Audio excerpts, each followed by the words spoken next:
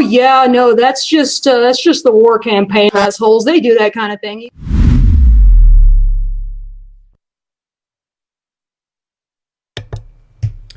Hail the chat. Hail, brethren. How you doing? Good morning. All right, there we go. Amazing. We're here. We're here.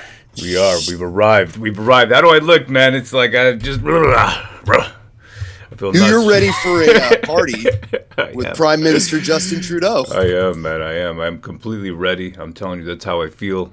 I know everybody's feeling it. Everybody's excited. Everybody's been waiting. Let me look at the chat over here. Hold on a second. We made it through, says Anonymous. Right. Need more oil. Need more oil. We will win this like a sexy silk. Like a sexy silk. Last night, man, I was playing in the... let me see. That looks good. All right.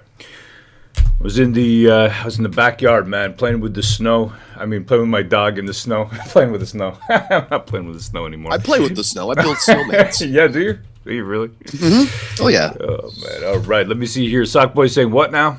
Sockboy, like a car accident in slow motion, says Ubusin. Yes, that's exactly where we've been.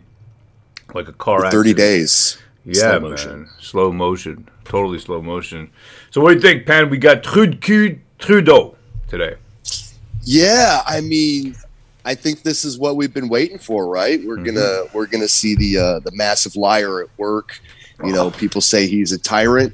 We're gonna find out the inner workings of that. You know, so yeah, I'm excited. I mean, it's been a long 30 days, so we're here. We are here indeed. Tears today. Who's gonna cry? Are we gonna cry? I might cry. I might cry with joy. That's what I might do. I might just shed a couple of tears. Or let me see. We got A-Ray in the house. She says, hail, hail, sister. Wow, man.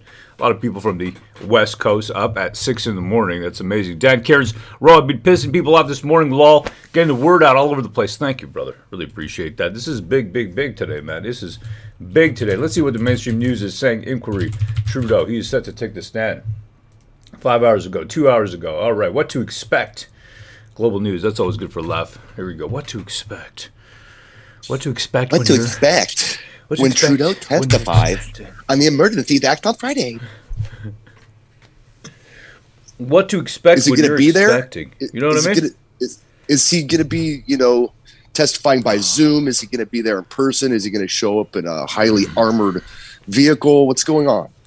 Man, I feel hot. I don't know why. Maybe I don't know. I just feel like I'm getting hot flashes. Is that a symptom of having Trudeau coming on the stand where you just feel hot? You want to just take your clothes off. It feels so hot. We got Brighton. Hail, yes. Brother.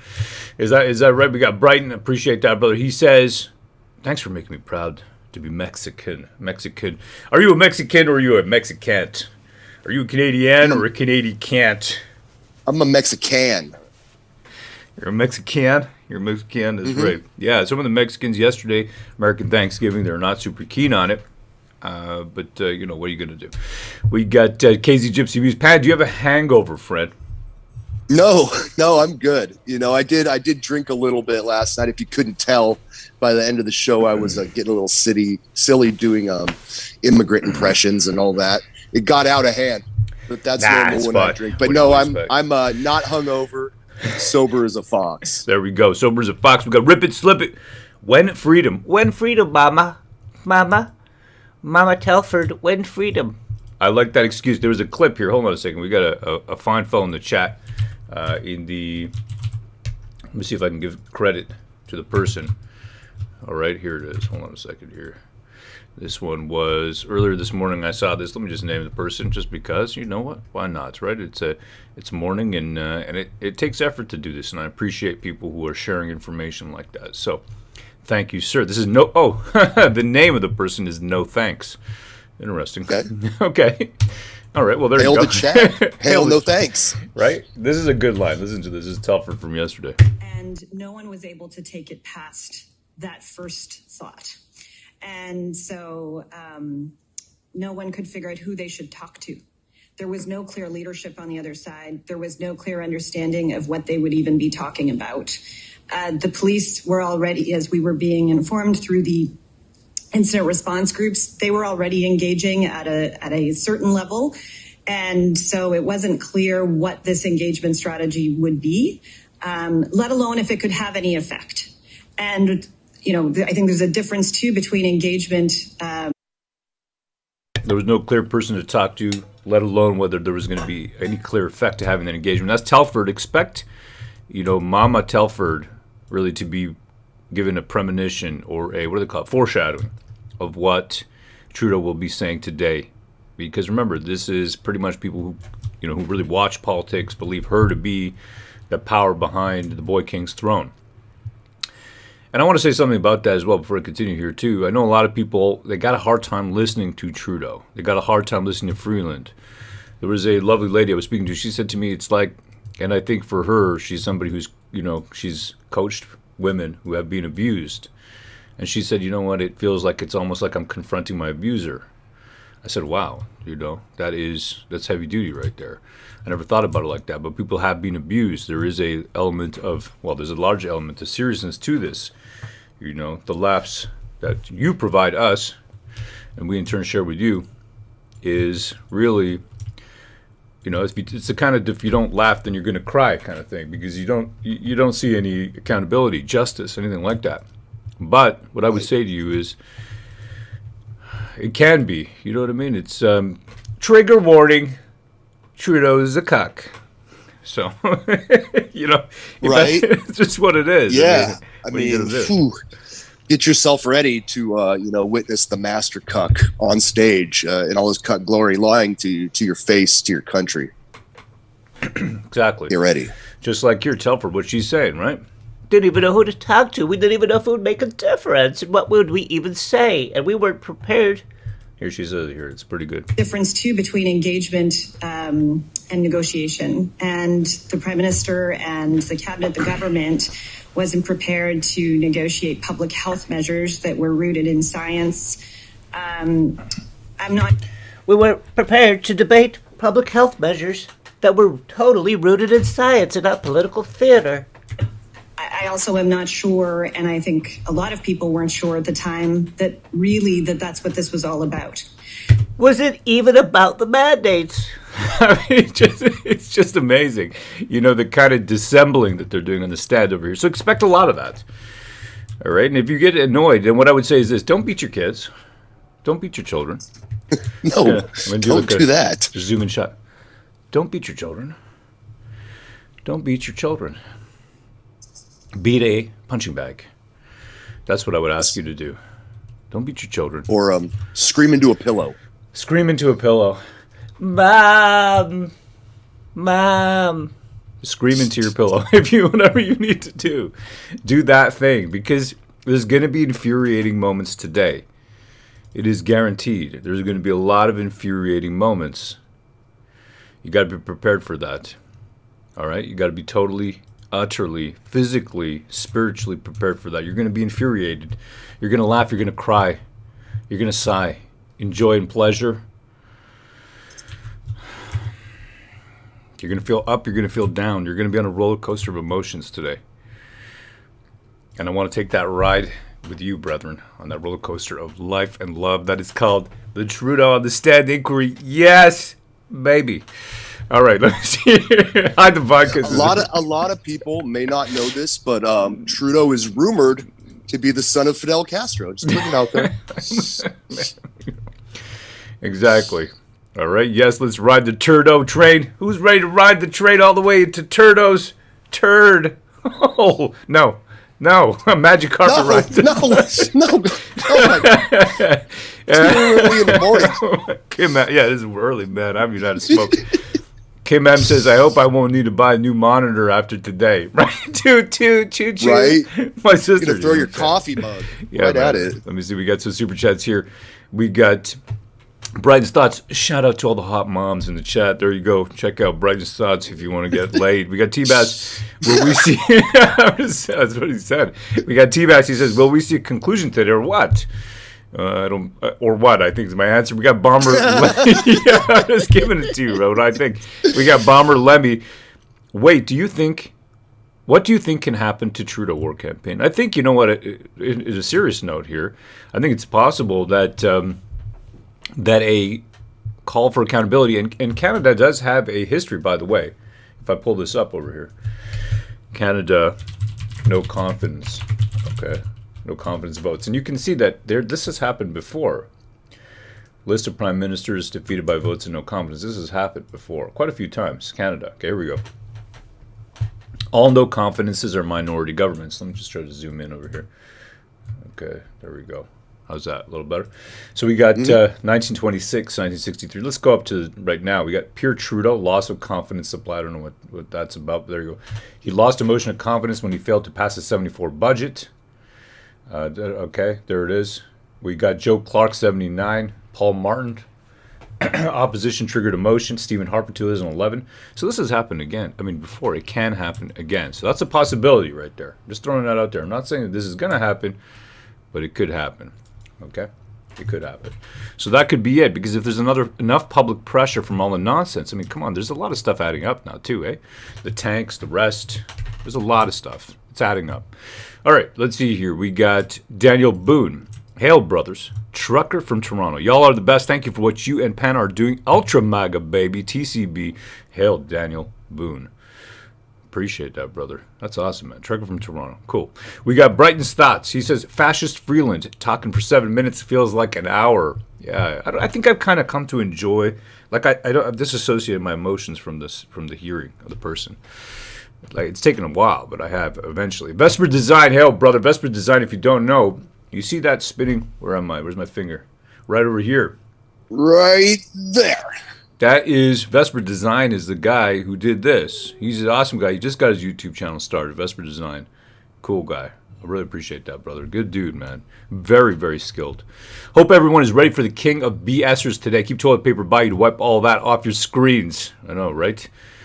We got Rip It, Slip It. He says, stochastic terrorism, noun, the public demonization of a person or group resulting in the incitement of a violent act, which is statistically probable, but whose specifics cannot be predicted. Yeah, it's an interesting term. It really is, man. Rip it, slip it. Thank you, brother. And you know what? Man, do we ever know that there has been a public demonization of a certain group? We got Brighton's Thoughts. He says, Roe knows about my cougar converting powers. Hey, brother. SoCal. Drinking game. Take a shot every time Trudeau answers with a bull SHIT platitude instead of an actual answer. Hail the chat. It's 9 in the morning. We're not doing that. We should not be drinking. I'll be drinking orange juice and coffee. We're not encouraging that. Do not do that. SoCal. We're not doing that, brother. Sorry. Bad boy. Bad SoCal. Yeah, we're just not doing that. All right, let me see over here what they're saying, because we got about 12 minutes before this starts. The hearings have been underway for weeks. We've been waiting. I almost feel like this has been a tactic. Why would you put all the federales, the top guys right at the end? Number one. Number two, they've seen what everything has already happened, what the stories have been told, the public reaction, the media reaction. Even though media is bought and paid, it's the narrative and how it's, they've done polling, all that kind of stuff. So all that's happened, right? And now here we are, and they're here to do sort of like a mop-up. But even still, even with months, 8-9 months to prepare for this thing, and having every other functionary proceed before them, still, yesterday, you can see Freeland was stuttering and suffering as she attempted to answer the question of, is economic harm to the country equivalent to a national security threat? And she couldn't really answer that.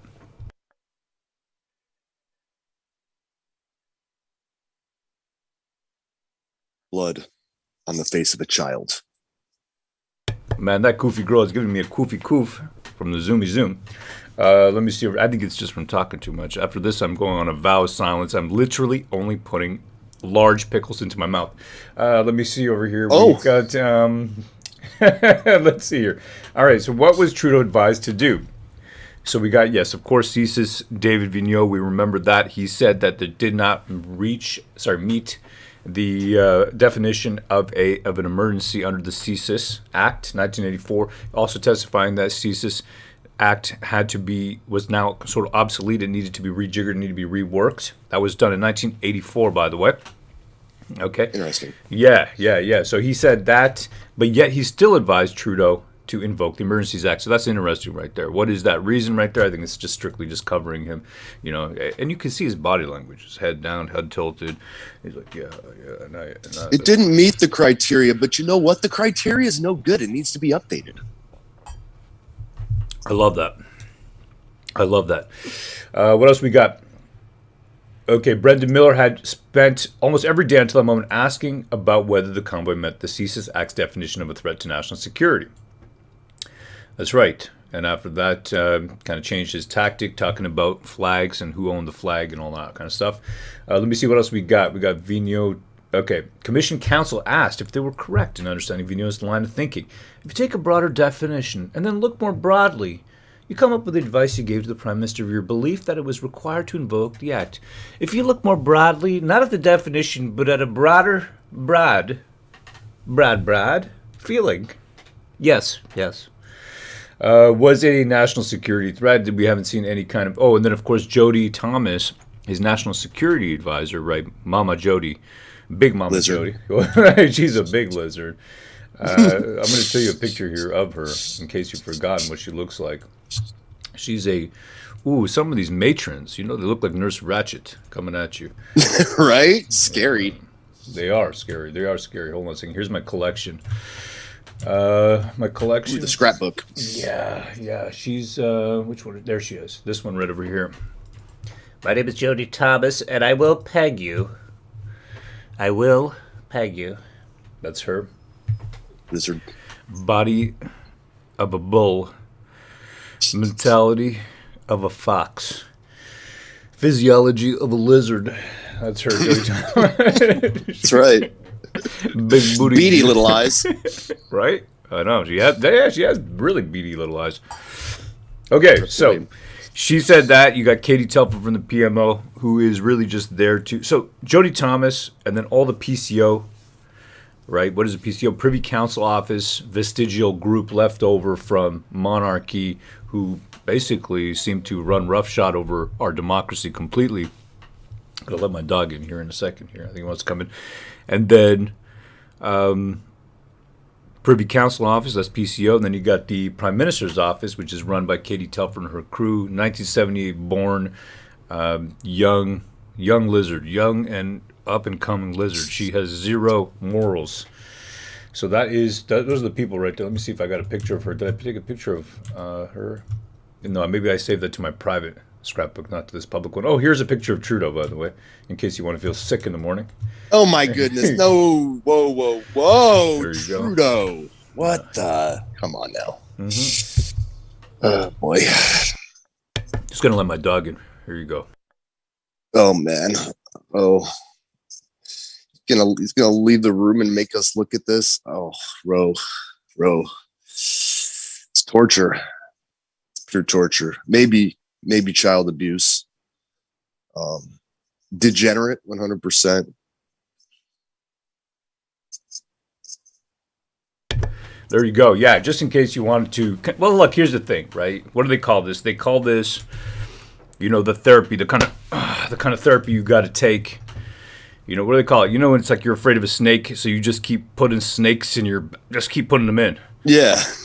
Right. If you're afraid of expose yourself to whatever you're afraid of, That's what it's called, exposure therapy. Okay, you keep looking at this, you just keep looking at it, and you go, it's torture, but I need to be exposed. I need to conquer my fear. And then eventually you get Jordy. And that's the secret to success. You don't. Yes, you do. We got T-Bass. He says, Jody churned butter in Freeland was a cottage cheese. And then he also says, my dad asked me why there's a hole in the butter. Why is there a hole in the butter, son? No. I don't know. Like that movie American Pie. Why is there a hole in the butter? Oh, wow. Look at this. Hey, kid, want some diversity? Don't touch me, crazy hobo man. Honk, honk. That's a good one. We got there's another one here with the same head that Nick has done. You got the kid lying in bed, and he's wondering, is Canada ever going to get any accountability? I don't know if you've seen that one. It's a good one, but it kind of encapsulates. Maybe you got it, Nick. You can drop it to me. Hell, brother. Let me see here. The one there with the Canada kid just kind of sitting there in bed. I like that one. That one really encapsulates. Are we going to get accountability? People are asking. Okay. Oh my God, there were threats to the Prime Minister at OS Intel. People were saying F. Trudeau. F. Trudeau. My kids got a shirt. They gave them to my kids. What's it called? It says Truck Trudeau, I think it says. It's got a picture of a... Nice. Yeah, I'm going to use a British word, lorry, of a lorry. We got Rob Scott. Hey, bro, let me send you a piece of my COVID art. Where do I send it? My email is right there, rokaku8, ROKAKU8 at gmail.com. ROKAKU8 at gmail.com. Thank you, brother. Appreciate that. Brian says, I can confirm the hugs that they, like that, they were screwed. We got, okay, here it is. This is the image. Take a look at this. I like this. This is a good one. Pan, if you'd be so kind, brother. All right. So we have this, is that a brain? It says, are you calm and trying to sleep? And then the Canadian child says, yes, now switch off and let me do so. And then the brain says, it's looking like the politician who said and did nothing to stop the Emergency Powers Act won't be held accountable for their culpability. And then you have the kid and his eyes light up red. That right there, you know, the symbolism of the blue eyes switching into the red eyes, that's a symbol of this Canada kid. I don't know what you want to call him. He got red pilled? Yeah, man. He's just like, fill me with your power, God. I will destroy this evil. So that's what just happened to him. I like that kid. Yeah, I like that kid too, man. He's ready to go. He's like, I ain't quitting. I'm going to take this to the line, and I will eat the line. All right, we got Canadian Insanity. Oh, coffee, more coffee. That's right, we need coffee. We need a lot of coffee today for this Trudeau to appear as witness on final day. Oh my God, guys. I wonder if his hair grew out. Highly anticipated. Yeah, this was really sick, man. It's you watch this stuff back and you replay it. And I think this is going to be a lot for what people need. They need to see this. They need to see this guy on the stand. You know what I love? It's incredible. It is the once-in-a-lifetime opportunity. Once-in-a-lifetime opportunity to actually imagine back in the day. It's like taking the Boy King, right? And you bring him out. That's what it is. We got 2,000 people here watching. And you're like, bring out the Boy King. Bring out the Boy King. Parade him through the streets. Parade him through the bloody streets. Put him on a horse. Run him through the crowd. He's on a bloody horse. You'll pay. Tell us what you did and why you did it. Speak to us. So he's going to have to account. It's going to be interesting. I've never seen this before. 2,000 people here all waiting to see this guy. This is from our book, Crash the System, inspired by current events, true events. 2039. Huge world-changing history has occurred. What you're seeing right here is life after these fellows have got their way, the tree of liberty. So yeah, that's where we come from. Comic books is where the name War Campaign comes from. No, we don't want war. It is a spiritual war. That is it. That is what it is. What I want, actually, is a life of peace, luxury, happiness. I want to be like a lion. I want to be like a lion who has had a beautiful lioness, eaten his fill, and then fallen asleep. That's what I want. I wonder if he's going to speak in French. What do you think, Ben? Oh, man, if he does that, I don't think people will like it. I think that would be a silly move for him to make. But, I mean, nothing's out of the question. You know, these guys want to subvert. Yeah, who's ready? But you know what? That's what it is. I want to be. I used to live life like that, like a lion. You literally just have every one of your physical needs met. You know, you're fed, you're loved, and you lie there, and it's like, and all you do is just like you just exercise and just build your body, stand in the sun, oil your body.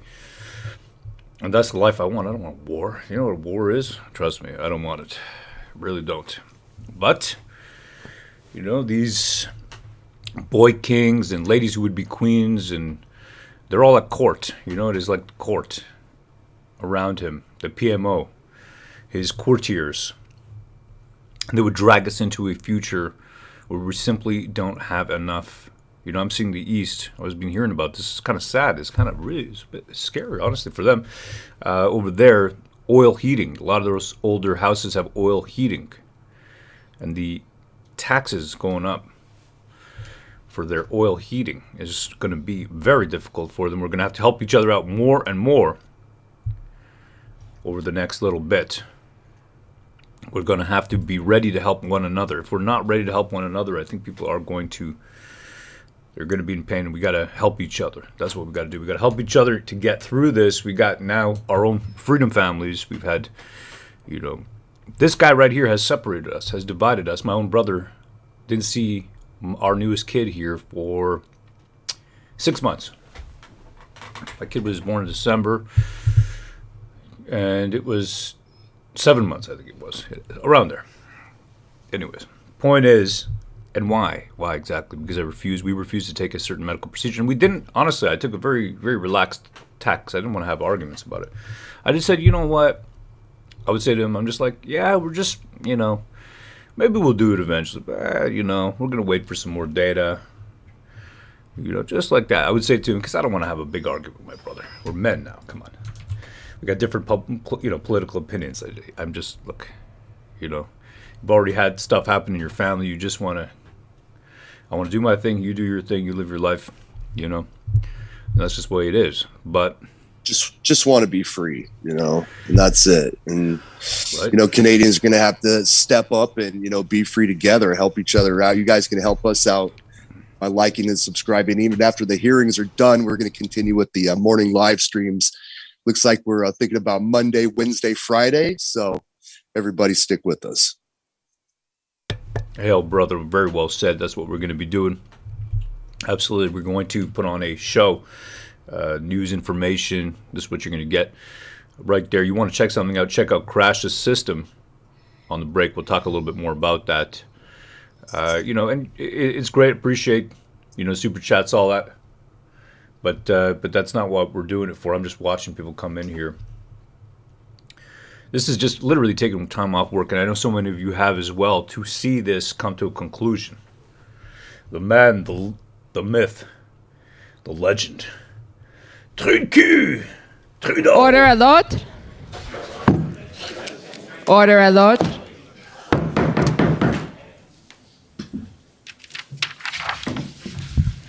The Public Order Emergency Commission is now in session. La commission sur l'état d'urgence est maintenant ouverte. Okay, good morning, bonjour.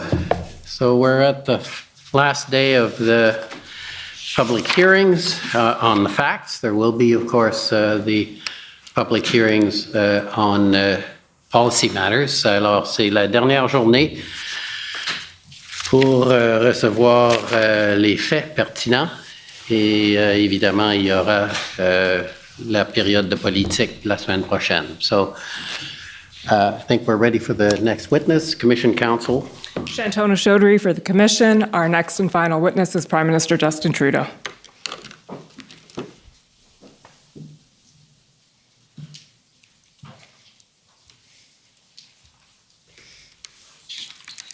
Yeah, well,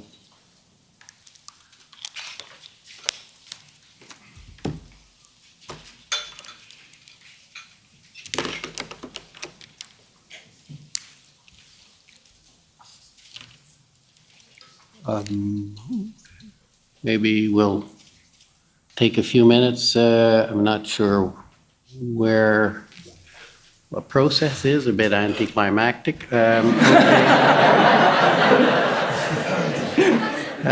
So Should we take 5 minutes? Well, I think we'll take 5 minutes then and see, and you can come and get me when it is. Thank you. The Commission is in recess no, for okay. 5 minutes. La Commission en avait pour 5 minutes. Go ahead. It's just a bit of a false start. So, nothing to do with your appearance. You're welcome to come in. Obviously, we're happy to get started. can the witness be sworn or affirmed? Mr. Prime Minister, will you swear on a religious document or do you wish to affirm? J'aimerais le faire sur la Bible, s'il vous plaît.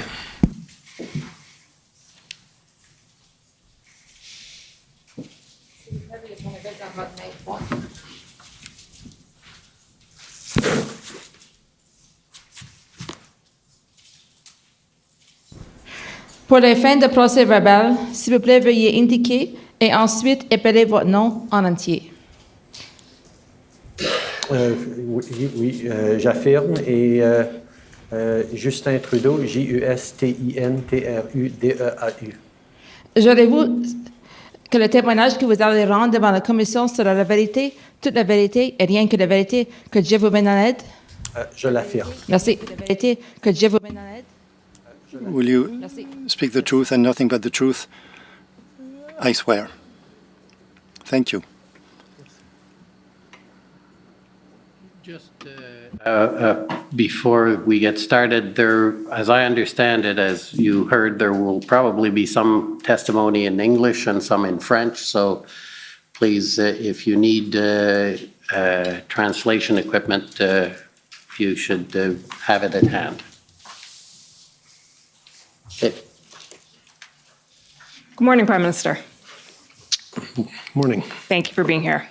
So we'll start with the routine housekeeping. You recall being interviewed by Commission Counsel on September 9th of this year? Yes. Okay. And after that interview, Commission Counsel prepared a summary of your interview. Yes. For the record, we don't need to call it up, Mr. Clerk, but it's WTS.5084. And Prime Minister, you reviewed that summary and you can confirm that it's accurate to the best of your knowledge? Yes. Okay, and I'll add there that, of course, it's a summary. It's not an exact transcript of your words, but it's a prepared summary, and we're all aware of that. So, Prime Minister, as you know, you are the final witness to testify before the Commission. So at this point, the Commission has heard a lot of evidence about the events of January and February leading up to your government's decision to declare a public order emergency on February 14th. But what we haven't heard yet is your perspective. So your own perspective, your viewpoint, both as the Prime Minister leading the country through these events and the decision maker in the government's ultimate decision to invoke the Emergencies Act for the first time in that act's history. So we have 2 hours together this morning, and I anticipate that the examination is going to proceed in 2 parts. The first part will consist of fairly specific questions taking you through the chronology of events, often with reference to documents that have been adduced before the Commission, readouts of your own calls. And the second part will consist of some bigger picture questions, so addressing some of the key themes that have arisen out of these events and the government's response to it.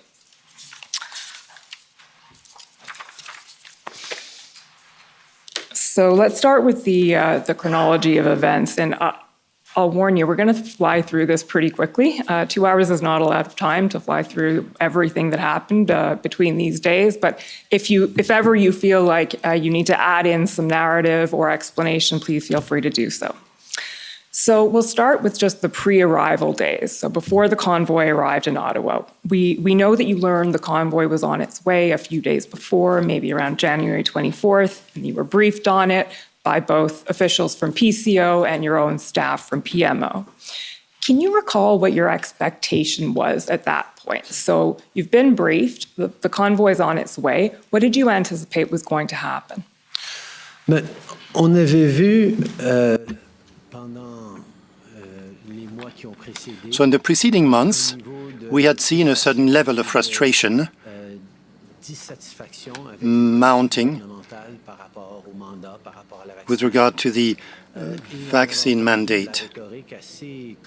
And we had heard some strong language emanating from several people across the country. This also reflected what we had seen during the election campaign 6 months prior.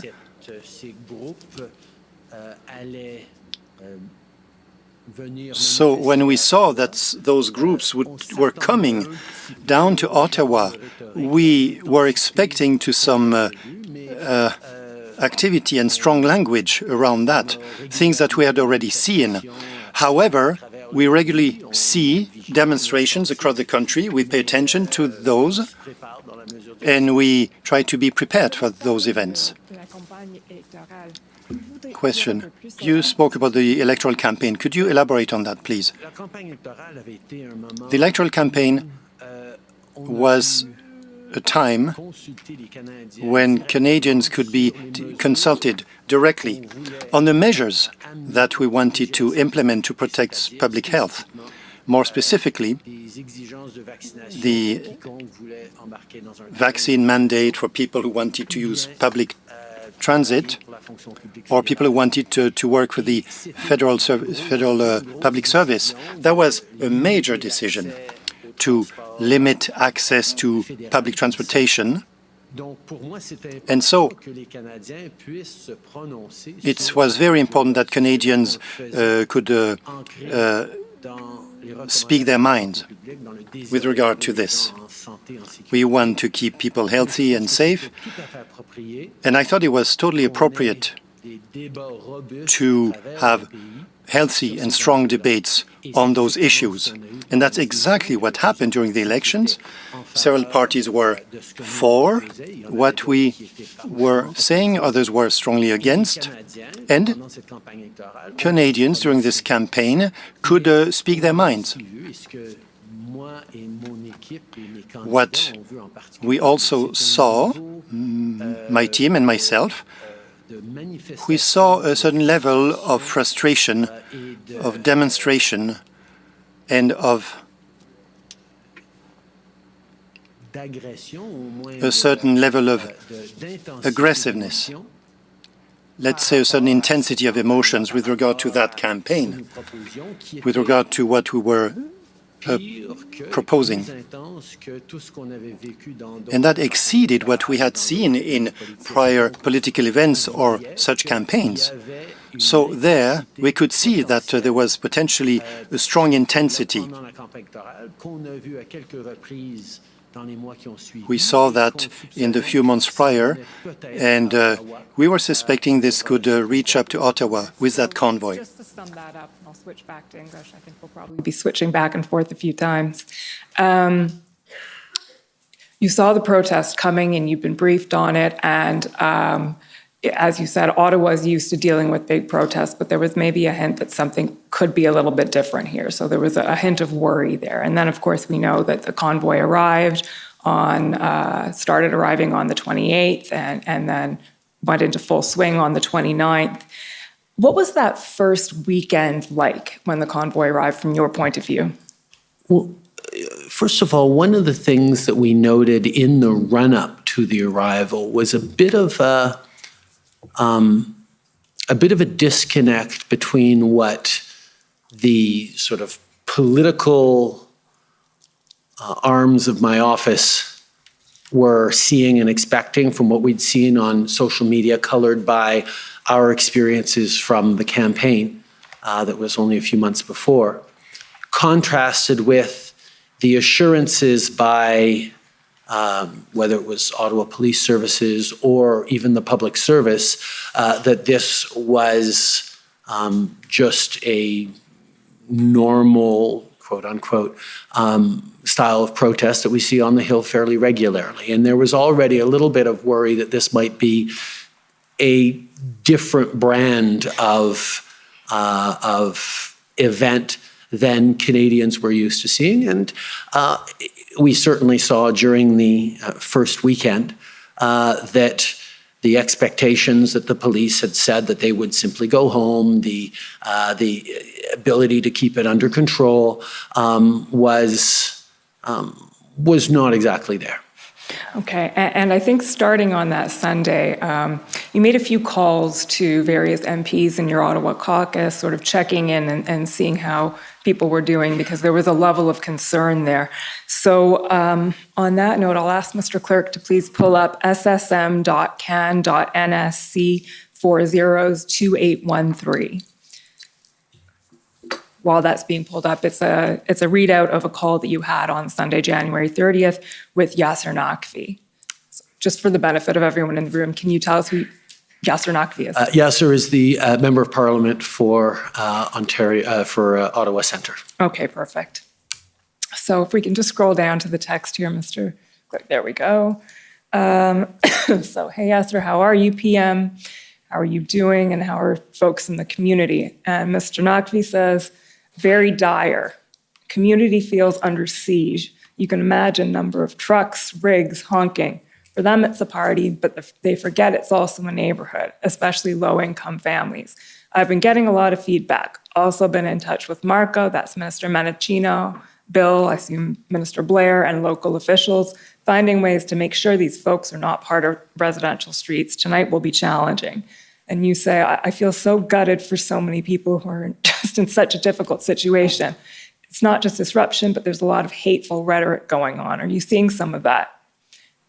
And Mr. Naqvi says, it's unbelievable. The images that we see are hard to believe. Saw a life-size poster on a truck of Hitler and your name underneath. This is the kind of grossness our country is subject to. I have constituents being yelled at for wearing masks while out doing normal chores. There are all kinds of issues people are facing in the neighborhood. I don't know if they can sleep at night. And you then reply, there doesn't seem like much clarity on how long this will last. And then you refer to an incident at the Shepherd of Good Hope. And then finally, your last comment here is, I'm so sorry, my friend, this is just horrible. The RCMP is concerned, everyone's on eggshells. Having this going on in our nation's capital is just totally irresponsible. So to some extent, that's self-explanatory, but I'm wondering if you can help us a little bit in explaining the context of that call and what Mr. Naqvi was referring to and what you'd observed yourself.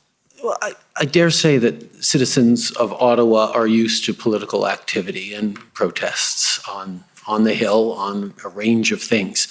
But this was present and in their daily lives and disrupting their weekend in a way that wasn't a usual political protest.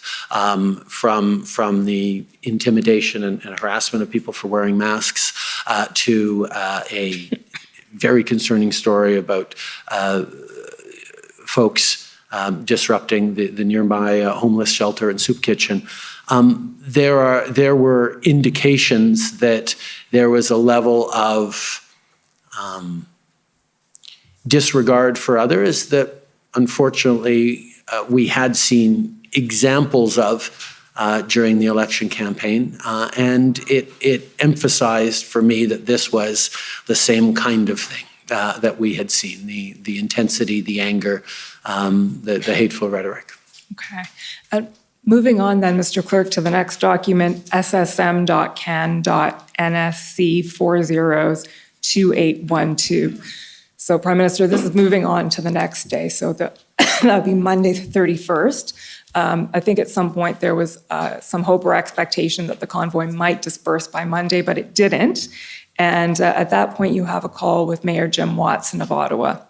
So we'll just look at a couple of things here. The initial reference is to a press conference you've done, and he tells you you hit it at the park, hit all the right notes, and then says these people had their time and need to move on. So he's and he's trying to get this across to the chief of police, that would be Chief Slowly. So Mayor Watson is obviously very focused on putting an end to the protest if he can. Scrolling down then, that last bit, JW, that's Mayor Watson. Chief of Police said, it's so volatile, but kept under control so far. Trucks are starting to leave, but the diehards chained themselves to this. It's unfortunate for people living in the neighborhood. Chief of Police spoke to Chief Lucky, and we need a few more sources. I think that probably means resources, and you say that's for sure. And then it goes on. He says, scroll up a little more. We have to do this with a sense of balance. These guys are just looking for a fight. And your comment back on that, just scroll down a bit, Mr. Clerk, is the remainders will have no choice but to incite as a counterbalance. So we all have to be careful. Can you explain those last few comments and the balance and counterbalance you were referring to there? Yeah. Can you scroll back up to okay, no, just keep both Jim's line and mine on the screen. There we go.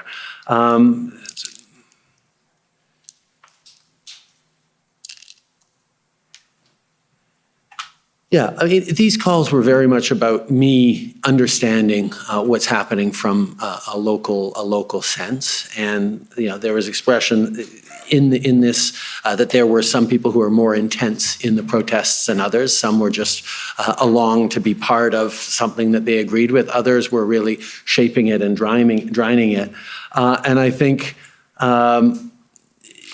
I believe, I'm not entirely sure what I was saying there. I'm not sure the transcript is exactly right either, but it's enough.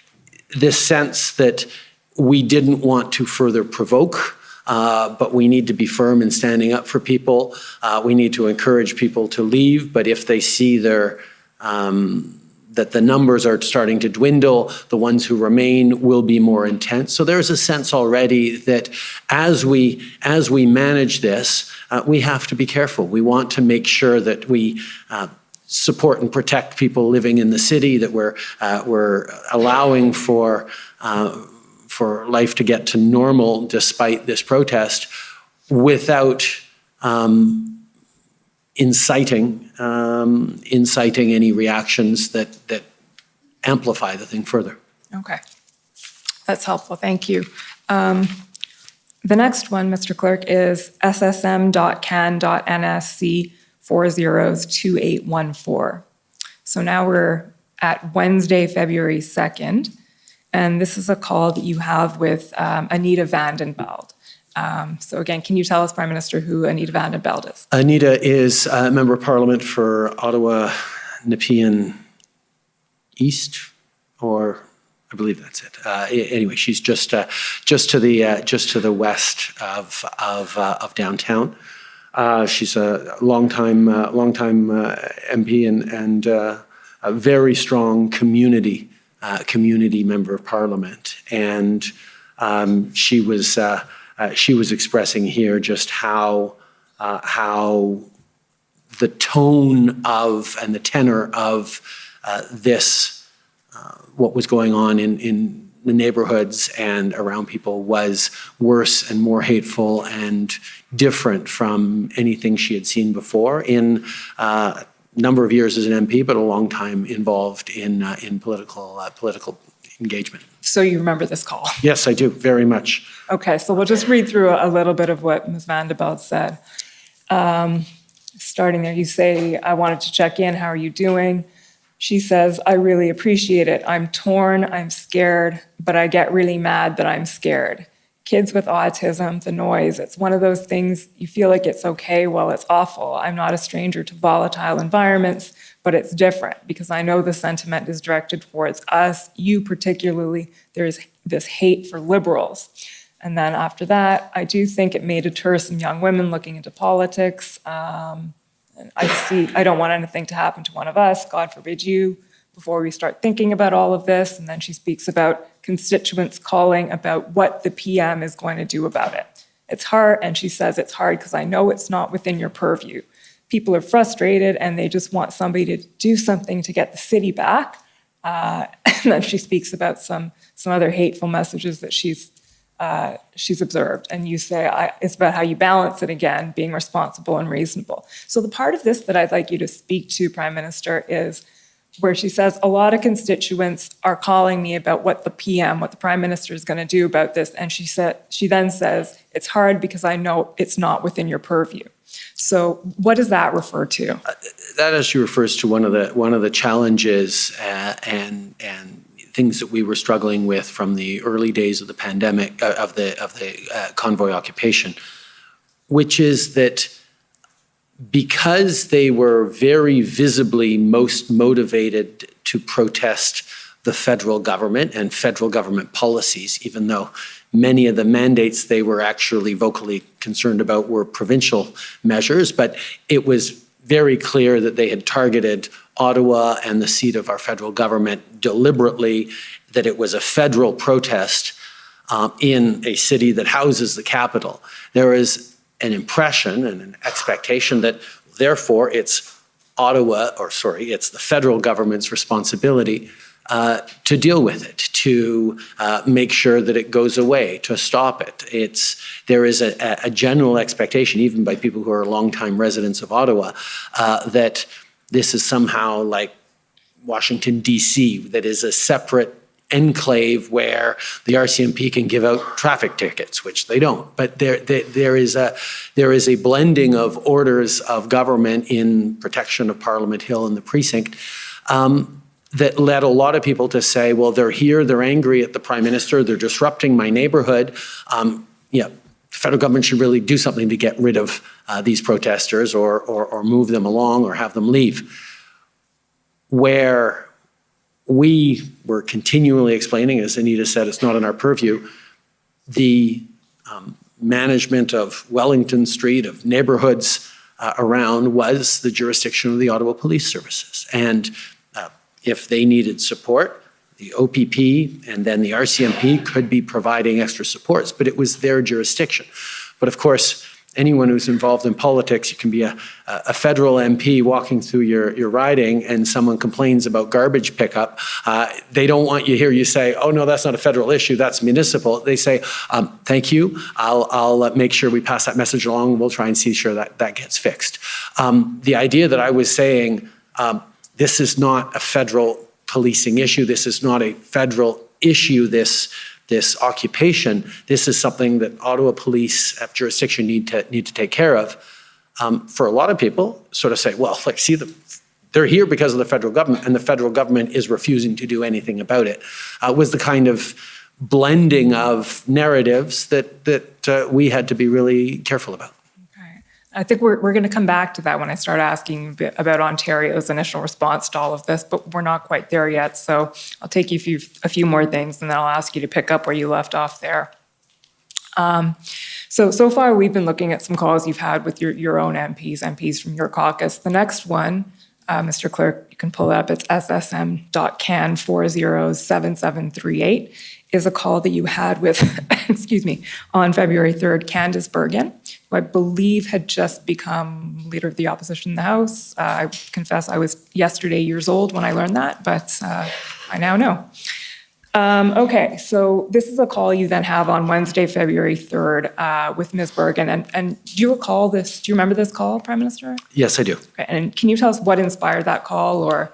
It was mostly a congratulatory call. When someone becomes leader of a political party that sits opposite us in the House, I tend to reach out and have a bit of a personal conversation. I usually ask after family, see how they're adjusting to it, to maybe give some recommendations about trying to get enough sleep. But I try and keep it a human introductory call, even though I had engaged with her many times in the House over the years as an MP. When she became leader, I wanted to reach out and establish that personal contact. Of course, it was all happening in the context of this occupation going on, so that was part of the discussion, but primarily it was a congratulatory call. Okay. Get enough sleep is always good advice. Mr. Clerk, can we scroll down a little bit? Here we see... There we go. Okay, so this is the part of the conversation that you start talking about the security situation in Ottawa. You say, the second set of briefing would be security situation in Ottawa right now. Obviously of real concern, and we have lots of disagreement on causes and path forward. I would certainly like to make sure you're getting briefings on safety and the situation and have you at least fully informed. Hopefully we're all going to be able to make sure Canada's democracy continues to run and our institutions remain strong, and quite frankly, the citizens of Ottawa get back to their regular lives. Scroll down again, please, to the next page, Mr. Clerk. So Ms. Bergen says, absolutely, I agree. I'm sure you weren't following question period today, but that's what I'd like to see some resolution. You're right, we disagree on some things, but I would agree with you. The goal is to let's find a way for people to head back home and clear things up in Ottawa. We do want the same things. If you have some ideas or some things you think could be done, extending an olive branch is one way of putting it. We'd love to be able to work together to make that happen. All of us, and you say in reply, all of us need to focus on getting the temperature down, and getting people back to normal lives. Let's ensure there are discussions on that, and there may be opportunities to work together. Some of them, and I think you're referring to the protesters there, have jammed themselves into a corner, and their acts are non-starters. We have our democracy and our institutions. That is well worth defending. There are ways we can get beyond this. I'm worried about setting a precedent where if anyone wants something, they can set up a blockade on Wellington Street. People need to be heard, and that's part of our democracy, and getting that balance right. And Ms. Bergen says she agrees with everything you've said. I think that you do have to be cautious, and as PM, you don't want to set a bad precedent. I'm sure you're talking and coming up with some ideas, and then she offers to help. So the part of that I'd like you to elaborate on is, it appears there that you're talking, and I take it the olive branch is a suggestion of some engagement with the protesters, some talking to in whatever capacity that would end up being. So what comes out of this conversation that you have with Ms. Bergen, and what was in your mind at the time? I say, we have ensure there are discussions on that. Let's ensure there are discussions on that was very much, let's make sure as political parties we keep talking about it, figuring out how we can work together. And then, some of their asks are non-starters, like overturning the results of the election that we just had. But in terms of responding to their demands or legitimizing them by engaging, I'm highlighting that I'm worried about setting a precedent that a blockade on Wellington Street can lead to changing public policy. People need to be heard, but we need to get that balance right. And then she agreed that I need to be cautious and I don't want to set any bad precedents. Okay, so fairly self-explanatory. There's a willingness to discuss, but you were concerned about setting a precedent where a blockade could equal a change in public policy. Is that fair?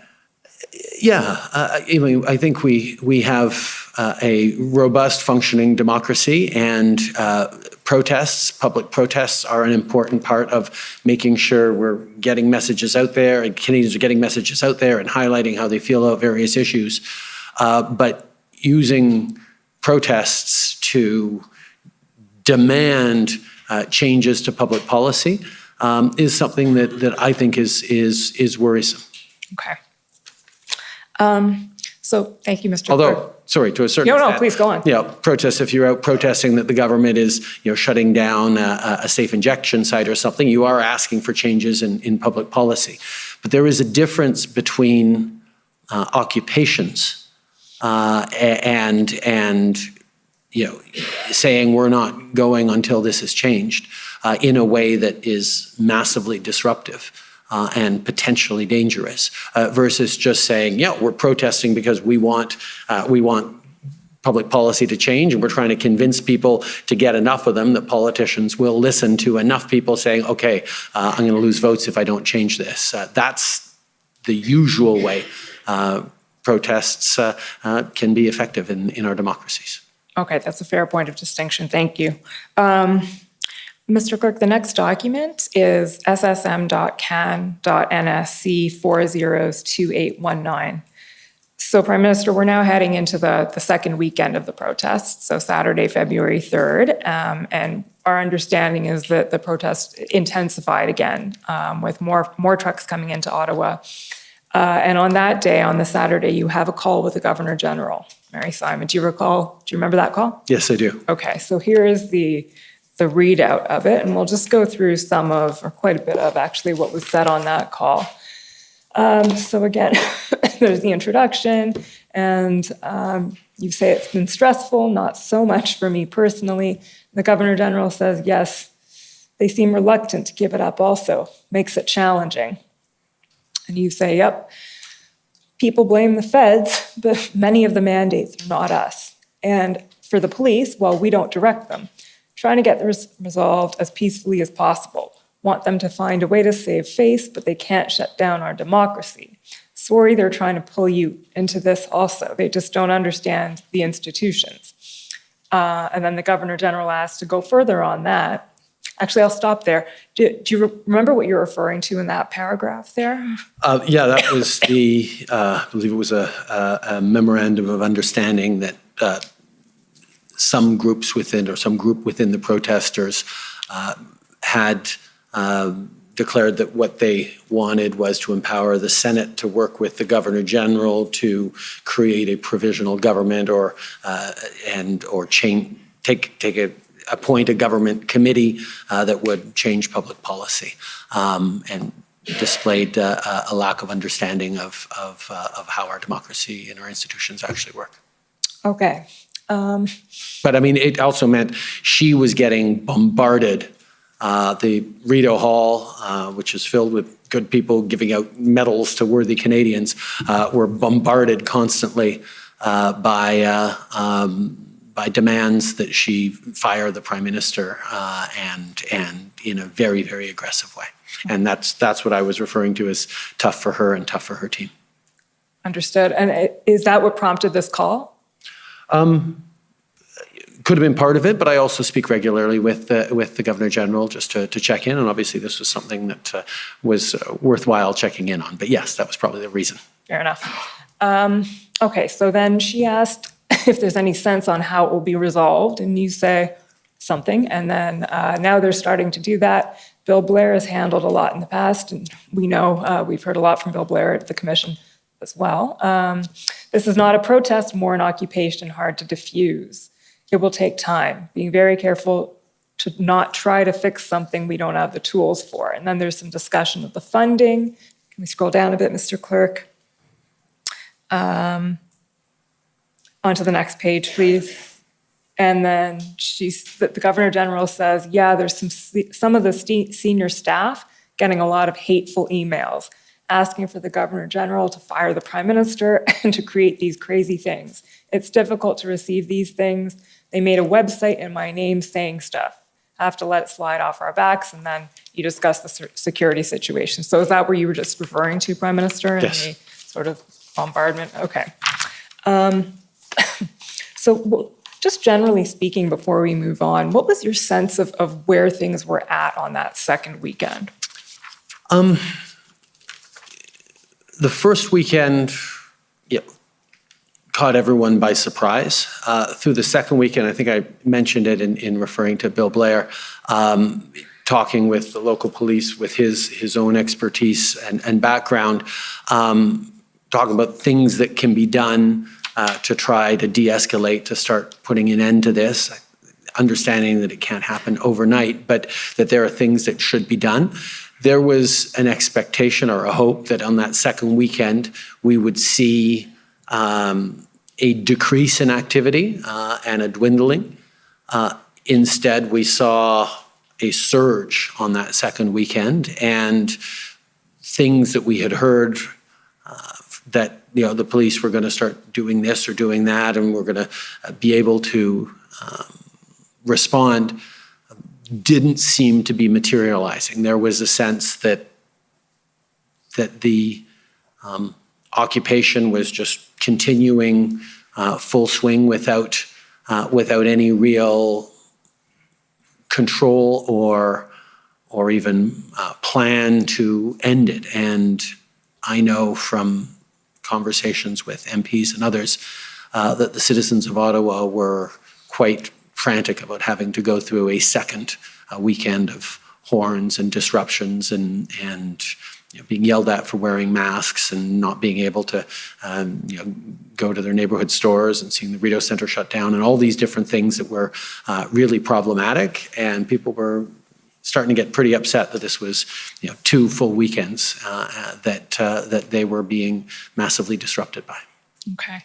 Thank you, Mr. Clerk. Take that one down. So speaking of getting a little upset, the next topic I want to address with you is Ontario's initial response to the protest in those early weeks. So one theme that's emerged from the evidence we've heard, and we've seen several references to it in the documents, is your government's frustration and your own frustration with what might be characterized as a certain reluctance on the part of Ontario to engage, especially in the tripartite tables that Minister Blair, I think, had put together. So, Mr. Clerk, can you pull up ssm.can.NSC402837? This is the readout from a call that you had, Prime Minister, with Mayor Jim Watson on February 8th. Excuse me. Okay, so just keep scrolling a bit, Mr. Clerk, past the key takeaways onto page 2. So just to stop there, give a bit of situation. So Mayor Watson here brings up the expression whack-a-mole, which we've heard several times in the commission. It's fighting a losing battle. We don't have enough police. And you reply that, well, that's entirely right.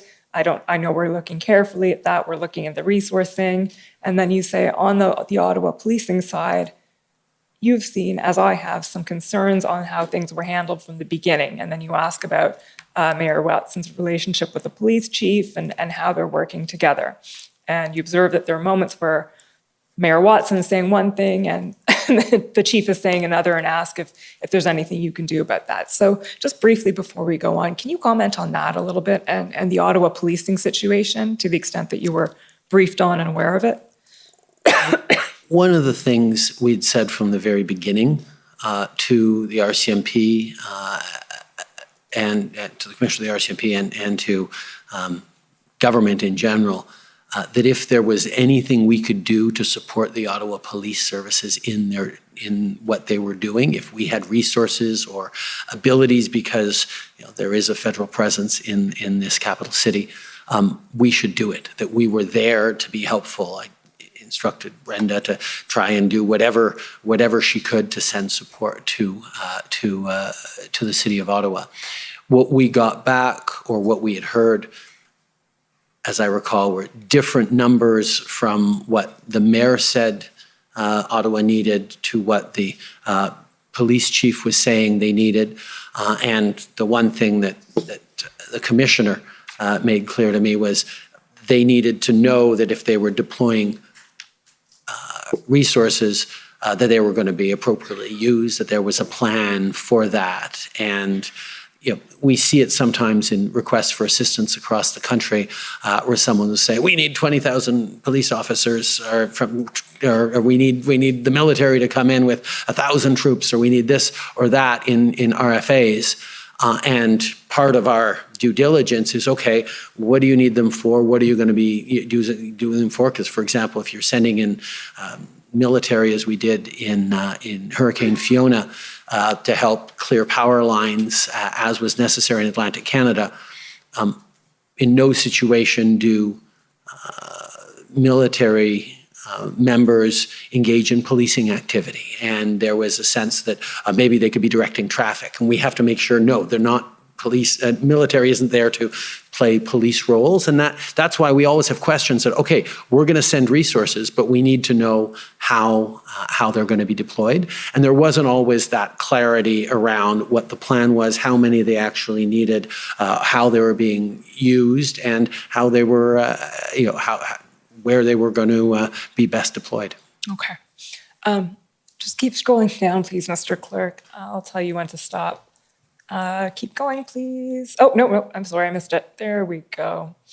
So Mayor Watson says, "I'm going to ask after this phone call whether the federal government will live up to its commitment. We need boots on the ground very shortly. It's not dying down. It took over Metcalfe Street, blocked all of it." And you reply, "Listen, yes, you can say the federal government will be there with more resources. But again, the thing that frustrates me, and everyone is conflated, but Doug Ford has been hiding from his responsibility on it for political reasons, as you highlighted. And I suppose it's important that we don't let them get away from that. We intend to support you on that." And Mayor Watson replies, "If they keep dragging their feet, I'm happy to call them out on it. It would be nice if we got something firmed up with the federal government to shame them. Ford didn't even make an effort to come and see what's going on." So can I just ask you, Prime Minister, to comment a bit on the politics that are going on there? Well, first of all, when I say everyone is, I believe, is conflating, it was conflating, a protest of federal issues with a federal responsibility to do the policing that would dissipate that protest. So that was, a little bit of an interplay that there was a sense that in the initial phases of the protest, the Ontario government was happy for the perception to be out there that this was a City of Ottawa issue and a federal government issue, and that as a province, they really didn't have a responsibility or a jurisdiction to play in there. It was an unpleasant situation. There were bad headlines. I was getting grumbled at by citizens of Ottawa every day because the federal government wasn't dealing with it. I can understand that provincial politicians who were being overlooked in the complaints everyone had about why this wasn't getting resolved would say, you know what, let's not poke our noses into this, and people will continue criticizing those people that help. I'm fairly certain that behind the scenes, the OPP was engaged with Ottawa Police Services and was providing supports as we were as a federal government. But I think at the political level, there was probably a decision to continue to stay back a little bit and let us wear it a little bit. What we had seen during the pandemic and during other crises is when the three orders of government are able to work seamlessly together. Not only does it deliver better results and better coordination, but it actually reassures citizens to see that people who are not always politically aligned at the highest levels can roll up their sleeves and work for the benefit of citizens. And that's certainly something that I've always tried to do, and I've been able to do with Premier Ford on many, many issues. But at this point in the evolution of the occupation, that wasn't something that we were able to do. And so, yes, there was a bit of frustration about it.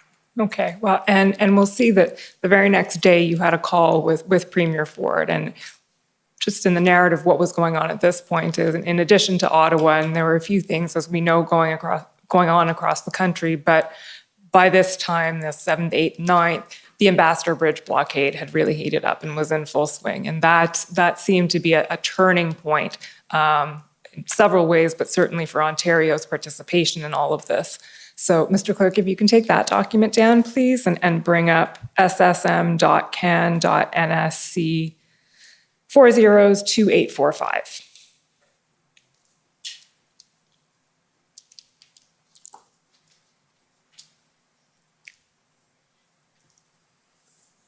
So, point for advocacy, to make a long story short, this is a call where it seems that you and Premier Ford are engaging and deciding to work together to solve this problem at this point. We can skip over the first, here we go, the last part of that first paragraph. So PDF, Premier Doug Ford. He says, what we can recommend and what we can work together on is I've asked our AG, our Attorney General, to look at legal ways to give police more tools and exhaust legal remedies, because the police are a little shy and I can't direct them. So that's one area we can focus on. We can't take their polar licenses. We checked that. We can shut down their fuel consumption and cordon off highways. That's where we're at. And might be operator licenses. Yeah, probably not polar, but operator licenses. Let's go with that. So then you reply, first of all, they're not a legal protest. They're occupying a municipal street and are not legally parked. You shouldn't need more tools, legal tools. They're barricading the Ontario economy and doing millions of dollars of damage a day and harming people's lives. At a time we're trying to draw in investments, a whole bunch of people are looking at this and saying, we can't even clear up a protest on a bridge. So just stopping there, Prime Minister, do you remember what you were referring to when you start talking about you shouldn't need more tools? I mean, that whole question around legality or illegality of the protest, they didn't have a permit to protest. They not certainly as long as they had. They were illegally parked. They were engaged in disruptive activities. There are any number of municipal and provincial bylaw infractions and legal infractions that they were engaged in by just being there. And there is a sense that, and this was based on an earlier conversation I had with Bill Blair about how one proceeds in this, is you can enforce small things as a way of keeping the situation under control and creating boundaries and balances and moving towards it. It's an approach. The issue here was that there were things that they could do and things that I know were tried that they realized were unsafe for them to do. There are stories of police officers getting swarmed there when they tried to arrest someone with a jerry can filled with gasoline. There was a sense that, giving out simple tickets wasn't really having much of an impact as they did that. And taking stronger measures was going to be resisted and met with significant resistance. But these are things that if they feel they didn't have the resources to enforce a prohibition on bringing in jerry cans or a prohibition of parking on the approach to the Ambassador Bridge, well, let us give you more resources to do that. Between the OPP and the RCMP, we should be able to get the numbers up in a way that could lead for an ability to use those existing tools on the books. That was very much where our thinking was at that point. Like how many more police officers, how much more resources do you need to get a plan? And if there was a concern around, we can't get those police allocated to us from other jurisdictions unless there is a clear plan, well, we'll send you planners. We'll help get those people there so you can establish a plan that will allow itself to be deployed. There was really a sense that there was more things that could be done, and he seemed to be agreeing. Okay, and that's actually what you end up saying in the part you can't see right now of that, the next page, the paragraph. I am at least consistent. Exactly. So you say the Bridges and Tunnels Act means the federal government has something, I can't read that anymore, but the federal government has responsibility over the bridge and border. So there's a role for us to play. We're happy to play it, but nobody can get on the bridge because they're on municipal land being blocked. So we'll give you whatever resources you need.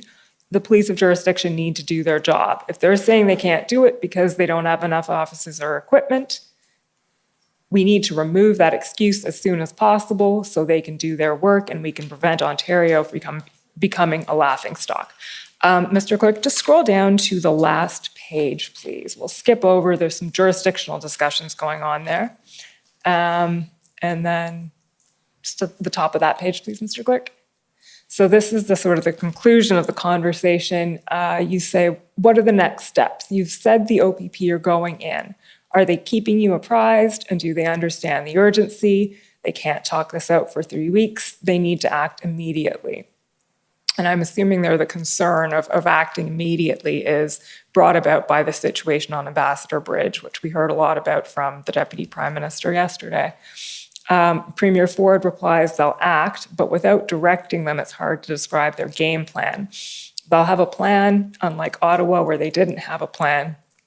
I'll get briefed tomorrow from the Solicitor General, would keep you updated. This is critical. I hear you. I'll be up their ass with a wire brush. Then the next, you say, yes, that's one of the quotable quotes of the commission. There have been a few, that's one. The next, your reply there is, well, we're there with resources. Bill Blair will coordinate on our side. But you can reach out to LeBlanc, Minister LeBlanc or me. You and I need to work together on this. People will be reassured by the two of us working together. We need to demonstrate this is not a place of lawlessness. Okay, we can take that down. Thank you, Mr. Clerk. I will say, though, that they can't talk this out for 3 weeks. They need to act immediately. I wasn't just talking about the Ambassador Bridge. I was talking about Ottawa as well. I was talking about the fact that this simply can't continue to be stretched out this way. But when I say they need to act immediately, obviously, I'm not directing the Premier to direct police. We know all the limitations that we have, but there was an expectation that this was a situation that was going on for too long. And as Doug pointed out a couple paragraphs later, there is a sense that the police of jurisdiction had lost control and wasn't able to control the situation. Okay, that's fair. Yes, I took the document down before we got to Ottawa, but that's right. Thank you, Mr. Clerk. That one come down now. So shifting gears away from Ontario, we understand that there's a lot of concern coming at the federal government from the United States as well. And again, the Deputy Prime Minister yesterday spoke about the many conversations she was having with stakeholders in the U.S. officials, Brian Deese in particular. And we understand that on, I believe, February 11th, you ended up having a phone call with President Biden. Mr. Clerk, we'll just pull up the readout of that call. It's pb.can, 6 zeros, 57.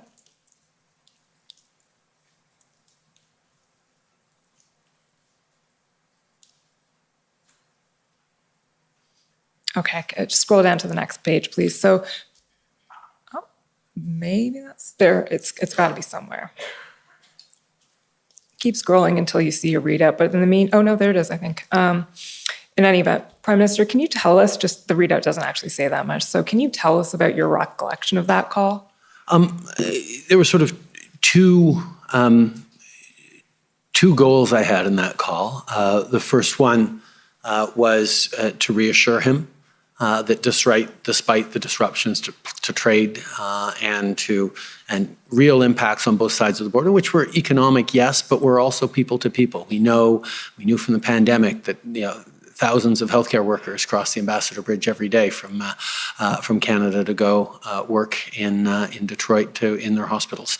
There are real meaningful connections across that crossing that were being disrupted in meaningful ways, and I wanted to reassure President Biden that Canada was going to be able to solve for this, and that we were going to continue to be a reliable partner for trade and for people-to-people ties and a safe neighbor. That was sort of in response to his concerns around disruptions to activities on both sides of the border because of the blockage. But the second thing I wanted to talk about was just sort of the general context, the fact that the 911 center being overwhelmed in Ottawa a couple of days before happened from American calls, that there was a significant amount of amplification from certain sectors of the American politicosphere. And there was also a significant amount of money flowing and support for these occupation activities in Canada that were coming from people in the United States sympathetic to that cause and opposed to both he and I in our public health policies, but also in our general policies. Okay. And would you say that President Biden shared your level of concern about the situation? No. I think I was much more concerned about the blockage to the lives and the disruption and the potential security concerns. I think he was very concerned, but I don't think anyone was more concerned than me. Okay, fair enough. It was happening on your side of the border, so that makes sense. Thank you, Mr. Clerk. That's it for that one. So this sort of brings us to a pretty critical time in the narrative of what happened in February. So we're building to a bit of a crescendo around that time, the 10th, the 11th. And we've heard from the clerk of the Privy Council that on February 9th, she advised you to convene the incident response group. And the first meeting of the incident response group was then on February 10th. So we have heard quite a bit about the different cabinet committees and what the IRG is, but I'm wondering if you can tell us from your perspective, sitting as Prime Minister and chair of these committees, what it means to convene an IRG and how it differs and what it gives you, what advantage it has versus other structures. Regular cabinet committees are chaired by members of cabinet and feature various cabinet members sitting around the table, assisted by their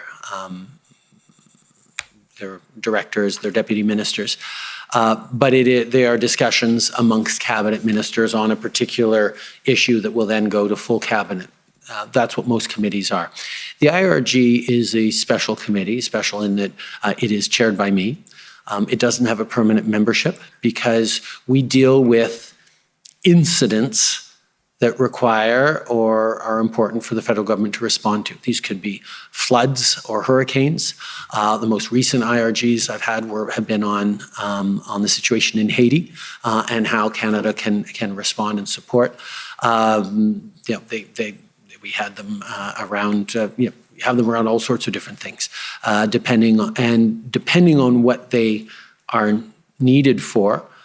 We pick the areas of expertise we want around the table. But differently from most committees, these are meetings in which the officials sit around the table and are not just expected to participate, they actually lead the discussions. Whether it's deputy ministers or heads of agencies, the commissioner of the RCMP, the director of Thesis, what have you, they are giving direct reports. Ministers are usually, if not always, there as well.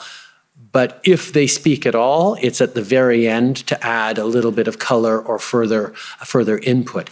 IRGs are all about making sure that the government as a whole is hearing directly, that I am hearing directly from all these different agencies and all these different inputs into whatever incident we're looking at. And then we establish a plan or we move forward on that. It's actually a decision-making body. We can make determinations about what we do next, but that frame is fairly unique amongst our committee structure.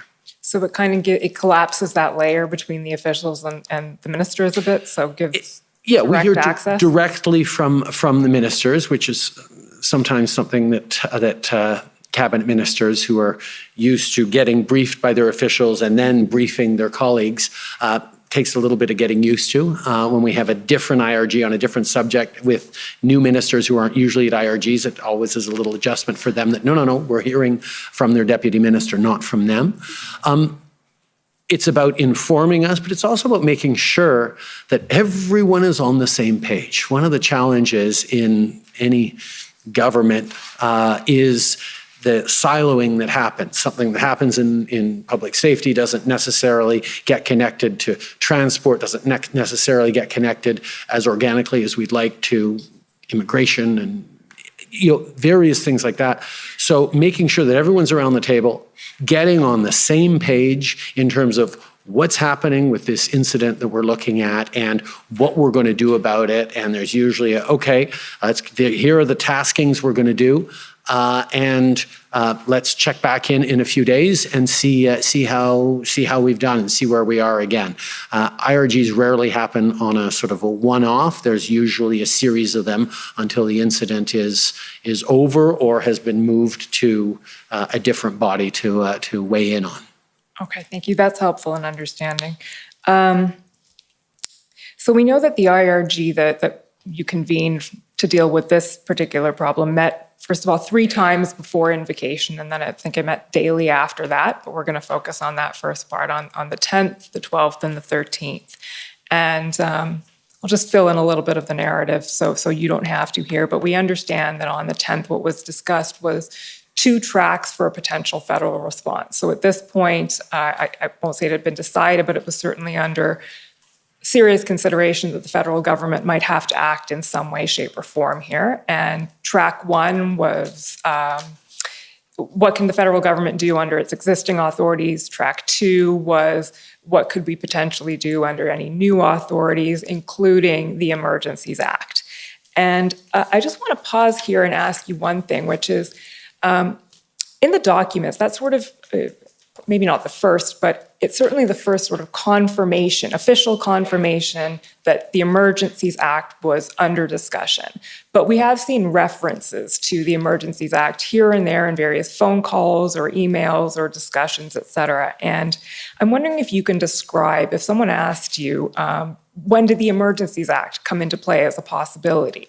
How would you answer that? Oh, as an idea, it would have been from the very beginning in the back of our minds. As you see a situation that is an emergency, is out of control, has a potential for real impact on citizens, potential for violence, real concerns about what's going on, not just in Ottawa, but right across the country. At the Coots blockade that started up on the same first weekend that the Ottawa occupation did. These are the things that you say, okay, as we look at a whole range of potential outcomes in this, there might be a moment where we have to invoke the Emergencies Act. it wasn't seriously thought of because I will say certainly in my thinking right now, it was a fairly binary reflection. It was, oh, we might have to invoke the Emergencies Act. There was no reflection of what we would have to invoke the Emergencies Act to do. It was just understanding that if this situation continues and is unable to get under control by anything else, the federal government might have to give the provinces more powers, give police more powers, do something to put an end to this. So whenever we said, yeah, we're looking at all options, it would have been in the back of our minds, particularly because I think we're probably the first government that had ever actually leaned in carefully to maybe using the Emergencies Act as we did in the beginning of the pandemic. We dusted it off and had presentations at Cabinet around what the Emergencies Act was and how it was an update from the previous legislation that had existed before and how it was charter compliant. And because post 1982, a lot of things needed to change for the better in our country with the Charter of Rights and Freedoms. So we got a crash course in the Emergencies Act and the consultations required and all the various steps of it 2 years before around the pandemic. As I had said during the consultations at that time with the premiers, I didn't think we needed to use it. I didn't think it was appropriate for us to declare a public welfare emergency. I believe the section is within the Emergencies Act that we would have invoked around the pandemic. But there were a lot of people calling for us to do it because it was obviously a national emergency, this pandemic, particularly in the early days of spring 2020. So we were somewhat versed in this legislation that had never been used. Seeing this particular public order situation, it was a reflection in the back of our minds, or my mind anyway, I can't speak for everyone, that maybe it would end up at this. But for the same reason we were loath to call an IRG too soon in the process, we knew that it wasn't ours to solve at this point, that there were still lots of things that the police of jurisdiction and various orders could and should be, orders of government could and should be doing to put an end to this. So it wasn't until, as you say, the IRG of February 10th, Thursday, that we said, okay, track one, what more can we do to empower police and public safety officials to put an end to these illegal occupations? What more resources can we spend with existing authorities? And track two was, what could we do that we would have to create new authorities for, whether it was through regulation, whether it was through passing emergency measures through the House, or whether it was using something like the Emergency Measures Act. And the key for me in that conversation was it was a shift from that sort of binary frame of no Emergencies Act or Emergencies Act. Because if you think about it, the Emergencies Act itself doesn't do anything except declare an emergency. It's that it enables government to bring in special temporary measures to deal with the situation. So the useful conversations around the Emergencies Act started on February 10th when I asked the question, okay, what are the extra tools that we would need to bring in, either through legislation or through regulation or in various ways, or through the Emergencies Act, that we don't actually have now? Or what would we do with the Emergencies Act if we brought it in that we can't otherwise do? And that reflection on, well, what would be the tools, actually clarified and got the work going. Perfect example was we'd heard consistently throughout that commercial tow truck drivers were not willing to come in and remove trucks. Well, the Emergencies Act perhaps could compel tow truck drivers to come and actually fulfill their contracts that are signed with cities to keep the streets clear of illegally parked cars. So that reflection was really the one that started then. And the tasking that I gave on that Thursday that we would check in again on the Saturday at the next IRG was, okay, come up with those tools that we could get at that would solve this. And then we'll look at, well, do we need the Emergencies Act to bring in these tools, or can we do it through another way, or can we convince a province to do it, or are there other ways of doing it? But let's figure out what are the things that would allow us to get this situation, which was out of control, back under control. Okay, so that was essentially the discussion around the table on the 12th, I believe, and then the 13th was the big day in terms of deciding as a government whether you were going to take that first step and seriously consider invoking the Emergencies Act. Can you take us through, from your point of view, the chronology essentially of the 13th? We know there was an IRG meeting in the afternoon, I think it was 4:30, and the decision coming out of the IRG was to have a cabinet meeting in the evening and to discuss the potential invocation of the act. So how did those meetings play out? Pendant le groupe de réponse incident de ce dimanche, during the IRG on that Sunday, we took a very close look at the measures that were proposed, the list of tools that we could give ourselves to help the police, the provinces, and not only just to get a hold of the situation and control it, but also to prevent them coming back. Because you called this the whack-a-mole, we saw that the protesters were very clever when it came to moving around and to have a presence here and then move to another place to give and to turn this into a big challenge for the police and the police response. So the concern, if we put all our resources in one place, we could maybe control that situation, but by doing that, another location would become vulnerable, or once we'd settled one situation, 2 days later they'd come back. So it was more of a question of, yes, to end the illegal occupations, but also to understand that they had to be maintained and they had to remain clear until the situation calmed down across the country. So during the Sunday meeting, we took a look at the various proposals, whether they be for the tow truck drivers or provisions for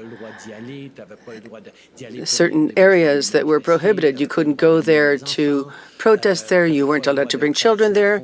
You weren't allowed to cross the border if your objective was to join a group.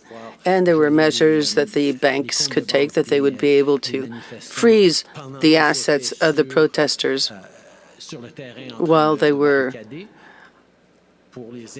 on the sites, while they were barricading, and to sort of persuade them to go home. So we talked about all these measures. We wanted to see what our options to turn those options into reality. Can we pass legislation in the House of Commons? Can we speed things up to have a unanimous consensus, or can we do it quickly? Can we encourage the provinces to use more of their tools? And at that moment, it was becoming pretty clear that the situation was so urgent and a fear that it could get worse and go into a free fall, and that it was urgent to act. And the tool that we had to quickly bring in those specific tools was the Emergency Measures Act. The other part of the discussion because as you well know, you can't just invoke the Emergencies Act. You have to meet a threshold in order to invoke the Emergencies Act. And that brings us to one of the key questions, and I'll ask you about this several times. But what I'm asking you right now is essentially what you can tell us about how that discussion played out in the IRG and the cabinet meeting. And I'll give you a little framing of it, which is, of course, we know that that the declaration of a public order emergency is premised on the existence of a threat to the security of Canada, as defined in the Thesis Act. And we know that Thesis, in the process of assessing the protests, assessed that the protests did not meet that threshold. They did not constitute a threat to the security of Canada as defined in the Thesis Act. So this is one of... As defined for the Thesis Act. Okay, please. Over to you. The legislation in the 80s that was built brought in a definition of a threat to national security, imported the words of the Thesis definition. That was a handy definition that was already existing, and that's how we can define what a national threats to the security of Canadians would be. Those words in the Thesis Act are used for the purpose of CSIS determining that they have authority to act against an individual, a group, or a specific plot with, for example, a wiretap. That in order for them to take action in a particular situation, that threshold needs to be met of threats to national security. And actually it'd be useful if we could pull up Part C of... Sure. You know what? We have that in 1 second. I will get you document number. Okay. Okay, sure. Go ahead. do you want it or do you not? Yes, I do. Sorry. Okay. COM.50954, please.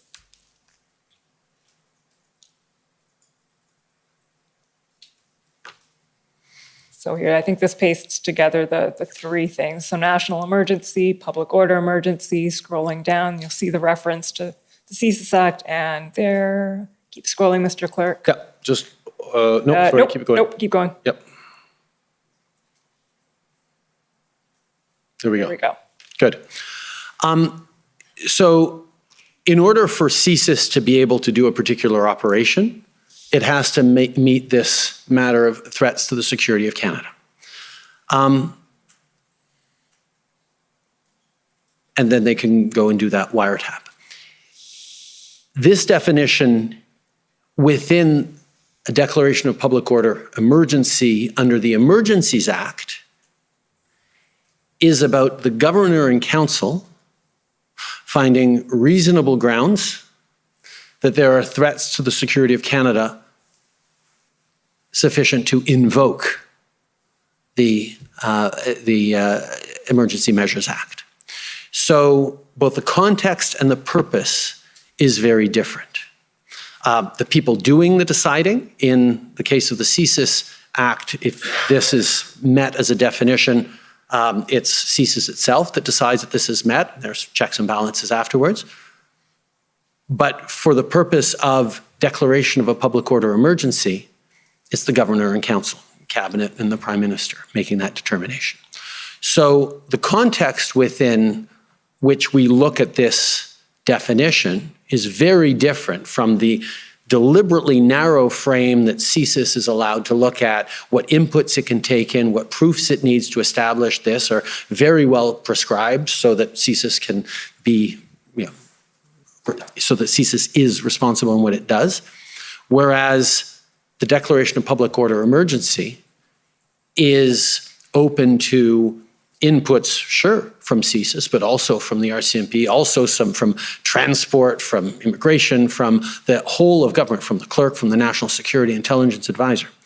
So within threats to the security of Canada, what we had to determine was, does the the situation going on across the country constitute a threat to the security of Canada? Yes or no? And then we looked at particularly C. Are there activities within Canada directed towards or in support of the threat or use of acts of serious violence against persons or property for the purpose of achieving a political or ideological objective? That was what we were looking at.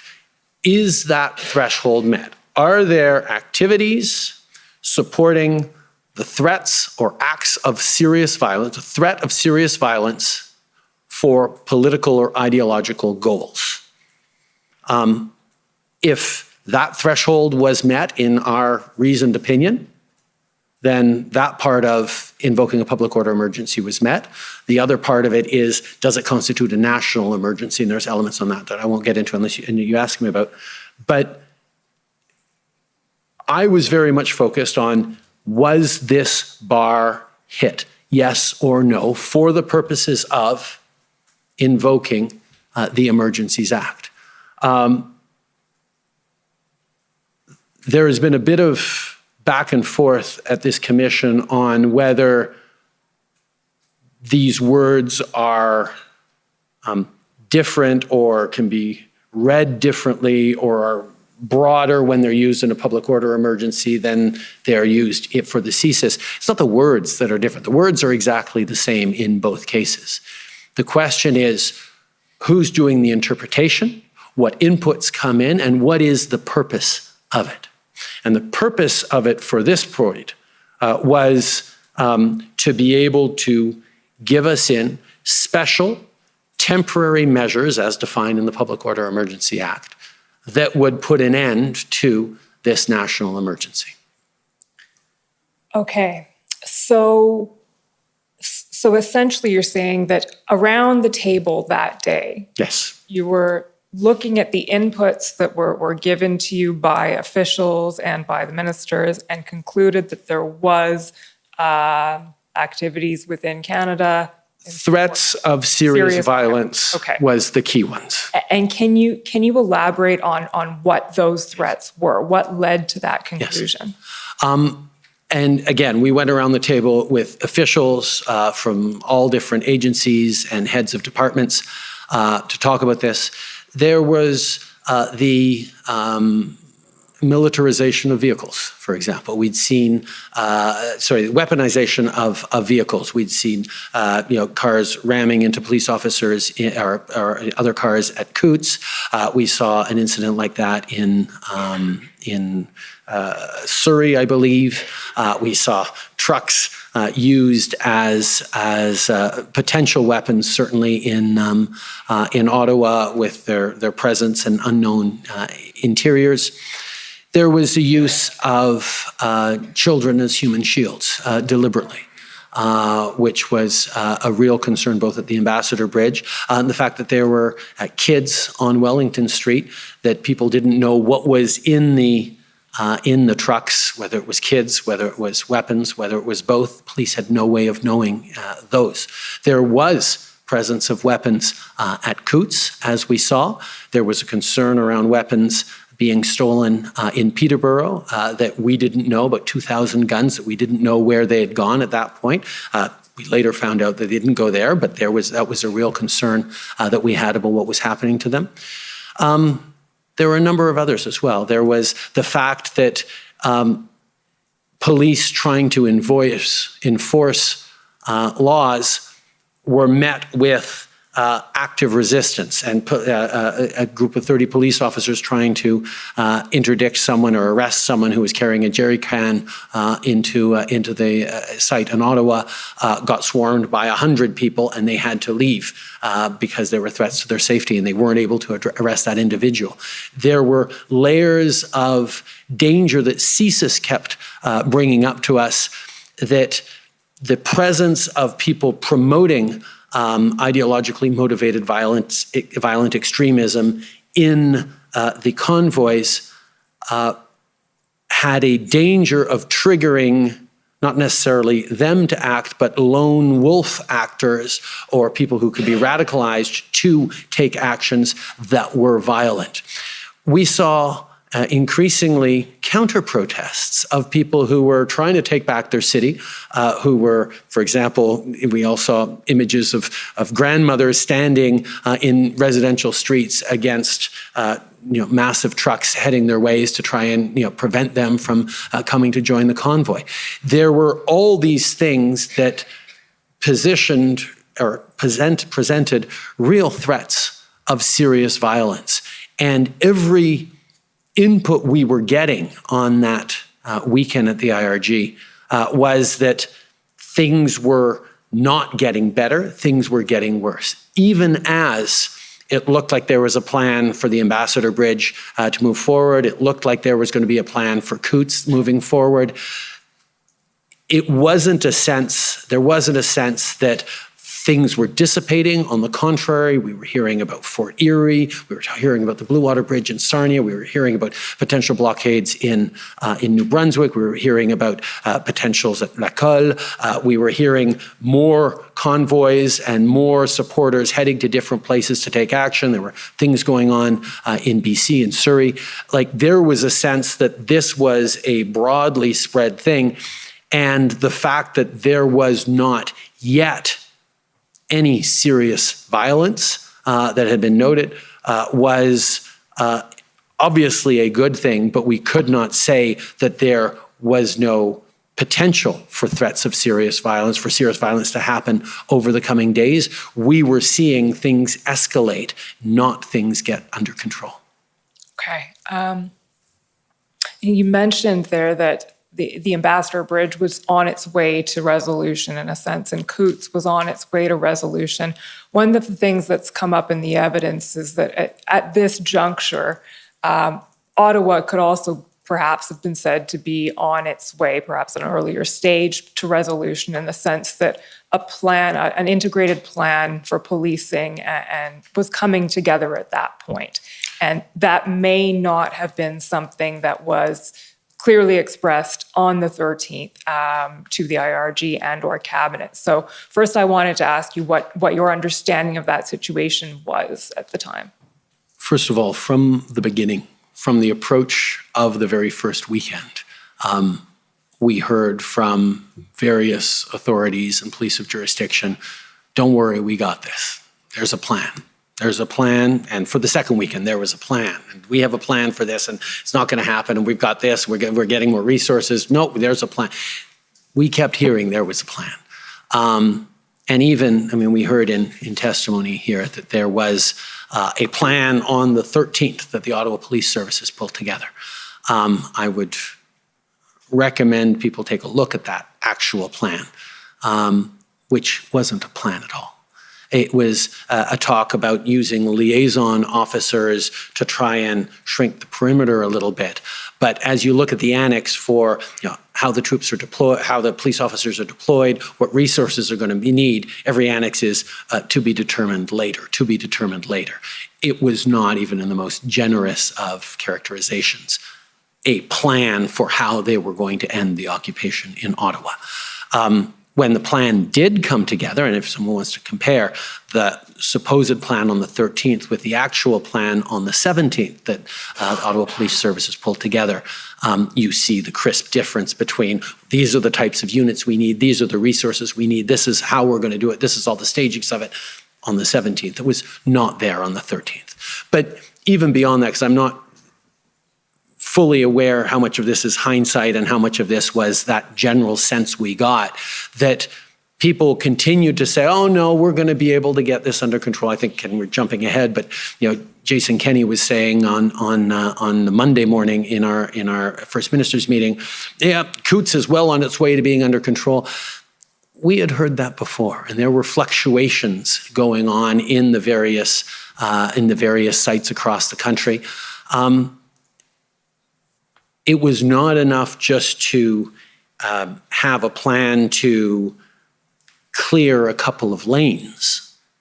It was getting the situation under control so as to prevent a recurrence or a restaging of a protest elsewhere. And that was what was very clear from all the perspectives around the table, that there was not confidence that we were on a track to getting the national emergency under control in the coming days, that it was continuing to be a situation that was not being controlled by police, by officials. Okay, so we will get to the First Minister's meeting, but let's just finish off on this point with the 13th. In a lot of the evidence that has come out before the Commission, we see hesitancy and reluctance to invoke the Emergencies Act. So officials advising that this may make things worse, this may inflame tension, this may embolden protesters, et cetera. And we also obviously heard from Mr. Vigneault saying, and the Thesis assessment, that there was no threat to the security of Canada under the Thesis Act.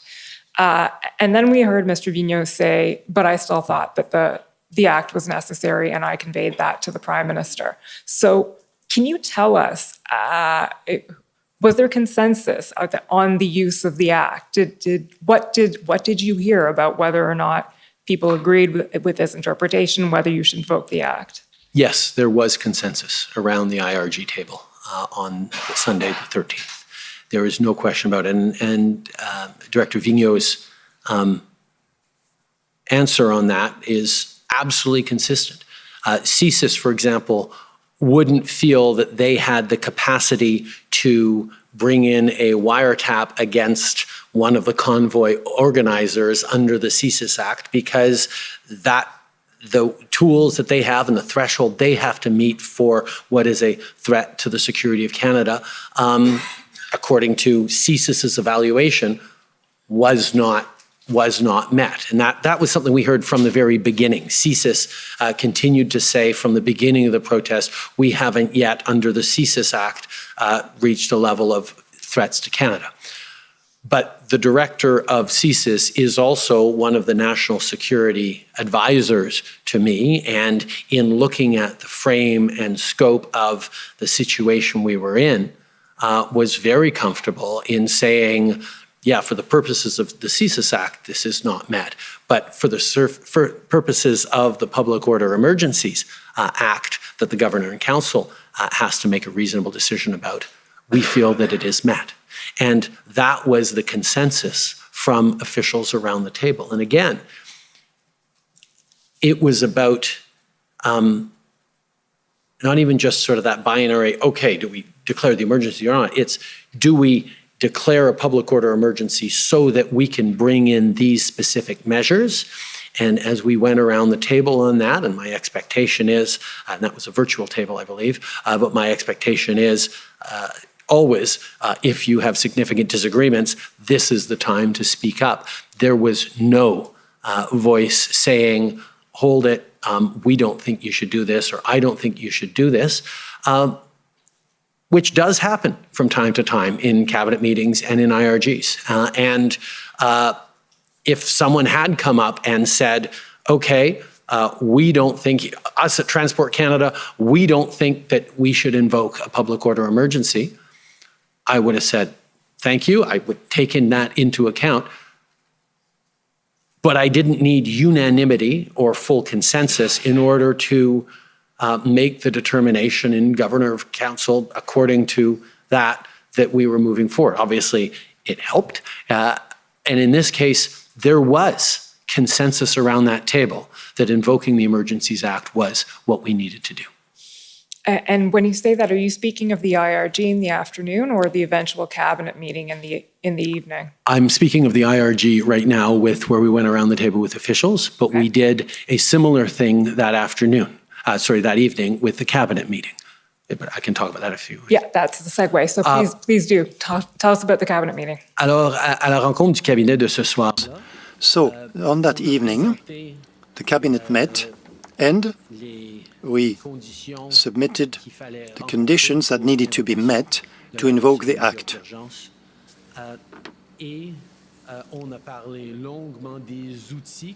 And we discussed at length of the tools that were needed and of the, I believe, 6 provisions that could bring to an end to this situation. 6 elements that could not be invoked by other means, but calling this law on emergency measures, this act. So there was a healthy discussion around the table. Every minister who wanted to express themselves did so. And I won't go into that detail, but I can say that there was consensus, clearly. Consensus that I had to move on and consult the premiers and move on to invoking the Act. We did not decide on invoking the Act then, but I could hear the reactions, just as I did before on the same day with the IRG meeting, that people felt comfortable enough and together enough on this issue. Yes, we could move on towards the possibility of invoking the Act the next day. Whether the threshold was met. Was that part of the discussion at the cabinet table as well? Oui. OK. Et après, et enfin, vous avez eu le même sorte de consensus. Yes, you made the same consensus then. So that brings Yes. us to what we can loosely call Decision Day, February 14th. And I'm just going to try and lay out the chronology of that day and then ask you, first of all, whether that is the correct chronology of the day, and then ask you to speak to various parts of it. So the first ministers, the decision coming out of cabinet the evening before was to convene a first ministers meeting to have the obligatory consultation under Section 25 of the Emergencies Act before it could be invoked. And we know that late that night, an invitation was sent out to the premiers to that meeting. That invitation did not include the subject of the meeting, and we've heard some of your ministers and officials speak to why. But in any event, so the first ministers' meeting was held, I believe, at 10:15 the following morning on the 14th. Following that meeting, you had a call with opposition leaders, I believe, and a call with your own caucus. No. No. Okay. The caucus call was before the first ministers' meeting. Thank you. Okay. I wanted to make sure that we shared with our members of caucus who were going to be involved in, well, very much a part of a government that has or would invoke the Emergency Measures Act. I wanted to let them know before premiers were consulted. I wanted to let them know that I was about to consult the premiers, but the sense was that caucus should hear it before the premiers heard about that. That makes sense. Okay, so caucus call first, then first ministers meeting, then I think you spoke to opposition leaders, then around 3:41 p.m., I said around, but we actually know the minute, 3:41 p.m., you receive advice from the clerk. And that advice, as we know, is that the clerk recommends that you invoke the Emergencies Act, and shortly thereafter, there's a public announcement of it. So just unpacking that, starting with the caucus call briefly, but the focus of this will obviously be the first ministers' meeting. Take us through that day. The caucus call was informing them that I was about to go into a first ministers' meeting in which I was going to present them with the fact that we were thinking about invoking the Emergencies Act. And I shared with them that these were the kinds of things that we would be giving police and various various officials and authorities which tools would be able to move forward with that. So I presented it. It wasn't a big discussion. I wasn't looking for consensus. There wasn't a lot of feedback. It was just informing them that we were taking this seriously and moving forward. And I dare say the response was very positive from our caucus. Then the first ministers' meeting. As I'd mentioned earlier, this was not the first time I talked about the Emergencies Act with the premiers. I think as Ms. Telford talked about yesterday, I have had many First Ministers meetings over the course of the past 2 years to deal with the pandemic emergency. And we have always worked very constructively together. And for me, being able to sit down with them and highlight that we were seriously considering invoking the Emergencies Act in order to do the following things. And I wanted to hear from them. And then I went around the table across the country to hear from each of them on their reflections, their inputs, their concerns, their support, their disagreements in some cases, but really wanted to hear what it was that they were going to be, what their thinking was on this situation that would, by definition, affect all of them, on a situation that was, to a certain extent, affecting all of them.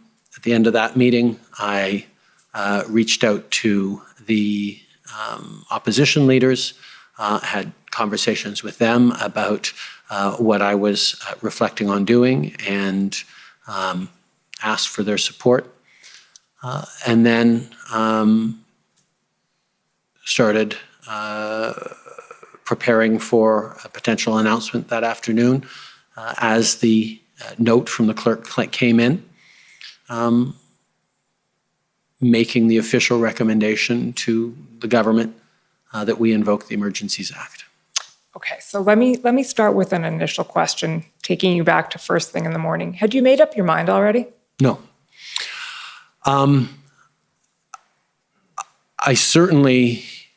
was a long way down the road of realizing that it was probably the path we needed to take, but I did not make up my mind until the note from the clerk was in front of me, and it was in black and white that the public service made a formal recommendation that I invoke the Emergencies Act. If I'd gotten to that point and they had said, no, we still don't think the threshold is met, it is possible that we wouldn't be here today, and I would not have invoked it, but I don't know. But the fact that when that note came in, I made that final decision with all the conversations, all the inputs, and all the feedback that I'd gotten from caucus, from cabinet, and from First Ministers and opposition leaders, and all the officials I'd talked to. That was when I made the decision. So going back to the First Minister's meeting, then, we understand it lasted about an hour, and all of the premiers had a chance to voice their opinions and their concerns. But is there anything they could have said or done at that point to change your mind? Absolutely. If someone had said, listen, I hear those 6 things you're planning on doing, you don't need them, because these are the tools we're going to use instead. We have the power. We're going to be able to, in Ontario, do this, and we're confident that that will end the situation in Ottawa and end the situation at potential blockades for Ottawa and keep us safe. You don't need to bring in compelling of tow truck drivers because we've figured out how to do it for good. We have a plan to put an end to this in a concrete and compelling way, because I'd heard a lot of plans up until that point. But if I had been convinced that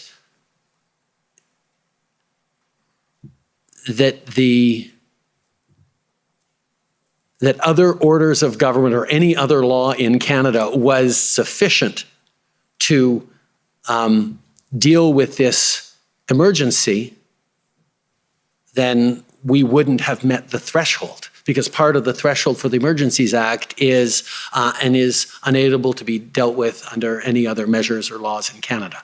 And if they had said convincingly, or enough of them had said, no, you don't need it because we have it under control, which is to a certain extent what they all said to me when I had this conversation with them around the pandemic. I said, listen, there's a lot of pressure for us to look at the Emergencies Act. Do we need to bring in the Emergencies Act? And they all said, no. don't bring in the Emergencies Act. We've got it under control. We're able to do this in our own jurisdictions, in our healthcare systems. We don't need to do it. Public order emergency is different than public welfare emergency, but that principle was there, and we didn't invoke the Act back in the spring of 2020. So yes, they could have said things that prevented me, that would have said, okay, let's give it a few more days, or let's not do this at all. They said lots of things, but that threshold that I had personally wasn't met. And you mentioned, I mean, some of them did express opinions around the lines of, well, we got it under control here. This problem isn't really cropping up here, or it's cropping up here in a way that our law enforcement can deal with. So are you drawing a distinction there between, okay, the premiers may say it's under control here, but that doesn't mean it's under control everywhere. So they would have had to come to you with something that would have solved the big problem as you saw it? Is that? I think there just would have been a sense that the measures I was proposing weren't going to be useful or effective. And what I heard on the contrary was concerns that we'd shared that this might inflame the protesters to declare a public order emergency and bring in martial law, which was one of the concerns, or that they would interpret it as that. Of course, it wasn't martial law, and it did not suspend people's fundamental rights and freedoms. But it at the same time, they expressed these concerns, which we had shared, but I was balancing off against, okay, there is a danger of further inflaming the situation, but the situation was already pretty inflamed, and my concern was if we continue to not do anything, are enough citizens going to start counter-protesting and taking things into their own hands at various places across the country that we do get into dangerous, violent situations.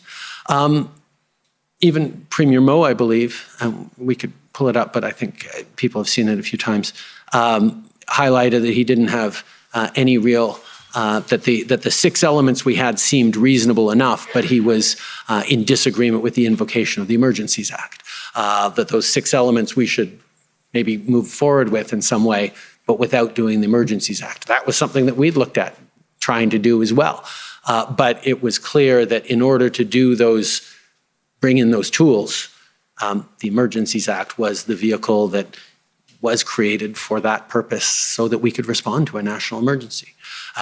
Jason Kenney, I believe, said, I'm not going to quibble with the use of the Act, but we don't need it here in Alberta. And that was something that came out a number of times, even by those who were supporting it, said, yeah, you do what you need to do. Don't think we need it here, but I know this is a situation where you should probably do it. Or can you not do it in my jurisdiction and just do it for Ontario? And that was certainly something that I had reflected on, and certainly reflected on further through that conversation. But the reality is there were pop-ups and troubling reports right across the country that we were getting from all of our various inputs. There was a financing of these convoys that was coming from every corner of the country and internationally. These were things that were generalized across the country and therefore required a use of the Emergencies Act. Par exemple, le Premier ministre Legault a exprimé Premier Legault expressed some concern. He didn't want to have the RCMP suddenly take over all the police interventions and operations in Quebec when he thought he didn't need that. And I was able to reassure him. And it's something that I actually incorporated in my communication subsequently, that it was there to be used if necessary. But if, for instance, there was a blockade at L'École and the SQ is perfectly able to deal with it, like they responded very well at the second weekend at an attempted convoy in Quebec City. The RCMP was only there to be a support if necessary. And that was the framework. So it was a very useful conversation. And I heard a lot of points of view. And it was a good thing for me to be able to hear them, even with different opinions, and just to reassure what I was doing. One very quick question, then we're done with this entire part. It's the last question I want to ask you about that day, Prime Minister. So at 3:41, you received the decision note from the clerk. We call it the invocation memo. Technically, it's a decision note. And presumably you read it. Yes. Okay. And was there anything in it that surprised you? Was that the advice you were expecting to get from the clerk, or was it? It was the advice that was consistent with the consensus around the table the day before at the IRG. The clerk and the National Security and Intelligence Advisor and the deputy clerk and all the heads of departments and agencies had a chance to weigh in on the various measures and on the invocation. And there was a clear consensus coming out of there that this is what we should do. But it was a big thing, not a small thing, to have the head of the public service formally recommend the invocation of the Emergencies Act and the declaration of a public order emergency. It's not something that had ever been done in Canada before. It was certainly not something that we undertook to do lightly. And as a Prime Minister, I get to sign off and agree with these notes, or in some cases disagree with them. And that was a moment that I took with the weight of the decision I was about to take. And I reflected briefly on, first of all, the reassurance that it gave me that the entire system, all the inputs in the system had come up to the clerk of the Privy Council, the top public servant in Canada, impartial, professional public service, making the recommendation to move forward on this was essential to me. But I also reflected on, okay, what if I don't sign it? What if I say, okay, we now have advice from the professional public service to invoke a public order emergency. And I decide, you know what? Let's give it a few days.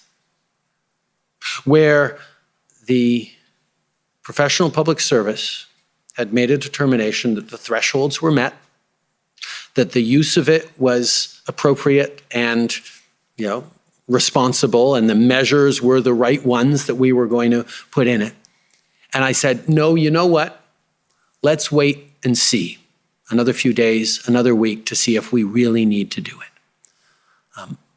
First of all, what if the worst had happened in those following days? What if someone had gotten hurt? What if a police officer had been put in a hospital? What if when I had an opportunity to do something, I had waited and we had the unthinkable happen over the coming days, even though there was all this warning that it was possibly coming? I would have warned that in a way that we would certainly be talking about in a forum such as this. But more than that,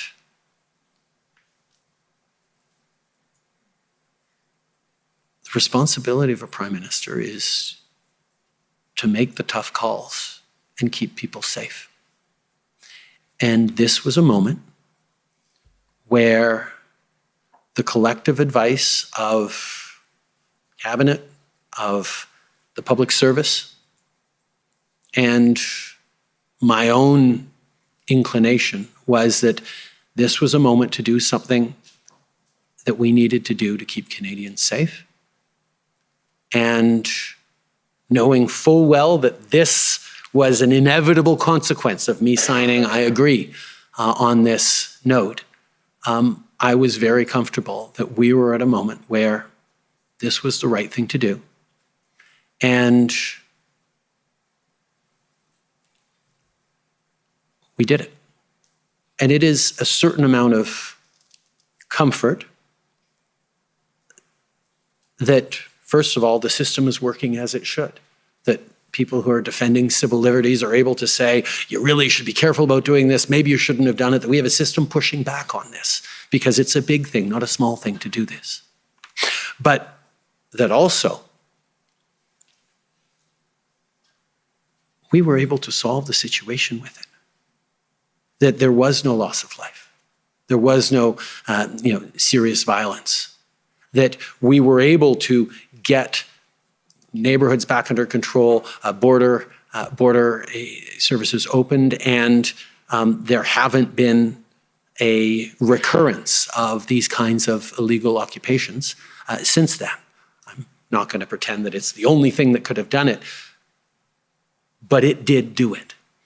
And that colors the conversations we're having now with the fact that these could be very different conversations. And I am absolutely, absolutely serene and confident that I made the right choice in agreeing with the invocation.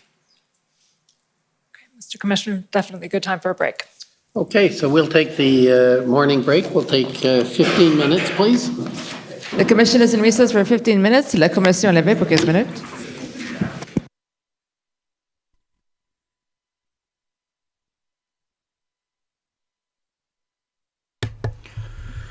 I am absolutely serene and confident. I will not be held accountable. And yes, this is a functioning democracy when you can cry and grovel at my feet and say, hey, maybe you shouldn't have done this. But I did. And you love me now. Tell me you love me. You solved the problem, you know. What is Thesis? No, we don't have to meet their criteria. I'm absolutely serene. I'm going to say that, the next time I'm just holding my wife in my arms and I'm just like, I'm absolutely serene and confident that you will not hold me to account. Wow. No, I don't recommend approaching family life like Trudeau approaches the POC here and the Freedom Convoy. I love how I don't recommend it. There's so much he said. It's incredible. I love the lines where he goes, yes, it didn't meet the Thesis Act. Right? But the public service... What does that matter? Brought it to me and I'm the decider. Right? Oh my goodness. Is this even reality? I mean, what is happening right now? A big hail to the chat out there. We're competing with global news. Our numbers are they're right up there with the shill media. We want to compete with them, and you guys are helping us do that. So thank you for being here. And if you haven't already, like and subscribe. We're going to do more live shows. Bro's going to dig into news and bring you videos. And, I'm just in awe of the cuckery. I am the WEF's bumboy. The IRG is a place where I can express myself, how I feel. People question me, and then they're fired. Incident response group, I'm the head of the incident response group, Revolving members, we only ask who is needed, super secret, under my control. We are fast approaching a time and date where the people have to hold these people to account 100%. He believes he's not going to be held to account. He believes that he's untouchable. He believes that nobody is there to stop him, that he's gotten away with it. Duper's Delight, I saw that thrown a lot in the chat. Duper's Delight, there was a lot of that. Shantana Chaudhry asking questions. I mean, effectively, right? By his logic, any government that follows will be able to enact martial law at will. the governor and council, which is the elected government, will just be able to enact it at will. Now, the thing is that if you're somebody who's on the left, okay, maybe you're radical left, just remember that when you allow this tyranny, when you allow absolute power, it's not always going to be the people that you like in power enacting rules that you like. There's a reason that we circumscribe power. There's a reason we do that. Because if we don't, eventually you're going to get somebody in power who doesn't do what you like, who doesn't punish those that you believe should be punished, and instead punishes those who you believe should not be punished. So that's the concern. And everybody who believes in any modicum of freedom whatsoever, maybe you don't, maybe you truly believe in your heart of hearts that if we had just stuck it in everybody, given them, every single person, that medical procedure, that we wouldn't be in this position, that you believe that, you truly believe that. Maybe you believe that if everybody just wore these KN95 duck masks, that would have worked from day zero. We could have just enacted, we could have done China, that it would have worked. But just remember that if you allow the government to have that kind of power, eventually it will turn on you. There's a snake. There's a reason. There are limits. There's a reason that we have checks and balances, and they've all been washed away, thrown away. This man is not held accountable. This smug grimace of his, it will come back to haunt this country, and our children and our children's children will be faced with a situation that maybe you would think is a horrible apocalypse. We've imagined 2039 and crashed the system. You see here all the great Western nations where liberty, personal freedoms, individual rights have been enshrined in law, respected until now. Do you really want to live in a world where the tree of liberty is surrounded by the bodies of patriots from all of our great nations? Tell me that. You're in the what was Trudeau supposed to do? Those rascally truckers, they didn't have any permits and they were illegally parked. I have a serene smugness, says Mrs. Dong Lover. Hail, sister. A serene smugness when I say that I will not be held accountable. I am the decider. We've heard that before. Let me read over here. Josh Trucker says, not truckers, but taxpayers. Absolutely, brother.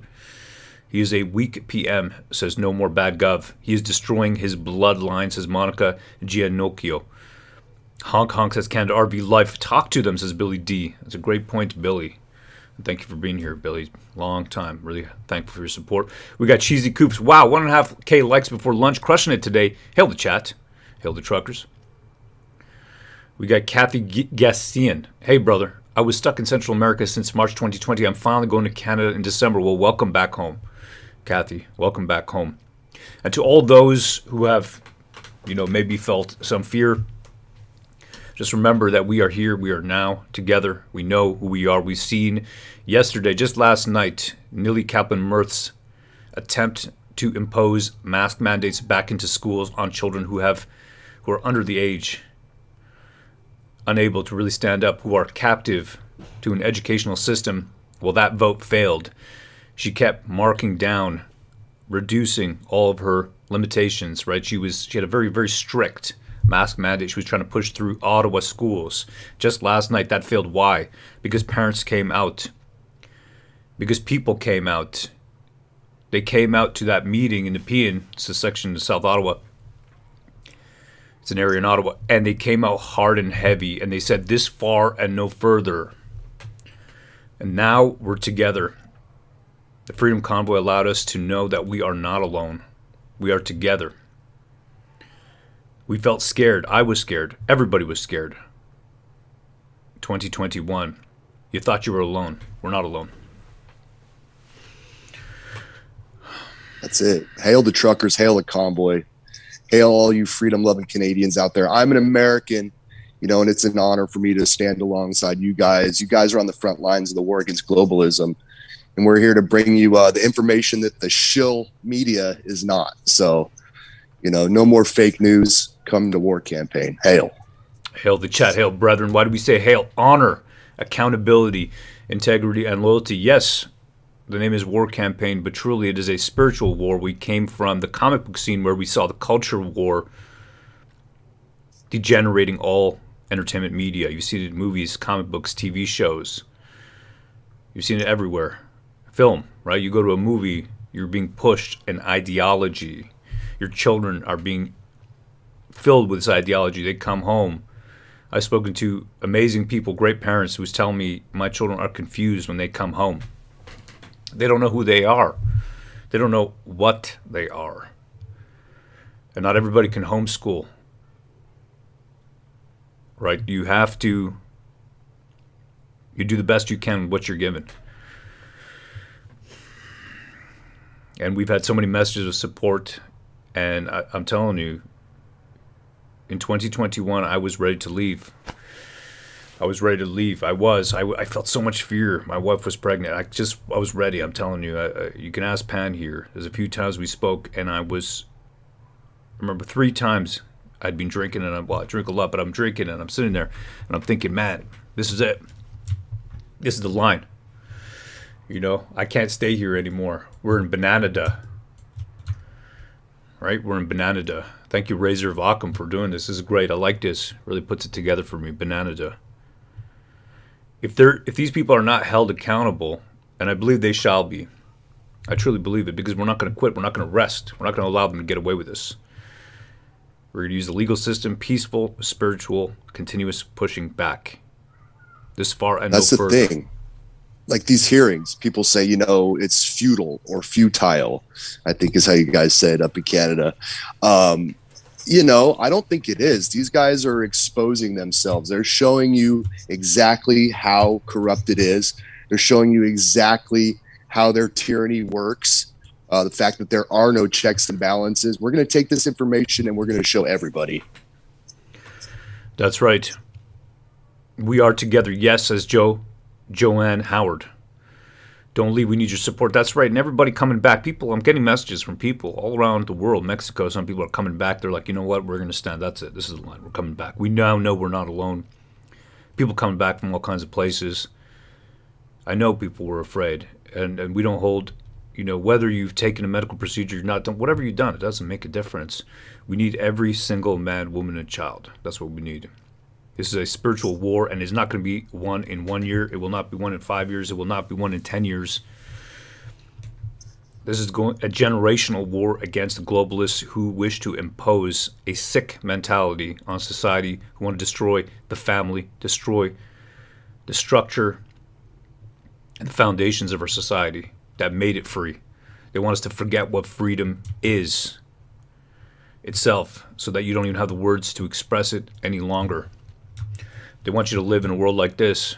We do comic books, so I'm going to show you comic book images that we're putting together from Crash the System. They want you to live in a world that is filled with political slogans where you're divided, weak, and alone.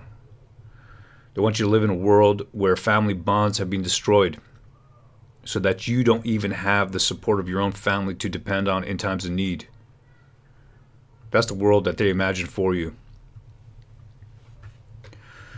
We've got UBU. Thank you for the donation. I appreciate that, UBU. As well, Michelle Clement. Thank you, Michelle. Appreciate that. And again, donations are not necessary. It's not why we're doing it. Appreciate it, though. Hey, we're capitalists. That's what we are. That's why we got this Crash the System book. We do comic books. That's what we've been doing. I'm a programmer by trade. Pan comes from a logging family. All of our moderators here, we just go to work, and that's what it is. But we all got together, decided, hey, enough is enough in the culture war now in the political sphere. I really appreciate you being here. And I think these guys are probably making their way back. Let's see. Yeah, we appreciate the support. No, we're going to keep doing this. We'll be back Monday with another live show in the morning covering some news. So stick around. We're gonna have some fun. We're gonna get up in the globalist agenda and tear it apart. This is what they want. They don't want you to breed. They don't want you to have family. That's what it is. Why this push? People with, let's say, different sexual proclivities have existed through all of time. That has never been any different. They've existed. This is what it is. But why this political push? Why now? Why this political push? I just leave you with the question, why now? And why so strongly? Why? Mutilation of genitalia implies sterilization of that bloodline. That's what it does. That's just what it does. But yet, 500K new immigrants to come to the country. 500K new immigrants. You guys don't need to reproduce. But we're going to bring 500K people, 500,000 people who don't understand because they haven't lived that liberty. They're not in the same mental mindset. They're not. They're economic migrants, most of them. And I come from... bring them on in. Right. We love Ukrainians. Bring them on in. Come on. That's just what it is. It's a hard-won mentality. You know, I come from immigrants. That's what it is. You know, I was born in England, and my family was raised in England. My parents moved there when they were about 12, 13, raised in England. But you got to have a certain mindset. That's all there is to it. Here we go. Sometimes they do this. They do a little audio. They let the audio come through first.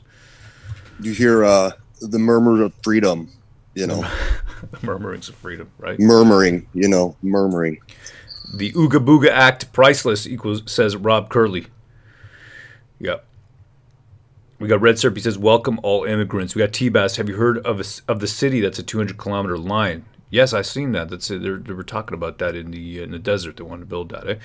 Decades of overpopulate. Don't have children messaging. Now they tell us you didn't have enough children. You will be replaced. Says, can you honk? Great point. All right, here we go. Oh, look at this. We got security. Check this out. Look at the security up here. I've never seen this before. Okay. Yeah, look at that. Here, look at these fellows here. See that? Why do they need armored vehicles? Why does David Lametti, Minister of Justice and Attorney General, dual roles to keep him from actually testifying the truth on the stand at an inquiry? Why do they need so much security? Whatever reason do you need this much security for? I want to know. I seriously doubt that they do. I think it's a show. I think you know, they're playing, you know, they're playing the victim. They're like, oh my God, they're rough and tumble convoy. We got to watch out for those guys. Well, we need security. The whole message was freedom and peace throughout the whole convoy. Freedom and peace were the messages. And these guys don't want you to know that. But we already do. And they... It Order failed. alert. Here we go.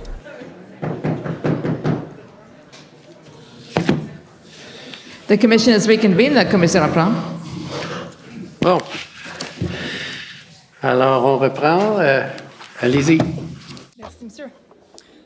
Prime Minister, you mentioned before the break that you thought it was a good thing that commissions like this one are here to challenge your decision to invoke the Emergencies Act. I'm about to put that to the test because, as you can imagine, that decision has come under a lot of criticism, and we've heard a lot of that criticism over the last 6 weeks of these hearings.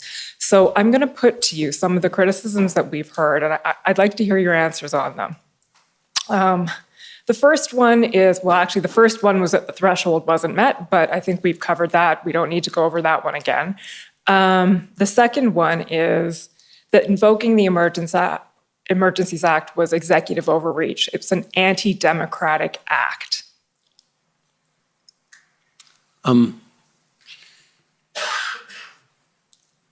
It exists because it was debated and voted on in Parliament many years ago, but duly written into the books and the laws of Canada as a tool available for a situation around emergencies like this. It requires, they're written for situations where the emergency or the urgency requires a government to have tools to put into place in unforeseen circumstances that can't be anticipated years or decades in advance. But that's why it was an important debate when it was brought in. And that's why there are mechanisms afterwards to ensure that it was not used erroneously or lightly. First mechanisms, votes, a vote in the House. Next one, a parliamentary committee designed to look into it. Third one, and most importantly, this process itself, which is a really important one that I knew from the moment I invoked that we were going to end up in a room such as this doing this work.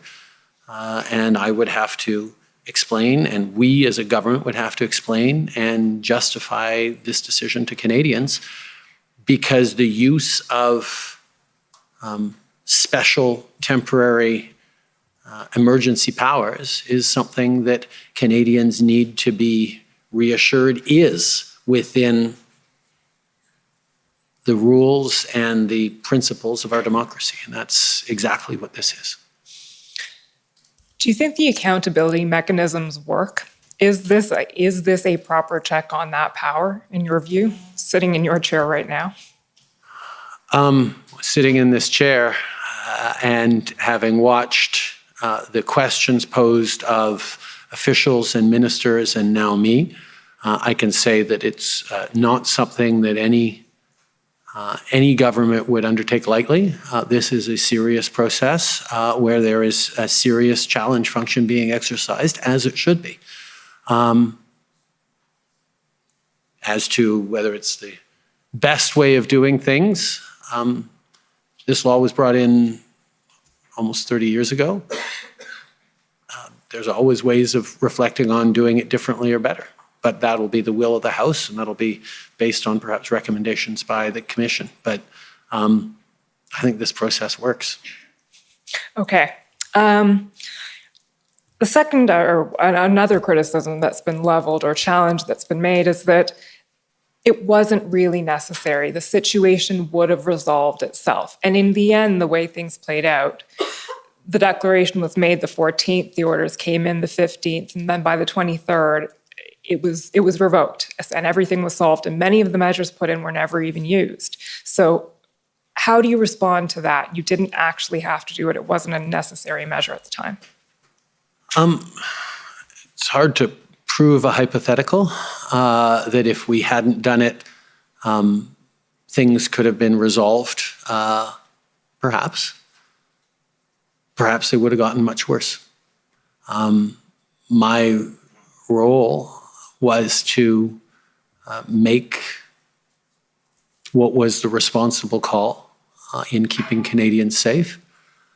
The Act was used in many different ways, and far from being, as you perhaps suggest, a proof point that it wasn't needed, that it was only in place for such a short period of time, I think that goes to the fact that it was needed and it was effective in actually doing, with as light a touch as we thought we could have,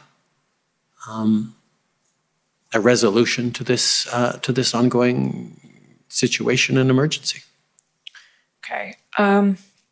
There's also an argument made that this invocation, you were dealing with an act that has never been invoked before, and now it has been.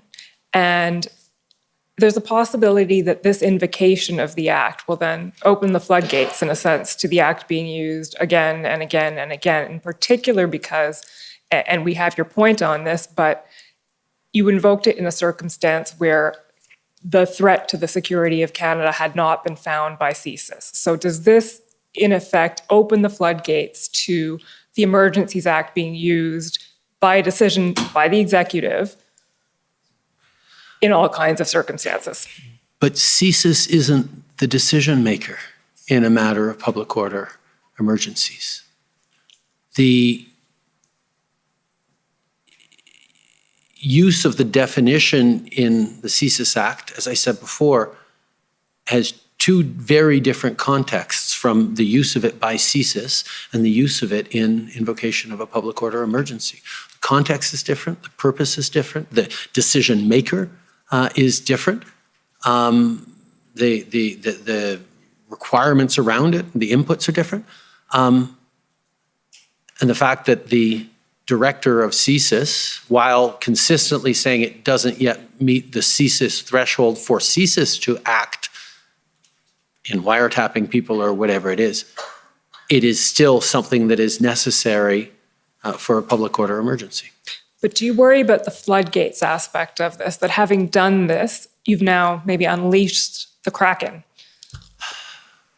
I think, first of all, the excellent work this commission and all the cross-examiners have been doing over the past number of weeks highlights that it's not something to be undertaken lightly. And I didn't need to have seen this commission to consider this very much to be a measure of last resort. This wasn't something we were eager to do. And I dare say that future governments are likely to look at this experience and say, yeah, no, it's really not something we want to go through lightly. But the law is on the books to assist in dealing with national emergencies. And the determination was made by the governor and council, by the professional public service, that the thresholds were met and that this was necessary. And regardless of any setting of precedents, I think it would be a worse thing for me to say, even though the thresholds have been met, even though it is needed and necessary, we're not going to do it because someone might abuse it or overuse it in the years to come. When there's a national emergency and serious threats of violence to Canadians, and you have a tool that you should use, how would I explain it to the family of a police officer who was killed, or a grandmother who got run over trying to stop a truck, or a protester who was killed? If I hadn't used the tools, if one of the protesters, one of the occupiers had been killed in a violent clash with someone else, getting this situation under control and protecting the safety of all Canadians is a priority. On the same theme, but slightly different, the Act was invoked here in response to a protest, and protest is a very important part of functioning democracy. And you touched on this on one of your answers before the break, but does this open the door then to the Emergencies Act being regularly used as a tool to quell protest? Because protest is not necessarily clean. Protest can be messy and it can be problematic, and it can interfere at times with critical infrastructure. We think of Indigenous protest, environmental protest. So what stops this from being used against that? Again, the checks and balances we have and the need to demonstrate and meet a high threshold. But also from experience, over the past 7 years, we've seen many protests and disruptions across this country, including protests of, as you say, critical infrastructure and economic importance. And it never occurred to me or to the government to invoke the Emergencies Act around any of those. Now, your point around maybe future governments will run to it as a tool now that the seal has been broken. But I have greater faith in Canadians and in our institutions than the fact that we might sort of shrug as our fundamental rights are casually brushed aside in the name of political expediency or a national emergency that actually wouldn't be one. Another criticism that is leveled is that while the protests may have gotten, can we say, out of hand or snowballed and been extremely disruptive, they weren't the actions of a small minority, but a real expression of frustration, a legitimate frustration on behalf of a significant number of Canadians who had been through, either suffered from or felt aggrieved by years of public health measures. And in response to that, they wanted to engage, and they wanted you to speak to them, and they wanted to hear directly from their federal government, and that did not happen. So do you have an answer to that? I think, first of all, we heard them. We knew exactly what they were asking for. They were very, very clear that they wanted an end to mandates. The convoy protesters were expressing their disagreement with very specific public policies, that they were very vocal, both in mainstream communications and through social media on what they wanted, and they were very much heard. They had political parties in the previous election very much carrying those messages and presenting them to Canadians as part of the options that Canadians had to choose in that previous election. So people were well aware of the opinions and concerns and perspective of those individuals. But it was clear that it wasn't that they just wanted to be heard. They wanted to be obeyed. They wanted us to change public policy, public health policy designed to help Canadians, and we're going to occupy locations across this country and interfere with the lives of Canadians until such a decision was taken. And I can't help but have noticed that when Premier Kenney in Alberta did, during the course of these convoy occupations, remove a number of mandates instead of decreasing the amount of concern. The convoy at Coutts, the occupation at Coutts, seemed to be emboldened, say, look, it's starting to work, let's keep going, instead of actually de-escalating. So I am very aware that expressing concern and disagreement around positions of public policy is the right and is to be encouraged by any Canadian who wants to. But the occupation and destabilization of and disruption of the lives of so many Canadians and refusal to maintain a lawful protest is not all right. One thing we haven't talked about yet is, I assume you're familiar with the Section 58 report to Parliament explaining the reasons for invoking the Emergencies Act. And if we look at that report, much of it focuses on the economic consequences of the protests and the economic disruptions and the threats to economic security. And you've spoken this morning about how the threshold for invoking the emergencies was met because there were threats of serious violence. But we haven't really addressed where economic security fits into this picture. So I'd like to hear you on that. I think it's a piece of it, obviously. If people are facing losses of income, if we're seeing massive disruption in a country's economy, that will have and that could have real impacts on the stability and security of individuals within that country. But it was an additional concern on the situation. It wasn't the primary or the foundational one. Our job in here was to make sure we were keeping Canadians safe and countering the threats of serious violence that the occupations represented, and that's what we focused on. The last question I want to ask you, Prime Minister, is on the question of trust in public institutions. We know you've said that part of your rationale for invoking the Emergencies Act and for reacting to what you were seeing around you was you were seeing a loss of confidence or a loss of faith in Canada's public institutions, and that factored into your thinking.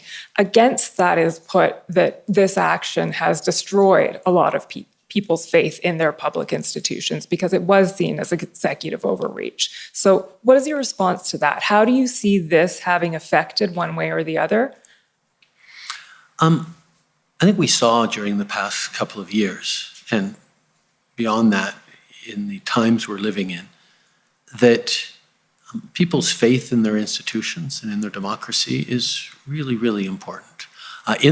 During the pandemic, one of the things we knew that was really important was if we wanted people to follow public health advice, if we wanted them to stay safe during the pandemic and stay home during those first weeks of pan-Canadian lockdown, we needed to be delivering income supports for small businesses, support so people could hang on and know that as they did the things that kept themselves and their families safe, their institutions were there to support them. And building up that confidence in institutions is really important. And when people across this country were noting that our police can't even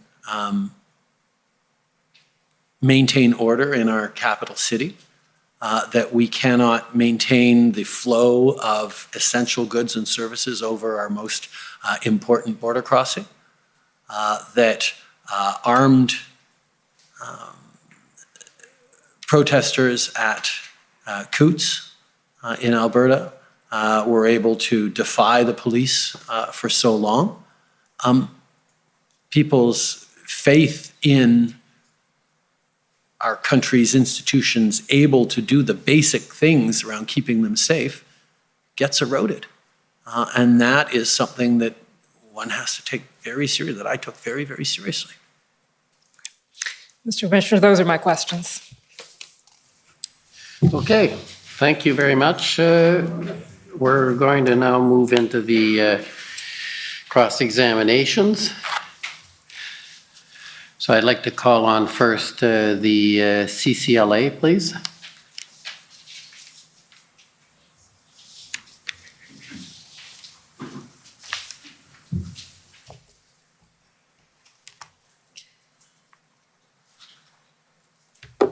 Good afternoon, Prime Minister. My name is Eva Krajewska, and I'm Councillor for the Canadian Civil Liberties Association.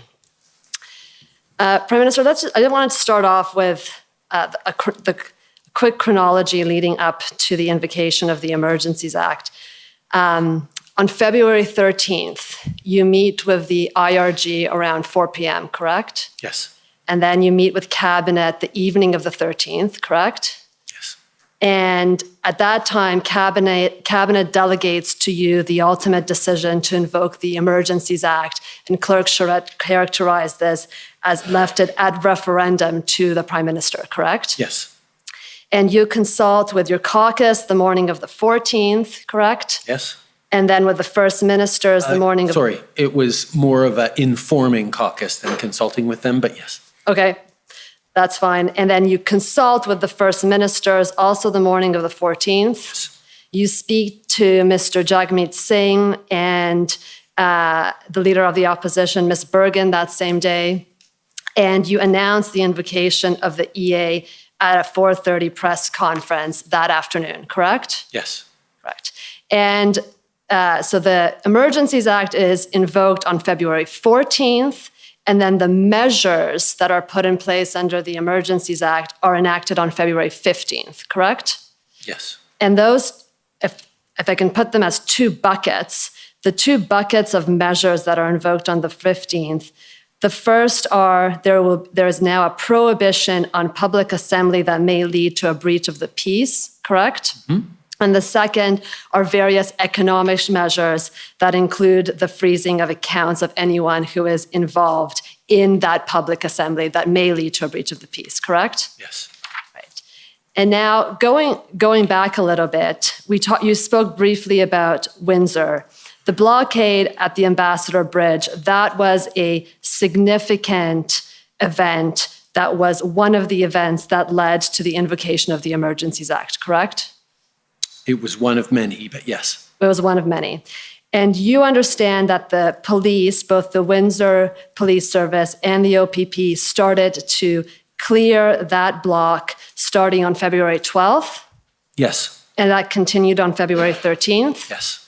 And I believe WPS, Windsor Police Service, tweeted that the Windsor Ambassador Bridge was cleared at 1200 on February 14th. That sounds right.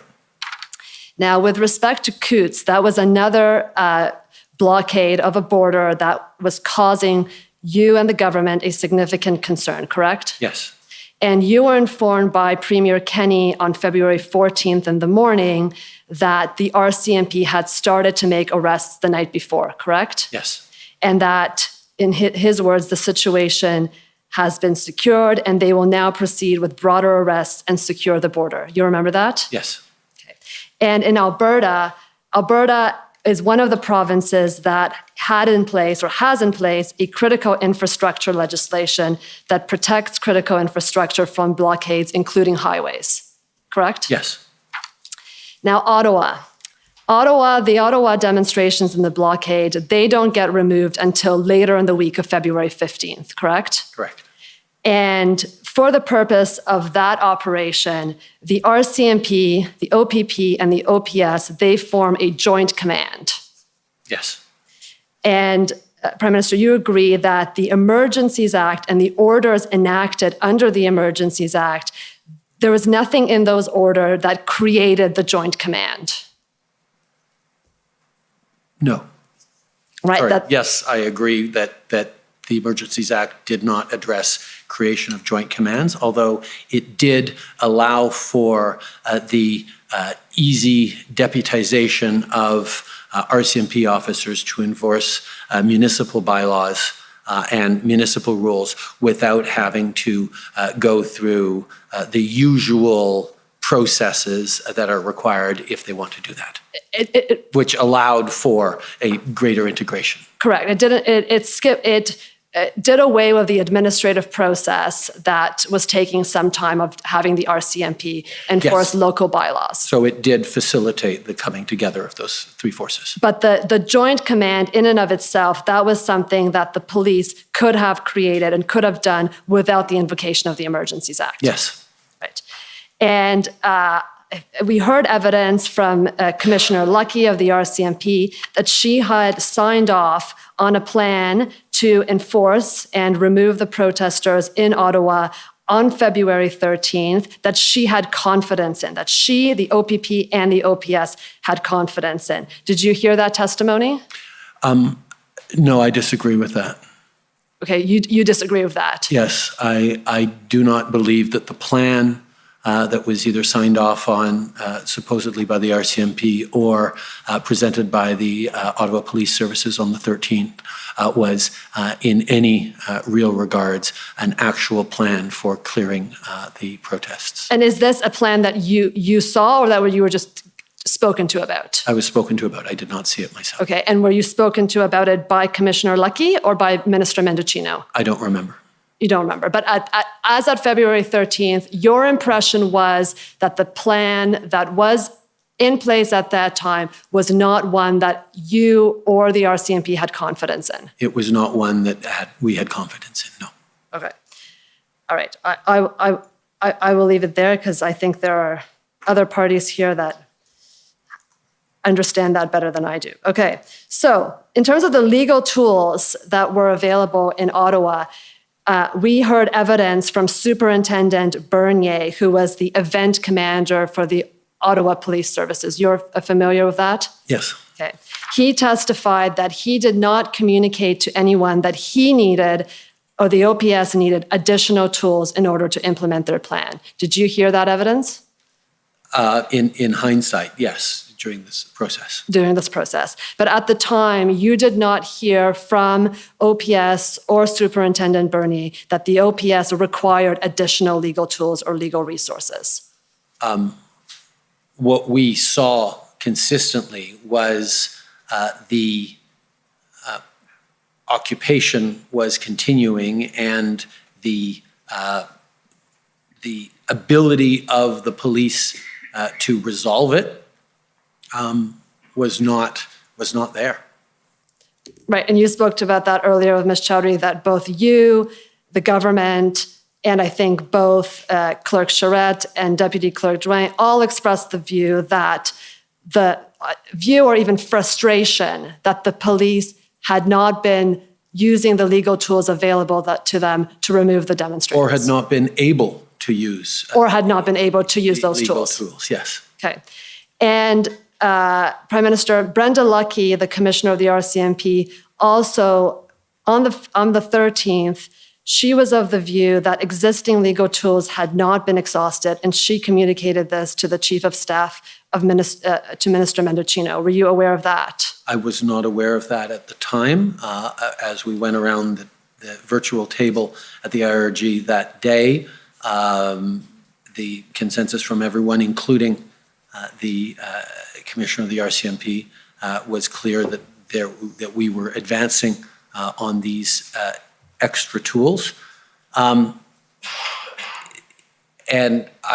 as I said, I don't disagree with that assessment that not all tools had been used. That was part of the problem, that not all tools were being used to end this occupation. Right. And Prime Minister, we talked about the threshold for invoking a national emergency. You spoke about that briefly in your examination in chief.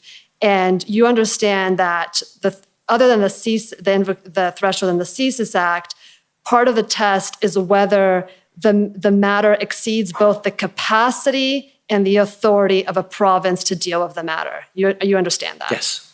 And Deputy Clerk Drouin said that authority refers to legal authority and capacity refers to operational capacity. And you would agree with that? Okay, yes. And when I'm taking you back now to your press conference at 4:30 on the 14th. At that press conference, you specifically referred to the fact that there were serious challenges to law enforcement's ability to effectively enforce the law. You remember that? Yes. And that the Emergencies Act will be used to strengthen and support law enforcement agencies at all levels of the country. You remember saying that? Yes. And that the police will be given more tools to restore order in places where public assemblies can constitute illegal and dangerous activities. Yes. And so at that time, that was one of the main justifications that you stated publicly for the invocation of the Emergencies Act. Yes. And that was, again, because many of your ministers and many of the people in the public service had expressed frustration with the police inability to exercise those legal tools. No, it wasn't just because people had expressed frustration. It was real concern. As you mentioned, that a number of places were moving in the right direction in terms of resolving the situation at Coutts, resolving the situation at the Ambassador Bridge. There was a very real and present concern that it is one thing to clear a lane or two, it is another thing to keep a border location or otherwise open. And what we had seen was intentions for the convoy to pop up again at the Blue Water Bridge in Sarnia. At Fort Erie, there was discussion of Lacal. There were more activities starting in Surrey and BC at other border crossings.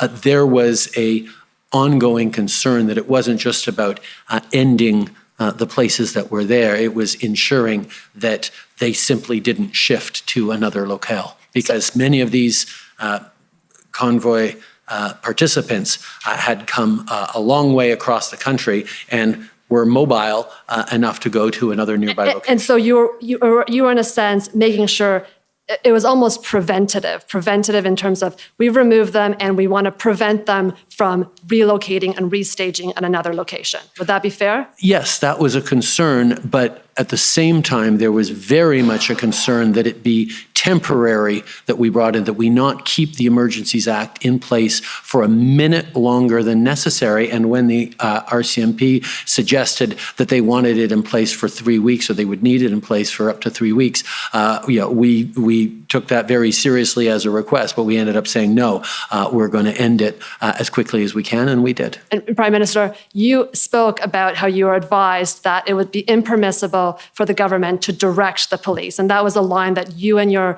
staff and your ministers understood very clearly, correct? Yes, we were very careful about that. You're very careful about that. Yes. But you'd agree that when you invoke the Emergencies Act and you very publicly say to the police, these are tools that you now have, that you are publicly signaling, this is the road we want you to walk down now, and use these tools in order to deal with these demonstrators. Do you agree with that? We were very clearly saying that we need to restore enforcement of the law, and we need to restore public order. But as I said clearly a little earlier, in the situation of a theoretical blockade at H.A.I.L, I was very clear with the Premier of Quebec and indeed in communications that if the public order emergency tools weren't necessary, they didn't need to use them. And Quebec did not invoke their own Emergencies Act, correct? They did not. I'm not sure, but I'll take your word for it. Well, I don't think Quebec invoked their Emergencies Act for the purpose of the thing, for the convoy. Now, my last area of question, Prime Minister, is with respect to the Thesis Act and its integration into the Emergencies Act. So you've stated under the Thesis Act, when Thesis determines that they are going to use surveillance on a person, they need to meet the threshold at Section 2, correct? Yes. And that's because the surveillance of one person without other legal authority is something that is very serious and that requires a high legal threshold, correct? Now, I understand your evidence that for the purpose of the Emergencies Act, we are dealing with a different context, yes? Yes. A different purpose? Yes. And we're dealing with a different decision maker, correct? But I would put to you that when invoking the Emergencies Act, that threshold, the level of threshold of the security threat that must be met cannot be any lower than it is when Thesis is proposing to surveil one person, that the threshold is no different. Do you agree with that? Yes, I do. Thank you, Prime Minister. Those are my questions.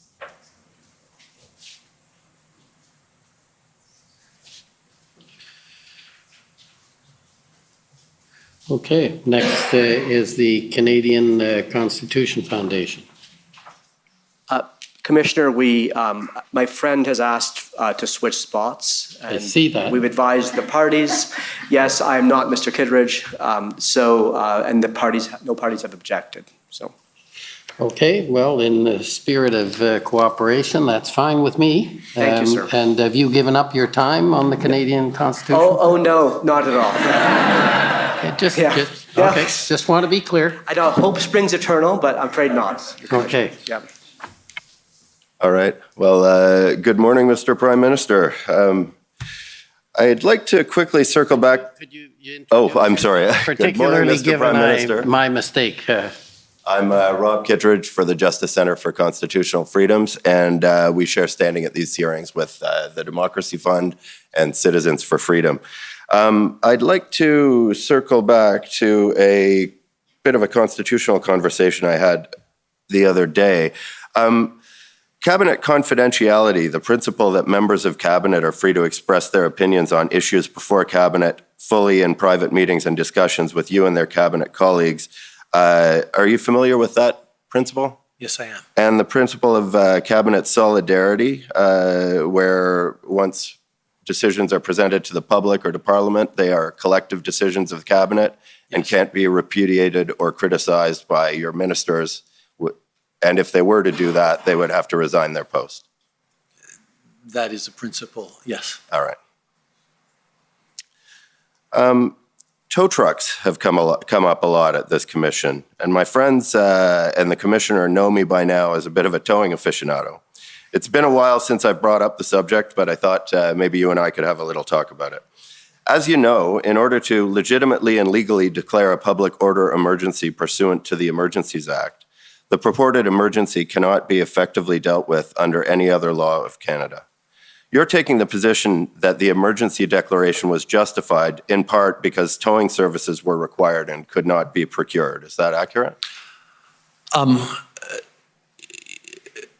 That's a bit of a leap.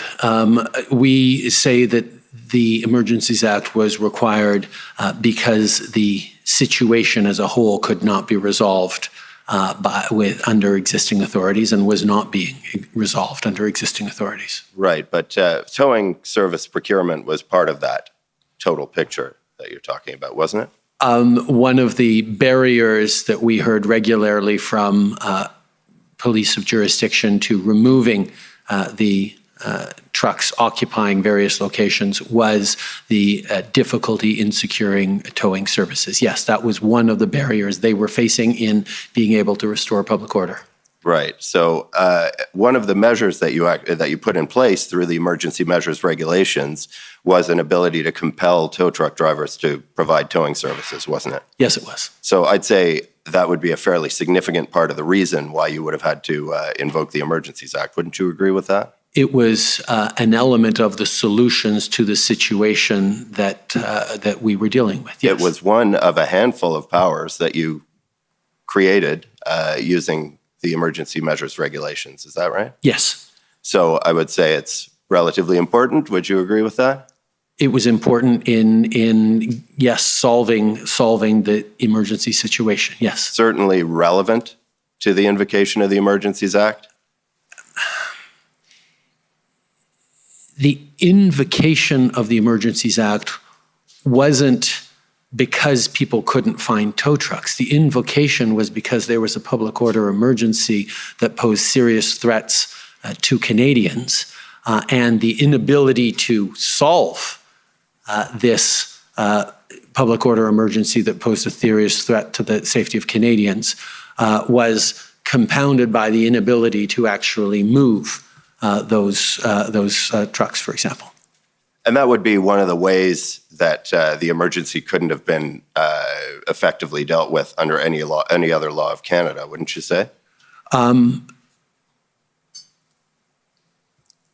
Municipalities and provinces have contracts with tow truck companies to keep the highways clear, to keep the roads clear, and tow parked cars that are illegally parked all the time.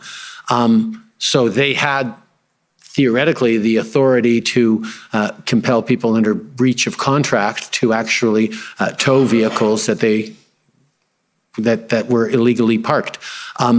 For various reasons, they were unable or unwilling to use the civil powers they have under contract, or perhaps it would just take too long for them to be able to do it. But in feedback with everyone from Alberta to Ontario to elsewhere, was that they needed to be able to compel those tow trucks to actually do the job of clearing those streets. And you, in fact, put that power into the emergency measures regulation. Yes, we did. And so a discussion of tow trucks is relevant to this discussion we're having right now. Yes.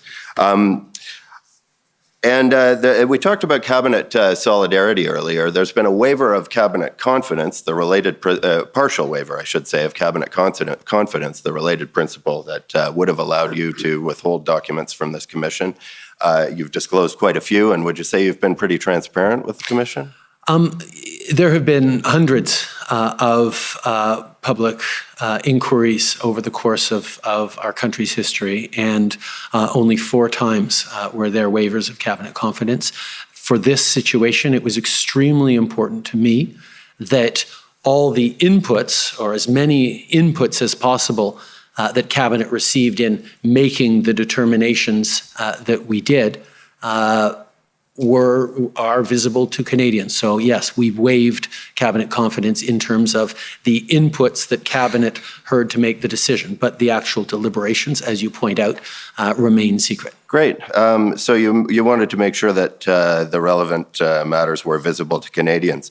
Can I pull up POE JCF 2, please? So this is a document as it's coming up. We've been having a bit of an argument over the last little while about some redactions that were made in the the documents disclosed by my friends for Canada. And there were some disputes about parliamentary privilege and irrelevance. But in this particular document, I'd like you to take a look at this. This first document was what was originally disclosed. And this document, the second one, had some redactions removed and those documents were ordered disclosed last night Canada took the position last night that there was reason to insist on this redaction, or that this document not be produced unredacted. But I wonder if maybe you could, and at the end of the day, this was produced at 10:26 a.m. this morning, so I'm a little more unprepared for this cross than I normally am. But I wonder if you could look at that first redaction on the original disclosure and see if you can see the reason for the redaction that's highlighted in the black box there. It appears to say irrelevant and parliamentary privilege. Right. So I'm looking at the irrelevant one. Could you identify on the other side what information was blacked out as irrelevant by your government? Americans offering tow trucks. Yeah, and wouldn't you say that discussion of tow trucks was relevant to the discussion we're having here today? I'm not the one who made these redactions. It's the professional public service that made those redactions, so you'd have to ask them. Right, well, I think we will be. But in any event, I would put it to you that tow trucks weren't in fact required, that the power to compel tow trucks was not used for anything other than convenience, and that tow trucks had been secured at all important locations prior to the invocation of the Emergencies Act. And I got to say, it's interesting to close on this tow truck point. I hadn't expected that to happen. But would you agree with me that tow trucks weren't in fact needed at the time of the invocation of the Act? Mr. Commissioner, Brian Gover for the Government of Canada. And if my friend is going to put that to the witness, he ought to put the proposition correctly. I remind my friend that the evidence of Commissioner Carrick of the Ontario Provincial Police was that the powers under the Emergency Measures Regulation in relation to tow trucks were used. I refer specifically to his February 22nd, 2022 report to Deputy Solicitor General Di Tommaso, which shows that clearly those powers were used. Thank you. Right. Well, I would respond by saying that the evidence so far has shown that while strictly speaking there was an invocation of, or there was a use of that power under the Act by the OPP, it was basically used as a method to ensure that the payment was made. It's supposed to come to me, and I think those happen to be areas that I'm going to have to deal with, what is in fact the case. But you can pose your question in a different way if you wish, but I think whether or not they were used, whether or not it was required is something I will rule on. I think we're bearing the lead a little bit here, and I'll ask you again. You would agree that a discussion of tow trucks and information about tow trucks is relevant to the work of the Commission and the discussion that we're having here today, wouldn't you? I know there was a lot of time spent on tow trucks during the past 6 weeks. Right. Well, thank you very much. Okay. Thank you. Next is now the Canadian Constitution Foundation, or have I? Yes. It is? Okay. Thank you. I don't want to get it wrong again. It's been a long 6 weeks, Commissioner. Good morning, Prime Minister. My name is Sujit Chaudhary. I'm counsel for the CCF. Prime Minister, I'd like to shift gears a bit and ask you some questions about your role as chair of the cabinet. And so it's true, would you agree, that one of your chief responsibilities as Prime Minister is to chair the cabinet? Yes. And it's a serious responsibility. Yes. And so yesterday, there was a panel testifying from the Prime Minister's office, I'm sure you're aware. And your chief of staff, Katie Telford, answered questions about your role as chair of the cabinet. Are you aware of her testimony? Yes. Okay. And so she, under cross-examination, she testified that you are the ultimate decision maker for determining the information and documentation shared at cabinet meetings. Do you have any reason to disagree with what she said?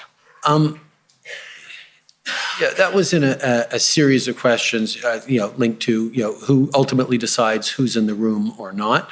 The reality is the authority rests with me. If I, in seeing what the public service has prepared for me as a list of subjects at cabinet or attendees at cabinet or documents to be provided at cabinet, if I have significant issue with any one of them, I can say, no, we're not going to present that to cabinet, and it won't go to cabinet. But as par for the course, I do not spend time going over in advance every possible document going to cabinet to say, yes, this can go, this shouldn't go, this can't go. It's in exceptional circumstances. So there's advice provided to you by the Privy Council office? Is that what you're saying on what documentation and information goes to cabinet? It's presented to you for review and then you sign off on it, yes or no? No. For example, if we're dealing in cabinet with a particular MC from, or a particular proposal from a given department, they will put forward that document, that proposal. I will, as par for the course, as all cabinet members do, read through that documentation as part of our deliberations that we're about to have. But for me, I have the power to say, no, you know what, we're not going to discuss this today, or this document's not going to go in, which I do from time to time. If we decide, no, it's not ready to go forward, we're not going to do that. But I guess I'm not entirely sure what power you're trying to get me to admit to having or not having. Sure. So why don't we talk about the February 13th cabinet meeting? So the questions are about that. And so you'd agree, sir, that was an extraordinarily important cabinet meeting? Yes. A historic meeting, even? Yes. And though, even though it was happening at a time of great pressure, of great urgency, you would have taken care to determine in your capacity as chair of cabinet that cabinet had all the relevant information and documentation before it. The way cabinet works is we do an awful lot of work in cabinet committees. We do not, as a par for a course, dig into every item that comes forward in a fulsome way because we have subgroups of cabinet that dig into that. So there will have been, before any cabinet meeting, including that one, subgroupings meeting to debate, to discuss things that then get reported back to cabinet. But you would agree that under the Emergencies Act, as you stated this morning in testimony, the power to declare a public order emergency rests with what you called the cabinet and prime minister, which is the governor and council, right? Which is the full cabinet, not a cabinet subcommittee. No, that's right. Okay. Cabinet subcommittees deliberate, but as a matter of generality, they don't make final determinations. And you agree, there's no way you could have you could have declared a public order emergency without having a full cabinet meeting. In this case, it was something very important to me. I could imagine catastrophic scenarios in which a government might have to declare a public order emergency without a meeting of full cabinet, either because of urgency or because of circumstance that prevents cabinet from gathering. But in this case, there was such a meeting. Yes, in this case, I chose to have a meeting. So I'd like to ask you some questions of what you've termed as the inputs to that meeting. And just to be abundantly clear to my friend from the Attorney General of Canada, I'm not going to ask you about the content of any of those inputs that might be protected by confidence. I just simply want to ask you if certain documents were inputs or not to the cabinet meeting, if I may. So the first is that we've heard in testimony that there was a legal opinion that explained the difference in the definition of threats to the security of Canada in the Thesis Act and the Emergencies Act, and you've testified to that this morning. Do you know, sir, if that a legal opinion was provided to the full cabinet at its meeting of February 13th? In matters of legal opinion, in many situations, most situations, we hear from the Attorney General and Justice Minister who reports to cabinet on this or that legal opinion. So was that written opinion provided to the cabinet, sir? I believe it was a report from, a verbal report from the Minister of Justice. I'd like to ask you about another document, which is that we've heard about a threat assessment prepared by CCLA, and you're familiar with that as well. And Director Vigneault testified that he'd concluded, or CCLA had concluded, that there wasn't a threat to national security under 2C of the CCLA Act. He also testified that that threat assessment was provided to the IRG on February 13th. So my question is, was this threat assessment provided to the full cabinet on the evening of February 13th? In our reporting to cabinet, there was a reporting on the consensus reached by the IRG, including the director of CCLA, who recommended and agreed with the invocation of a public order emergency. We were not at cabinet dealing with whether or not CCLA had the authority to move forward with a wiretap on one person or another. It was a discussion on the invocation of a public order emergency, which requires reasonable grounds for the governor and council to make a determination. So, sir, you'd agree that that document was not provided to the full cabinet on February 13th? You said a report. Which document is that? The CCLA threat assessment. And if I could rephrase what you said, you just said the IRG considered that report, it discussed it? No. Throughout the IRGs, CCLA, as a par for the course, would mention that the threshold had not been met for CCLA operations within this of a particular type, according to their context and their mandate. But we were not looking as an IRG or a cabinet as to whether or not CCLA would be allowed to do this or that thing. We were looking at, certainly by this end, whether or not we had a threshold met for the invocation of a public order emergency. So Prime Minister, Director Vigneault testified that a written threat assessment was prepared by CCLA, and he testified that he provided that to the IRG. Yes. Are you saying that that document was not provided to the IRG?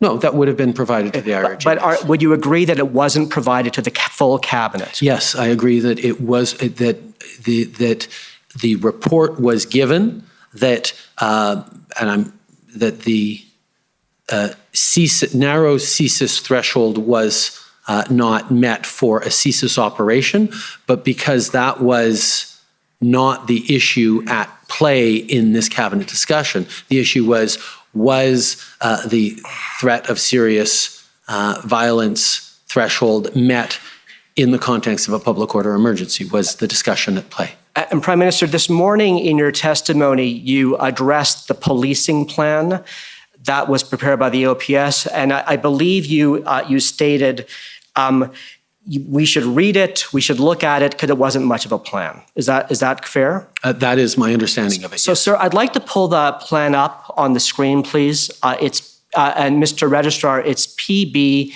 NSC CAN 407734.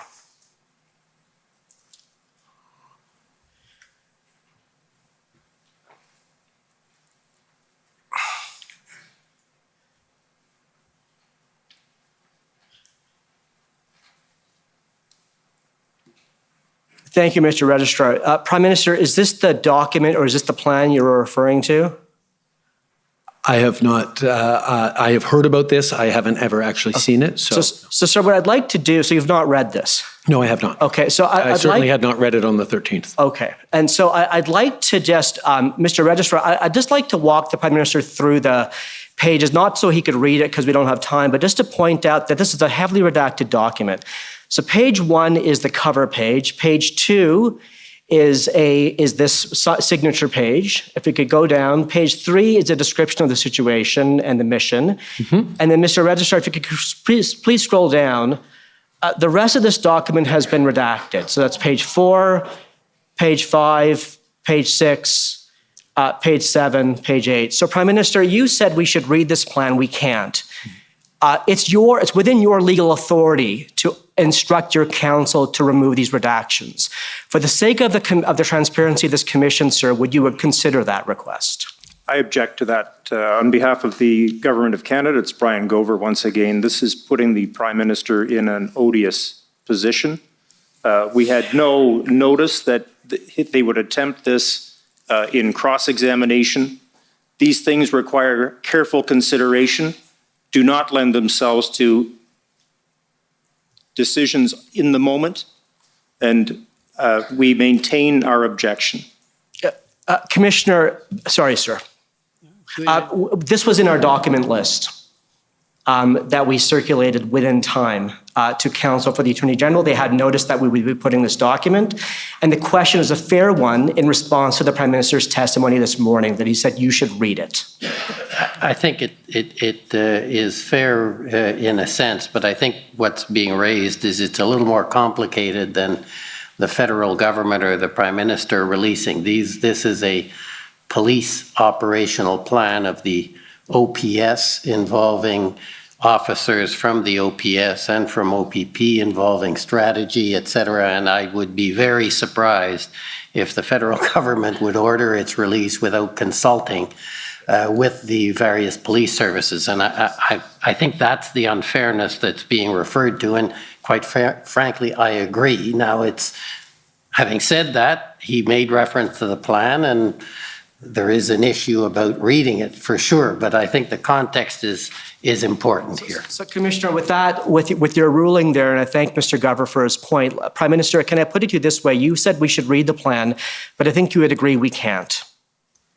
Indeed. As I said, I haven't read the plan, but we're in a situation where, as can be imagined, I have access to unredacted information, and what I know and my understanding of this plan was, and I'm happy to testify to that, that it was not a complete plan of engagement. And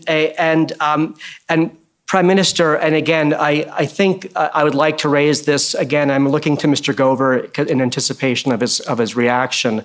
As you know, there's a legal opinion that over which solicitor-client privilege has been asserted. We asked Minister Lametti to release that opinion, and in a public statement this week, he said he couldn't because he lacked the authority to. That would be up to his client, and he then clarified that his client is the governor and council. So again, for the record, sir, and this has been an issue for all week, not just this morning, would you advise that that opinion be released in the interest of transparency? Mr. Commissioner, it's Brian Gover once again for the Government of Canada. Solicitor-client privilege, of course, is a very substantial right in our legal system. It's one that the Supreme Court of Canada has recognized has a constitutional dimension. I remind my friends that in this case, as the Prime Minister has said, cabinet confidence has been waived for the fourth time in 155 years to provide evidence of inputs. We know that the decision note that was referred to in testimony by the Clerk of the Privy Council referred to the advice of the public service that it was appropriate to invoke the Emergencies Act. In my submission, we need not go further with the inquiry and pierce the veil of solicitor-client privilege, setting what in my submission could be a dangerous precedent going forward. And this is certainly an issue that requires careful consideration and not one to require a Prime Minister to respond to in the spur of the moment. Thank you. Okay, well, I think you have a refusal essentially by council, so I think you're going to have to move on. Okay, thank you, Commissioner. And so I have one final question, sir. So there has been a lot of discussion this week about legal thresholds and how they differ under the Emergencies Act on your government submission than they do under the Thesis Act. And you testified about this morning. I just want to ask you one question. The emergency was revoked on February 23rd, correct? Yes. We can take my word for it. And prior to that revocation, there was a great deal of public debate and public discussion about the case for the emergency made by the government. Is that right? Yes. And sir, I'd put it to you that not until this commission Has the government of Canada ever publicly communicated that the threshold for determining a threat to national security is different under the Emergencies Act than under the CCLA Act? Not once. Why is that, sir? It's in the first line of the public order emergency section of the Emergencies Act that the governor and council can, on reasonable grounds, declare a public order emergency if, in their reasonable opinion, I'm paraphrasing obviously, there are threats to the security of Canada and it is a national emergency. That doesn't mention CSIS threshold anywhere. Commissioner, I think those conclude my questions. Thank you. Okay, thank you. Just before I go to the next cross-examiner, there seems to be some reactions in the crowd that, in my view, are inappropriate. This is I think, a very important process and very serious. There are a lot of people outside, as I understand it, who would like to come in.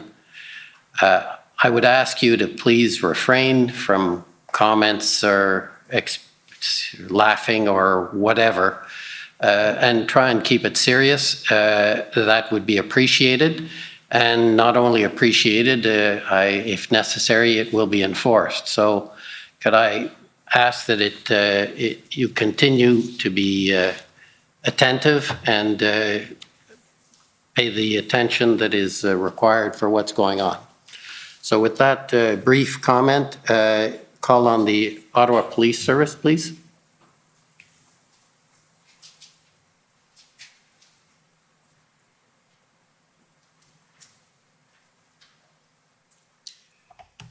Good afternoon, Prime Minister. My name is Jessica Barrell, and I am counsel for the Ottawa Police Service. Prime Minister, we've heard evidence from you about your understanding of intelligence information as well as operational planning at various points throughout the events in Ottawa. And I just want to clarify your role as it relates to that information. And I take it it's not your role as Prime Minister to collect intelligence information. Is that correct? No, it's not. Similarly, it's not your role to review the details of an operational plan. No, it's certainly not. And that's because you rely on highly trained police officers to perform the work that they're best at, which is performing those functions, and then it gets briefed up to you. Is that fair? Yes. And I assume that you regularly rely, in particular, on the intelligence and operational planning expertise of the RCMP as they are the National Police Service, correct? Yes. And of course, you trust them to perform those functions effectively. Yes. Okay. So we've heard considerable evidence to date from the Commission that an integrated planning cell arrived in Ottawa on February 8th. Were you aware of that? That sounds right. And we also heard that Superintendent Bernier from Ottawa Police Service took over as event commander on February 10th and established what he referred to as an integrated command structure, which we heard described from him as including experts from subject matter areas such as negotiations, public order, intelligence, etc. Were you aware of that? That sounds reasonable, yes. Okay. And the experts involved in both the integrated planning cell and the ultimate integrated command structure included senior and specially trained officers from OPS, RCMP, OPP, and other municipal police services. Would you agree with that? Yes, I was aware of that. And as you indicated, you would have, of course, leave it up to those experts to draft, review, and approve operational plans. Is that fair? Yes. Okay. And you certainly wouldn't have had the capacity in your role to engage in any kind of line-by-line review or assessment of the viability of those operational plans. No. Okay. And so I want to focus, because we've heard a fair bit of evidence about this morning, in relation to the timeframe of February 12th onwards and the operational plans that existed at that time. You participated in an IRG meeting on February 12th, is that correct? Yes. Okay. Yes. And so I'd like to pull up the minutes from that meeting if we can. It's SSM NSC CAN 214, please. And in particular, I'm looking for page 6, Mr. Clerk.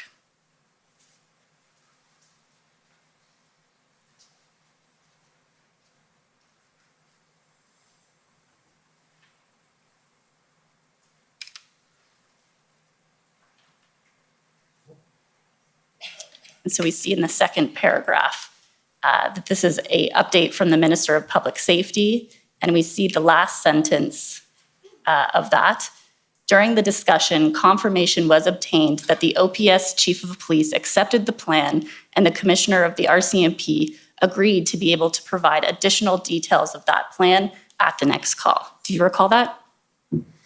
I'm looking at the sentence before where it says there appears to be a lack of a plan in Ottawa, with the Chief of Ottawa Police Services having yet to approve the plan developed with the RCMP and OPP. Right, and then subsequent to that, we see that in the middle of the meeting, there's confirmation that the OPS chief has agreed to the plan and that Commissioner Lucky agrees to provide additional details to this group subsequently in relation to the details. Is that fair? Fair. Okay.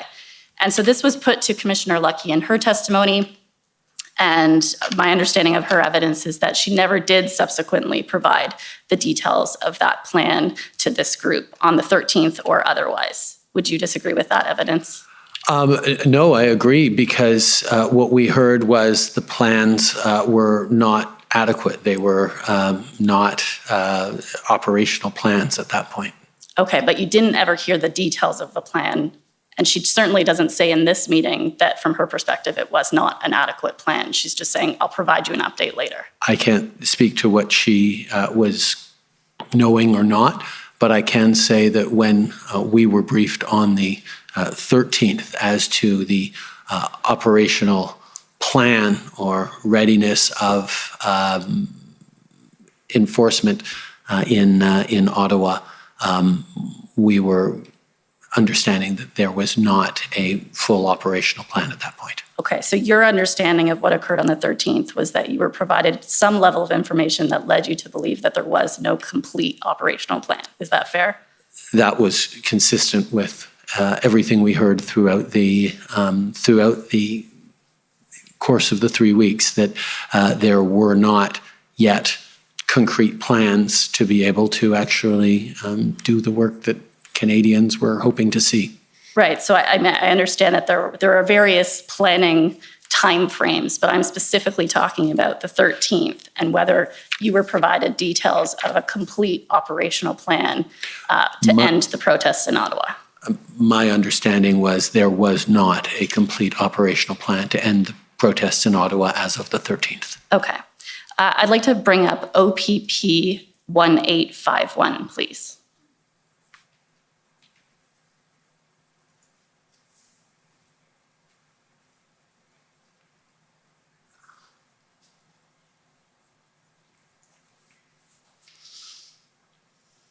Okay, so let's just start with the title page. This is called Integrated Mobilization Operational Plan. And if we could scroll down to page 2, you can see at the top that the plan was written by the Integrated Planning Cell that has multiple services listed there. It's dated the 13th. And we see that there's sign off here from Superintendent Phil Liu of the RCMP, Chief Superintendent Carson Party of the OPP, and Acting Superintendent Rob Bernier of the Ottawa Police Service. You see that? Okay, and so I just want to, if you look at the bottom of this, the screenshot here, you can see that this is a 73-page document. You see that? Okay.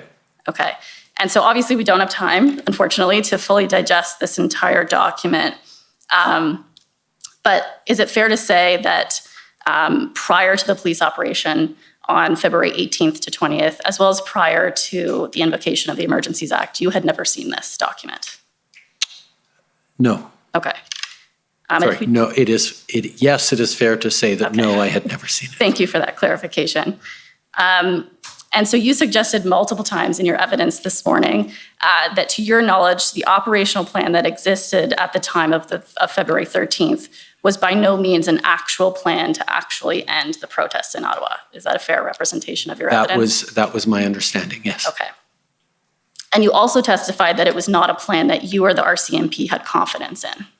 Is that correct? At least that was your understanding. If there wasn't a plan, then we probably didn't have confidence in it. Fair enough. But as you can see here, there is a 73-page document dated February 13th that a senior member of the RCMP has signed off on. Yes. Okay. So if we just scroll down As I said, we don't have time to review the entire document, but we do have a table of contents here. And so I just want to go through a few components of the parts, or component parts of the overall plan so that you understand kind of the general scope of it. And so if we scroll down a little bit, we see there's a deployment plan, right? A reference to a deployment plan. Sorry, the entire deployment plan is on page 13. Yes, so I'm just trying to understand the scope of the plan. Since I only have 10 minutes, we can't actually digest the entirety of the plan. So you can see that there's some content in relation to deployment plan. Sorry, is this a table of contents? Yes. So the entire deployment plan fits onto one page? Well, a description of the deployment plan is, okay. And then we see a reference to investigative plan. Correct. I can't speak to whether this is a good plan or a complete plan or not. I haven't read this, obviously. Right, and so you hadn't read it, obviously, No, then. I rely on the inputs of the experts around me to reassure me or not that there is a capacity to move forward. Okay, so let's turn to page 8. And we see the objectives listed, if we could scroll down. And it says to facilitate a resolution through de-escalation, graduated, measurable, and multi-phased response while ensuring the safety of participants, citizen, and members of participating agencies, and return the city of Ottawa to a state of normality. And so you referenced earlier in relation to the plan that from your understanding, all it was to continue the negotiations essentially that were already taking place, correct? Listen, I am hesitant to speak to fragments, but I don't know that objective 1 looks like the enforcement action that actually happened later that week. Okay, well, I can If they tell talk about a de-escalation, graduated, measurable, and multi-phased response, sounds like something that would take longer than the 24 to 48 hours that the enforcement action actually took on Friday and Saturday. But I'm no expert on this, so my lawyers are probably glaring at me for opining on this too much. Fair enough. Well, I can tell you that the experts on the plan have testified, and they have testified that this was the plan that they were acting on the weekend of February 18th when they completed the POU operation. Would you have any reason to disagree with that? I think evaluating various testimonies is the job of the commissioner. Fair enough. Okay. And I just want to pull up. You're pretty close. Well, not pretty close. You're over the end. So if you can try and wrap it up, please. Thank you. And so to circle back to the comments you provided in relation to the readiness of police plans as of the 13th, I take it you would agree with me that perhaps there was a little bit more substance to the plans than you were aware of on the 13th. I am unable to speak to that. Okay. And we've heard evidence that the Ottawa police were required to acquire approximately 2,200 additional police officers from across the country to support this plan and to successfully complete the POU operation that occurred on the weekend of February 18th. Would you have any reason to disagree with that? I wasn't I wasn't following that presentation of evidence, so I can't comment on that. Fair enough. And you may have heard or not that this was the largest POU operation in Canadian history. That I was aware of. Okay. Thank you very much for your time. Those are my questions. Okay, well, thank you. This is a little early, 2 minutes early. We don't normally give an hour and 2 minutes for lunch, but I think today we will as a special occasion. Thank you for your generosity. So we'll come back at 2 o'clock. The commission is in recess until 2 o'clock. La commission est levée jusqu'à 14 heures. Oh, man, that was wow. That was a culmination of a journey, honestly. Fantastic. Everything came to fruition right there, and then truly incredible, man. Incredible days, historic days, dare I say it, historic, unprecedented days to pin down the butterfly. That's right, to pin down the butterfly. Let me see over here what we got. If you'd be so kind, brother. Yeah, that was amazing hearing him go from Unleash the Kraken to Cuck voice, you know. So that was amazing to hear. What a transition. Okay, so we have this. It says, helped save the world twice from tyranny and oppression.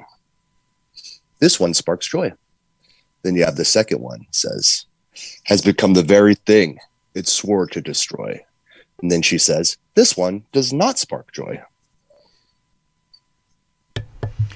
I have never seen Trudeau squirm so much. That was amazing. Really amazing. It was, whew, man. Ooh. Everybody out there, hit that bell, like and subscribe. We're going to be doing live shows every week. Rose is going to be diving into the news, bringing you videos. This has given us content. You know, we thank all of you for being there with us throughout these proceedings. Hail. Hail the chat, hail brethren. That was a fun squirm sesh, says Dominated Min. That's my sister. Ange, how you doing? Yeah, Ange, make me some spaghetti sauce, babe. It's been a while. Let me see here. We got Reed. He says, Supercuck protecting the peasants from dissenting opinion. Yeah, it was incredible, man. I've never seen him squirm so much and, resistant to answering the simple question. Did you give the Thesis report saying in written documentation that there was no national security threat to Canada? Did you show that to the cabinet at that meeting? And he's doing the whole dance, and finally a no comes out of him. He had to be squeezed for that no.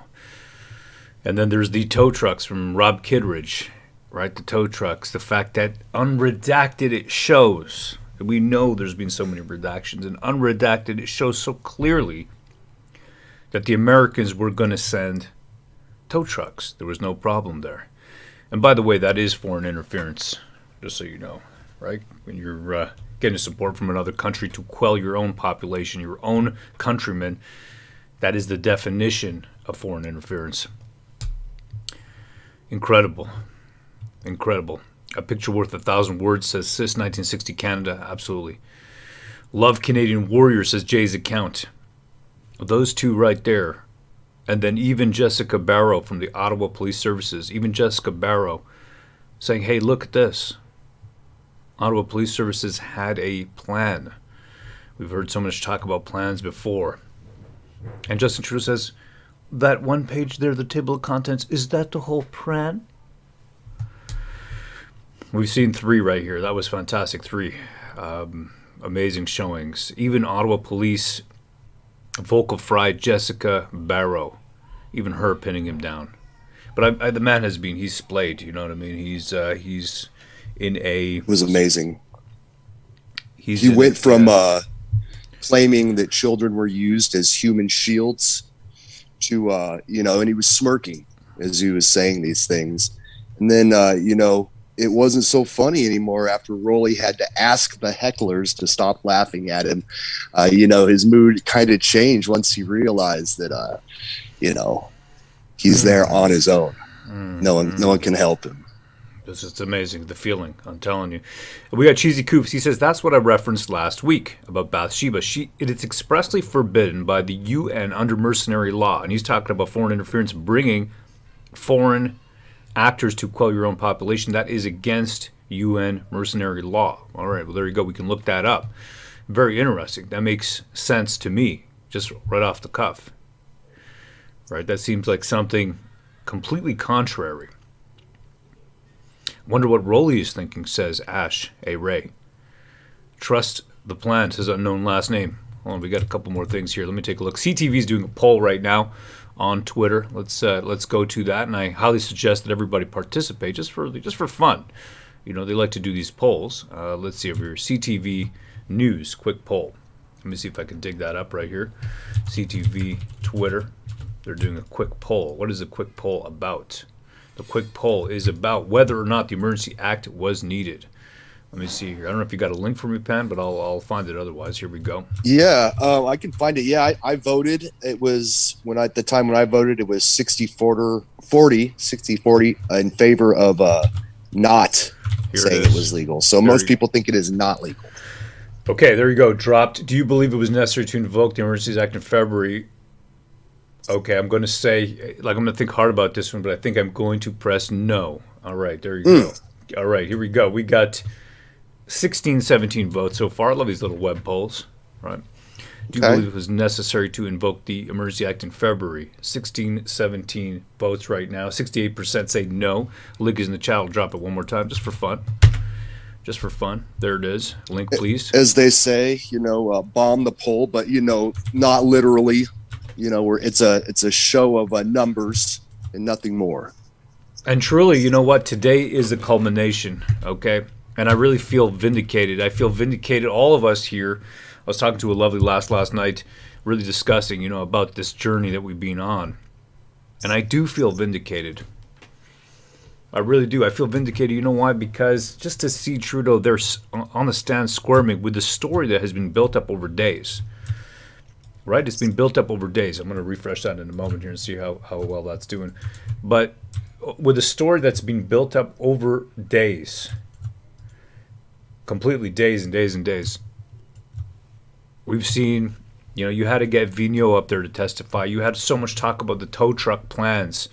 Tow trucks. We started to say that it is the Emergency Act. It is the Tow Truck Emergency Act. And eventually, to see Trudeau then put on the stand and to have that unredacted shown. I'm just going to relive the magic, if you don't mind. I just want to relive the magic just for a moment.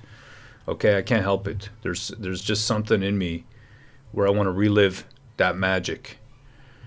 Seeing, someone that many people consider a tyrant broken live like that was amazing. Exactly. Broken and just crying. Just crying. His voice cracking. For me, there's a visceral joy in it. There's a visceral joy in it. There really is. And maybe, they say you shouldn't have that feeling inside of you. You shouldn't enjoy other people's pain. But then again, I say nay. I say I want the full experience of humanity. That's what I want. I want to feel everything. I want to feel the ups. I want to feel the downs. And right now I'm feeling just the ups. That's what I'm feeling. I'm feeling the ups right now. Yeah. I was excited, as we say around here, maybe a little journey. All I could do was type "crush him" in the chat repeatedly. Those were my sentiments. And now to see what's going to be next. Where can he go from this? Now, I mean, is it just going to be repeated? Just like a curb stomping. You just keep going, right? You just keep going, and then his body, his spirit. We got more constitutional lawyers that are gonna give him a little questioning. Question a little bit, Trudeau.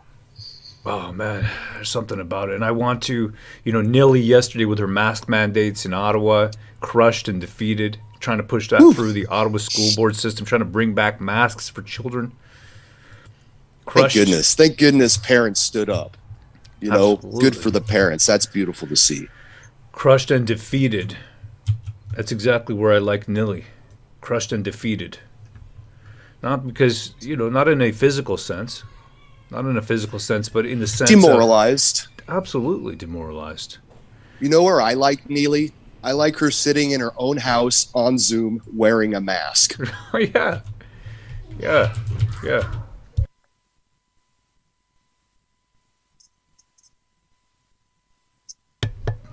Just had to shout at the kids, tell them to relax. Relax, your prime minister's getting spanked. I actually, as they say, I was just giving them incentives. That's it. It was just an economic incentive. Right? Yeah. No, you're not freezing bank accounts. You're not destroying families. Just an economic incentive. It's so that, Christian Freeland doesn't have to say blood on the face of a child. We don't want to see that. That was amazing. They want to term this. And by the way, I'd really appreciate it if people could kind of join me in this. I don't know, often ask for, for things, but I'm going to ask you if we could stop calling it freezing accounts, because it's financial termination, okay? It is starving you out. That's what it is. Freezing accounts. It's a euphemism. It's a euphemism. It's a world they want to take you to that is a total dystopia. You can't feed yourself. You can't buy food for yourself. You can't pay for heating or rent. You can't pay for gasoline or diesel. That's what it actually is. Farm Credit Canada, and yesterday Saskatchewan lawyer Mike Morris brought that up. He brought that up. He said, Farm Credit Canada. Do you not remember Farm Credit Canada? They literally stopped They canceled small farmers' loans. What is Farm Credit Canada? Let's just look it up for fun, okay? Farm Credit Canada. And it's not, talked about too much. So I'm going to kind of show you here. And you can look at Farm Credit. This is a crown company. It's a crown corporation. That's what it is. It's a crown corporation dedicated to small, personalized, specialized loans, including family farms. Its small, medium business focus is shown by its average loan disbursement of $163K as of 2014. Okay, and Farm Credit Canada froze. A Crown Corporation documentation came out. I've got it lying around here. I don't know if I can dig it up, but the point is, these guys, this is documented in emails. It is documented in emails how they actually froze. Here it is. Yeah, it's a good thing I named these files. All right. I'm just going to show you this because this is what it is. Remember, you're starving out people who are putting food on the table. Quite ironic, these guys keep talking about the economic violence of, quote, blockades. Got Holly Doan from Blacklock's Reporter, amazing organization. I subscribe to this. I pay for this, actually. It's a little pricey, a couple $100 a year, but it's worth it because these guys are one of the few real journalistic organizations left. All right, here we go. Farm Credit Canada has received a list of names from the Ottawa Police Service through its relation to a restraint order for the funds raised through the Give, Send, Go crowdfunding platform for the Freedom Convoy. This information was originally provided directly to FCC from the Ottawa Police, and we subsequently received more information through our membership with the Canadian Bankers Association, who, by the way, there was a run on banks because of this. And they don't want to talk about that.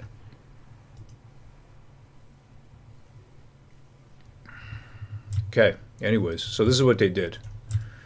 Let's just take a look at this. I just want to relive the magic here for a second here, if you don't mind. Okay, here we go. There's a couple moments for me. Beautiful moments. Yeah, absolutely. Here, where is it here? Okay, there's Rob Kitteridge. He was good. I like Rob. Yeah. Okay, here. Okay, this is, well, there you go. I'm not the one who made it. Yeah. This first document was what was originally disclosed. And this document, the second one, had some redactions removed and those documents were ordered disclosed last night, Canada took the position last night that there was reason to insist on this redaction, or that this document not be produced unredacted. But I wonder if maybe you could, and at the end of the day, this was produced at 10:26 a.m. this morning, so I'm a little more unprepared for this cross than I normally am. But I wonder if you could look at that first redaction on the original disclosure and see if you can see the reason for the redaction that's highlighted in the black box there. It appears to say irrelevant and parliamentary privilege. Right. So I'm looking at the irrelevant one. Could you identify on the other side what information was blacked out as irrelevant by your government? Americans offering tow trucks. Yeah. And wouldn't you say that discussion of tow trucks was relevant to the discussion we're having here today? I'm not the one who made these redactions. It's the professional public service that made those redactions, so you'd have to ask them. I love the passing of the buck. Interestingly enough, we've got a new article from the Daily Mail. They're already on it. People are catching on. This is a big one. This is a really big one. Appreciate it. Thank you, Nick. Hail, brother. Nick just came up with this. He found this. All right. Oh, whoops. That's taking us to it. Okay, we want to go to this article here. Daily Mail. 1 second here. Daily Mail. Daily Mail Biden. Okay, I think you provided a direct link to the Telegram. Here it is. Okay. Daily Mail. Biden ordered Trudeau. Here it is. Revealed. If you'd be so kind, Pen. Revealed. Biden ordered Trudeau to end Freedom Convoy over fears U.S. car plants would close within hours before the Canadian PM invoked emergency powers to quash it. In the Daily Mail. Biden ordering Trudeau to end the Freedom Convoy. Is that not foreign interference? This foreign interference red herring that they've been pushing this entire time. Foreign interference. Well, you got tow trucks coming from the U.S. We just saw that right there. Rob Kittredge pulling that out. The unredacted text that Trudeau just blamed on the, what does he say exactly? He says he blames it on Having here today? I'm not the one who made these redactions. It's the professional public service that made those redactions, so you'd have to ask them. professional public service. That's all he said, professional public service. So it's clear then that the only foreign interference here is not from Russia. It's not from the U.S., not from 12% or 15% respectively of donations to Give, Send, Go, and GoFundMe, which has come out in March 3rd testimony in the House of Commons about the source of funding, where they brought in Give, Send, Go, Jacob Wells and his sister, Miss Wells, as well as GoFundMe representatives, as well as Stripe representatives, who's the payment processor. With GoFundMe, Give, Send, Go, when you give money, it goes to a payment processor. When you type in your credit card, that is called Stripe. If you don't know, now you know. They brought all these people on and they testified 85 and 88% respectively of donations coming from Canada. No foreign interference. Foreign interference clear now. Coming in here. That's where it's been coming from. FJB himself. Brandon. Canadian Finance Minister Christopher Freeland testified that Washington was very, very, very worried about the blockades. Was Biden as worried as you, Mr. Trudeau? No, I was the most worried of all. So now we're seeing where the real foreign interference has come from. It has come from... It's just me, or does she look pretty in this picture? No, what are you talking about? Get that woman an exorcism and, some red meat, maybe. So, yeah, there you go. Tow truck pran, the enabler, says FJT. That's right, the enabler. Ew, says Rai 998. Lol, says Piscator 57. She likes nut butter, says Junie Cage. Lol, says AHJHI. Yeah, pretty ugly, says Lyle Speed. No way, says Peter Furness. Why is Freeland so squirrely, says John. Simply just asking a question. Right? That's a good question. We got Vesper Design. H.A.I.L, brother, by the way, if you don't know, he made this icon. Let me show you what he did right over here. Let me make that big. Check that out. That's pretty cool, huh? He made that right there. Oh, yeah. It's amazing. Appreciate that very much. Very Thank cool. you, brother. Really amazing work, man. Really amazing. This guy, check him out, Vesper Design. He's got a YouTube channel. He's up and coming, and he is... he did this just because he felt like this is important. So he decided, hey, I'm going to turn your logo into a 3D model and make this for you. Really appreciate it. Very cool. Thank you, sir. Vesper Design, I spoke to him. Guy lives in Montreal. Good guy. Really good guy. Really good head on his shoulders. I like this fellow. He says, can you imagine what his staff, Trudeau's staff, is going to get after this when they all sit around the table yelling and cursing at everyone? They made me look like a fool. You didn't do your jobs. We can only hope. Hail the chat, hail brethren. Where did the war campaign come from? And I'm going to give you just tell you a little bit here, because you know what? Otherwise, what's going to happen is they're going to say, hey, you got the word war in your name. Maybe, Pan, you can kind of give us a little bit of a background, brother.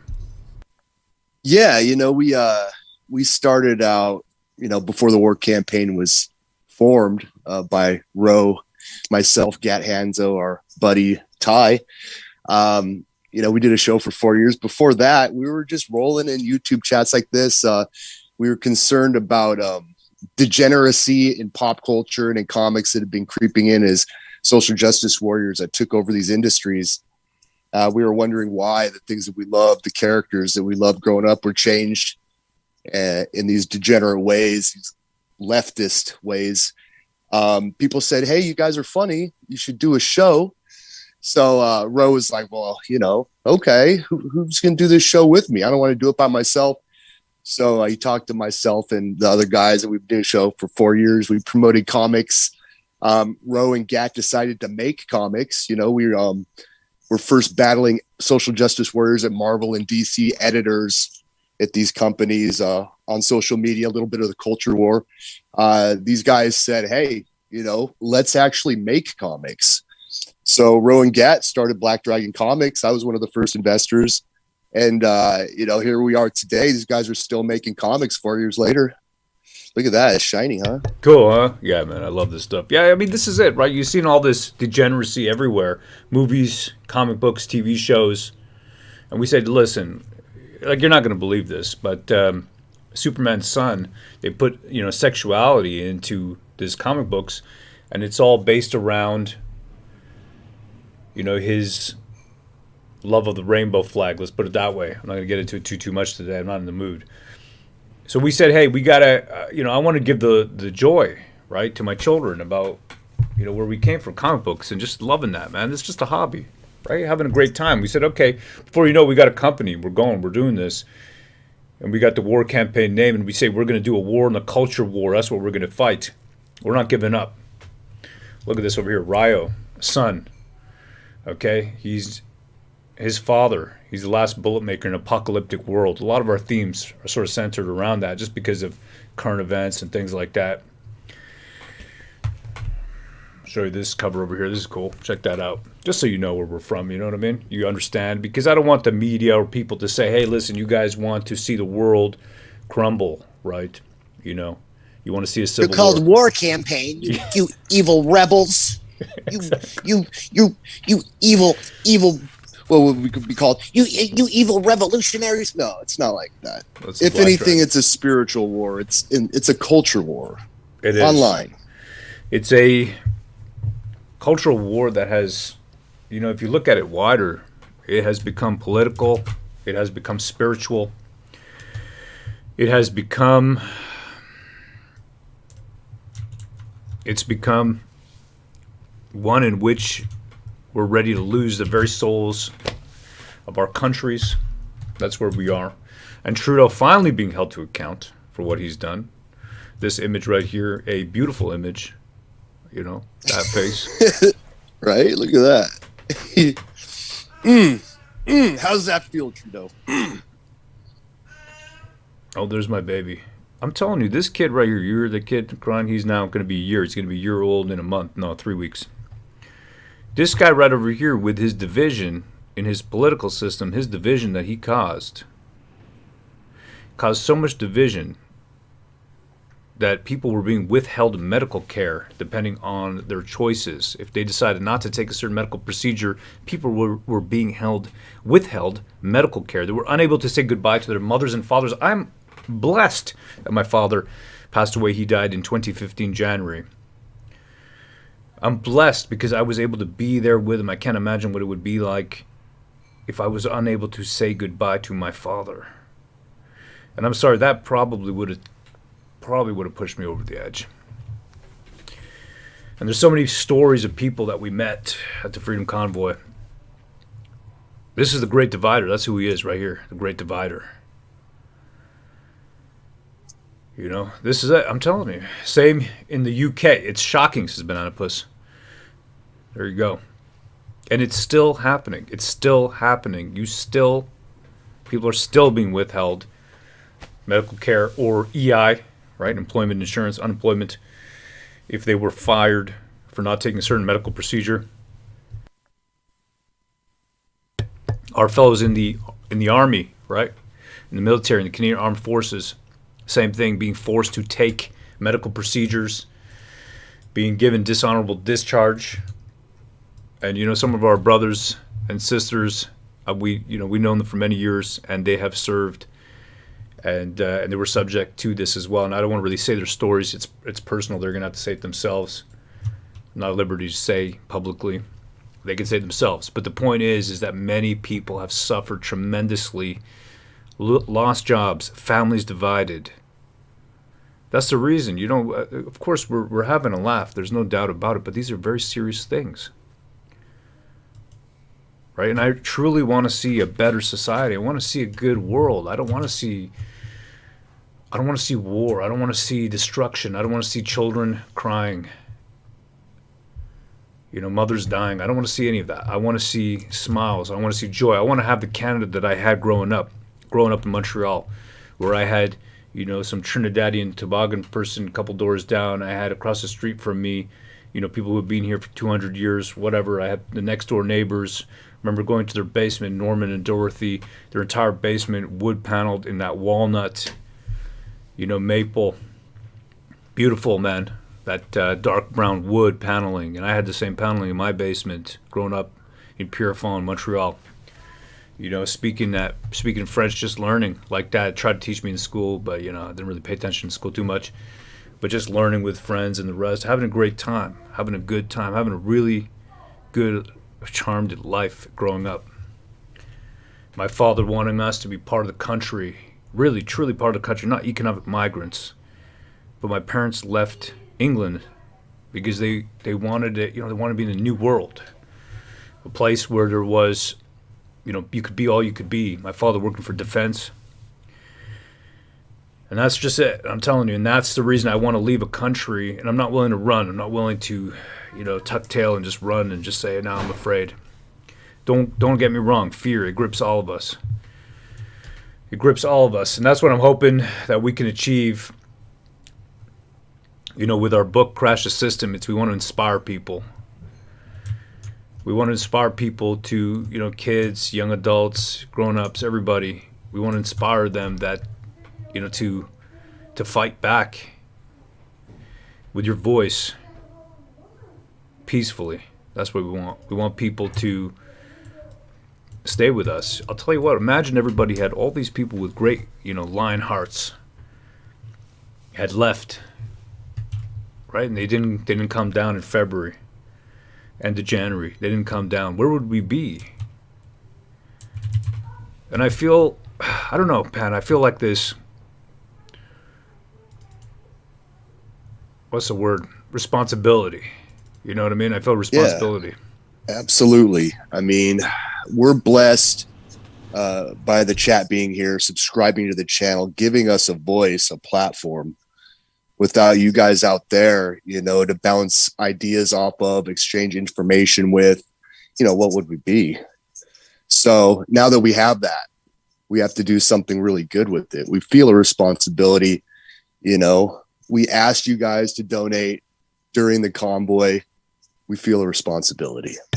We asked you to donate to the Give, Send, Go, the Freedom Convoy's Give, Send, Go. And we've repeatedly said, and I stick to it, and I know Pan does 100%. We've discussed this before, the moderators in the chat, our brothers and sisters, that, look, it's, YouTube, for us, all of our videos are demonetized. This is what it is, right? Because of the content that we cover and the way we cover it. And we work within the rule set given here. There's a certain terms of services, and you got to work within that. There's topics that you got to kind of skirt around.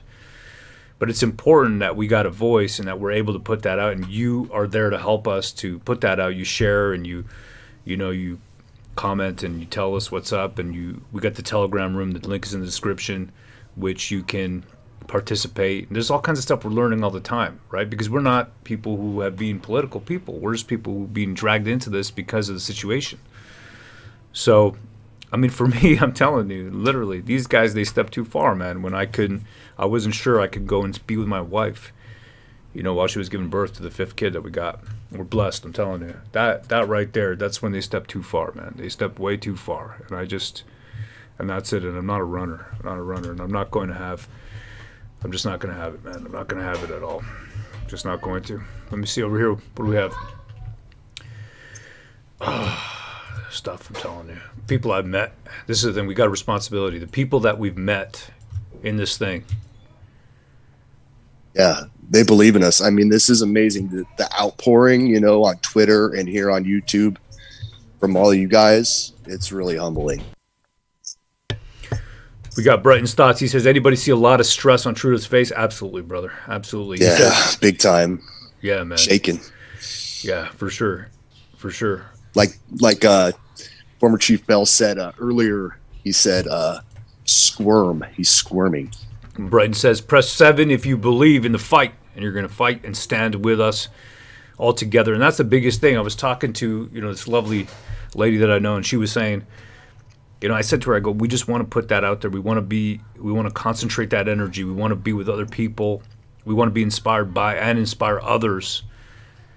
That's the amazing thing with the Freedom Convoy, right? It's inspirational, peaceful, a spiritual awakening, and a spiritual war, a war of attrition where they want you to be ground down.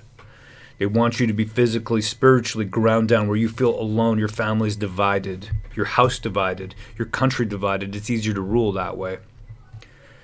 And then they run their polls, right? They run their polls. And what do their polls tell them? Their polls tell them, hey, we have enough people here still. We have divided with these wedge issues that have divided houses. We don't care about that. Just do we have enough votes to win again? And then they give you your own tax money back. They bribe you with your own tax money. That's what they do. They bribe you with your own tax money. And you say, hey, listen, I don't actually want my tax money back. Just can you stop taxing me so much? If one person does a tax revolt and decides they're not going to pay income tax anymore, what happens? They're going to be jailed. I don't think hey, I don't know if we're at that situation where we can do that. But I'm telling you, I do not trust the banking system anymore. Not when the government is able to financially terminate our brethren, silence them, starve them, freeze them out, leave them out in the cold. I like how Freeland reiterated, she said many times, I didn't want to see blood on the face of a child. No, because you don't need to look at it when you simply freeze out that child, or that child is hungry because her parents can't get food, because you've terminated the mother and father financially in their joint account. You have disabled their joint account. They cannot get money out of an ATM, ATM, whatever. They can't get cash. They can't pay for things. It's a bloodless. That's what they want. They want to. They don't want to see it, but they want to do it. They want to control you, and then they tell you that it's an economic incentive. It's just an economic incentive. Basketball fan, thank you. Thank you for the Euros. Appreciate it. Really do. Thank you, basketball fan. Appreciate that. And again, I'm going to reiterate, it's great. Appreciate that very much. But like we were saying during the Freedom Convoy when we were streaming, you know what? We're good. We're good. Appreciate the donations. There's no doubt, but we're good. We are good, you know? We're good. We got everything we need. We're blessed. We're totally blessed here. We truly are. We're good. If you want to help us out, you can share the link to crashwc.com. That's a great way to help us out, because, we're capitalists, business. That's what I prefer to do. I always have. It's not something, donations, there's people you want to help out there who are suffering. Help those people out, especially if you can, if you know them.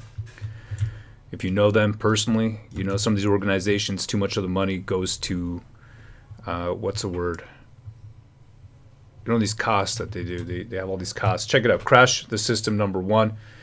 The grand realignment created the dystopic world of 2039. Now we crash the system. That's a choice that everyone has to make themselves. Desmond Nolan, hardworking man, God-fearing man, blue-collar man, rides a motorcycle in a coma. He has to wake up. He wakes up in 2039 and he has to decide, am I going to succumb to MAID? Am I going to give up? Am I going to give in? Am I going to relent? Am I going to walk this earth hunched over? Like I tell my sons, stand up. Now my eldest son is 13 now. And I say, listen, you got to start weight training now. I'll show you. I'll teach you what to do, how to do it, all that kind of stuff. Anyhow, let's crash the system. You can check that out, crashwc.com. Yeah. Breaking. Jeremy's free, says Brighton's Thoughts. Is that right? You got a really? link? Yeah, tell us where we can take a look at that. That's cool. That's great, man. Fantastic. Man. Yeah, very cool. Very cool. Let me take a look over here. See if we can do a search here. Jeremy McKenzie. Let's take a look here. Jeremy McKenzie, free. There we go. There we go. Right over here. Look at that. We got Junie Cage. This is for your children for Christmas. Love and peace. Wow, Junie Cage. That is very, very generous of you. Thank you very much, Junie Cage. Highly appreciate it. Thank you so much. Truly. I'm going to take it in that spirit that it is given. Thank you. And here we got some more Christmas news. Leader of controversial Dialogue movement, Jeremy McKenzie, free on bail after review hearing. Wow. All right, let's take a look. Yeah, Pan, if you'd be so kind, brother. Okay, so this is from CBC. Jeremy McKenzie, the leader of the controversial Diagolon movement, is free on bail after his lawyer returned to court with a revised release plan. The court consented to the release of the 36-year-old after a brief appearance before Court King's Bench Justice Daniel Conkin in Saskatoon on Friday. Defense lawyer Sheriff Foda and prosecutor Andrew Clements presented a broad list of conditions, including giving $35,000 in cash and sureties, promising not to speak about the two complainants on social media, returning to his home in Nova Scotia, abiding by a curfew, and not drinking or consuming non-prescription drugs. McKenzie appeared by video from Saskatoon Correctional Center, clean-shaven and wearing a blue suit tie. He agreed to all conditions. There's essentially two grounds an individual can be released after bail review. One is an error in the judge's decision, which we don't think was present here. The second is that there's material change, Clements said outside court. In this particular case, the material change in circumstances that were viewed when we reassessed the case was a much stronger bail plan. McKenzie is facing multiple gun-related charges stemming from an alleged incident in November 2021 near Viscount Sask, which is about 75 kilometers southeast of Saskatoon. The allegations include assault, pointing a firearm, mischief, and careless use of a restricted weapon. He was arrested at his home in Cole Harbour on a Canadian-wide warrant in September and flown to Saskatoon. Clements said McKenzie will not be flown back to Nova Scotia from Saskatoon. My understanding is he'll be transported to Quebec to face matters there, and from there, he would have to pay his way back to Nova Scotia. Interesting. McKenzie Okay. is charged in Quebec. Yeah, so he's... Okay. No, go ahead, brother. Finish, yeah. Sorry. Yeah. Just the last line. Yeah. McKenzie charged in Quebec with uttering threats and criminal harassment. Okay, so he's being released from there, and now he's going to be going to Quebec, and from Quebec he's going to have to face charges over there. Wow, all right, that's quite a journey, eh? That's quite a journey. Wow, all right. Well, there Glad we he's go. out. Yeah, man, good for him. Good for him. We want all these people, all of our people out there to be out, and I know that there's more people, and they're doing this. They're shutting you up. They're not allowing you to say your piece. And I'm going to make it clear. I mean, really, I believe that he was politically targeted, all right, after he made some remarks that, I mean, I can't countenance. Frankly, when I heard them for about 2 days, there's no way I could comment on it because I thought they were astonishingly moronic comments. But not worth targeting him politically, which happened, within hours after the comment was made, which was very suspicious. Yeah, exactly. That and they would be able to get him that fast. I mean, holy cow. And you can disagree with people and say, not just disagree here, you can be like, these are some, this is some garbage. Okay, this is some garbage. But at the same time, it's not a criminal threat. And it is what it is, It is what it is. But this is the situation we find ourselves in. I believe that anybody who stands up, Patrick McNulty, I'm going to show you him. He's another fellow who has had some news. If you don't know who he is, he's the fellow that brought us the lowdown on... Oh, he's deleted. Are you kidding me? He's deleted everything? No. Oh, man. Oh, jeez Louise. Hopefully it's just temporary. Dude, yeah, no, this guy exposed a Rivecan and was dismissed from his job as a border agent. Oh, and, wait a second. We don't... No, Is he back? Yeah, no, he's made a new account. He's made a new account. Good. Okay. Yeah, okay. So now this is really good guy. This is going to be about his, religion and how he's being saved by Christ, sharing my discipleship journey with the hope that you come to know him too. Yeah, he's turned to God. Absolutely. He's really felt an awakening. We've discussed this before, him and I. Like, he's a spiritual person now. So he's decided to close his other account. Okay. Interesting. Very interesting. Yeah. Well, there it is, man. That's cool. Good for him. I'm glad he looks good. Yeah, I'm glad. That's good for him. Good for him. He needs this. He really does, man. Good. And he was targeted as well. They dragged him out. Okay? They brought him in front because he was speaking about a Rivecan. I think that you got to know that things like this are going to come. That's just what it is. Things like this are going to come. Mary O'Connor, she was writing exemptions, right? The CSPO. We'll put her up on the screen too. We got about 20 minutes or so. I want to talk about her in a bit. She was writing exemptions, mask exemptions, as well as medical procedure exemptions. Patrick McNulty over here, very handsome fellow as well. I might add. I'd like to add. He was talking about ArriveCan, giving people information about how to bypass talking to Public Health of Canada. And for all of his, what I consider patriotic efforts, he was punished. And how was he punished? He was punished by being tromped to jail and then told, hey, you're going to be staying here for 3 weeks. And we're going to keep you here if you don't abide by these rules and leave town. They charged him with criminal harassment of the people he was working for, management at the CBSA, the Canada Border Services Agency. Criminal harassment. That's what they charged him with, because he mentioned them in his videos, right? Here, towards the end of his video, he would kind of mention them. So right there, what they did here, they took this guy and they said, you live very close to some of the people in your management, so you have 20 minutes. Here's a bag. Pack all your items and leave town. Leave town right now. That's what they did. Leave town. And if you don't know, we did a little give, send, go for him. Let me see if I can find that here. To raise some money, because he had nothing, man. And people came out hard. Okay, so we put this together. Here it is, because of the work that he did. $6,000 was raised. It's about 2 months of living expenses for the guy. Right, and a big thank you to everybody out there who donated. Really amazing work. He was showing us so much, man. I mean, he's showing us so much, and for that, for doing that, and we put those videos up, man. I edited that stuff down, and a lot of people understood how to get around Public Health Agency of Canada, who was skirting, right? They were using these rules to get you to disclose. I'm on what's called leave without your medical.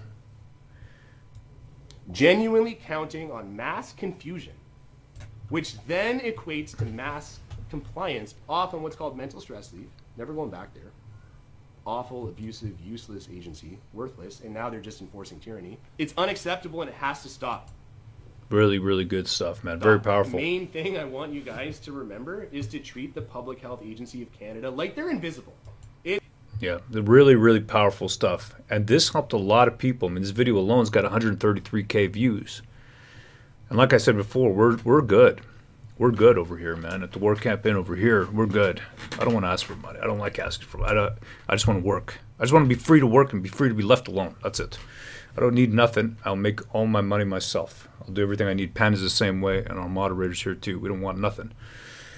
Just leave us alone. That's it. Just leave us alone. We are capitalists, 100%. But this guy out here, basically thrown on the street, he couldn't even see his kids. All right, so he had to leave town. Now he's got a place. Got a place about an hour and a half away from me right now. I'm in Orleans, Ottawa. And this fellow couldn't see his own kids for about a year. I don't know if he's put that out publicly, but anyhow. Speaking to him. I mean, for me, it's for the police to come and say, you know what, you have 20 minutes to leave your own house, pack your bags, or you're going to jail. That's just crazy. It is. It is. And you never, ever imagine this in this country. You'd never imagine this in this country. You never imagine this. Can you imagine this is where we are? And I'm telling you right now, the politicians, this is what is so beautiful about this inquiry now.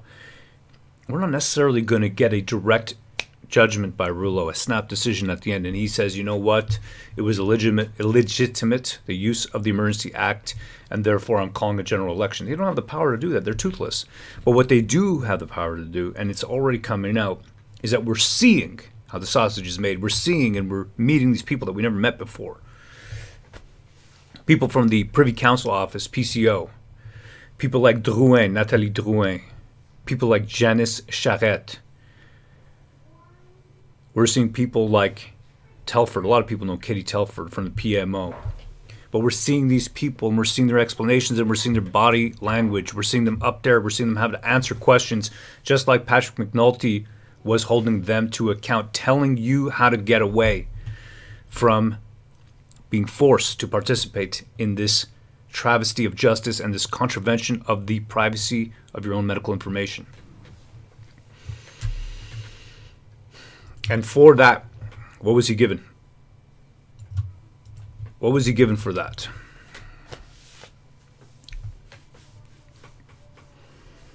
He was thrown in jail. That's what he was, and they threatened, take everything, whatever he had left away from him. And we got real patriots like this. I got a lot of time for guys like this. We're just, you know what I mean? We're just, you're YouTubing, and we went to the Freedom Convoy. All right. It's not like, this guy put This guy's a lot. a real hero. Yeah, man. He put a lot on the line, man. A lot on the line. He's given up his career, his whole career. I can get work programming again. I'm a computer programmer. Penn comes from a logging family in Oregon, the tree logging. So we're good. We're all right. This guy gave up a lot, and a lot of people have. Mary O'Connor. Who's Mary O'Connor? I want to show her. This is amazing what she's done. These are the kind of people, these are the real heroes. I love the support. I love when you tell us, oh, we're so great. I mean, who doesn't like to hear that? I tell my wife, babe, can you tell me how I'm so great? And she says, no, not today.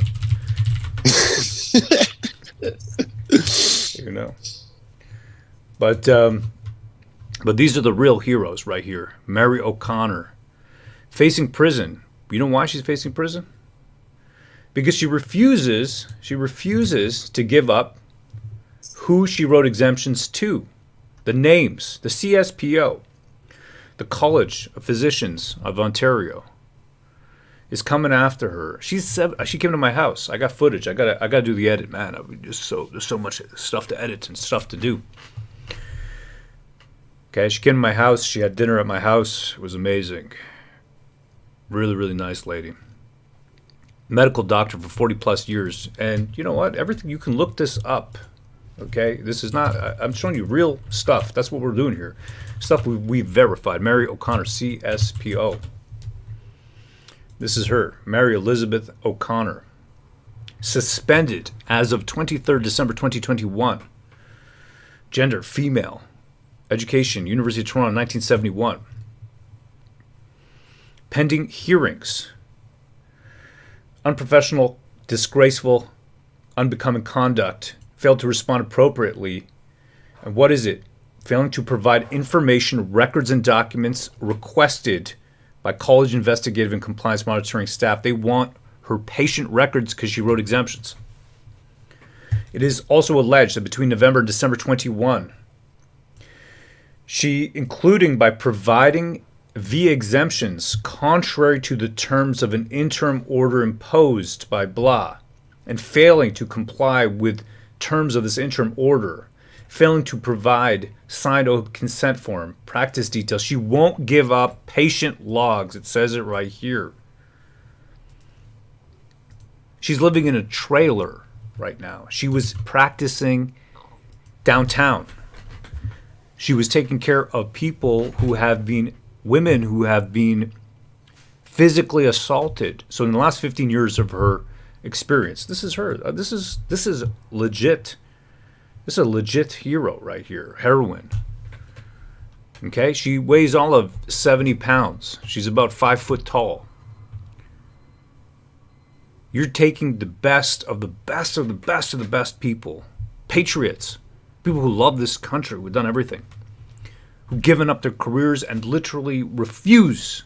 These are the real heroes. All these social media people, and I'm going to tell you this, I hate to say it, we've done this, we covered this in Crash the System. In Crash the System in the future, in 2039, they don't have all the heroes that you know and love up there, the statues, right? People who've actually built the country. No, you know who they have instead? They have social media icons, because that's how vapid society has become. And yes, we're doing social media. Absolutely, we are. But that's the thing. We're not the heroes. These are the heroes. These are the people. These are the people who have honor, accountability, integrity, loyalty, who embody those virtues. These are the real heroes. This lady who's 5 foot tall, downtown Ottawa, you can look her up where she used to practice, who's being hunted by the CSPO, who want to bring her in front of a trial for contempt of court. She's living in a trailer. She can't even tell you where she lives right now because she's in a trailer outside of Ottawa. People don't know the story.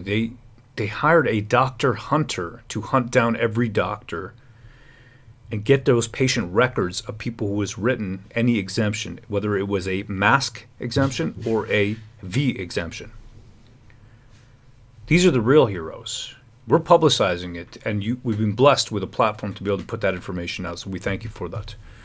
We really do, because obviously, well, you know, without the audience to see this, then we're speaking into the void. But these are the real heroes. These are the real heroes.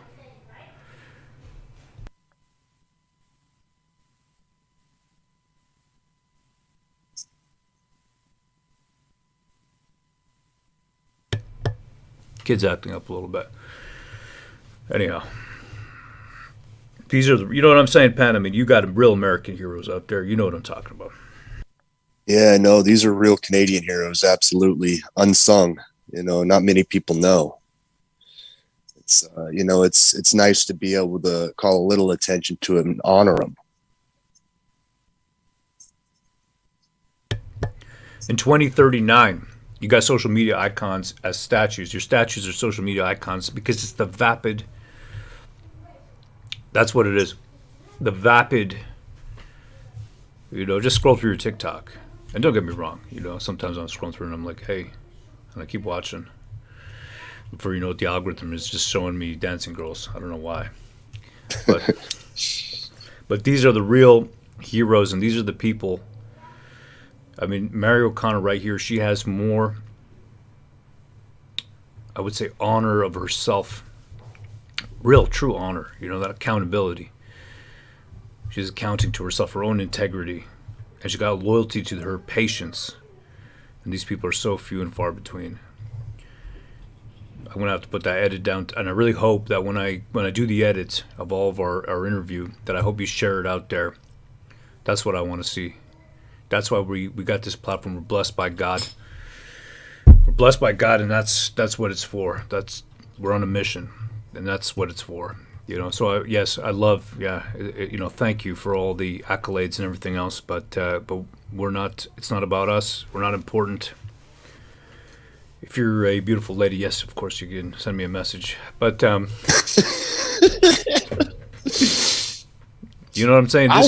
This is the real thing, man. This is it. This is the real thing. This is what it's actually about. I love these people, man. I love these people. I really do. And you out there, you fill me up. So we don't have this future that we cover in 2039.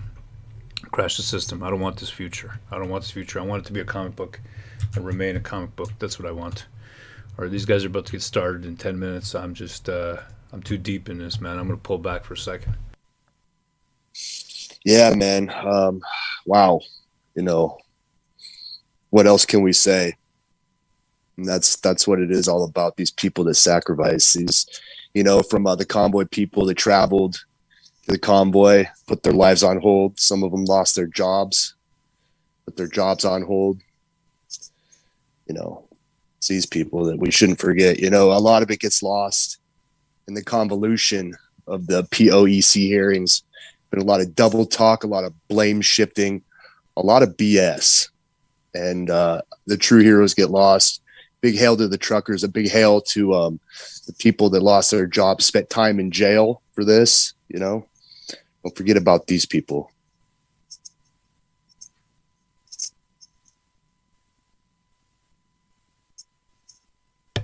Yep. No, you got it, Pen. That's what it is, man. Hail the chat. Let's read the chat. Let's do that. Let's do that, man. Heaps of BS, says Chuck Q with hail, brother.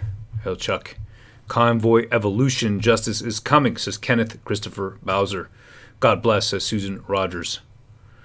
Trick 86. Wonder if our king is done his filet mignon in time for resumption. That's right, my king. Yeah. He just can't see that he is the problem, says Lauren Bascombe. Hold the line, says Billy D. We got another Billy D. Billy D. Freedom Fighters 2022, says Bo Zena. Appreciate that. Your voices are deep, says Michelle Slater. Well, you've inspired us. So if you see any value in what we're saying, then it's because of your inspiration to us, the stuff we've seen. That's what it is.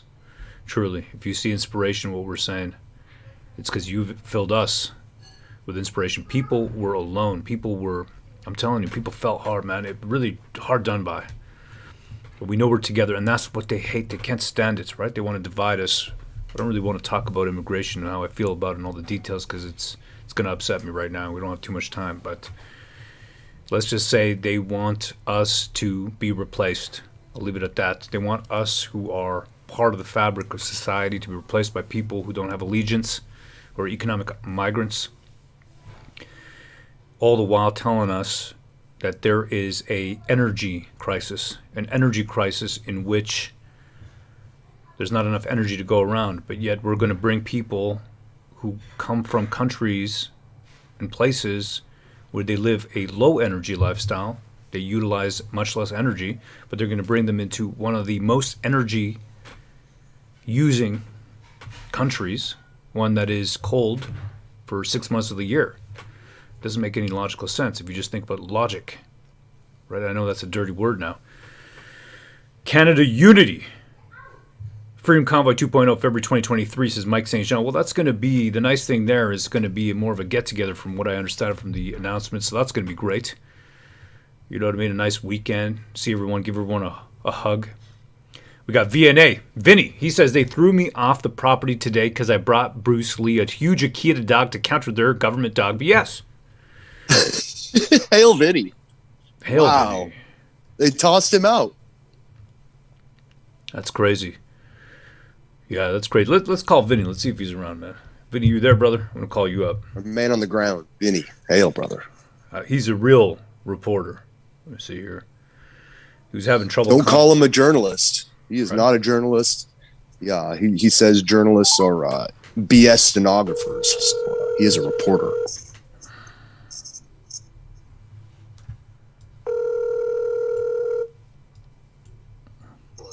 He is not a journalist. Yeah. Oh. He says journalists are. Yeah, Vinny, you're.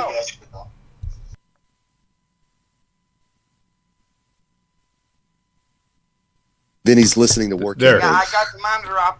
I'm at the studio, buddy. They threw me off their property because I brought my buddy's big Akita with me to counter them government dogs sniffing up our media ass, man. And they threw me out the building first, said you can't do that, you can't bring it in. I said, it's got a service dog thing, because I put a little service dog vest with the handle on them and everything. You know, I was going to play it off. They weren't going for it, buddy. They threw me out. Their dogs were growling. It was almost a big dog fight down there. So I, left. I didn't want my dog hurt them, it's not my So dog. hold on a second, Vinny. So what you're telling me is that they got dogs down there today because Trudeau's there. They got dogs down there? They got dogs? Yeah, they got dogs to sniff for, I don't know what the fuck they're sniffing for, man. It's fucking ridiculous. Yeah, this is a family stream, Vinny. Oh, so ridiculous. Hail, Vinny. Know that's what they're doing anyways. And the other day I thought I was getting... Amy and me thought somebody was moderating us because we mentioned something about we should train the kids with firearms, the early. No, you got to be. If your message doesn't come through the YouTube chats, because you got to get past the YouTube filter, right? Anything I that. I did that by putting our location as France, believe it or not. Well, there you go, eh? Obviously, Trudeau's people, they don't want, you see Canadians see in American media, that's what, C11, he just got it through the back door, buddy, you know what I mean? Yeah. Yeah. He just got the C11 through the back door through his big tech friends, and our kids got to learn, the truth, they want men to be sissies now, like you mentioned several times. They want them to be wimps and stuff. They want them to be that, it's you can't be violent. Sometimes in defense of what you believe in your country. Well, I'm gonna stop you right there. We're not gonna be violent, right? We're gonna do peaceful. Not violent. You're not understanding what I'm saying. Not violent. I'm saying to be strong men in defense of your country. Okay. You want the kids to be wimps. Wear socks like Trudeau's and everything. And bend at Red China and all this. That's all I'm saying, buddy. I'm not saying be violent. And if you teach your kids about firearms, you do it to show them how to use them in a safe manner. They're just for defense. They're a tool to put food on the table or defense. And in these days, you got grocery stores. You don't need a gun to put food on the table unless you're living way in the Canadian bush someplace, You're right. Absolutely. We got to teach kids how to use these. Stand up for their rights, For sure, man. We got to teach children. Not to be bullies and say, well, I'm a big bad guy because I got a gun in the closet. Not that. You got to teach them to respect what that thing can do to somebody, it's just to defend your homes and stuff. That's why he's taking the guns away, because you know, you want when his red Chinese chums land in parachutes and come over with you. You know, if the war breaks out, they don't want us to have any guns to defend ourselves. You know, he wants. I'm gonna have to talk to you about this. Probably in another location, Vinny. I'm gonna stop it right here. But That's fine. That's yeah, fine. man. Hail, Vinny. We're just saying what I feel. No, I hear you, brother. I hear. No, you don't be sorry about it, man. I get what you're saying, and off the cuff. I don't want to get your channel in trouble. Nah, I appreciate it, brother. I'm just saying, you know, I know the rules pretty much. We're just put it this way. We're on our toes, man. We're on our toes. I seen this ex-Thesis analyst posting about us yesterday. Some of the well, they're in there. They go through everybody's. They're stuff, already but going through our they're going through our stuff. Them towers on the top of the. I want to. building Well, there. that's it, man. I want to be. Thesis. I Yeah. want to take you down and show you all this secret squirrel stuff they go and where all the dark money comes from. We're going to do some investigating like that, you know, because I know right where to go, buddy. I can show you empty floors where billions of dollars go to. There's a desk and an office there. Nobody's there. I'm gonna get going, Vinny. We got this thing's about to start, man. About 1 minute. It's 1:59. All right, brother. All right, man. Hail, brother. Appreciate it. Thank you, sir. Bye-bye. There you go, Vinny, man. He speaks off the cuff. There's nothing wrong with that. It's just we're living in a new age, if you know what I mean. We're living in a new age. Threw him out of the court. Yeah, they did. They sure did, man. They sure did. Hail Vinny Legend says Future Now. Absolutely, man. He's the guy you want to have a real chat with. You know, I talk to him like off the air when I'm relaxing at night, having a drink. You can get the guy knows a lot of stuff. Let me get his channel up here. These guys aren't ready yet. It is VCA Vinny. Hold on a second. VCA USA. That's what it is. VCA USA. Give me a second here. Let me pull it up. But yeah, he's a man who's been around a long time. A long time. And he has seen a lot of things coming and going. Let's see here. Here is Vinny. There we go. Vinny. If I can pull up his channel, YouTube. VCA USA. I think it is VNA USA. Man, I don't know where's this freaking thing in my. Sometimes, it's hard to find what you want. Subscriptions. Where can I find this here? Is it alphabetical? VNA. I'm gonna get it in a minute. I think there's a pinned post in the Telegram room. Jeez Louise. Annoying, really annoying. You're looking through your subscriptions and you can't find what you want, and that's the thing. You do searches sometimes, just in Google, and you can't find what you want to find. And that's happening more and more. I'm not saying anything more than that. You know what I mean, Pan? It's like you can't even get your shadow banned, baby. I don't know what it is. I'm not gonna. Anyways, I'm gonna leave it there. Jail him, says JoJo. Jail him. Jail him. Jail that man. Yeah, that's where we are. We got no way, no how. We've been surveyed for years. We're all gonna get a Thesis job offer. I don't think so. They're gonna give me. I don't think so. What else we got here? I figured everyone needs a good laugh, says Dan Cairns. We sure do. We always do, brother. Absolutely. Let's get to the truth, says Paquito Hernachi. I love my shadow band, says Dave K. Oh, here we go. We are back. Order à l'autre. Order à l'autre.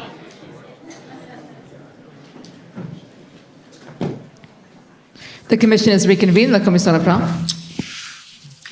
On est prêt? Are we ready? Perfect. The next group. The government of Alberta, please. Good afternoon, Prime Minister. My name is Stephanie Bose. I'm counsel for the province of Alberta. You were asked this morning if any of the first ministers could have said or done anything to change your mind about the Emergencies Act. And I understood your evidence to be yes, if one of them had said they had alternate tools and they thought it would end the situation, if they had figured out how to obtain towing services, and if they had convinced you that the laws in Canada were sufficient to deal with the protests. Is that a correct understanding? It would have had to have been more than one of them, but yes, this was a national emergency we were facing. But if there was If there was compelling reasons why the Emergencies Act wasn't necessary, it certainly would have given me pause. Thank you. You would agree that this is the very reason why proper and adequate consultation is so important and, in fact, required under the Emergencies Act? Yes, that makes sense. Okay. Don't you agree then that giving the First Ministers advance notice and time to prepare would have allowed the First Ministers to share with you the details and the input that you indicated to the Commission would be important to your decision making? Throughout the 2 weeks, 3 weekends leading up to those conversations, we had many engagements with the provinces, the officials, ministers, and indeed there was a letter from the province of Alberta asking for exactly that, help with tow truck resources. And they felt very strongly that the federal government needed to step up with extra tools and extra support so that they could get those vehicles towed from Coots. So there was engagement with the provinces throughout, and we were certainly all talking about what would be needed to put an end to these occupations and blockades. And certainly there's been a lot of evidence before this commission about how Alberta solved the tow truck problem, so I won't get into that. But you would agree that none of the engagement you had with the provinces discussed at all the use of the Emergencies Act and whether it was necessary in the provinces? The consultation on the use of the Emergencies Act needed to center around what we'd actually do with the Act. If I had consulted with the premiers early on without saying, these are the 6 things we would do with the Emergencies Act, their first question would be, okay, you might want to do this Emergencies Act, but what are you going to do with it? What powers will you be giving yourself or the federal government or our officials and police services? So there was ongoing conversations about tools, and the consultation on the Emergencies Act was done when we had a very clear list of the things we would actually be bringing in with the Emergencies Act. I will put to you that the way the First Minister's meeting was arranged, which was a short notice invitation with no indication of the topic of discussion, meant that the discussions you did have with the First Ministers could not possibly provide you with the details that you needed to consider. I disagree. In your evidence today, you said that at the First Minister's meeting, you heard Premier Kenney say there was a plan for Coots, but that you had heard that before and you were not convinced that morning that it would be put to use. Is that correct? No, I had no reason to doubt Premier Kenney's goodwill and hopes that Coots would be resolved soon. But I also knew that Coots had been in place for, at that point, 3 weeks. There had been an ebb and a flow. There were moments where traffic was let through, moments where people showed up more intensely. And it goes to the preoccupation we had that even if, as he indicated, there were good chances that it would be cleared in the coming moments, there was going to be a continued challenge to hold open that area given the current context. Minister Mendocino said at the IRG the afternoon previous, which you were present at, that there was going to be enforcement action at Coots, correct? Yes, it was something that we had been monitoring for a while. It would turn out that the RCMP who had intended to do enforcement action as the provincial police force many days, if not a week before, had to suspend it because of genuine concerns around officer safety and the presence of significant numbers of weapons and problematic individuals in that. So it was something we were anticipating and hoping was going to happen, certainly hoping was going to happen peacefully, but it was something that we had been hoping would happen for a while. Yes, certainly, because what we saw was that the actions at Coots changed from public order policing activity into a criminal investigation. And around 8 p.m. on the night of the 13th, Commissioner Lucky emailed Minister Mendocino and Jody Thomas and advised them that the RCMP had an enforcement plan ready for execution and that they were indeed on the cusp of enforcement in Coutts. And that proved to be true, correct? Yes, it did. That was good news that it was true, yes. So then why were you doubtful when Premier Kenney told you that he believed the situation had been secured and the RCMP would now proceed with broader arrests and secure the border, when exactly what you had been told the night before about RCMP enforcement did in fact happen? We had been told throughout the process, throughout these weeks, that things were about to happen. Sometimes they happened, sometimes they didn't, and not just at Coutts, but elsewhere. So there was an understanding that inevitably things were more difficult than reality is always more difficult than plans. It was good news that the province was able to clear, but I will also say, or that the situation was able to be cleared in the province at that point. I will also say that it was done in part with resources drawn from British Columbia. And one of the things that Premier Horgan attested to or said in that meeting was he understands it's a national emergency. He understands and agreed with our use of things, but he was very concerned that even as he was worried about what was happening at the Surrey border crossings, as he was worried about convoy activity in the interior, in other parts of BC, he had to give up a number of police officers to help with enforcement in Alberta. And while, yes, it was good news that Alberta looked like it was going to be resolved, there was a constant challenge that the whack-a-mole challenge that was brought up in other contexts, that things kept coming back. And we had a level of concern that even if one place was resolved, the threat environment, the concerns we had were going to replicate themselves elsewhere.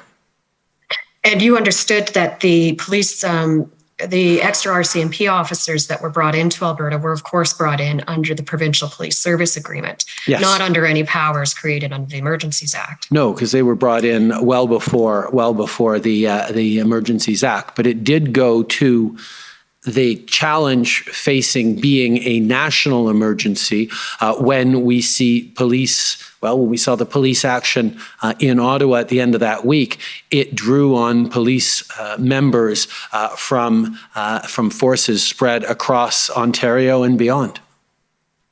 The Emergencies Act didn't change that, though. It facilitated that. It facilitated that. It didn't create police officers. No, correct? But it highlighted that you couldn't just look at one place and say, oh, we have enough resources to fix in this one place. It was a broad challenge across the country at the same time. So Alberta being on a hopeful track at that moment was obviously good news, but it wasn't sufficient to say, oh, great, there's no more national emergency. All right, I'm going to put to you the fact that you did have evidence that the laws in the provinces were sufficient to handle the blockades. And I'll give you two examples. One is that the Windsor Police, along with the OPP, cleared the blockade and the Ambassador Bridge was reopened before you made your decision, correct? Yes, with the caveat that a lot of the people who were leaving the Ambassador Bridge were purportedly headed towards the Sarnia crossing or the Fort Erie crossing, meaning that there were still real concerns that even as we settled things in one place, the rhetoric across the country and the online activity indicated that people were not going home, but they were looking for the next thing they could engage with.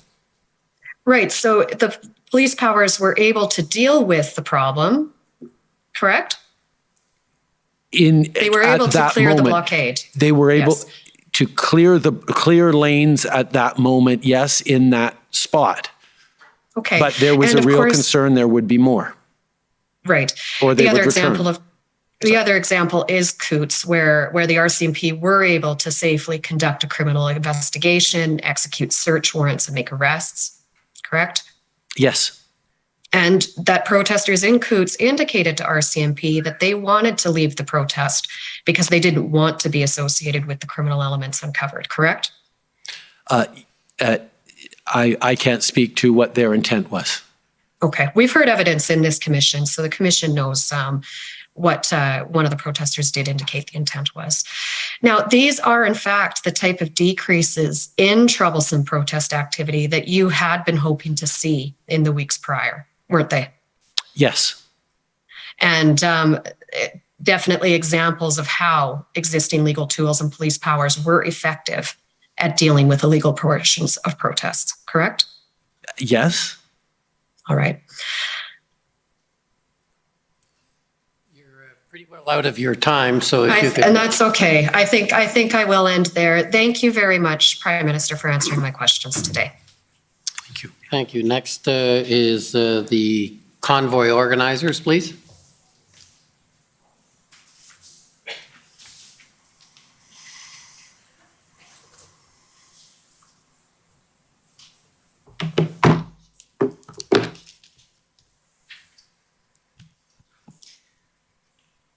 Bonjour, Mr. Prime Minister. My name is Bonjour, Monsieur le Premier ministre. the lawyers representing Freedom Corp and the protesters who were here in Ottawa in January and February of 2022. I want to first talk to you about the events that led up to the invocation of the Emergencies Act. You would agree with me that the Emergencies Act was invoked on Valentine's Day, Monday, February 14th, correct? Yes. And you are aware that this commission has received evidence from the police and other witnesses that on Monday, February 14th, the Ambassador Bridge was reopened, as was Coots. All the borders were reopened, correct? Yes, and there was concern that more locations were going to be closed. Coots didn't open till Tuesday. Okay, well, we'll review the record for that. On the Sunday night, February 13th, there was an IRG meeting and you were there. And in fact, you were the chair of that meeting. Is that correct? Yes. And at the IRG meeting, you were advised that there was a breakthrough agreement between the Mayor of Ottawa and the convoy organizers to move trucks out of the downtown residential areas. Isn't that correct?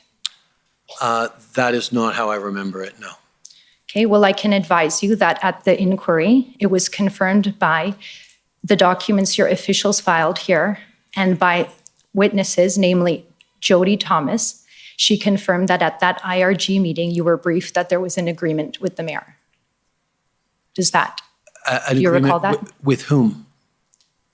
With the mayor and who? Some of the convoy organizers. Which ones? Well, Tamara Leach, who's present here in this room, signed a letter. It was made publicly available on the news on Sunday, February 13th, and you were advised of that agreement at the IRG meeting. And we were also advised that that agreement wasn't holding and that many of the convoy had decried it as fake news and not actually an agreement that they would abide by. And you learned that on Twitter, is that correct? No, we learned that at the IRG. By whom? By our elected officials. Thanks. And now you should be aware that this commission has also received evidence from city officials and others that the next day, on Monday the 14th, over 100 protest vehicles had moved out of the downtown residential areas under the mayor's agreement prior to your 4:30 p.m. announcement invoking the Emergencies Act. Is that right? I can't speak to that, but I'm sure others have or will. They have. And you are aware of the evidence before this commission from police officials and others who testified that the efforts by the truckers to further vacate the downtown residential areas under the mayor's deal were blocked by the police on both Tuesday and Wednesday, February 15th and 16th. Are you aware of that? No, I am not. My understanding was the police were allowing anyone who wanted to leave to leave. Okay. Would you agree with me that it would have been a far better outcome if you and your colleagues would have allowed the de-escalation agreement with the mayor to be completed and there would have been no need to invoke the extraordinary powers of the Emergencies Act, including the significant and violent police actions and freezing Canadians' bank accounts. If I could interrupt, Commissioner, it's Brian Gover on behalf of the Government of Canada. The agreement was to move the protesters to Wellington. My friend is misstating the evidence in my submission.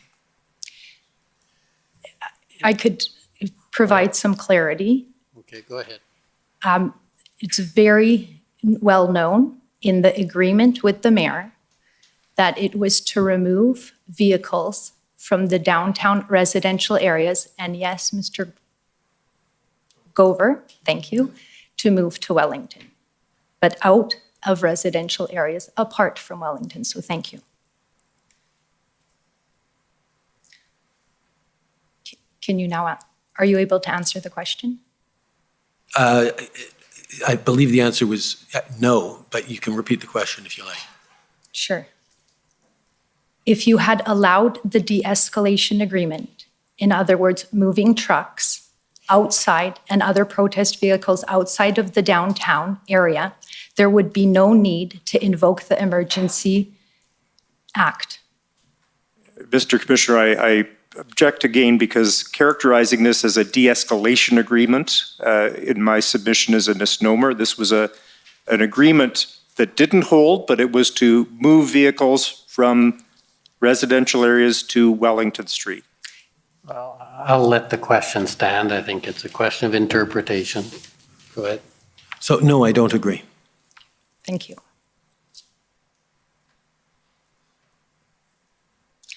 Your officials have testified that they were following the convoy as it began moving from regions of Canada towards Ottawa. And you are aware that thousands of Canadians lined the highways and overpasses to cheer the truckers. Is that right?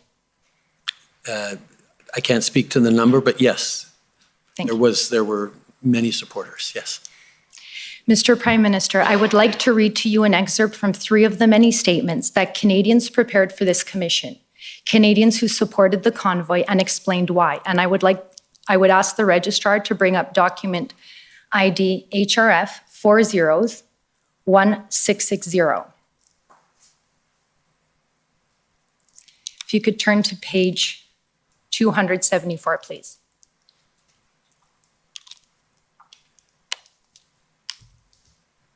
And while that comes up, I'll just start reading the statement. 274. Elizabeth Klapik provided a statement about how the government's COVID mandates and lockdowns disrupted her life. Starting at paragraph 3, she said, "The truckers and the Canadians who lined the roads, overpasses, and highways restored the hope that I had almost lost. These patriotic Canadians told me that I am not alone, that I matter. I will never forget the hope and pride I felt watching these amazing truckers driving along Canadian highways, crowded with patriotic Canadians flying their flags and holding their signs of support. I will never forget the tears I shed as I regained that almost lost hope, that love for my home and native land, that love for my fellow Canadians." At page 235, Ottawa resident Karen Hanna, who obtained a sociology degree from Ottawa University, starting at paragraph 5, stated, "For months, the leader of our country publicly shamed people like me and my husband.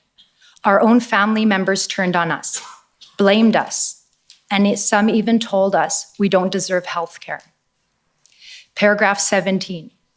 "One of my most emotional moments was dancing on Rideau Street beside a local man. He had tears streaming down his face. All he wanted was a hug.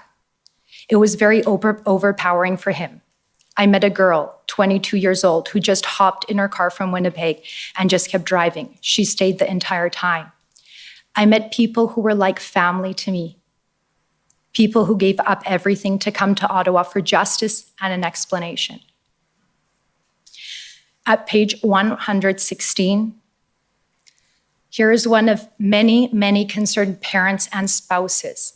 Sam Crozier at paragraph 8 says, I am not asking for help. I am begging you to please listen, hear my heart, feel my pain, and help work towards the true North strong and free that we were promised. My husband, an Army veteran who now has PTSD, and not from anything he has seen or done in the forces, but from what our own government has done. Our government has destroyed my life. I, a once optimistic, full of life person, find myself struggling to stay above water now. I struggle to find joy in anything and daily fear a new announcement being made that will further punish us.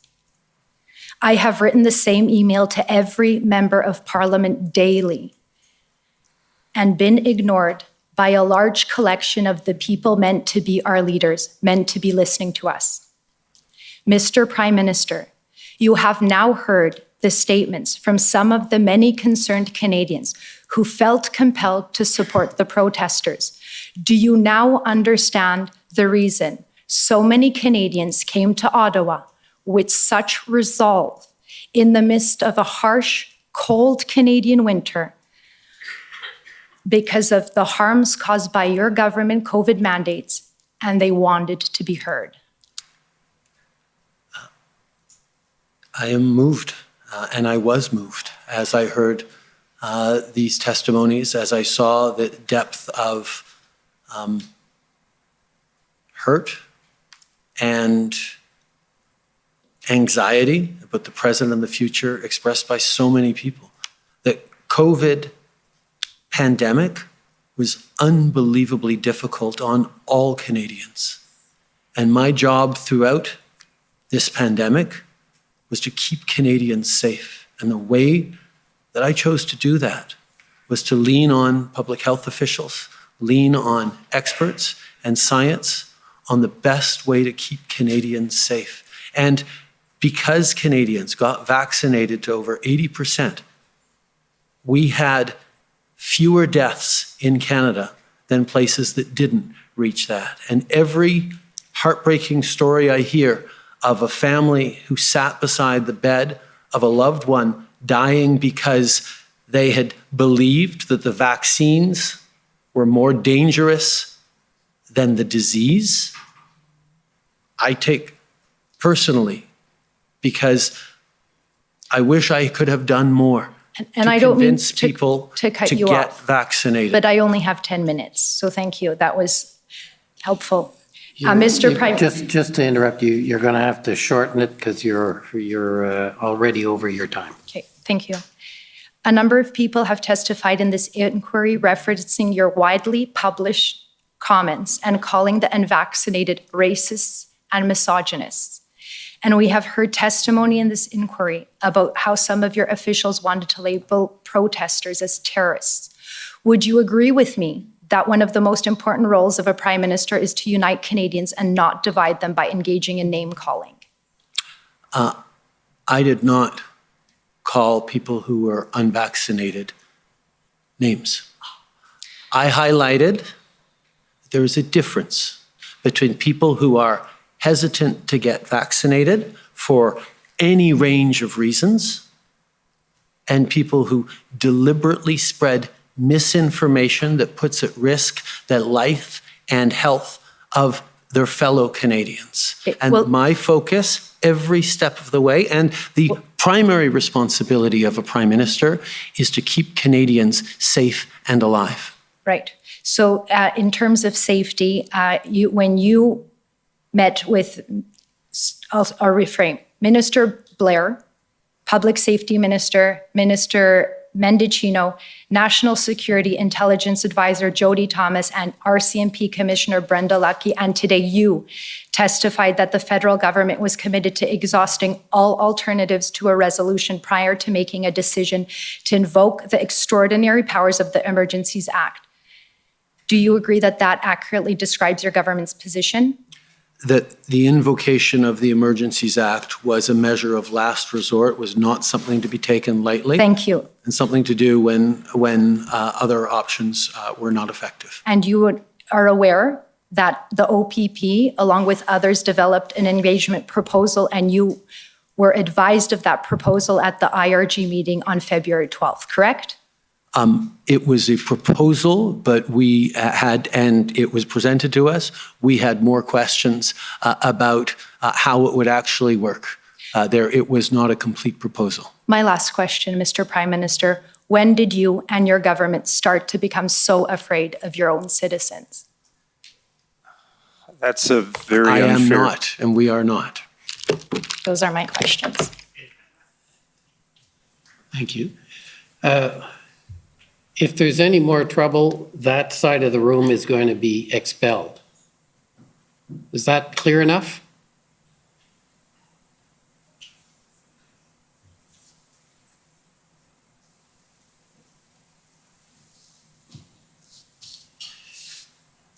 Next, I'll call on the City of Ottawa, please.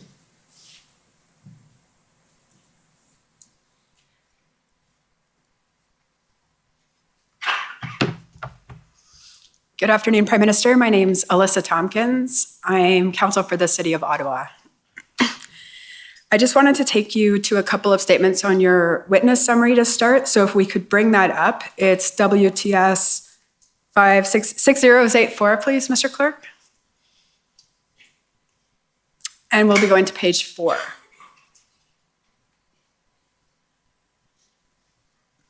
And just if we can scroll down to where we're talking about challenges in Ottawa.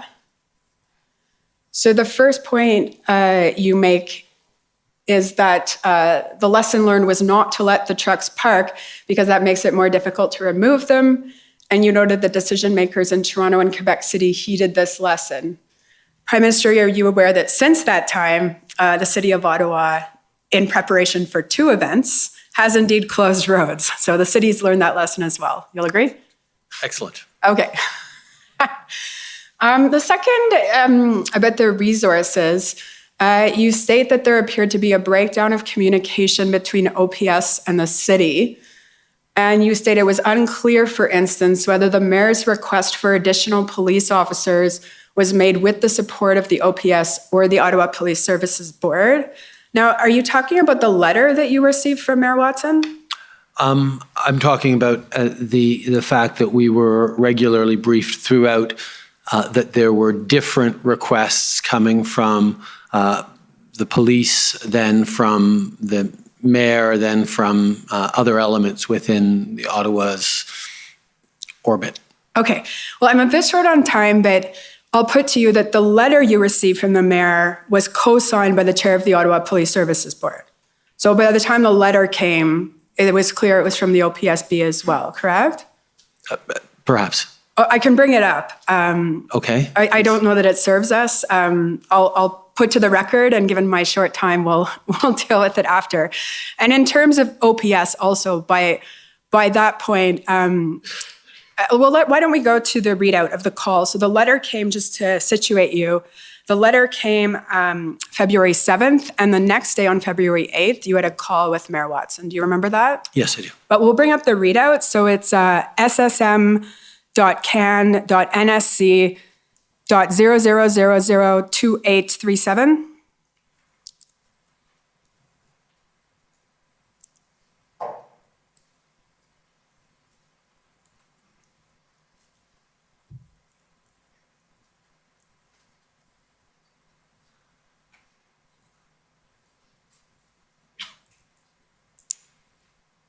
Okay, and so there's nothing in here. Let's scroll down to page 2.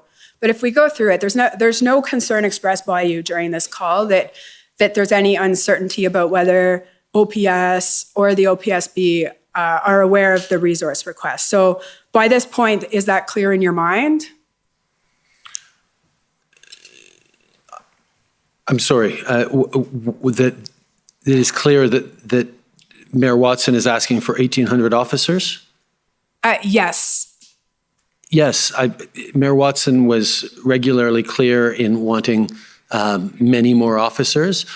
It wasn't always clear what the plan for those officers would be. Those we turned to the OPS for that, and the OPS tended to give us different numbers than the City of Ottawa was giving us. That was how I was briefed through it. Okay, no, and there was other evidence on that. I'm not going to take you to it, but I think you're saying that you were briefed on that, but we can rely on the evidence of those individuals here.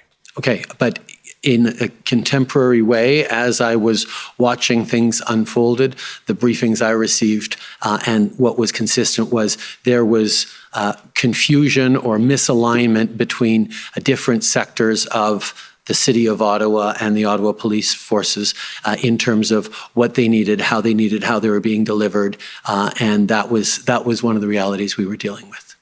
Okay, but that concern was not expressed in this call to Mayor Watson, you'll agree? Sorry, scroll down a bit further.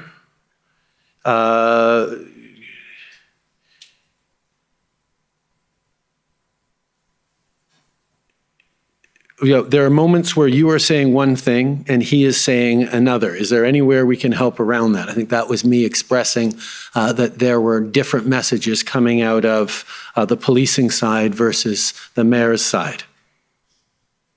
Yeah, and he responds about the police solution issue. So we'll yes, keep but just to your suggestion that we didn't talk about the differences between those, I actually did talk about the differences between what different groups were saying. Okay, well, we can debate the particularities of that point. This is the day after you received the letter co-signed by the OPSB, and there's nothing on this call saying that there's concern that the OPS didn't provide that number. There are moments where you are saying one thing and the police are saying another. Is there any way we can help around that? Right, and we'll see the mayor responds.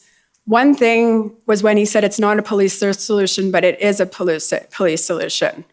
So that's what the mayor understood you to be expressing a concern about. And if we stroll down, then we get to a discussion about Mr. Ford. And that's actually where I wanted to get to. In fact, you took a lot of time. You're out of time, so please get to the point quickly. Yeah. So if we keep going and, oh, there we are. So you express that the federal government will be there with the resources, and there's something about conflating. And I think you testified earlier about it's the source of the mandates.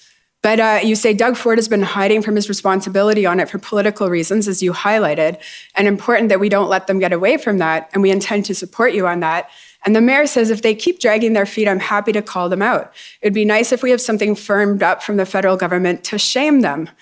Ford didn't even make an effort to come and see what's going on. So part of the reason that you'll agree, part of the reason the mayor was reaching out to the federal government directly was to give him additional ammunition to put pressure on the province, correct? I can't speak to the mayor's intentions in reaching out to me. I know that I reached out to the mayor to talk about the situation in Ottawa and to express that I had expressed to the commissioner of the RCMP and others that we should be providing whatever resources can help the City of Ottawa. And all I'm saying is that when the mayor went to both the province and the feds, he's explaining to you here that one of the reasons he's doing that, because he's also reached out to Ford, is that he's hoping you'll give him something so that he can also push on Ford. So he knows he has to go to the province too. Yeah, but we don't provide police officers in order to shame or make political points. We're providing police officers to be useful on the ground and to be able to deliver things. So maybe there are political points to be scored or made, but our focus every step was what can we do to help deliver the resources that Ottawa obviously needed in order to move forward on dealing with this occupation. But you'll agree that the mayor was frustrated, as were you, that the province was not providing the resources they needed on an expedited basis. As I believe I testified, my understanding was that the OPP was engaged, but it was at the political level that there wasn't as much engagement at that particular point. As we know, as time went by, the province got very much activated and engaged. And indeed, I had a call with Premier Ford the very next day in which he showed his engagement. All right. Thank you very much, Prime Minister. I appreciate you answering my questions. Okay, next is the Ottawa Coalition, please.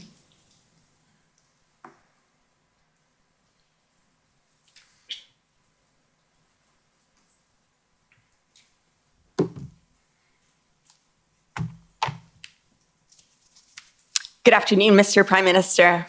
My name is Christine Johnson. I'm counsel for the Ottawa Coalition of Residents and Businesses. I want to use my time with you today, Prime Minister, to unpack the evidence that you've provided that, in your mind, this demonstration in Ottawa was not a peaceful protest. So you've already told us, I believe, in response to some questions from my friend with the Commission and my friend with the CCLA, that you obviously believe that protest is a very important part of a functioning democracy. You also acknowledged, and I think most people in Ottawa would agree, that peaceful protests may sometimes cause inconvenience for people and may also sometimes cause temporary interference with critical infrastructure even. But during the convoy demonstrations in Ottawa, you'd agree that we weren't seeing mere acts of civil disobedience or temporary interference with critical infrastructure. We were seeing unlawful conduct that significantly interfered with the community's ability to live and exist. Yes. Thank you. And it's your view that as early as the first weekend of the demonstration in Ottawa, some convoy participants were engaged in serious illegal activity by blocking and occupying city streets, defacing public property, and harassing residents.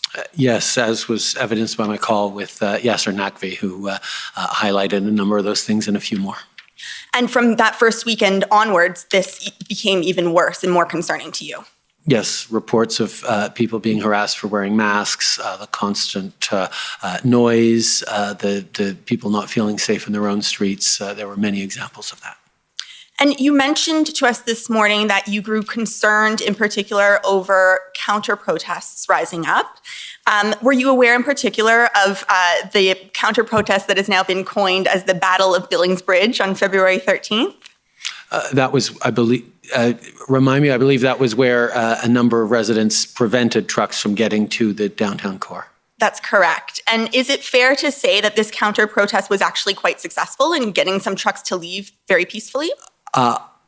It's possible that it achieved those, but having civilians having to do things that would be more appropriate for trained police officers to be doing, I think we can both agree is not an ideal situation. Right. And so was the government worried that, given the success even of this counter-protest, they might become more frequent if there was no government action? And you were worried that that was what might ultimately lead to a violent conflict? Yes. When I talked about threats of serious violence, the increase of counter-protests and citizens taking issues into their own hands increases the possibility of conflict and violence. Right. And we've seen one document that I want to ask you about. I won't pull it up, but a Thesis report that we've been taken to a number of times in this inquiry that described the situation in downtown Ottawa. And CSIS communicated, downtown Ottawa, mood was actually quite festive, not threatening to passers-by. I take it this was not your assessment based on what you were seeing and hearing for yourself. I think there were moments of festiveness and collegiality amongst people who were there. At the same time, CSIS also reported to me and to Cabinet that there were IMVE purveyors of extremist ideology within the protest, and one of the concerns was people could be inspired or convinced or amplified in their behaviors to actually lash out and take actions in ways that were threats to public safety. And in addition to that, you were hearing, in fact, that many Ottawa residents, business owners, and workers did in fact find the convoy quite threatening. So to those passers-by, at least, there was threatening behavior. Yes. And you, in your witness statement, you also suggest that in your mind this was not a peaceful protest because of the threat of violence that existed towards law enforcement when they were trying to manage the demonstration. I think a protest in which law enforcement are prevented from being able to do their jobs because of threats of violence to themselves ceases to be a legal or peaceful protest.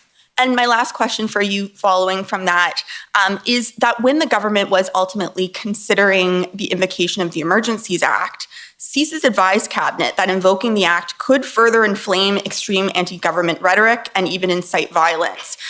To your mind, hearing that assessment, does that not in and of itself confirm to you the threat of serious violence that was ever present amongst these demonstrations?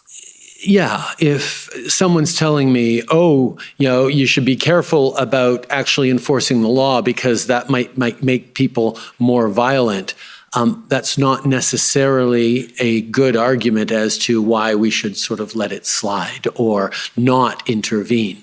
When people are emboldened or digging in to their illegal behaviors, and that enforcement of public order is actually a threat. And this is actually something that Jason Kenney brought up at the FMM, highlighting that these are not rational actors. They are conspiracy theories, and he was concerned, as we were, that the invocation of the Emergencies Act could have people who are irrational overreact, but at the same time, we had to balance that risk against the risk that people who were already starting to get fed up and engage in counter-protests would start taking more and more into their own hands, which was a greater risk, I think.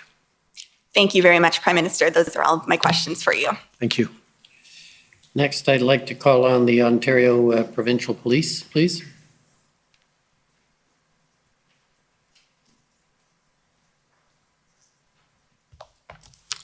Good afternoon, Mr. Prime Minister. Chris Diana, counsel for the OPP.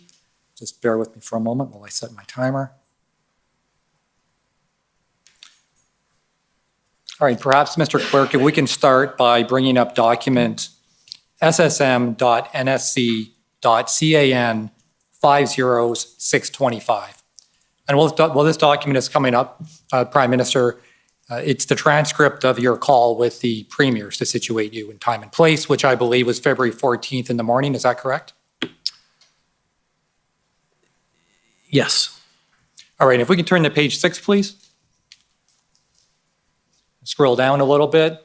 All right, where it says PM, on the second line down, I'm just going to read it out. It says, on a personal note, everything I've heard about RCMP and OPP have been excellent. OPP Commissioner regarded very highly by federal officials. Windsor operation was outstanding. We'll continue to collaborate. So I take it that that's what you were hearing from your senior officials, that the OPP had been very effective to date? Yes, and I would have mentioned, you're always looking for positive things to say in these FMMs where sometimes there are contentious issues, but that would have been the understanding I had of the previous days. It may not have held from the very beginning of the protest. I won't speak to that, but at that moment, yes, that was what I was hearing from officials. And that would have been in accordance with your own personal views over what you had seen in recent days happening in Ontario in any event, right? Yes, that there was progress, yes. And I take it that your government had full confidence in the OPP to discharge its policing responsibilities within the province of Ontario? It is not up to the federal government to determine who is policing. So it's not up to us to have a confidence in the OPP to execute provincial responsibilities. No, but my point is and this is not a call where the media was on, this was you were talking to the premiers and you, without prompting, brought up the OPP and the OPP commissioner. So I take it that your government was satisfied with what it had seen at the time of that call with the OPP. I was prompted because the Premier was talking about the OPP before, so it wasn't entirely unprompted, but I was happy to say, yes, I'm not trying to argue about it. Yes, things seem to be working well at that point. Right, and because by that point, And we've established earlier in your evidence that the Ambassador Bridge had been fully open to traffic, correct? Yes. And that was an OPP-led enforcement? If you say so. And we also know at that point, I think you testified that you were aware that the OPP had sent subject matter experts to lead the integrated planning team in Ottawa? Yes, I knew that they had sent experts to support in Ottawa. Right, and they were working with other police services, but you may have heard some of the evidence of Carson Party, who was leading the exercise from the OPP, correct? I hadn't, but I'm sure that's true. And you also mentioned some other areas of difficulty in Ontario. You mentioned the Blue Water Bridge. You mentioned Fort Erie. Those were the other areas the OPP was actively engaged in, correct? I assume, yes. And to your knowledge, there was never an occupation or a blocking of either of those crossings. I believe there were slow rolls headed towards one or both of them at one point. There was chatter about people moving from the Ambassador Bridge to one or two of the others, but I don't believe those, I'm quite sure that those blockades never actually fully materialized. All right, and the OPP were actively engaged in those movements, correct? Yes, both before and after the invocation of the Emergencies Act. Right, now in that context where the OPP is active across the province of Ontario, you would agree that OPP Commissioner Carrique could have provided valuable input on what tools might be useful under the Emergencies Act? I'm fairly certain that the OPP did provide inputs. We, as a federal cabinet, got our inputs through the RCMP, but part of the RCMP's role was to inform us on suggestions and requirements by all other police organizations as well. No, and fair enough. And you may not have heard the evidence. Both Deputy Minister Stewart and Commissioner Lucky thought that the OPP had been consulted, but in fact, they had not been. And I guess what I'm putting to you is the notion that if we're dealing with the question of either necessary or useful tools, if a protest is happening in Ontario, it would be a good idea to seek some input from the OPP, correct? It would not be up to me to call the OPP. It would not be up to the necessarily even a federal minister to do it. Our expectation, my expectation certainly would have been that it would be for the RCMP to work with their fellow police organizations on coordination, and I would have assumed that that was done. Yeah. And that can be done quickly from commissioner to commissioner, correct? Yes.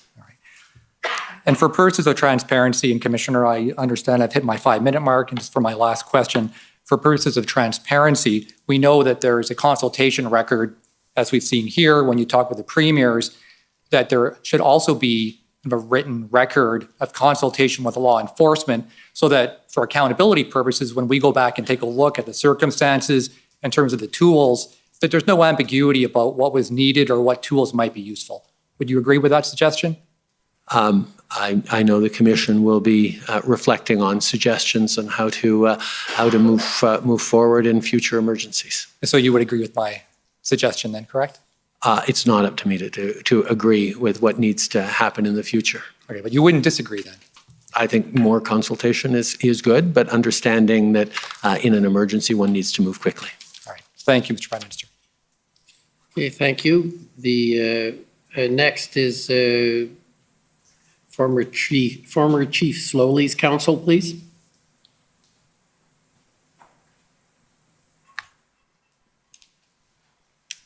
Mr. Prime Minister, I'm Rebecca Jones, counsel for former Chief Slowly.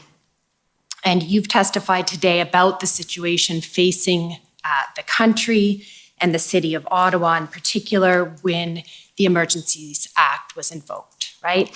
And this included threats of violence, trucks with weapons in Coots, trucks with unknown contents in Ottawa, and children in Ottawa at the site of the occupation, right? Yes. And Chief Slowly described the situation in Ottawa as a tinderbox, and I take it you'd agree with that.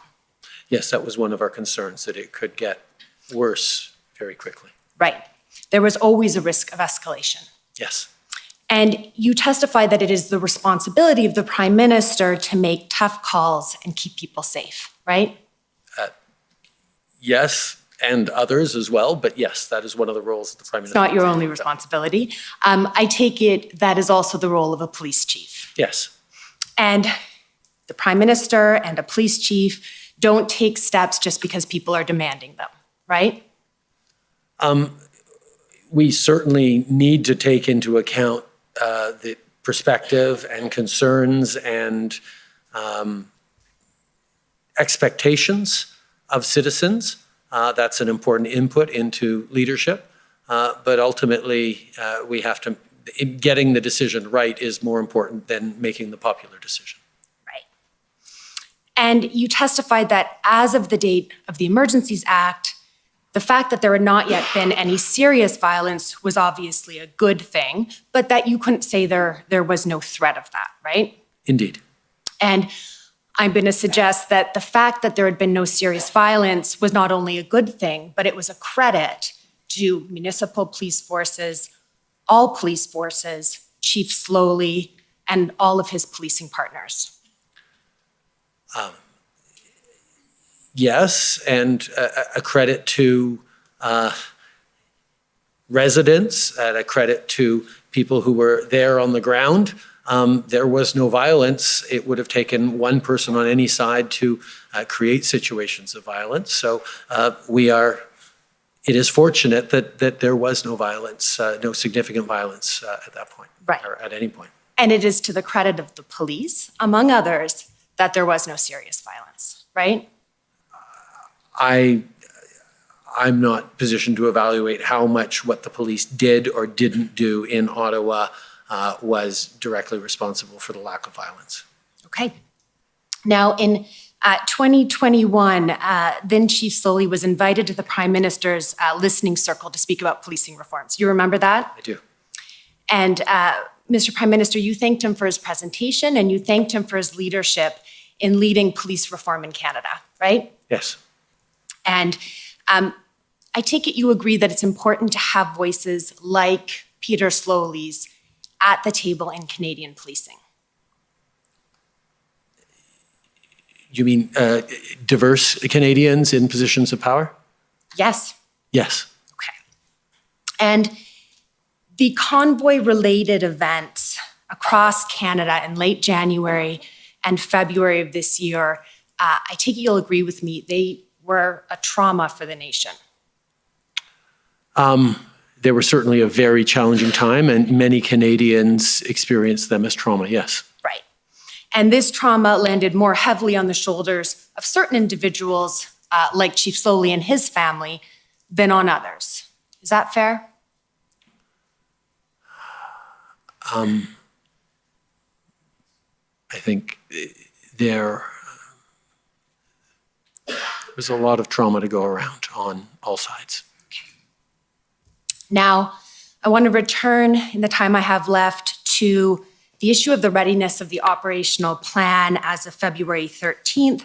And you've been candid in acknowledging that you didn't read the operational plan on February 13th, which of course makes sense. That I wasn't given the operational plan. And nor would you expect to be. That's right. Okay. And you can't comment on whether or not it was a good or complete plan, you testified. I can't comment from personal knowledge, but my understanding, both at the time and subsequently from people who are aware of the plan, was that it was not a complete plan. Okay, so we're going to have to put aside subsequently.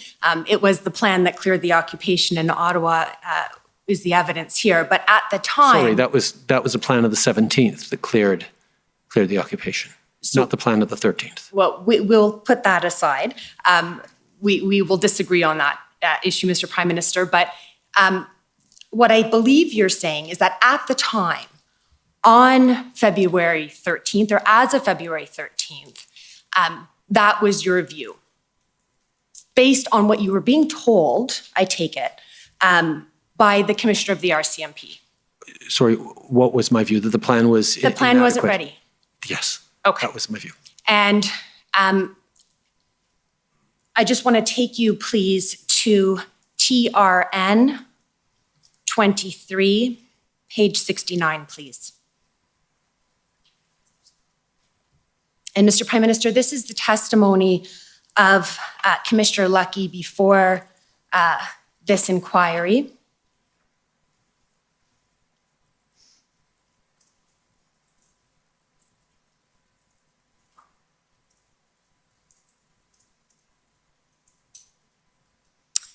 I believe it may be page 69 in the PDF.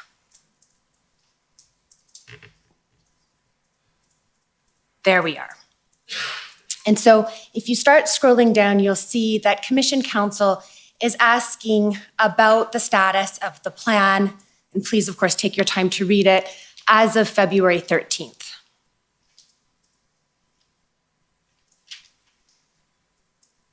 And you will see that Commissioner Lucky confirms, yes, that was when it was completed, and that would be on February 13th.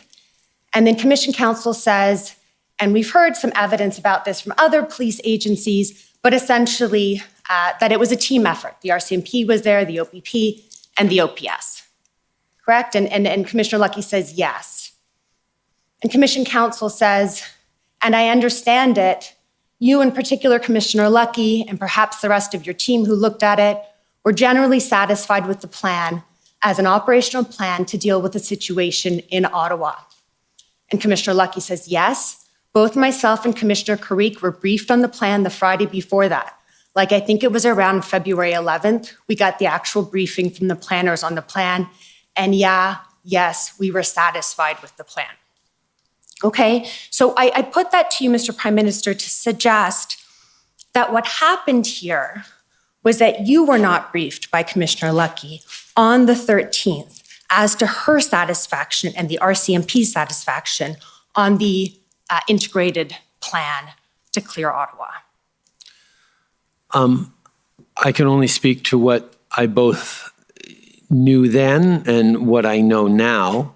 What I knew then was what my understanding was then was that there was not a complete plan or a workable or operational plan to clear Ottawa at that point. And I now know that indeed there was not a plan on that weekend. Mr. And I Prime can't Minister, speak to what people said. It's important that we stick with what you understood on February 13th. Yes. Okay? So what I understood then was that there was not an adequate plan. And I hear you on that. What I'm suggesting to you, based on what you've seen, was Commissioner Lucky's evidence that there's a disconnect here. And perhaps what happened, and I'm going to suggest what happened, is that Commissioner Lucky didn't brief you and your cabinet on the fact that there was a complete plan on the 13th. I can't comment on that. Okay, thank you. Thank you. Next, call on the City of Windsor, please.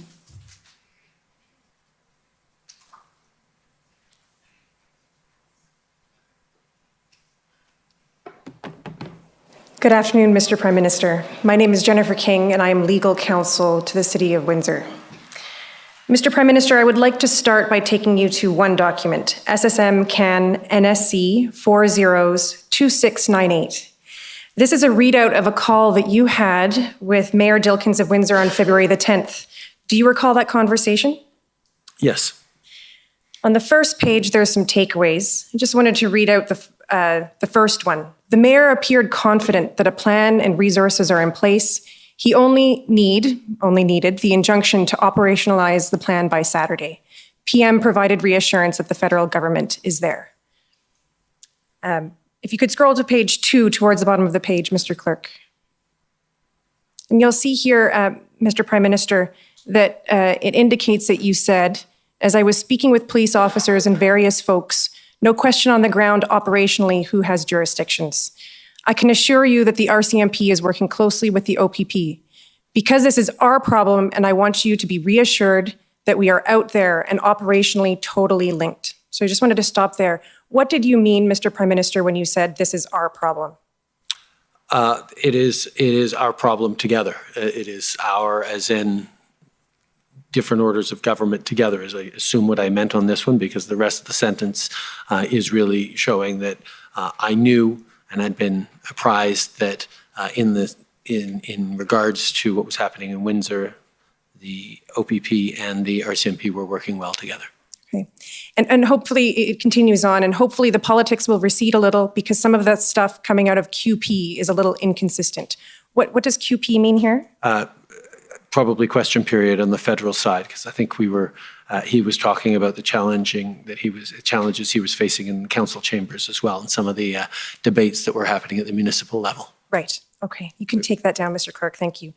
You testified this morning, Mr. Prime Minister, about jurisdictional issues that arose related to the governmental response to the blockades and occupations in January and February. In Windsor, there's a provincial highway connected to an international border crossing by a municipal road through a community, right? Yeah. Would you agree that the response to the blockade required communication and collaboration between all three levels of government? Yes. Certainly this morning you testified that when three orders of government are able to work seamlessly together, you get better results, right? Yes. You would agree with me that there was not a pre-existing plan or framework establishing the jurisdictional responsibilities of each of the three levels of government when responding to the unprecedented circumstances of these blockades of critical infrastructure? I can't speak to the existence or not of that, but it is clear that if there was, it wasn't as effective as it could have been, and if there wasn't, perhaps there should have been. Okay. And you testified this morning about the 2 tracks of work coming out of the IRG meeting on February 10th. The clerk of the Privy Council told this commission that track 1 was to determine everything that could be done within the existing set of powers, duties, and functions under the law, right? Yes. So there was no pre-existing plan or framework setting out the various authorities available to all three levels of government to respond to these blockades. Sorry, I don't understand what you're asking. So it wasn't predetermined, it wasn't pre-collected, the different authorities that were available to the different levels of government. But that sounds like operational police coordination, and that's not something that, as Prime Minister, I would be particularly closely involved in. Well, certainly the three levels of government were considering, and the IRG was considering the different authorities and powers available to them to assist. Yes, the IRG and the federal government was looking to offer resources to police of jurisdiction in helping out, yes. Okay, so the commission has heard during this hearing several times that Windsor started reaching out to the province and to the federal government shortly after the blockade was cleared, asking for the three levels of government to sit down, debrief, and work together to develop a plan to protect these international border crossings. Minister Blair, just to give you a heads up, testified that he did not recall this request, but said it struck him as a reasonable request. Do you agree? Yes. And Minister Mendocino testified that a planning process to protect border crossings must include every level of government, of course, the City of Windsor and other border communities as well. Do you agree? That makes sense, yes. And so you'll agree that all three levels of government must collaboratively develop a framework to protect the critical infrastructure in Canada? Yes. Mr. Prime Minister, you said in your remarks on the revocation of the Emergencies Act on February 23rd that even as this emergency is over, we need to make sure our institutions are prepared and ready for the future. This issue won't just go away. And in fact, Mr. Prime Minister, the next threat may be different than the blockades that we experienced earlier this year. What are you doing, Mr. Prime Minister, to ensure that such a plan is developed on an urgent basis? I have made it clear to the appropriate ministers that working, in particularly Minister Blair, Minister of Emergency Preparedness, that preparing for emergencies of all types must be a priority for this government and must involve working with partners at all orders of government. Thank you. Okay, next I'd like to call on the Windsor Police Service, please. Patterson, I'm counsel to the Windsor Police Service. Minister Blair testified earlier this week, and he agreed that the Windsor enforcement operation on February 12th and 13th was a success with no loss of life or serious injury to public, protesters, or police. Would you agree with Minister Blair's assessment? I have no reason to disagree, yeah. No. Okay. And you're aware the Ambassador Bridge was reopened by police in the early hours of the morning of February 14th, correct? Yes. Okay, my friend for the OPP took you to the First Minister's conference call on February 14th, 2022 at SSM NSC CAN 625, please. And I'll just put your comments back up. It's the same paragraph we're going to look at again on page 6.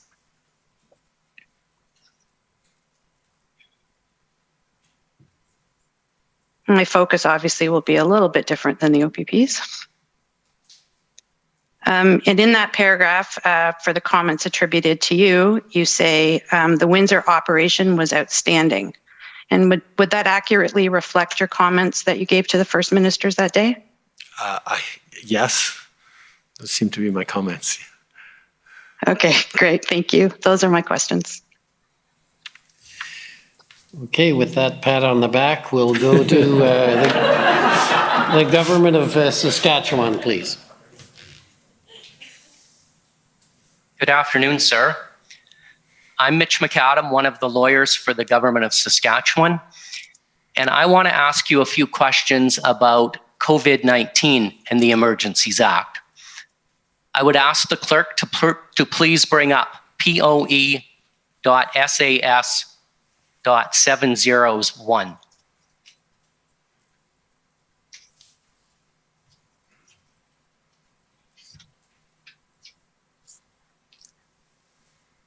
Sir, this is a letter that you sent to Premier Moe of Saskatchewan on April 8th, 2020,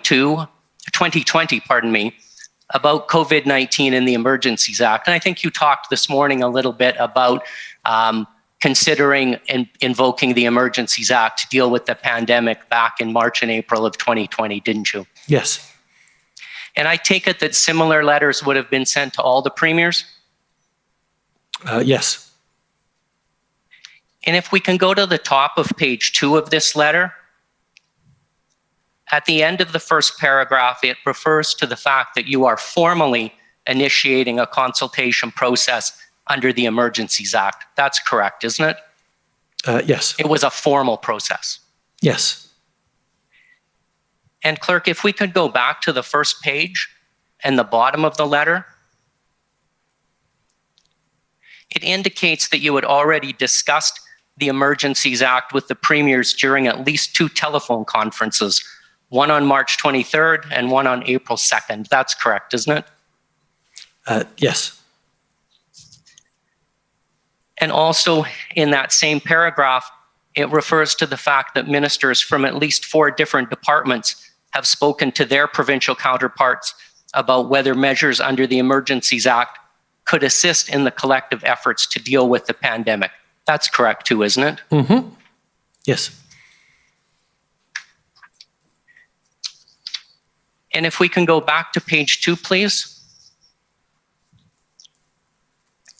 In the 4th paragraph on that page, it refers to you asking the Minister of Public Safety and the Deputy Prime Minister to also reach out to their provincial counterparts to discuss this. That's correct as well. Yes. So I take it that back in 2020, there was an effort involving a number of different federal departments to reach out to their provincial counterparts to discuss the Emergencies Act in this context. Yes.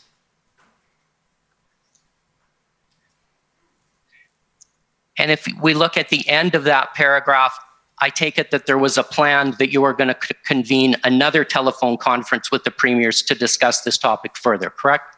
I had a lot of telephone conferences with the premiers around then, yes. Okay, thank you. Clerk, if I could next ask you to pull up another document, it's SAS.702, please.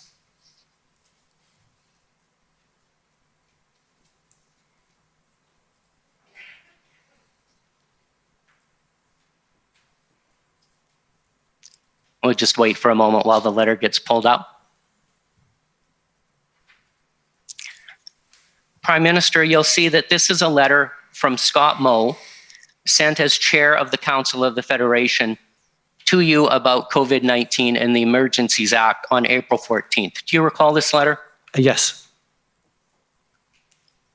And if we look at the end of the first paragraph in this letter, it refers to another conference call with the premiers about this matter on April 9th. That's true, right? Yes.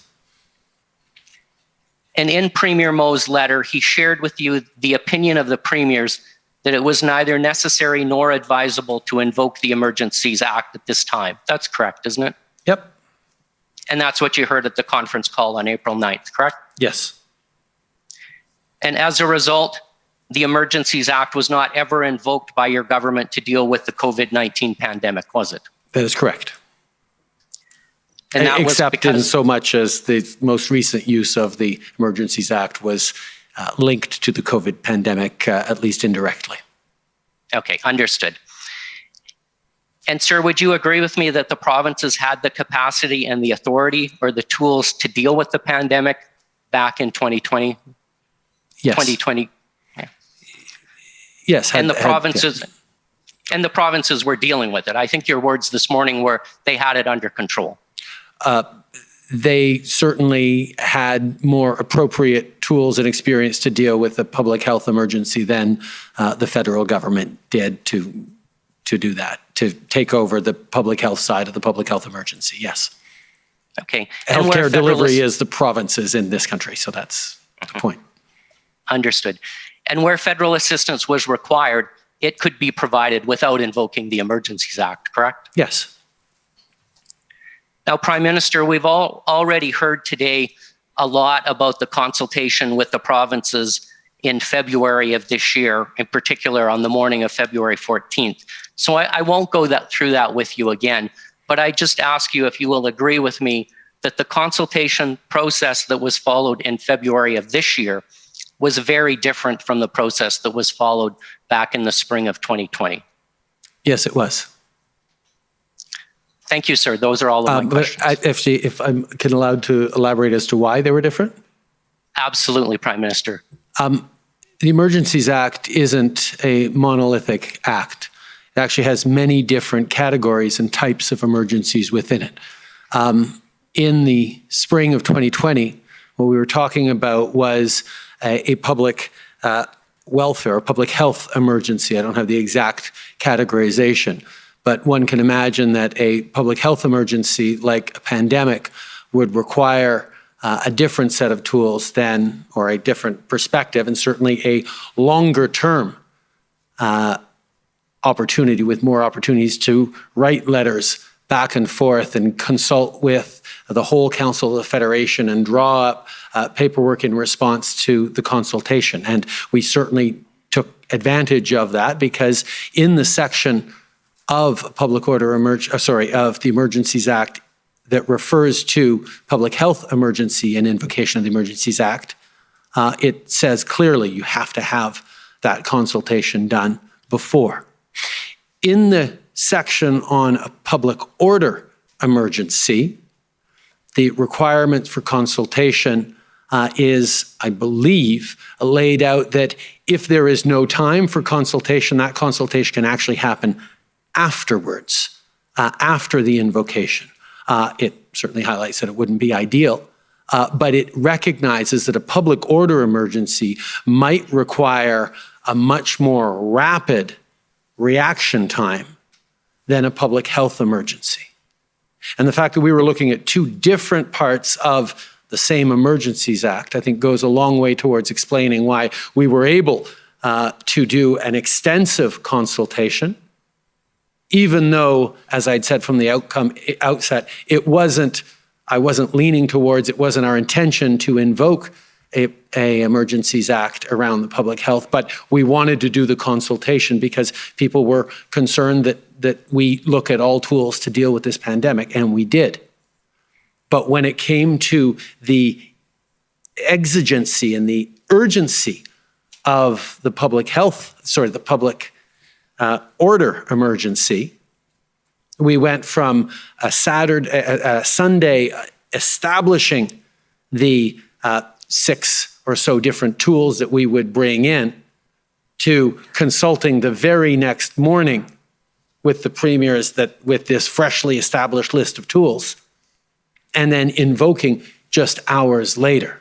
And those compressed timelines made it a very different context from one type of invocation of the Emergencies Act to another.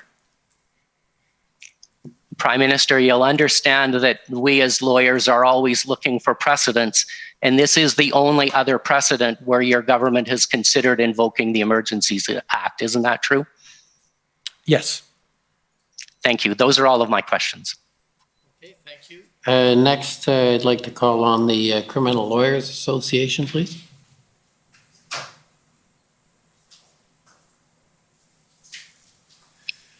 Prime Minister, my name is Greg Del Pietro. I'm one of the lawyers representing two organizations, the Criminal Lawyers Association and the Canadian Council of Criminal Defence Lawyers.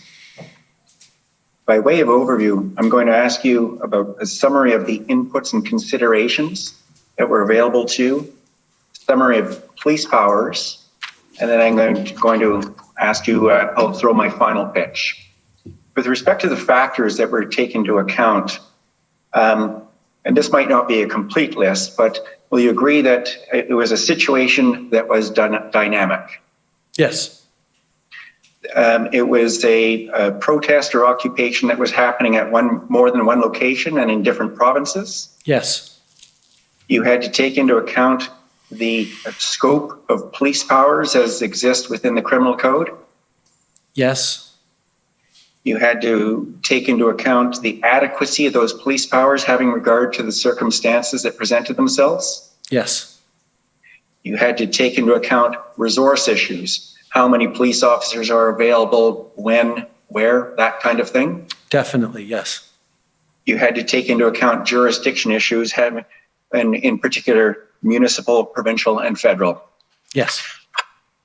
With respect to inputs, you had input when I say inputs, and that's information available to you or inputs as to whether or not to invoke the act. You took into account information from cabinet colleagues? Yes. From opposition members? Yes. From unelected officials and staff? Yes. From premiers? Yes. From citizens? Yes. From police from different agencies? Yes, not me directly, but yes, as a cabinet, we did, yes. You spoke to at least one U.S. official, President Biden, with respect to these issues? Yes. And you took into account information from your legal advisors? Yes. If you were to estimate from the time that you first heard about the convoy and the occupation until the time that you invoked the emergency powers, how much time would you estimate that you spent on this issue?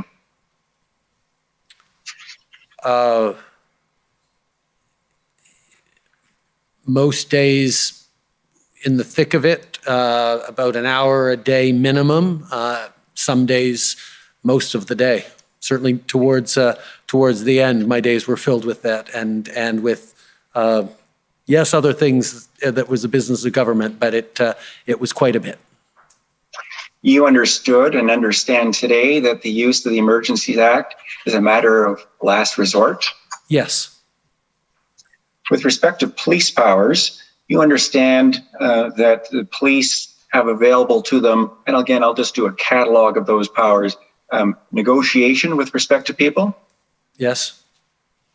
Surveillance? Yes. They can conduct undercover police operations? Yes. And again, whether or not these are available in this particular circumstance is a different question, but just in terms of a general catalog of police powers, police have available to them to apply for wiretaps? Yes. And to apply for search warrants or production orders? Yes. They can arrest and charge people with criminal offenses? Yes. And if people are arrested and charged, bail conditions can be placed upon them, such as that people not go to certain locations. But that's not a police power. Good comment. Thank you. That I accept that distinction. Were you ever presented, there's been discussion about what information you have had with respect to an operational plan. Were you ever presented with a concrete and detailed plan showing how traditional police powers, such as those in the list that we just went through, would have worked having regard to all of the circumstances? No, and it wouldn't have been my role as Prime Minister to go through such a plan either. Finally, and I'm going to just give you a bit of overview to my final question. You understand that public confidence in the exercise of extraordinary powers is important to the maintenance of rule of law in Canada? Yes. And you understand that the law properly recognizes that privileges, such as solicitor-client privilege, is essential to the proper administration of justice? I can't speak to the law of property. I'm not a lawyer. Okay. You will understand that there's a tension between a privilege claim and transparency, in the sense that privilege claims interfere with transparency. Again, I'm not entirely sure what you mean by a privilege claim. A privilege claim such as, if information is protected by solicitor-client privilege, then it will not be made available to the public. It won't be made available to people beyond you and your legal advisors. Yes. You understand that the reliance upon the emergency powers has caused a significant division of opinion within Canada? Yes. And here's the final question. Okay, that's what I'm trying to get at, because you're over your time. Actually, just on that last question, a significant division of perspectives. I think I don't know that it would be fair to describe it as significant, but there certainly are different perspectives on the use of the Emergencies Act. I know that there was an awful lot of consensus on one side of that. Fair enough. And here's the final question. In light of the fact that privilege claims have been made with respect to some of the information that was available to you, and I want to emphasize that I'm not challenging those or suggesting they should not have been made, but in light of them, and the result that there is certain information that is not available to the people who are listening to this commission, what do you say to assure people that the emergency powers were properly invoked, having regard to a full consideration of all options? We waived cabinet privilege on the inputs we received so that the public and the commission could see what we saw as a government while this was unfolding, and to demonstrate that, to go to the opening paragraph of the Emergencies Act, or one of the early paragraphs, that the governor of a public order emergency, that the governor in council had reasonable grounds to declare a public order emergency. Given all the range of inputs that cabinet was receiving, which for the large part, Canadians have been able to see through this process, I am confident that that reasonable test was met. Thank you, Prime Minister. Okay, thank you. Call on the Government of Canada, please.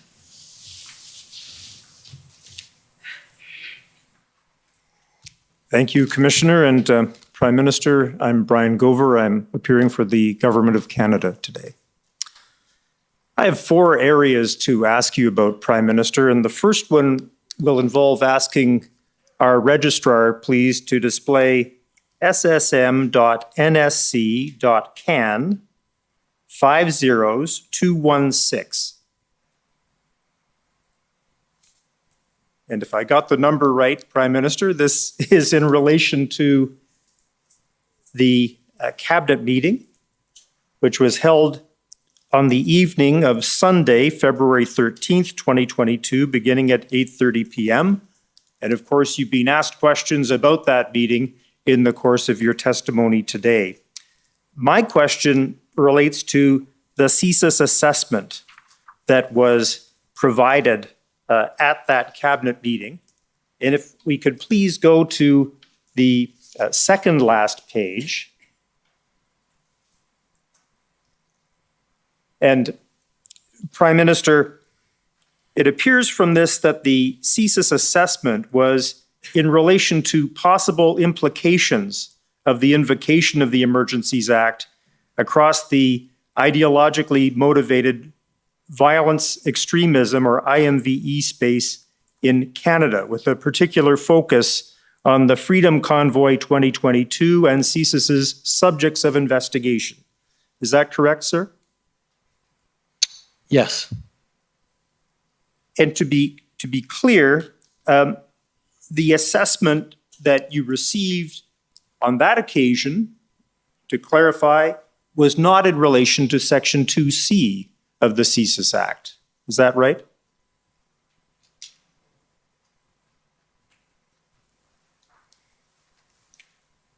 Sorry, can you? Yes, I rephrase can. that? I can. So the assessment you received, and we have it here in this page and a little bit more, appears to deal with this question of essentially the impacts of invoking the Emergencies Act, and in particular, as it relates to what we've come to call IMVE, with a particular focus on the Freedom Convoy 2022 and subjects of investigation by Thesis.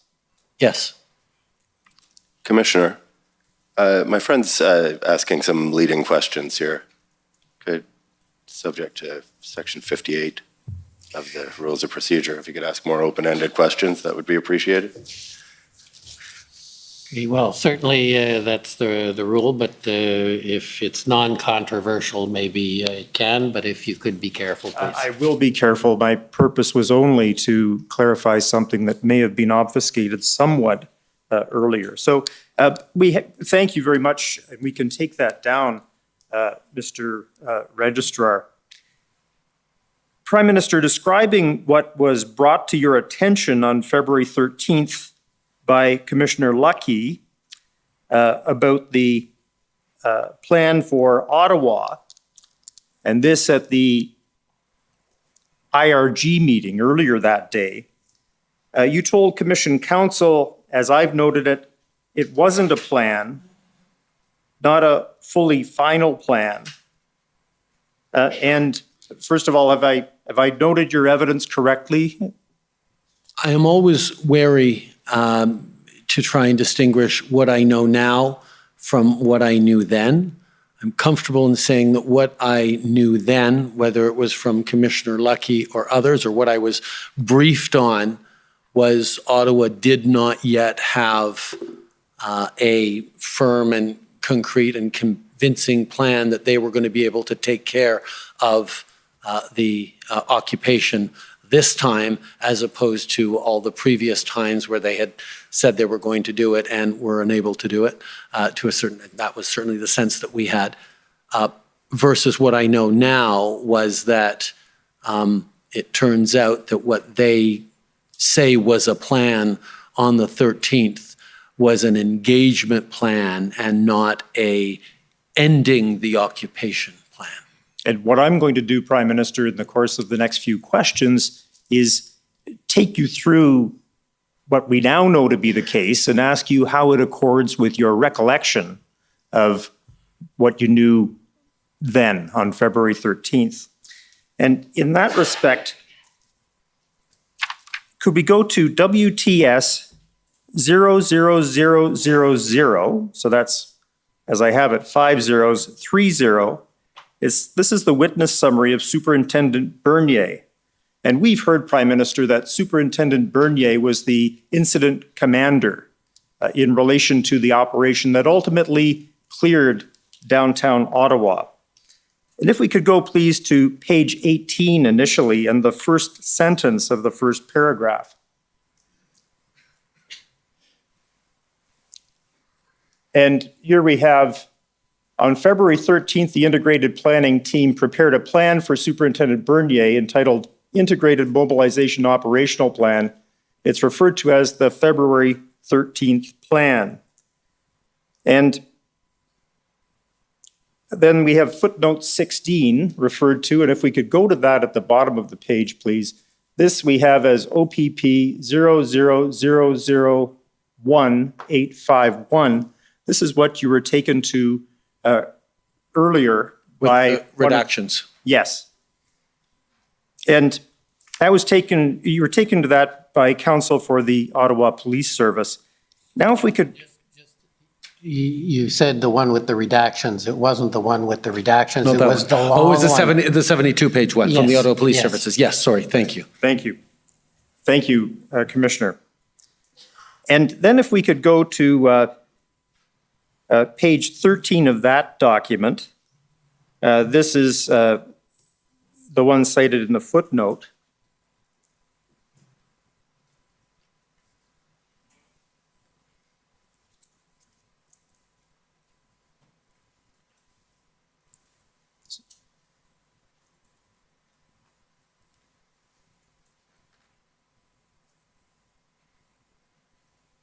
And in particular, if we could look at the list of contingency plans that were to be included in Appendix H. If you could scroll down a little bit here and maybe stop there if you would. The following plans will be provided by the respective specialized units: POU, which we know now to be Public Order Unit, deployment, traffic plans, I'm just reading some of them, hostile vehicle mitigation, and importantly, obstruction removal at the bottom, vehicle and persons. And if we could please go to Appendix H at page 62, this is the proposed contingency plans.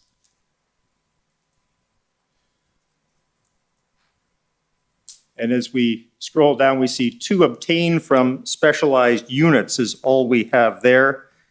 My friend from the Ottawa Police Service didn't show you that, Prime Minister. And then if we could please go back to Superintendent Bernier's witness summary, which was WTS 0000, so 5030, paragraph 18. We'll pick up with the words, he noted that the February 13th plan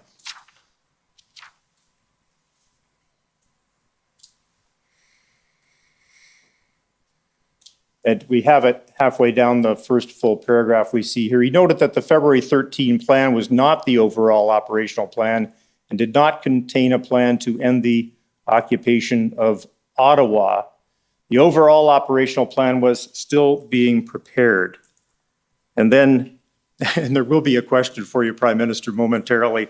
If we could please go on to page 20, the bottom of the page. On February 17th, Superintendent Bernier, Inspector Stringer, and Superintendent Liu approved the overall operational plan, which was titled Integrated Phased Approach, the February 17th plan. And this refers to its development after Superintendent Bernier briefed others. And the operational plan approved that day, which was the Thursday of the week the Emergencies Act was implemented,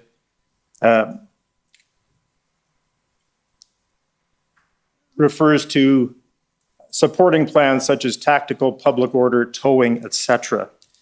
Could we please now go to OPS 0000-13798, which Commissioner David Michikowski for the Ottawa Police. The rules do provide that my friend is limited to an examination in chief of the clients. We have listened to him go on. Sorry, you're speaking to the microphone, please. Sorry. The rules do provide that my friend is limited to an examination in chief, and this is not what we're seeing. This is my friend giving evidence, and I am sure that there is a question that will be coming, but so far we haven't heard it. It seems to me That's not what the rules contemplate. Commissioner, I've prefaced this by indicating that I would take the Prime Minister to certain elements of the evidence and then ask him how that accorded with what he was told on February 13th about a plan. And that's my intention to do that very shortly. I have to just finish this one point. Okay, well, if you could get to the question as soon as possible. I will, thank you. It's looking a bit like a presentation. It's explaining to the Prime Minister what the evidence has been at this inquiry, actually despite aspects of the cross-examination. So, Prime Minister, the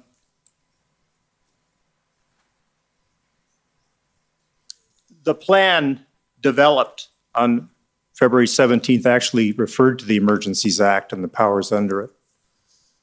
But my question, to come back to it, is, Prime Minister, how does the evidence to which I've just referred you, which has been heard in the course of this inquiry, compare with your understanding and recollection of what Commissioner Lucky told you about the plan for Ottawa at the IRG meeting on Sunday, February 13th? As I testified earlier, on the 13th at the IRG, my understanding from officials in general, most likely Commissioner Lucky primarily, was that the plan that the Ottawa Police Services had at that point was not a plan to end the occupation. And as I would later testify or later find out, the plan of the 13th was not complete the way the plan of the 17th was, which was the actual plan that led to the clearing of the occupation in Ottawa. So this evidence is entirely consistent with my understanding of what was happening on the 13th and, of course, my understanding of it in hindsight as well. Thank you, Prime Minister. The third of the four areas to which I'm taking you has to do with two forms of consultation under the Emergencies Act that you've described in your evidence. And we're going to be aided by going to the Emergencies Act itself, and in particular, it's at CCF 000000, could be 6 zeros, 47. We could display that, please, Mr. Registrar.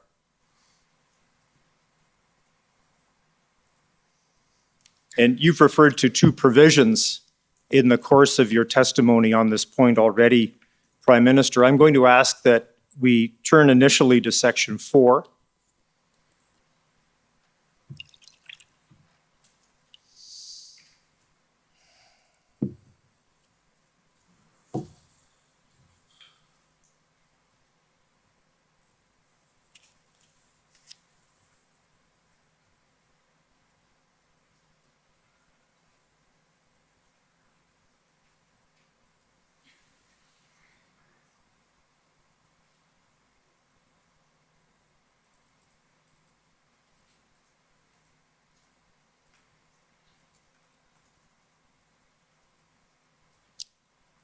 We might have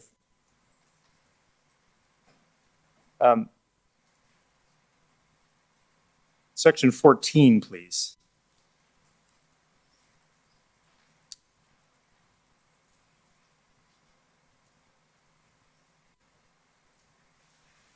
And this provides that subject to subsection 2, before the Governor and Council issues, continues, or amends a declaration of a public welfare emergency, the Lieutenant Governor in Council of each province in which the direct effects of the emergency occur shall be consulted with respect to the proposed action.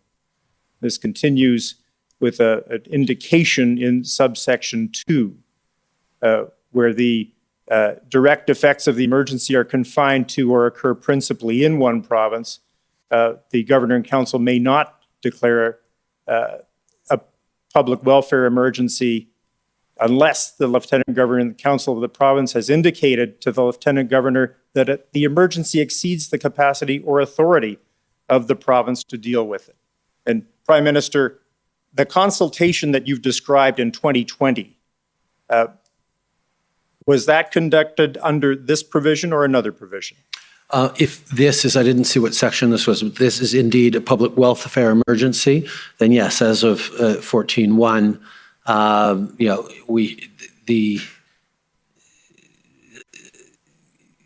before the Governor and Council moves forward with the public welfare emergency, we have to consult with each province to the affected province in response to it.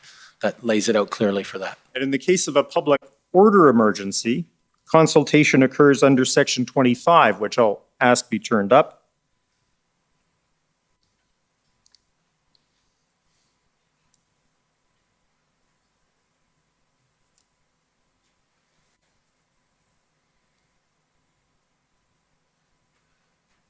And you referred to a provision which allows for consultation to happen after declaration of a public order emergency. And I note the words in subsection 2, without unduly jeopardizing the effectiveness of the proposed action. And Prime Minister, in relation to a public order emergency, was this the provision you had in mind? Yes, you can see there are conditions subject to subsections 2 and 3, which talk about the effects or the urgency or the negative impact that a consultation could have on the situation, which is a caveat when it comes to a public order emergency that was not present in the otherwise very similar paragraph applying to a public welfare emergency. That was what I was referring to earlier. Pardon me, I didn't mean to interrupt, Prime Minister. And just before we leave this area, I'll ask that the registrar please turn up ssm.nsc.can 50625. And this has been pretty well canvassed already, Prime Minister. These are the minutes or the readout of the First Minister's conference call on February 14th, 2022. We understand that this call began somewhere around 10:15 a.m. And first of all, Prime Minister, you told Commission Council this call lasted approximately an hour. Is that right? That sounds about right. Was any time limit imposed on the consultation that took place during that call? No, if it had to take 2 hours, it would have taken 2 hours. Did any of the premiers seem surprised about the topic of conversation? None expressed surprise that what we were talking about. No. Did any of them seem ill-prepared to deal with the topic for discussion? As I said, we had talked about it a couple of years ago, not with all of them. I believe there were some different folks around the table. But the idea and the concept of the Emergencies Act invocation and consultation was something that we had collectively gone through at a previous iteration. So they all had reflections to share during that tour de table. They did not say, listen, I don't know what to say. I haven't thought about this. Give us more time to think about it. They had ideas. I have no doubt they would have had more ideas had we had the luxury of much more time on consultation. But this was, these were exigent circumstances. Did any of them ask that the balance of the conversation take place at another time, that it be deferred to later that day or later in the week? Not that I recall.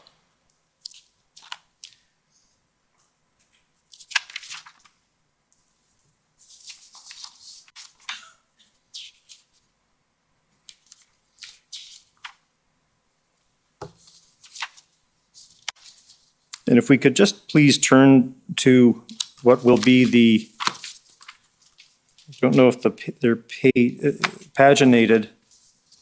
This will be where Premier Ford speaks. And it will be, I'll count the pages. Should be the 6th page, please, Mr. Registrar.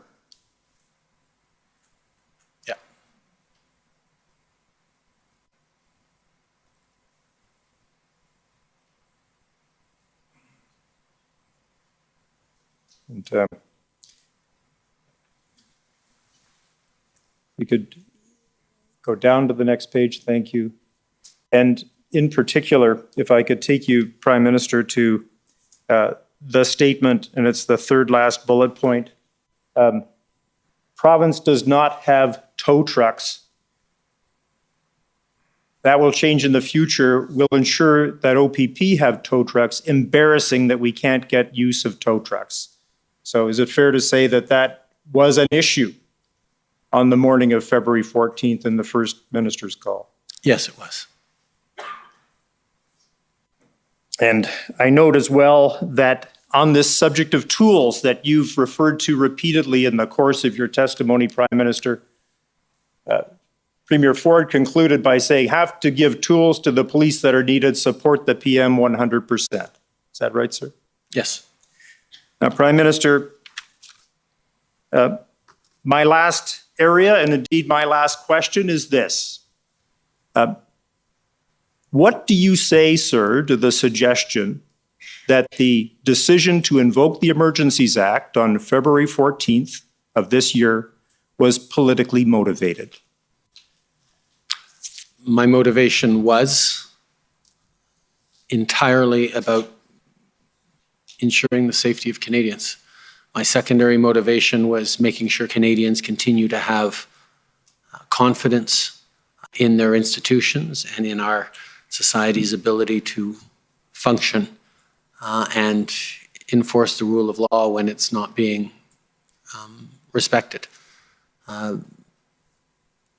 Politics was not a motivation at all in the invocation of the Emergencies Act. Thank you very much, Prime Minister, and thank you, Commissioner. Those are my questions. Thank you. Any re-examination? No re-examination, Commissioner. Bien, Monsieur le Premier Ministre. Well, Prime Minister, I'm very pleased to be able to tell you that we've completed our work for the day with you. Thank you very much indeed for your testimony and taking the time to shed some light over here. Thank you for all the work that you do, Commissioner.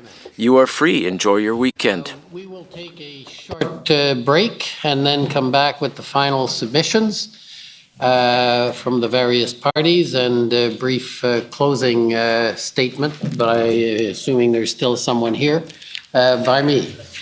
So, thank you. Merci. Thank you, Justin. Thank you.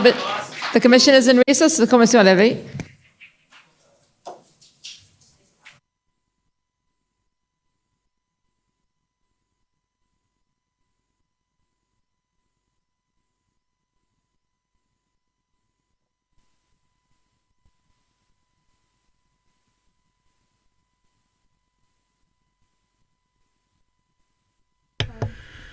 Wow. Chief Groveler in chief.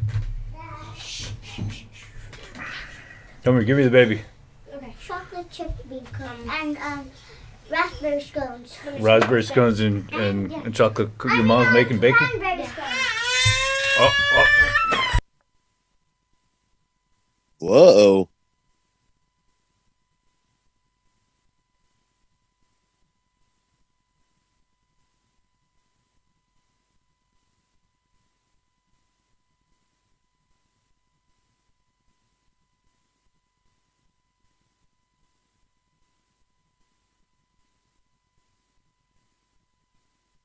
That's what happens when babies see Trudeau. He saw Trudeau? Is that what happened? Yeah, he saw Trudeau.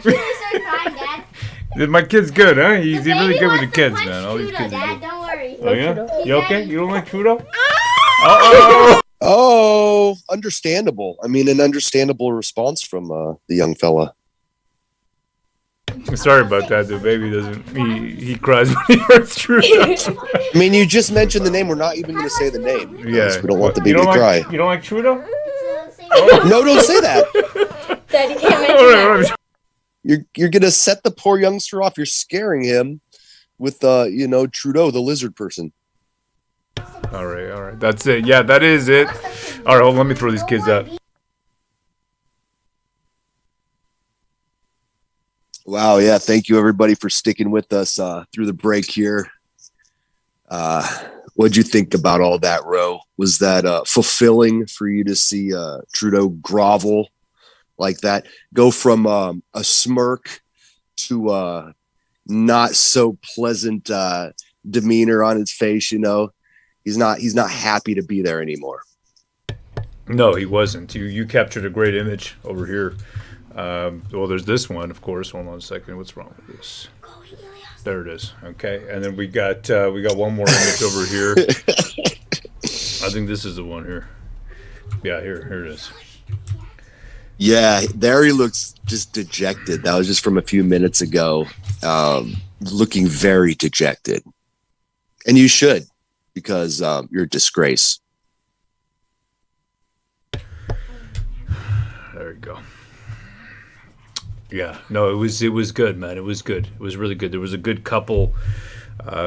Everything before the lunch break was excellent, and then Eva, she was excellent, and that's how I saw it. The rest, the government lawyers and oh my God, Chief, slowly, and all that kind of stuff, and this guy just trying to wrap it up, just say yes. Can you say yes? I mean, come on, talk about leading the witness, eh? Unbelievable. What else?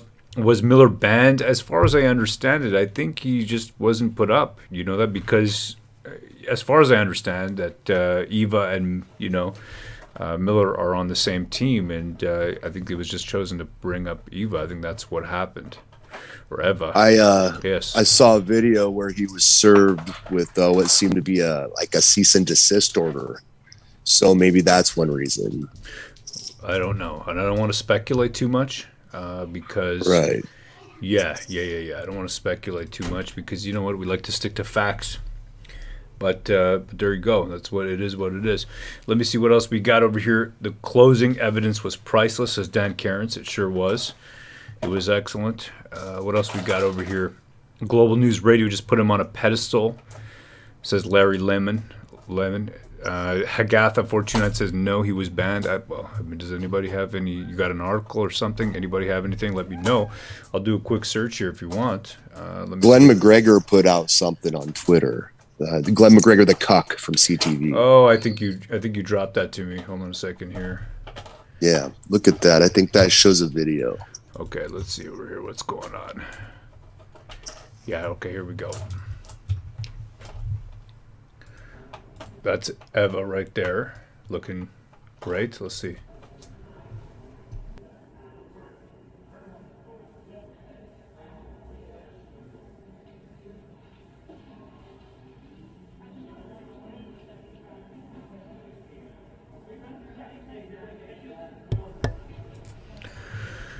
Okay, so this is him being served.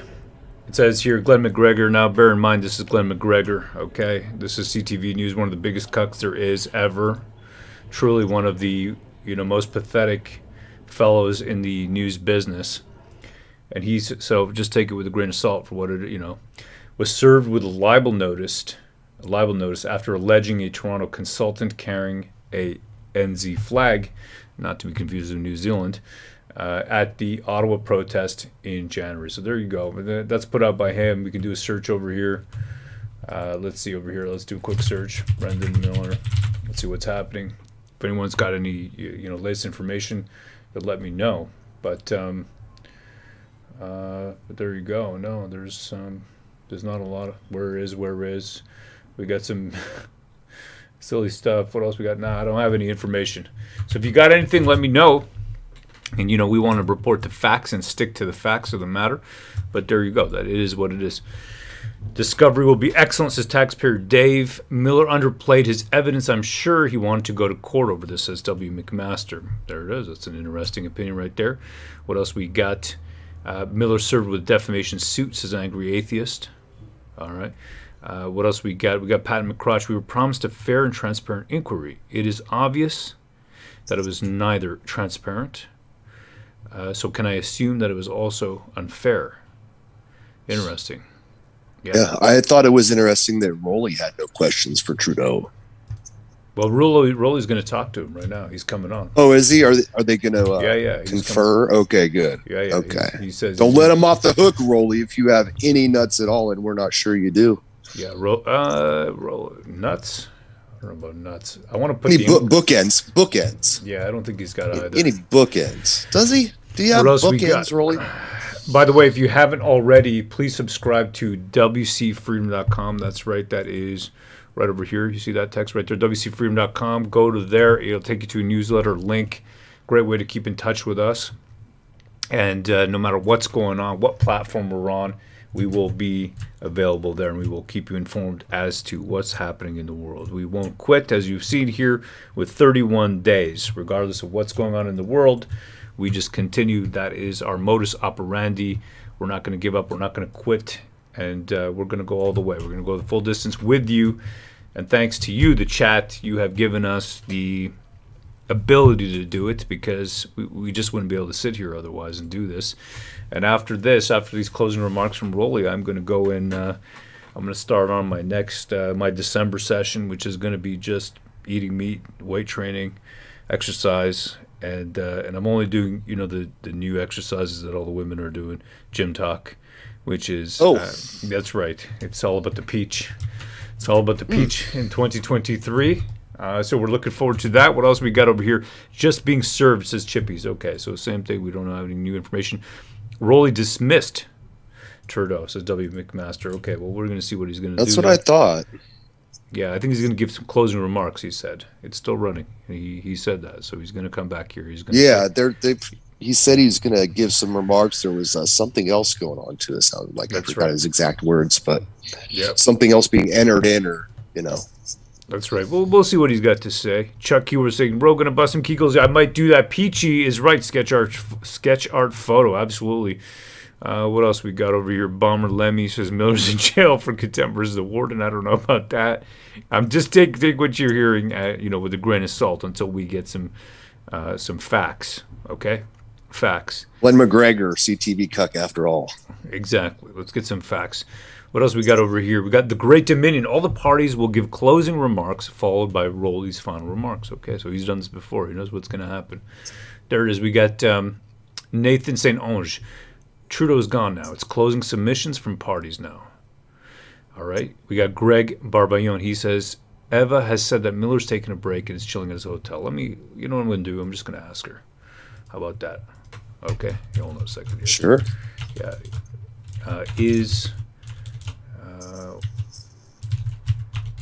What's up with Brendan?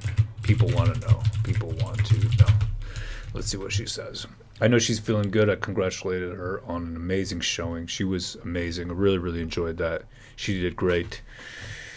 Eva Chipiuk, as well as, they were amazing. Rob Kidridge, Sujit Chaudhry. Who am I forgetting? There was another one. Man, you see that? I'm going to have to edit this down, though. There's so much here. There's some good stuff. There's some really good stuff. Let's see what else we got. We got LG. I want to thank you from the bottom of my heart, Ro, Pan, the mods, and the hottest chat on the interwebs. I got to pin that one. That's a great comment. Tail, brother, I appreciate that. Honestly, there's no way we could have done this. There's just no way. I mean, I'm not exaggerating when I say that. I'm blubbery now. I can't. I'm like Trudeau at this point. After all, especially listening to him towards the end there. I started wanting to just hit my head against the table. 4 p.m. in Ontario. Yes, what's that, Pan? Go ahead, brother. Just going to say we appreciate everyone sticking with us. So, and like Rose said, we couldn't do it without you. You guys like and share and get the word out there. You guys motivate us. You guys share information with us. So, you know what? We love it. Hail. Hail, absolutely, brother. Hail. Let me see here. We got Marilyn Greek. Got a ton of insight on so many things, freedom related, from Rowan Pan in the chats. We'll remember this always. Well, I'm glad, and I hope you stick around. On Monday, we will be doing 2 hours. We're going to do a 2-hour stream on Monday. Okay, sort of a little bit of a wrap up, and also kind of looking at, what has been percolating over the weekend, because today's Friday, 4 p.m. Eastern. 4:01 Eastern, and that people are going to be talking, discussing. We're going to see mainstream media. We're going to do kind of a 2-hour stream around afternoon time Eastern, maybe actually around 11 or noon. We have yet to confer and discuss the timings, but around there, not too late. And then we'll go and we'll do that, and we'll kind of look at what's going on, and we'll be doing a regular show, just hitting the news and seeing what's happening, because we feel like we got the best chat here, and we want to keep that going, because truly, I've found inspiration here. I do need to, get some rest. I know many people here need to get some rest. We need to all go and get some rest. But we are going to do that, and then we're going to continue to hold people to account. We may not be doing it for 10, 12 hours a day, though. Let's hope never again. Never again. That's right. It's been wild, but worth it, I think. Yeah, and latest tweets from Jagmeet Singh. He hasn't commented at all on this. He's still not commenting. I saw W. McMaster in the chat over here saying he thinks that that this, and I'm of the same opinion personally. The NDP know this is their only power that they're going to have. This is it, and they're going to hang on to that power no matter what. Jagmeet Singh truly. Whew. Order à l'ordre.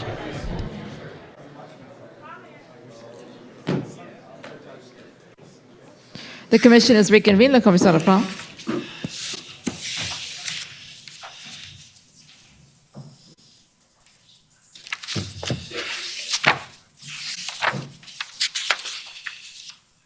Okay, well, the evidence is all in. So now we can have a few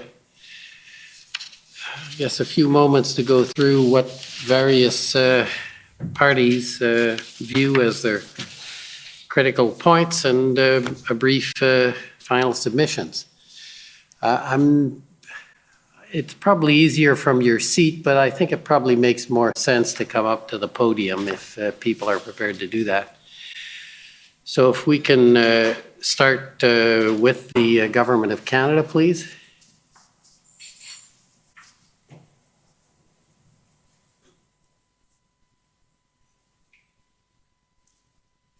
I must have drawn the short straw. No, it's probably because everybody has been focused on, and they want to hear from you first. Merci. Merci, Monsieur le Commissaire. Thank you, Commissioner, and good afternoon. My name is Robert McKinnon. I am lead counsel for the government in Canada. I firstly want to thank you and your legal staff for the in-depth work that you've done over the last 6 weeks of these hearings and months of preparation preceding it. The evidence and testimony before this commission from the parties and the submissions from members of the public have shown clearly that there were reasonable grounds for the Governor and Council to believe that a public order emergency existed and that special temporary measures were necessary to resolve it. The decision to invoke the Emergencies Act responded to the volatile, escalating, and urgent situation of serious threats of violence to persons and property across the country. There were threats to the security of Canada in the form of illegal blockades at key border ports of entry, such as Windsor, Ontario, Coutts, Alberta, Emerson, Manitoba, and Surrey, BC, as well as protests in ports of entry right across the country. The discovery of weapons and a hardcore group of individuals willing to die for their cause at the Coutts blockade revealed a real potential for serious violence. There was also the potential serious threat of weapons and threat actors at other illegal protests. In addition, there was the unprecedented, unlawful occupation in Ottawa, which was described by the Chief of Police as a tinderbox. The evidence confirmed the unorganized chaos that gridlocked the city. Counsel for the convoy, Mr. Wilson, admitted that this illegal occupation attracted individuals and groups with violent tendencies, like moths to a flame, in his words. There is also the real potential of serious violence from the racial harassment, intimidation, and threats to residents of Ottawa, Windsor, and at other illegal blockades, and the risk of violence from counter-protests. The lives and livelihoods of ordinary people were seriously affected. Many businesses closed, and people were without work for weeks due to these blockades. Moreover, at the same time, there was escalating online extremist IMVE rhetoric and threats against the lives of police and elected officials, including the Prime Minister, Deputy Prime Minister, among others. The hate speech and symbols against ethnic minorities and racialized persons were prevalent. As Minister of Environment of Lawlessness, the escalating threat of violence, unpredictable in form and by unforeseen actors, is very real. There were also serious threats to the economic security of Canada, to Canada's trade relationship with the US, to our main supply chain of essential goods, food, fuel, and medicine to all parts of the country, and to the economic well-being of Canadians. The security threats were real and escalating across the country, including to airports and railway lines. It was not known where the next illegal blockade would arise and further strain the resources of law enforcement. The evidence confirms that these well-financed illegal blockades across the province and country were interconnected, loosely coordinated, and appeared designed to stretch police resources and overwhelm their capacity to respond effectively. The Ottawa occupation inspired other copycat illegal protests in Canada and in other countries, such as France, New Zealand, and the United States. The government witnesses outlined the deliberate, step-by-step approach in which careful consideration was given to all available options and existing authorities before the declaration of a public order emergency was chosen as the option of last resort. The option of a peaceful resolution of a complex situation was seriously pursued and considered through an engagement proposal, though ultimately found not to be a workable solution. By February 14th, the cities of Ottawa and Windsor and the Government of Ontario had already declared a state of emergency. After extensive engagement and formal consultation between federal officials, ministers, and their provincial counterparts, the Governor and Council determined that this volatile situation exceeded the capacity or authority of a province to respond effectively to the crisis on a nationwide scale. The Emergencies Act was invoked with the support of several premiers and territorial leaders. The measures taken for dealing with the emergency were proportional, effective, time-limited, and charter compliant.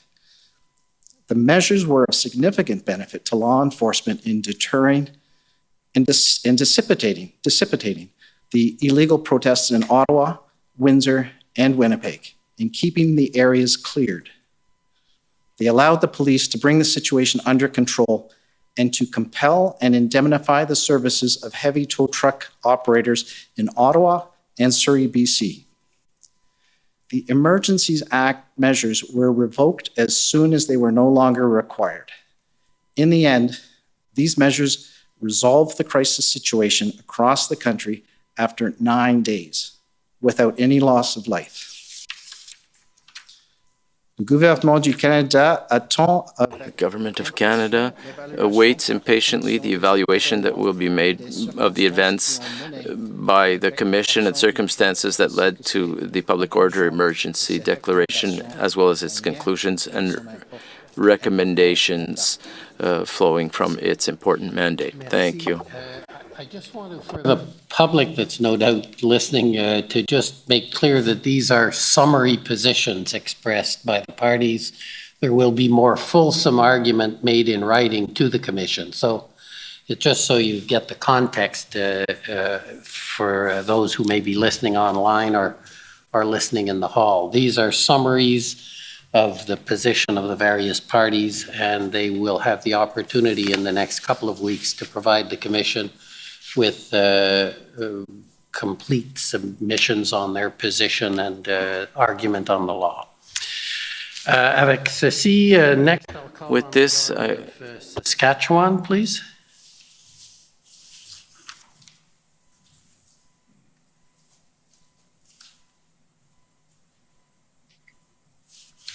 Good afternoon, Commissioner. I'm just having a little difficulty with my camera. It's now on. You're good. Am I good? There. Thank you, Commissioner. I'm Mitch McAdam, one of the lawyers for the Government of Saskatchewan. Saskatchewan intervened in these proceedings for two reasons. First, because of concerns that the measures taken were overbroad in two senses. First, that they interfered with provincial powers, and second, that they infringed on the rights of citizens. Second, because of concerns that the statutory threshold for invoking a public order emergency was not met. First, Saskatchewan is very concerned about the impacts of invoking the Emergencies Act on federalism. The emergencies power flows out of the Peace, Order, and Good Government Clause in the Constitution Act 1867 and gives the federal government the power to temporarily assume provincial powers under the Constitution. In many ways, it is like the notwithstanding clause in the Charter. In this case, while the federal government has said that it was simply providing additional tools to police, the fact is that they assumed significant provincial powers. Policing is a matter that falls under provincial jurisdiction. The Emergency Economic Measures Order is not just about banking. It expressly deals with credit unions, insurance companies, trust companies, loan companies, securities dealers, and investment advisors, all matters that fall under exclusive provincial jurisdiction. While many of these powers were not relied upon by the police, the order itself caused confusion and represented a serious and, in our view, unnecessary intrusion into matters under provincial jurisdiction. Second, the province is also concerned that the measures adopted under the Emergency Economic Measures Order were overbroad and may have infringed on the charter rights of Canadian citizens. But we will leave the submissions on that point to the Civil Liberties Group. Next, I'll turn to the threshold in the Act. Again, there are two branches to Saskatchewan's argument. First, the threshold is a statutory test. It's a high threshold, and it's a high threshold for a very good reason. The threshold is not whether the Emergencies Act was necessary or whether it was helpful. The test is whether there are reasonable grounds to believe that a public order emergency exists. Others will discuss, I suspect in great detail, whether that threshold is limited to threats to the security of Canada as defined by the Thesis Act, or whether it's broader. I'll largely leave those arguments to others. However, there is one point that we think you must keep in mind as you sift through the evidence, and that's Section 3 of the Emergencies Act. Section 3 provides that a national emergency is something that exceeds the capacity or authority of a province to deal with, and specifically provides that a national emergency can only be invoked if the situation is such that it cannot be effectively dealt with under any other law. So you will need to examine the tools that were available to law enforcement to deal with the protests. We've heard a lot of evidence about tools in this case, and I would say that the Emergencies Act and tools is a bit of a chicken and game problem. Does the emergency arise first and then the Act provides for tools to deal with the emergency? Or can an emergency arise because there aren't sufficient tools to deal with the situation? I tend to think it's the former, And I think there is a concern that the Emergencies Act should not be used simply as a way to fill in the gaps in the law. That was never its purpose. Second, Saskatchewan's primary focus in this case is on the consultations with the provinces. It is Saskatchewan's position that the consultations in this case were inadequate. We say that there are a number of things you should focus on. First, the precedent from 2020. Second, there were opportunities to consult with the provinces earlier. We've heard that the Emergencies Act was on the table by February 9th or 10th, if not earlier. The federal government could have consulted with the provinces at the front end instead of at the back end. Third, there's evidence which we will suggest shows that the decision to invoke the Emergencies Act was de facto made on February 13th before the First Minister's meeting. The Prime Minister confirmed this morning that the consensus at both the IRG meeting and the Cabinet meeting on February 13th were to proceed with the Emergencies Act. Fourth, the actual meeting that was held with premiers on the 14th. This meeting was set up on very short notice with no indication of what the subject matter was to be, and it lasted about 1 hour. When we file our written submissions, we will refer you to case law in other contexts, which suggests that this is not an adequate consultation. Commissioner, those are our submissions on the key points that you need to consider during your consideration of the evidence that you've heard over the past 6 weeks.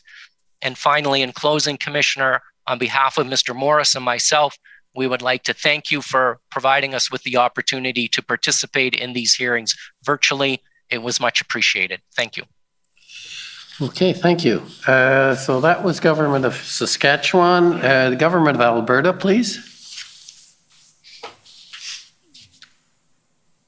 Good afternoon. Mandy England for the Government of Alberta. Reflecting back on the past 6 weeks of evidence, there's obviously much for you to consider, Commissioner. The many aspects of your mandate include making recommendations to provide guidance for potential refinements to the Emergencies Act and guidance for future invocations of the Act. The Government of Alberta would highlight in this brief time 2 main points related to this aspect of your mandate. First, consultation with the provinces is required by the Emergencies Act. This is extremely important to our constitutional system. It is not a suggestion to which the federal government can just pay lip service. One aspect of this is timing. We have heard extraordinary evidence that the Government of Canada did not want to raise the potential invocation of the Act with the provincial governments until more than a few hours before it would be invoked on February the 14th because they were afraid that the information would be leaked to the public.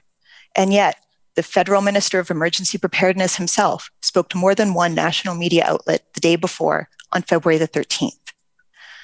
Being suspicious of the provinces, especially after a federal minister has already raised it with the media, cannot be an acceptable reason for the Government of Canada not to have the required, meaningful, good faith consultations with the provinces about a matter as serious as invoking the Emergencies Act. Another aspect of this is weight. 7 provinces advised the Government of Canada that they did not support the invocation of the Act in their province, that there was no need, and that they had the capability and authorities to deal with the situation.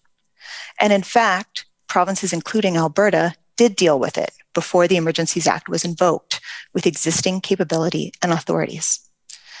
The Incident Response Group was told on the afternoon of February the 13th, the day before the Prime Minister says he decided to invoke the Emergencies Act, that an enforcement action was being undertaken at Coutts. And the Prime Minister has acknowledged today that he was advised at the time of the First Minister's meeting that the enforcement action was well underway, that arrests had been made, and that Coutts was secured.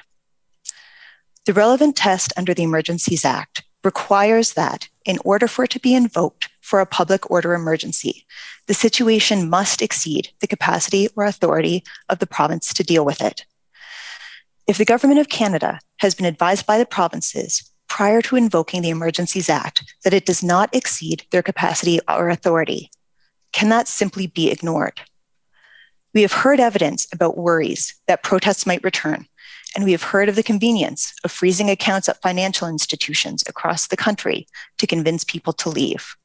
But can worries and simplicity trump the wording of the legislation and the constitutional deference that must be afforded to the provinces. As counsel for the Commission put it to one minister during examination, if what the Government of Canada did in this case qualifies as sufficient consultation, is there anything that wouldn't? Next, appropriateness of the measures included in the order and regulation issued under the Emergencies Act is another area of review. Freezing the bank accounts of Canadians engaged in political protest without due process is extraordinary.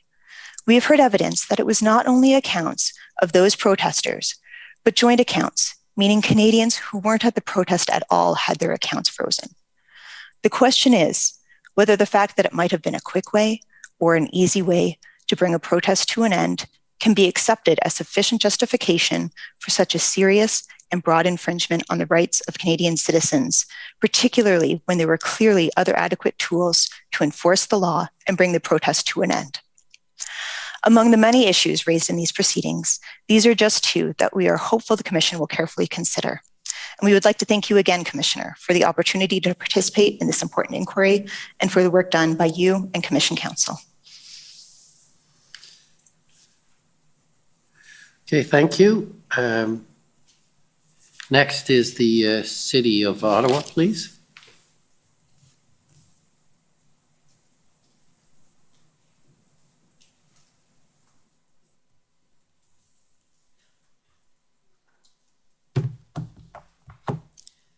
Thank you, Commissioner Alyssa Tompkins, for the city. The City of Ottawa's role in responding to the Freedom Convoy was threefold. First, it sought to support the OPS as the lead agency in response to the protest. Second, maintain city services as much as possible, again in coordination with police. And third, it exercised a convening function in terms of bringing people together at other levels of government at both the political and official level. I'll remind the Commission what the City and Mayor cannot do, which is direct the police or the Police Services Board. City Council's oversight powers are extremely limited. They're limited to approving the police budget on a global basis and appointing 4 members to the board, 3 councillors and 1 member of the public. Council did use its power to revoke an appointment in this case, as we've seen when it removed Councillor Deans as board chair. We acknowledge the significant impact that the Freedom Convoy protest had on the citizens of Ottawa, on city services, and on city staff. We submit there are 5 key questions that need to be addressed in response in particular to the Ottawa situation. We'll of course answer those questions in our written submissions, but for now, here are the issues. So 1, did a lack of intelligence or lack of coordination among institutions responsible for collecting or analyzing intelligence affect the response to the Freedom Convoy? 2, was there a delay in sending additional police resources to Ottawa? And if so, what caused or contributed to that delay? Third, was Windsor a or the priority? And if so, who was responsible for that decision? Fourth, if the lack of a plan or difficulties with achieving unified command caused delay, how could these issues have been addressed and resolved more quickly? In particular, what is the role of oversight bodies in such a situation? And in particular, what action could the province have taken, if any, to end the protests in Ottawa sooner? And of course, here we're referring to both the MTO and the Solicitor General in terms of discharging its obligation to ensure adequate and effective policing in Ottawa. The last one, number 5, is the role of negotiation and engagement with protesters in situations such as this, and the relationship between civilian authorities and police when participating in such discussions. So we'll have more to say on that in our written submissions. I'd like to thank you, Mr. Commissioner, Commission Counsel, and most of all, my friends, counsel for the other parties, Strange alliances formed and then unformed on almost a daily basis between the parties, but always with collegiality and cooperation between councils. So thank you to all of you. Okay, City of Windsor.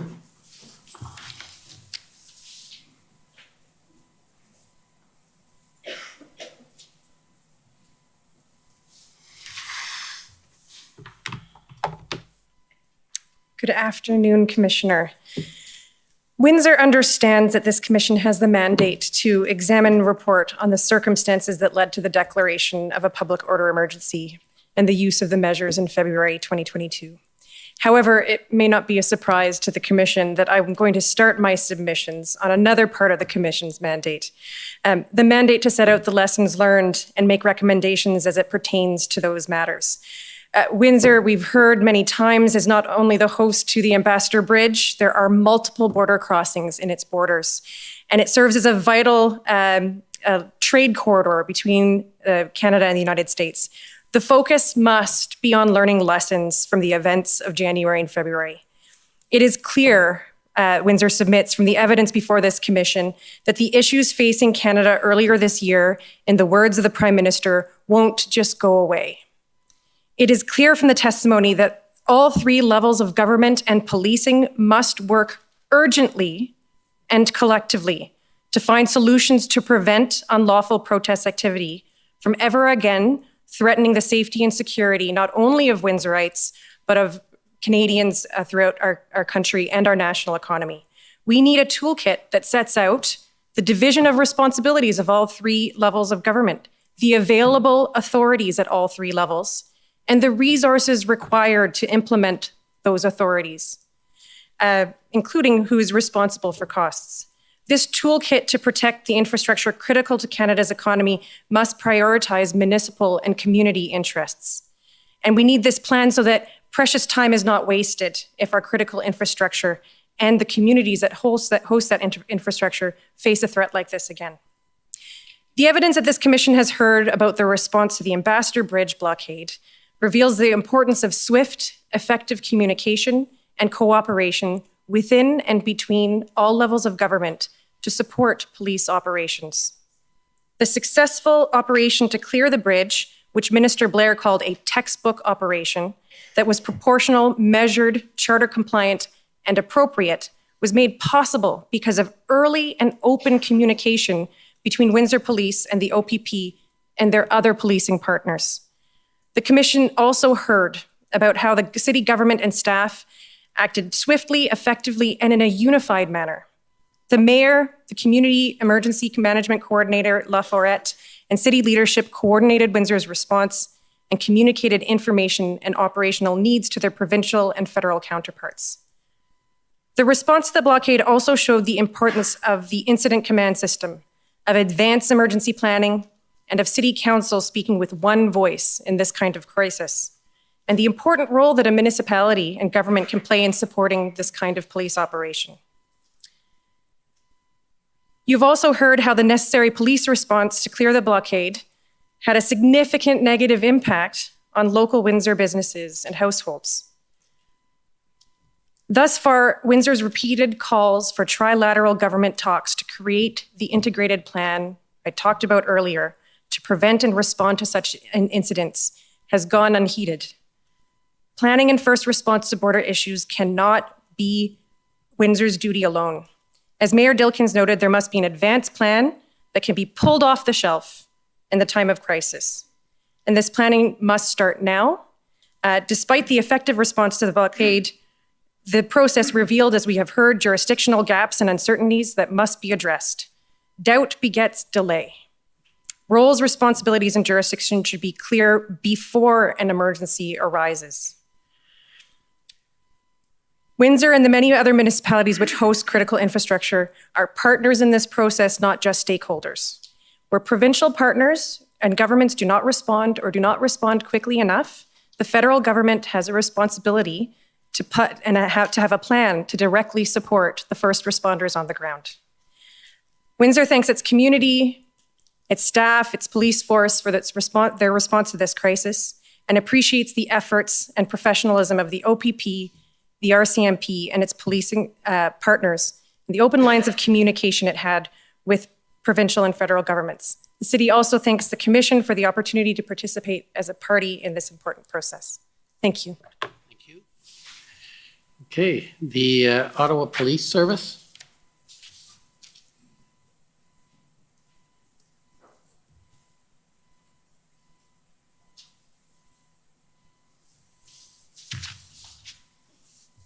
Good afternoon. David Mijakowski for the Ottawa Police Service. In approaching the evidence, Commissioner, the starting point, we say, is to look at what is not contentious. And there was a refrain of 3 words that we heard from almost all of the witnesses: unprecedented, fluid, and volatile. It is not in dispute that the protest, which became an illegal occupation, was unprecedented in this country.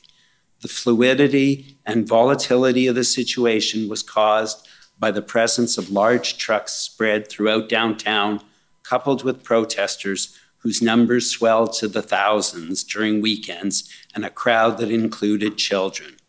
That too is not in dispute.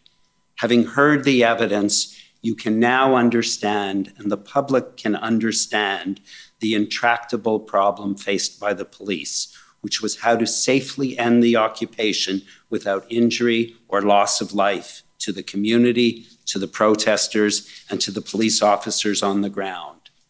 Another matter on which the evidence is uncontroverted is that the entirety of the Ottawa Police Service were united in a singular desire to do the right thing.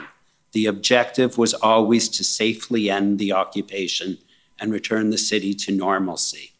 While there may not always have been unanimity on what was the best approach to achieve the objective, everyone worked tirelessly, doing their very best under very challenging conditions. What is also not in dispute was the need for more resources. It was brought to the fore on January 31st, and the request for more resources was a refrain that started that day and ended when those resources arrived. Another matter upon which the evidence is uncontradicted is that the Ottawa Police Service and its partners came together to plan and execute an integrated operational plan. Minister Blair recognized that the plan was flawless and its execution was careful and methodical. In his words, it was a textbook example of how to safely carry out a police POU operation. Importantly, Minister Blair recognized that what happened in Ottawa was not a policing failure, and what was needed ultimately to resolve the occupation and what was finally delivered was a massive influx of resources. The second point we ask that you keep in mind when you assess the evidence is to be aware of hindsight bias. Hindsight bias is the not uncommon human tendency to look back at events after they have occurred and to assert that it was predictable. But as we all know, this event was not predictable. You heard a great deal of evidence about the intelligence that existed in the days before the arrival of the convoy, what it meant, and how law enforcement should have responded to it. We ask that you carefully review that evidence to determine whether the perceptions of some of the witnesses in that regard is as a result of hindsight bias. No one knew that a protest about vaccine mandates, which started off as peaceful and law-abiding, would become an occupation. The plans that the Ottawa Police Service had for managing the event were shared with all of its law enforcement partners, and everyone cooperated in assisting what was intended to be the facilitation of a peaceful process. And the classic example of hindsight bias came from those witnesses who said the trucks should have been turned away and not allowed in. You heard much evidence as to why that would not have worked and what the impact of doing so would have been. Trucks would have been stranded on the Queensway, and to turn them away would have required thousands of officers and would have angered and incited those who had traveled so far to get here. The evidence you heard demonstrates that the Ottawa Police Service learned from its experience. Changes have been implemented in many areas, including how intelligence is analyzed, in devoting resources to the analysis of social media, and how event planners now balance the right to peaceful protest with the impact of protest on the community. There has been a recognition of the need for greater clarity in the operation of the incident command system, and the Ottawa Police Service has strengthened their PLT program. The Ottawa Police Service looks forward to receiving this Commission's report so that it can take even further steps to improve the safety of this community and to continue to rebuild public trust. Thank you very much, Commissioner. Thank you.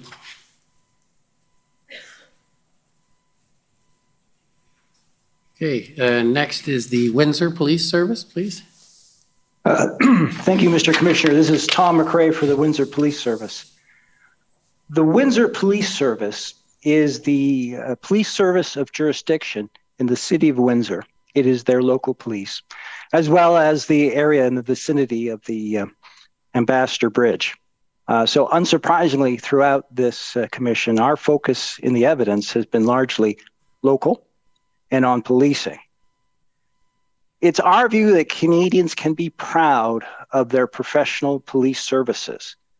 One of the very important elements, though, of being a professional police service is that these police services have operational independence.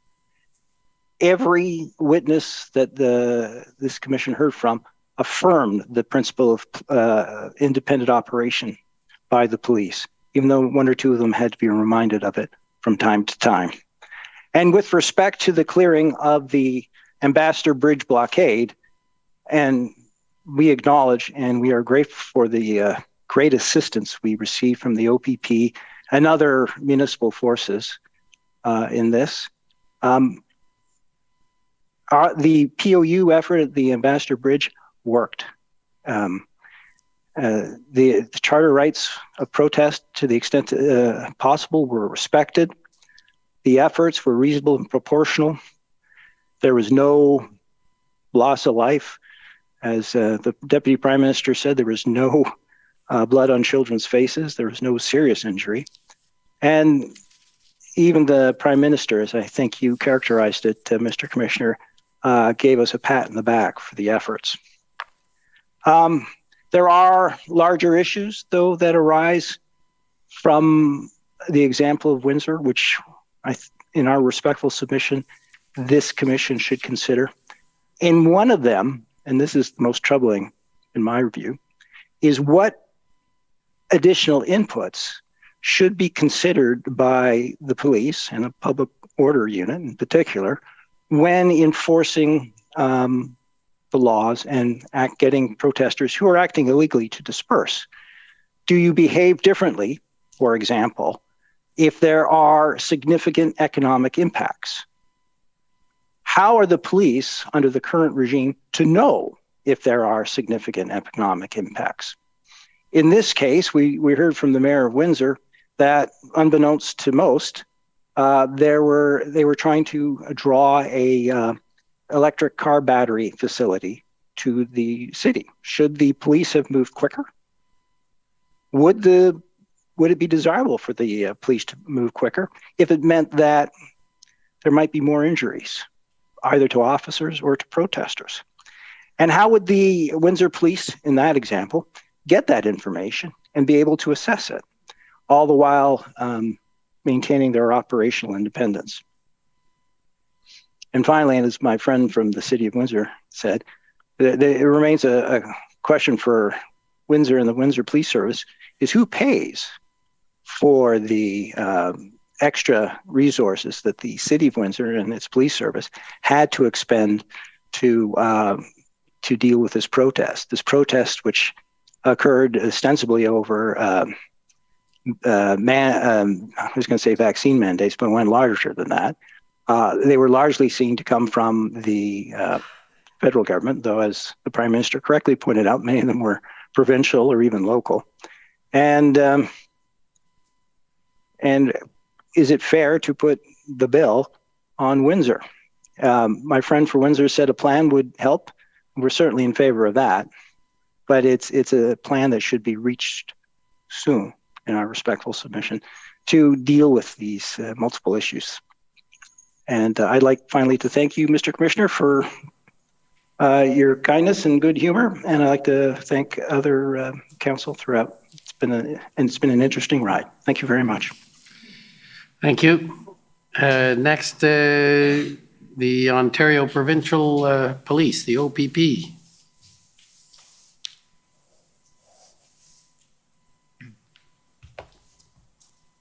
Thank you, Commissioner. As you heard in the evidence of Inspector Marcel Baudin of the OPP is impartial on the issues underlying any particular dispute. That's fundamental to policing any protest. It's a notion of impartiality. Consistent with that commitment to impartiality, the OPP takes no position on whether or not the Government of Canada ought to have invoked the Emergencies Act. That is not a question for law enforcement. That is a decision to be made by the Government of Canada. But it was obvious that an important factual issue would relate to whether or not police services could deal with the protest within existing powers and authorities. As I forecast in my opening submission, the evidence you consistently heard from OPP witnesses, and indeed many witnesses from other police services, was that while the tools were useful to varying degrees, they were not necessary. Ambassador Bridge was cleared without those tools. The Ottawa protest would have been cleared without those tools. You've heard about Blue Water Bridge, Fort Erie, other areas in Ontario, which were not subject to blockades or occupations because of the work of the OPP using existing tools. So it's an important discussion that we've had and that we'll have in our written submissions about what are those existing authorities. It's a position of the OPP that there were sufficient legal authorities within statute and common law to, for example, set up exclusion zones, and that the Emergencies Act was not required for that purpose. I think we need to be careful, Commissioner, with how we look at this issue of existing authorities. And those authorities, common law especially, should not be so narrowly construed in support of an argument in favor of the Emergencies Act that police services lose the ability to act. In other words, the way we interpret the common law will be important for understanding what police can do in the future under the common law. So I think it's an important discussion, and I'll be submitting case law in that respect in our written submissions. With respect to towing, we heard a lot of evidence. Ultimately, I think that where the evidence lands was that the Act was useful, provided useful tools for indemnification and for business purposes, but the email from the OPP subject matter expert indicated that it was not used to compel tow trucks. You've heard a lot of evidence about the policing response and the involvement of the OPP. That response started well before the convoy arrived with Project Hendon. You heard about the broad distribution of Hendon in order to break down silos. The Prime Minister today actually spoke about silos within the federal law enforcement sphere and expressed concern about how those silos could have an impact. The Hendon reports went to all of those federal law enforcement agencies to try to avoid that concern. As early as January 20th, you've heard that there was intelligence that suggested this would not just be a weekend event.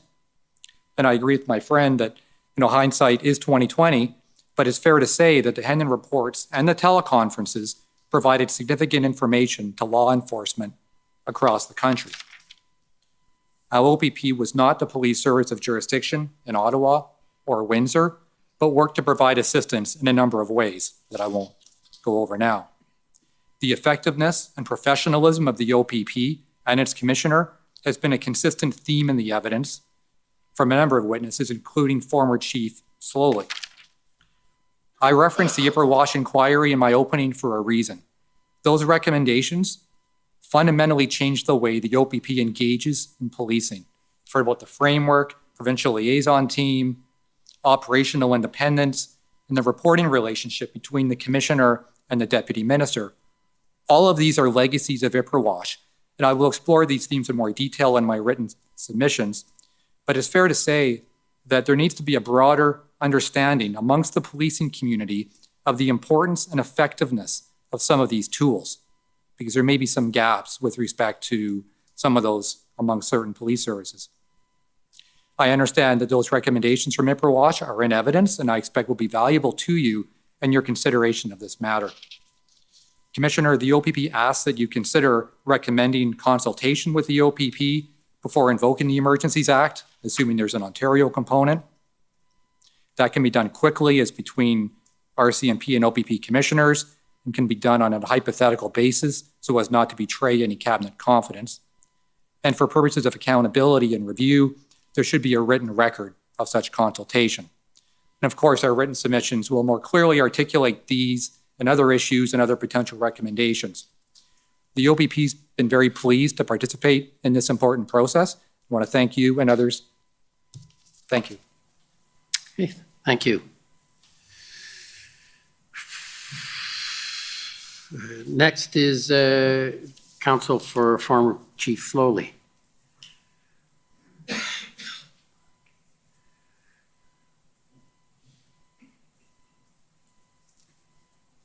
Thank you, Commissioner. Tom Curry for former Chief Slowly. As you emphasized in your comments opening these proceedings, these hearings concern accountability of the federal government and examine why the emergency was declared, how the power was used, and whether the government's actions were appropriate. The ancillary matters under review, including the efforts of police, are examined, as you indicated, only to the extent relevant to that mandate. This is important because it requires the Commission to focus on the acts and decisions of the federal government. Although it provides relevant context, this is not an inquiry into the operation of the Ottawa Police Service, the City of Ottawa, or the performance of Chief Slowly. As you also noted at the outset, this public inquiry is unique, since the time available for you to complete your mandate is very short. To accomplish that task, procedural rules were adopted that imposed limits on the ability of the parties with standing to elicit evidence or challenge evidence introduced by Commission counsel. Those procedural limitations were designed to protect the Commission's ability to complete its mandate, and you have shown they've worked. But no party or participant should be the subject of an adverse misconduct finding in the context of a commission that has had to complete its mandate by imposing procedural rules to address the limited time frame in which you've had to operate.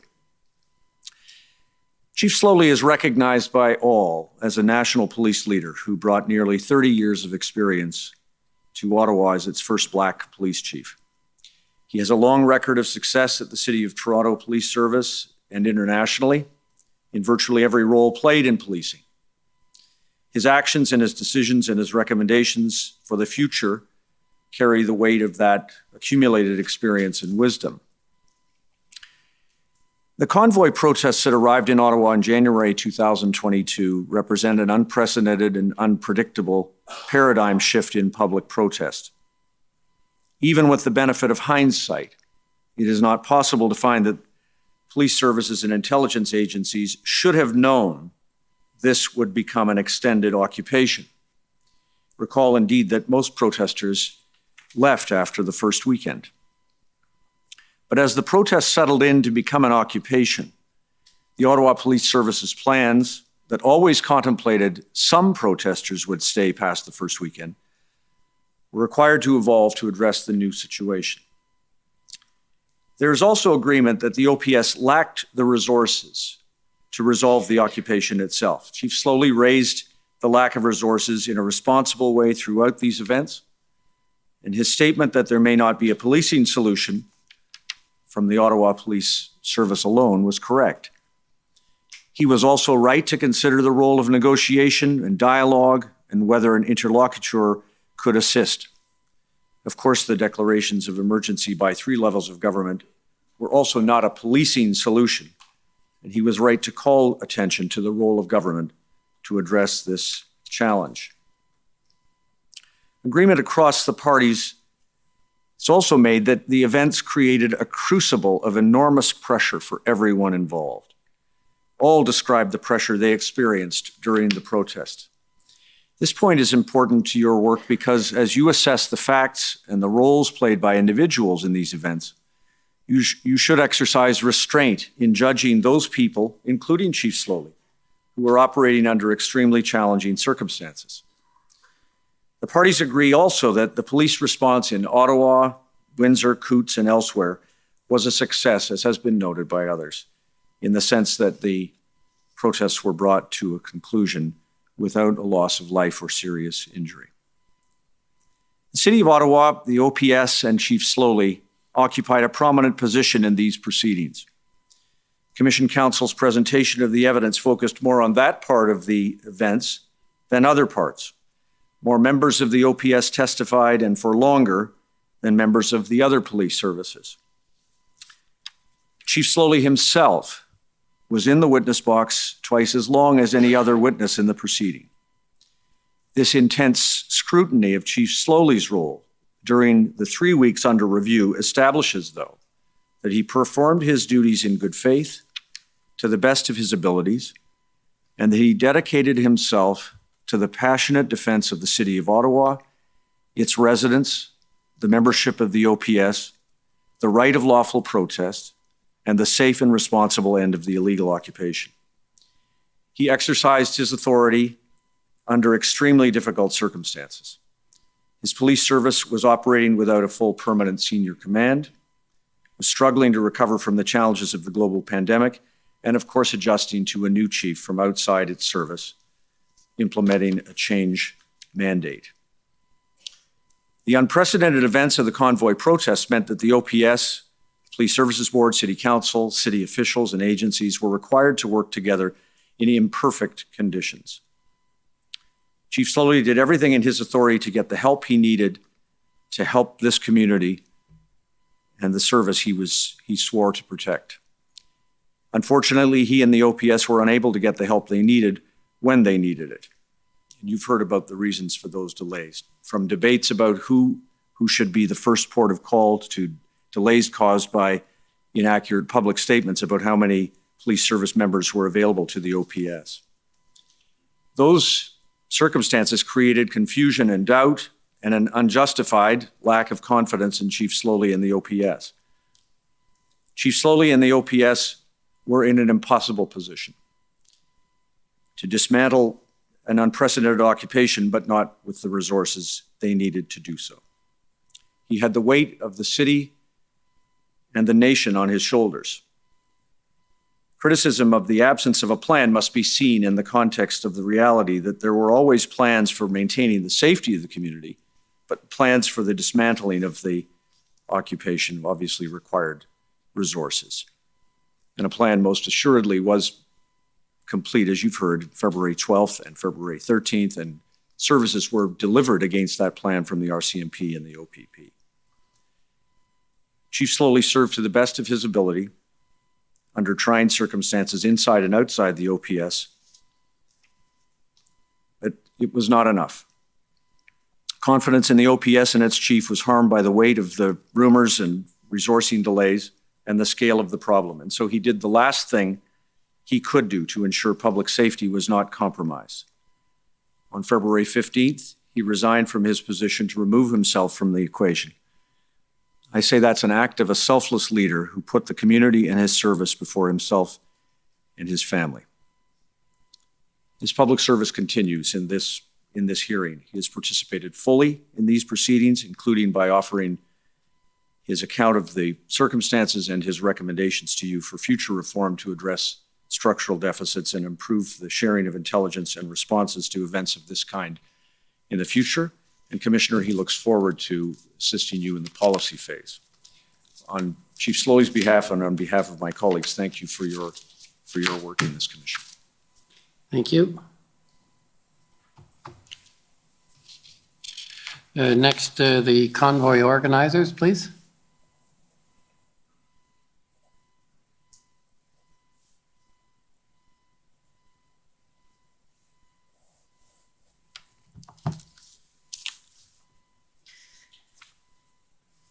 Good afternoon. For the record, my name is Eva Chipyuk.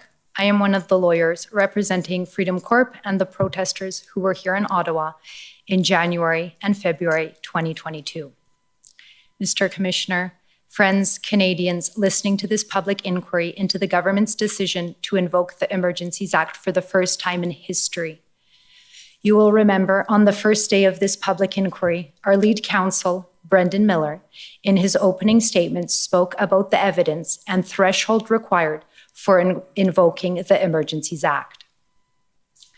Mr. Miller set out each element of the test for invoking the Emergencies Act and then predicted that there would be no evidence to support any of the factors required to invoke the Act. I would like to restate Mr. Miller's opening statement and add to it what evidence in fact came out. It is our view that there was no justification whatsoever to invoke the Emergencies Act. The Emergencies Act requires several things. One, it could be invoked due to espionage and sabotage. Did you hear any evidence about espionage and sabotage? The answer is no. Two, it could be invoked on the basis of clandestine or deceptive foreign influence, or foreign influence that involves the threat to a person. Did you hear evidence about that? The answer is no. It also could be invoked on the basis of threats or use of acts of serious violence against persons or property. Did you hear evidence of violence against persons or property? The answer is no. Lastly, it can also be invoked if there is a group or persons trying to destroy or overthrow by violence the system of government of Canada. Did you hear evidence about individuals trying to do that? The answer is no.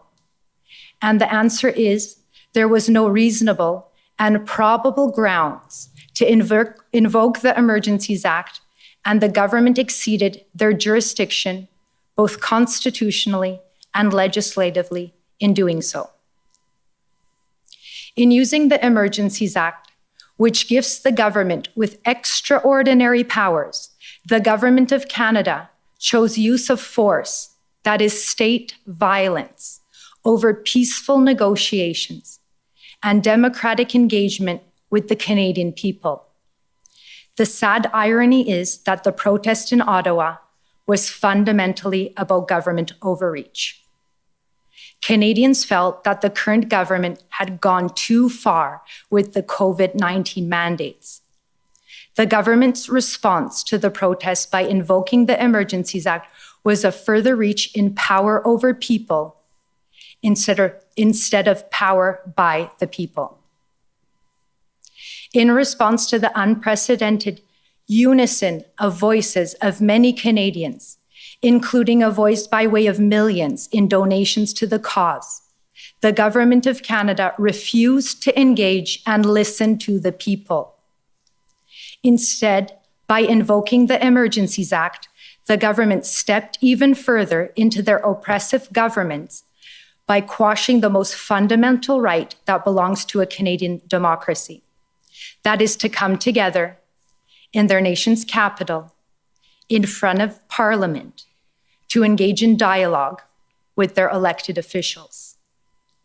Protesting is, in fact, the people trying to have a dialogue with their government as a last resort of engagement when all other avenues for discourse have failed or have been censored. A healthy democracy demands continuous engagement between people and government. And when the government uses violence to assert its power over the people, the fabric of democracy is torn. That is what was witnessed at the protest. We heard from witness and protester Maggie Byrne, who knelt before the public order units, placed a copy of the Canadian Bill of Rights, the first human rights law in Canada, onto the snow in front of her before being brutally snatched and shoved behind the police lines, thrown to the frozen ground, beaten, and had a rifle pointed to her head. We heard from witness and veteran Chris Deering, survivor of a bomb explosion in Afghanistan. He fought for our country because he believed that our Canadian values were worth fighting for. He said he came to Ottawa because it was his duty to support the protesters in their cry to the Canadian government that enough is enough. They've gone too far with interfering with our right to freedom, our right to live in a safe country, free from fear. In response to our dear veterans' bravery, moral courage, and sacrifice for this country, he was brutally beaten by the police and treated with less human dignity than a prisoner of war. The fact is, it does not matter which side of the protest you are on. To be Canadian is to value human dignity, kindness, community, compassion, and love. It is not normal to hate and divide. This public inquiry is more than just looking into circumstances that led to the government's decision to invoke the Emergencies Act. It is the beginning of a journey of rediscovering of what it means to be Canadian. The government does not define us, we do. We, the collective of many diverse groups across the country. The protest in Ottawa brought so many Canadians from all different walks of life together. It was an opportunity for reconciliation, for uniting and forging friendships despite so many differences. The protest in Ottawa gave people hope, and it humbled all of us. What we saw in Ottawa is emblematic of what it means to be Canadian, and that is what terrifies the current government of Canada. Yes, there was honking and diesel and noise, and that was not only challenging for residents in Ottawa, but also for protesters. But the protesters were not extremists or terrorists. They are fellow Canadians, neighbors, and each person is the thread that holds us together in a peaceful and loving society. We have all suffered in our own unique way because of the pandemic, the virus, the sickness, the lockdowns, the job losses, loss of livelihood, the mandates, and mental health. On the first day of this public order emergency inquiry, Commissioner Rouleau, you said uncovering the truth is an important goal. When difficult events occurred that impact the lives of Canadians, the public has the right to know what happened. Certes, l'objectif de l'enquête publique. So the goal of this public inquiry is to shed a light on the situation which occurred and to make recommendations so that this situation will not occur again. Let this inquiry be the starting point for all Canadians. And that means all Canadians, including government leaders, to hold the executive branch of Canada to account. If there ever was a time for a Prime Minister to step down, now is that time. Thank you. Okay, thank you. Next is the Ottawa Coalition, please.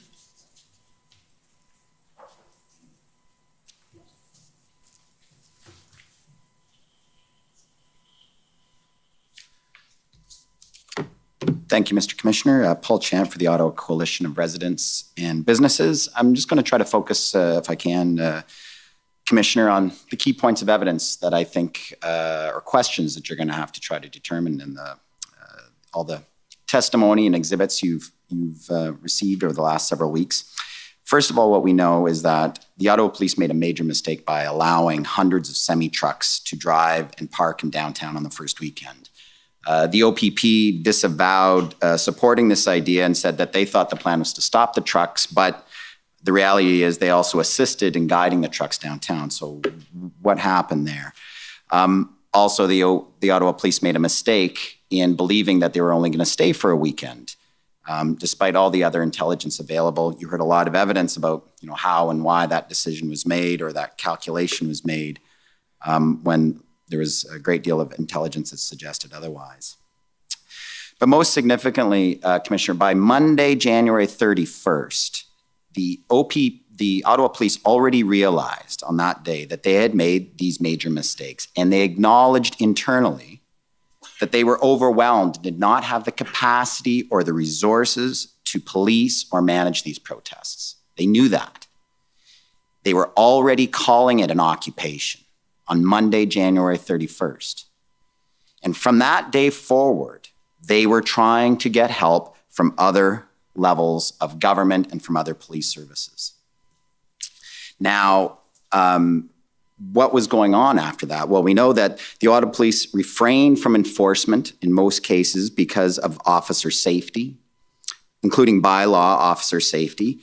And if the officers aren't safe, how can citizens and residents feel safe? They cannot, and they were not. Reports to police were not being followed up on, despite people calling repeatedly. You, of course, heard the circumstances, the context of downtown Ottawa, not only the dangerously loud horns that were going on all day and into the night, the blockaded streets that were obstructing traffic, public transit, and even emergency vehicles, the diesel fumes of hundreds of congregated and continuously idling semi-trucks, the street harassment, the threats to public officials at all levels, our mayor, our chief, our health officer, our federal politicians. Businesses were shut down with loss of profits and wages of $10 million per day. There were open fires in our streets on almost every corner in this downtown stamp, with gasoline and propane and fireworks going off beside them. On some days, our 911 lines were being jammed deliberately, and our hospitals were getting bomb threats. The situation was one of lawlessness in Ottawa. And that situation prevailed for a long time, and the people and residents and businesses of Ottawa felt abandoned. Using the words of the Police Services Act, the Ottawa Police could not provide adequate and effective policing out of the gate. They were just barely maintaining a baseline level of policing. And once it reached that point, and it really was very early, what happened? How did different levels of government respond?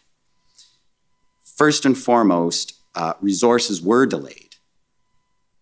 The RCMP and the OPP were on the ground in small numbers early, but they withheld larger numbers because they were dissatisfied with the OPS plan. So you'll hear a lot of evidence about why those delays were happening and what happened. So you'll have to, I think, make some decisions about that or factual findings. And what did others know about that dysfunction? Other levels of government, and what did they do about it? Whether it's city officials, provincial, federal, and who was the responsible authorities who could do something about that situation? Was it the OPP? Was it the Ottawa Police Services Board? Was it the Provincial Solicitor General? And then the other piece of evidence that we heard is that caused the delays that once the Windsor blockade happened, it was clear then that Ottawa dropped in priority because the OPP simply did not have the resources to deal with both of those major events at once. Windsor was the priority. Until that situation was addressed, Ottawa would be left to wait. The final piece on evidence or questions that you're asked to determine or decide is how was it possible for the convoy organizers to bring it together? How did they organize and come to our city and occupy it? Because they did. I mean, the definition of an occupation is when an invading force enters into an area and takes control over that area, which is what they did in downtown Ottawa. It was organic, I think we heard. We heard there were people attracted for a variety of different reasons, but some of the leaders who we heard testified, I think, were animated by a variety of different issues of misinformation. Some of them absolutely took some pleasure in what was happening with the people of Ottawa, that it was funny that people were unable to sleep. We heard evidence like that. And also that they felt justified in inflicting that harm on the people in downtown Ottawa because they had suffered. And I think we've heard that in spades. There's no question that the people, when the convoy of protesters, they had all been experiencing all kinds of hardships and stresses for 2 years. So that's the last issue I think you're going to have to decide, Commissioner. Just to conclude, these convoy protests stretched our Constitution in every way. our Canadian Charter of Rights and Freedoms and our cherished right to protest, was it stretched too far? I think clearly it was. But the fact that our authorities showed so much tolerance for so long in the residents, I think speaks a lot about our country. But our Constitution, also federalism, was stretched right out of shape. I think you're going to grapple with the evidence and the different levels of government, how they are interacting, and why it wasn't more seamless, which is what we would have hoped. So just to conclude, Commissioners, thank you very much. I think this inquiry has demonstrated really the strength of our democracy, not only the fact that this inquiry is happening, but the way it was conducted. It was unprecedented, I think, in terms of the transparent we've seen of all levels of government. And no doubt, what happened, whatever you find, I know that people are going to debate it anyway, and they've had the opportunity to do so, right? They've seen it. That's a fair statement. and no doubt study it for years to come about how government and police operate. It was quite amazing. And I have to say also, the fact that the convoy organizing the protesters, they applied for leave to participate, and they have participated, I would believe, in good faith. And I think it shows that, that they had enough trust in our public institutions to do that. Still says a lot about the strength of Canada. So with that, Commissioner, I just want to thank you for the prodigious hard work that you've demonstrated and your commission team. It was, I think, an inspiration for all council here, and chapeau. Merci. Thank you. Next is the Criminal Lawyers Association. The Criminal Lawyers Association and Canadian Council of Criminal Defence Lawyers appreciate the opportunity to have participated in this commission. As criminal lawyers, we frequently scrutinize and challenge the exercise of power by government or law enforcement against individuals. We frequently defend guaranteed charter rights of people within Canada as against the reach and sometimes overreach of state authority. Challenges to whether an arrest was lawful, whether a search warrant was lawful, or whether a wiretap is lawful are commonly conducted before the courts. And it might be of interest to people who follow this commission and those who are not lawyers to know that it's not uncommon for there to be disagreement about the interpretation of laws, whether legal tests have been satisfied by evidence, or whether laws or actions of government actors were constitutional. In that way, it might be useful for people to understand that some of the disagreements that were revealed through these proceedings are not uncommon at all.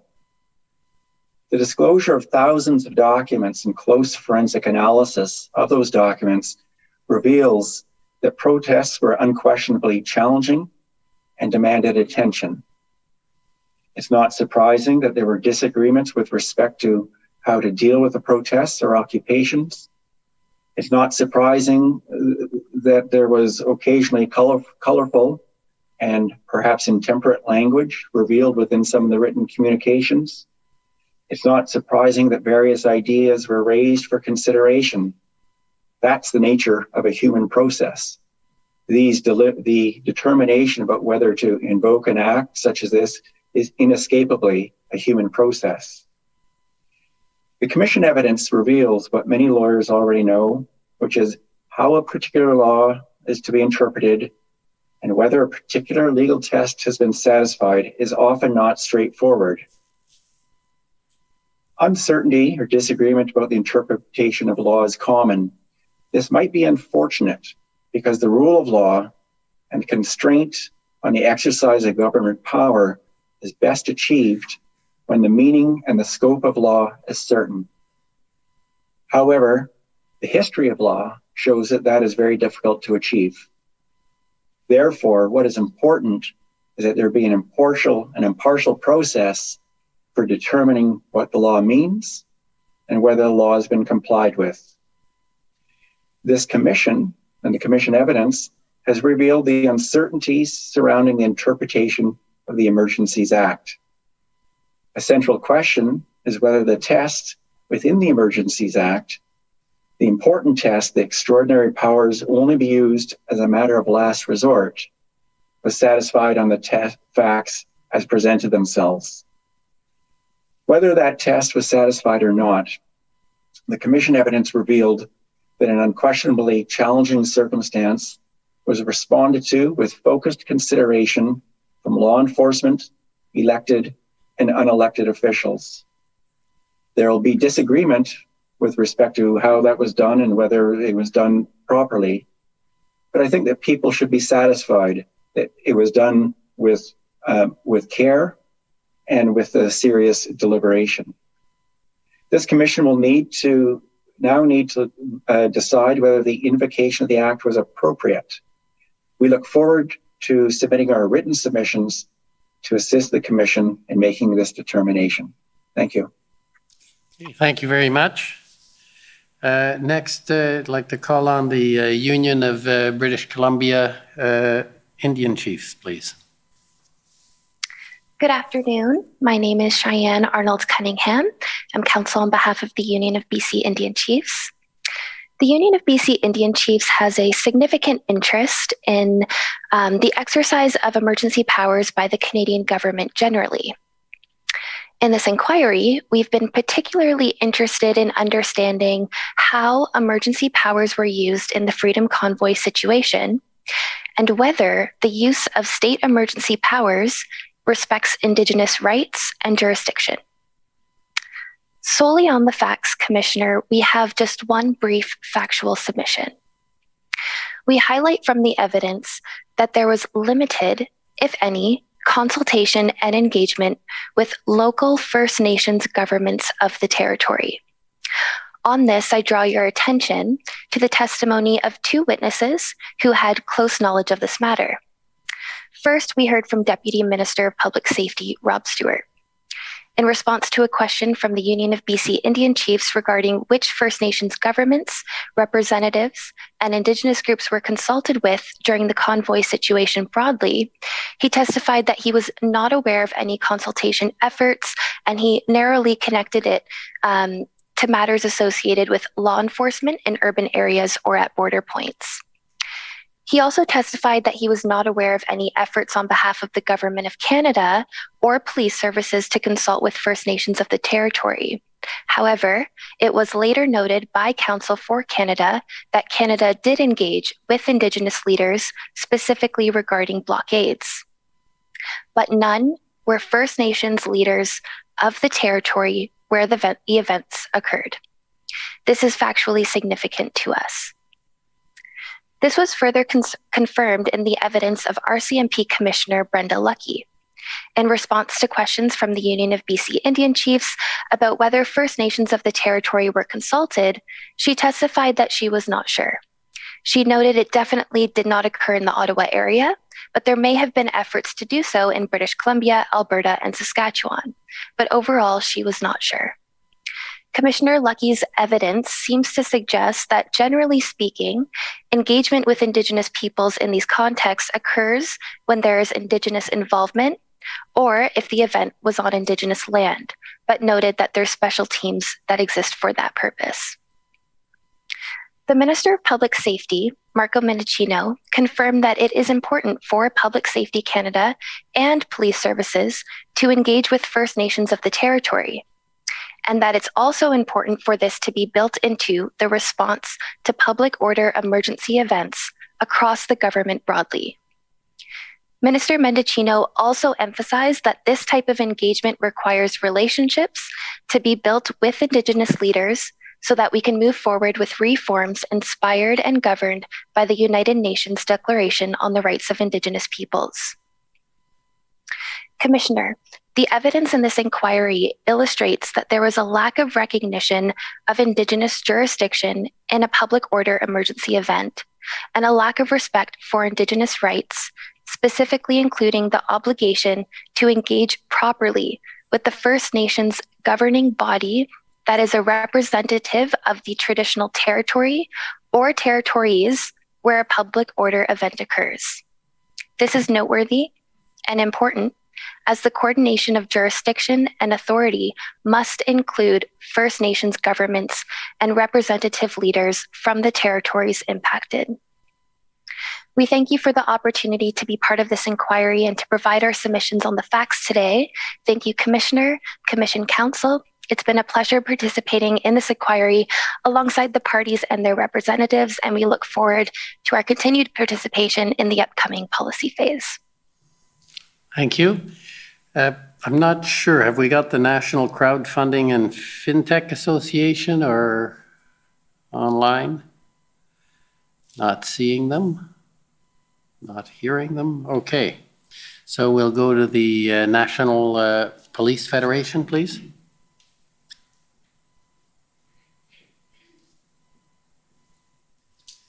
Thank you, Commissioner.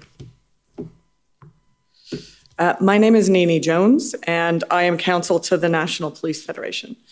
The National Police Federation is the union representing the regular members and the reservists of the RCMP. And so while we're obviously here because we're focused on the policing response in January and February 2022 in Coutts, in Emerson, in the Lower Mainland, in Windsor, and of course primarily in Ottawa, we're also here because these are our members' working conditions. So these, when we talk about what's happening on the streets and what went right and what went wrong, it's our members who are living that reality on the ground. When we talk about boots on the ground, as we have many times, those are our members' boots. And so we also know that in the future, at similar protests, at similar occupations, our members are going to be the ones called upon to respond in similarly dangerous and uncertain working conditions. And so what the NPF wants for our members is to be deployed into these exigent circumstances with well-constructed, strong policing plan and in adequate numbers to perform their public order safety, or public order functions in a way that is safe for the protesters, for the community, and for our members. Now, the evidence here has been essentially undisputed that in the January and February protests led to a significant failure to maintain public order in our nation's capital. And there are a number of pieces of evidence that we will be reviewing in a great deal of detail in ours, or more detail anyway than I will today, in our submissions, and that you will be hearing about from all of my friends. But we know that there are a couple of key things from the NPF's perspective. First of all, Parliament is a frequent and regular target of political protest. We know also that the Freedom Convoy was a different kind of protest or occupation, and we heard evidence that it was a paradigm shift in terms of protesting and represents a change in what are likely to be future protest tactics. We also know that the surge capacity of police, that is the number of police officers who are available and able to be deployed quickly, is a crucial, perhaps more accurately, the crucial component of protecting a key site like Parliament Hill and the Ambassador Bridge, to use two key examples. The Ottawa police in Ottawa were effectively the only police of jurisdiction charged with the circumstances that arose in January and February 2022. And in Ottawa, one of the themes throughout this proceeding, throughout the evidence, has been that these federal democratic institutions, the ones right next door to where we are and further down the road, are in fact of extremely high value, symbolic value, as well as, of course, practical value and in the moment value. And that there are real questions about whether they should be outside or beyond the jurisdiction of the federal government, the federal government for policing purposes. In fact, it was a surprise to many of the witnesses, including some of the federal government witnesses that we heard from, the ministers. It was a surprise to many of them that it was so far outside of their reach. And we also know that there is an absence of a policing presence all along this strip on this side of Wellington, which may not show up very well in the transcript, but I'm sure we'll all remember where we're standing when we read it later. So as its status as the only police of jurisdiction, the OPS was left in a position to develop its response and develop its plan on its own. And you heard some evidence about in what I like to call the old days of a handful of years ago, in 2018 and 2015, when the RCMP policed this side of Wellington. that the RCMP would have been joint responding police of jurisdiction with the OPS. So we know that the OPS made the decision ultimately to allow the protesters to bring their vehicles onto Wellington and into the downtown core. And the NPF's view is that that was a terrible mistake. And the evidence in our submission shows that the RCMP, given their experiences with other large-scale events, would have made different planning decisions, including from the outset and including specifically on that point. Now, we recognize, of course, that our colleagues and our friends, members of the Ottawa Police Association who were on the ground, were doing their very best to maintain public order in extremely adverse conditions, particularly at the beginning when they were on their own. But the Ottawa Police Service was overwhelmed almost immediately, and there was friction, confusion, and delay in the ability of the Ottawa Police Service to obtain and deploy additional police resources. So much so that even here now, no one's exactly clear on how many police were eventually provided to Ottawa and at what, when, and at what stages, and frankly, in what roles. There was a lot of disagreement and finger pointing about that. And so in the NPF submission, we can draw a very sharp line from Ottawa to Emerson and to Coutts and to the Lower Mainland. And where we see that surge capacity being available to the responding police of jurisdiction, in all three of those cases, it was the RCMP who was the responding police of jurisdiction, but they were able to draw on those Article 9 resources that we heard evidence about to ensure that they could immediately and seamlessly provide that policing surge capacity on the ground in the moment it was required. And it was done in a way that provided for consistency of training, consistency of communication tools, and consistency of command structure.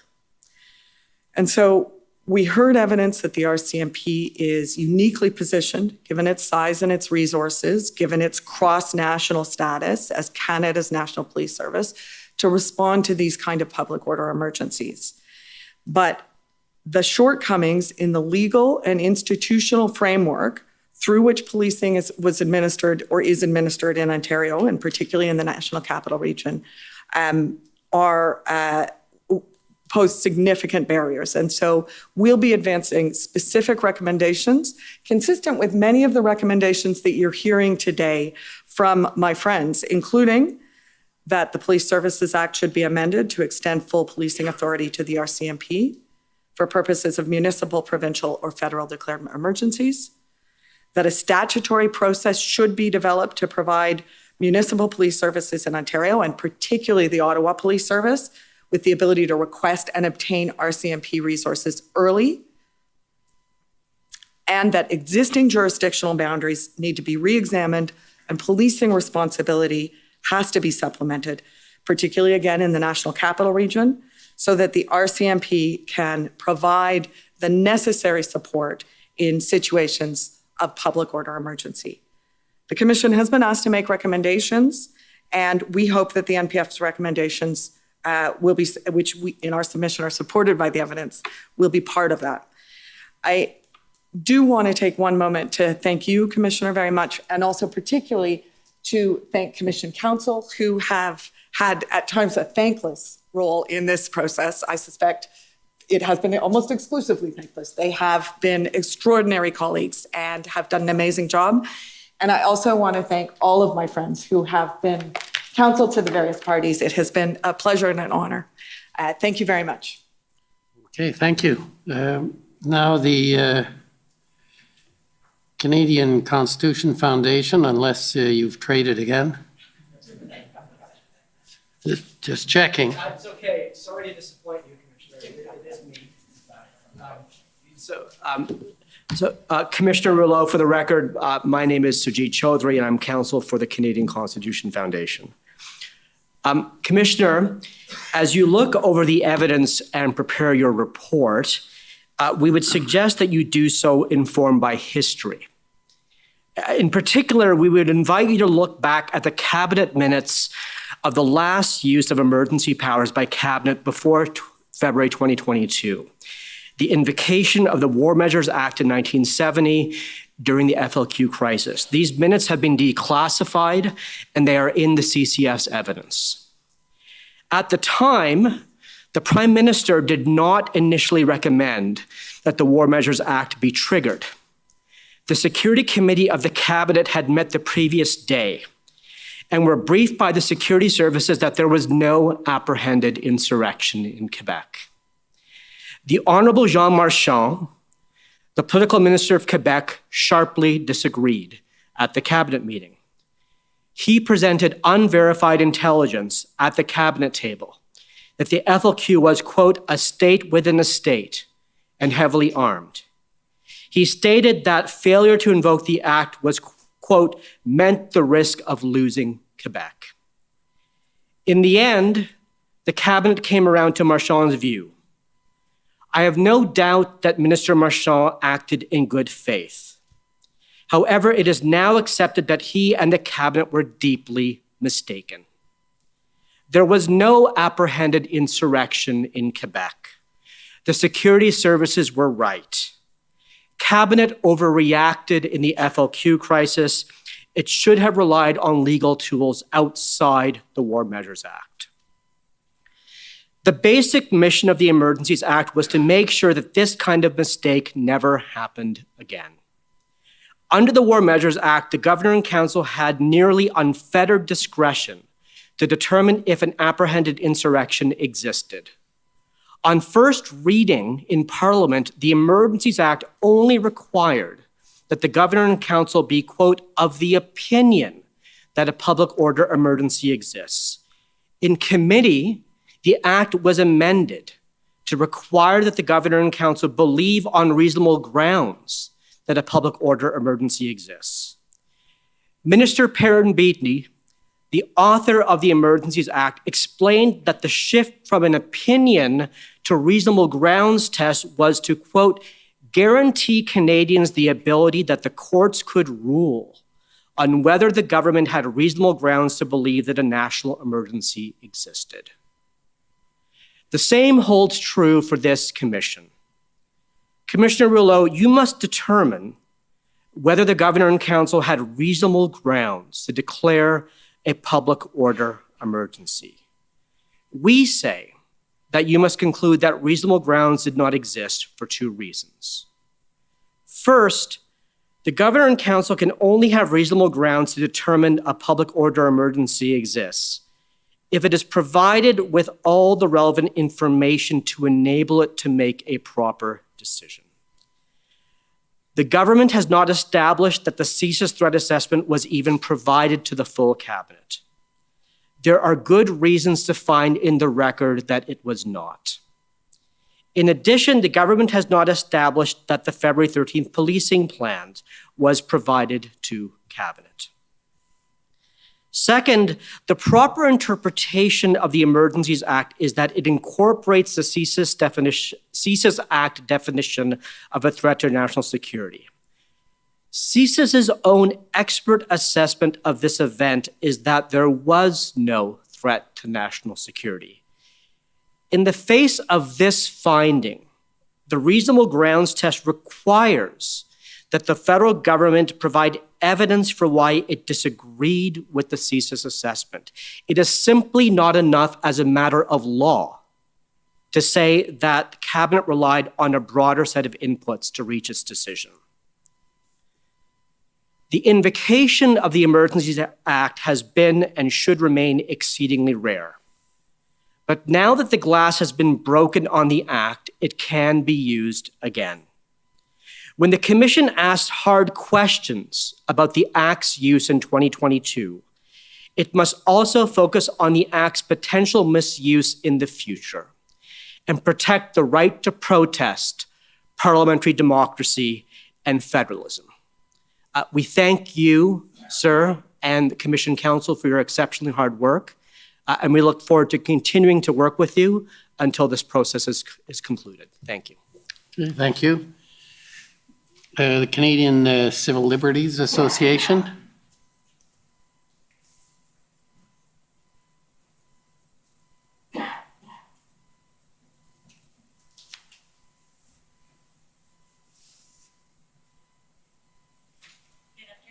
Commissioner. Kara Zwiebel on behalf of the Canadian Civil Liberties Association. In February of this year, for the first time, the Government of Canada declared a public order emergency and put in place emergency measures that restricted the rights and freedoms of all people in Canada. These measures placed broad restrictions on the freedoms of Canadians to assemble and protest. They allowed for the government to compel the provision of services and for personal assets to be frozen with no notice and no due process. These orders handed law enforcement agencies and financial institutions extraordinary powers. The government may have intended these powers to be used in targeted ways, but as drafted, they gave law enforcement across the country measures whose application went well beyond the blockades and could easily have been abused. I have 3 submissions. First, the Emergencies Act does not allow for the suspension of charter rights, but without the existence of a public order emergency, the measures that were enacted would most certainly be contrary to the charter. In the absence of circumstances amounting to a national emergency, they would constitute serious restrictions on fundamental rights and freedoms that are neither reasonable nor justified in a free and democratic society. So the question, was there a national emergency that justified these measures, is a crucial one.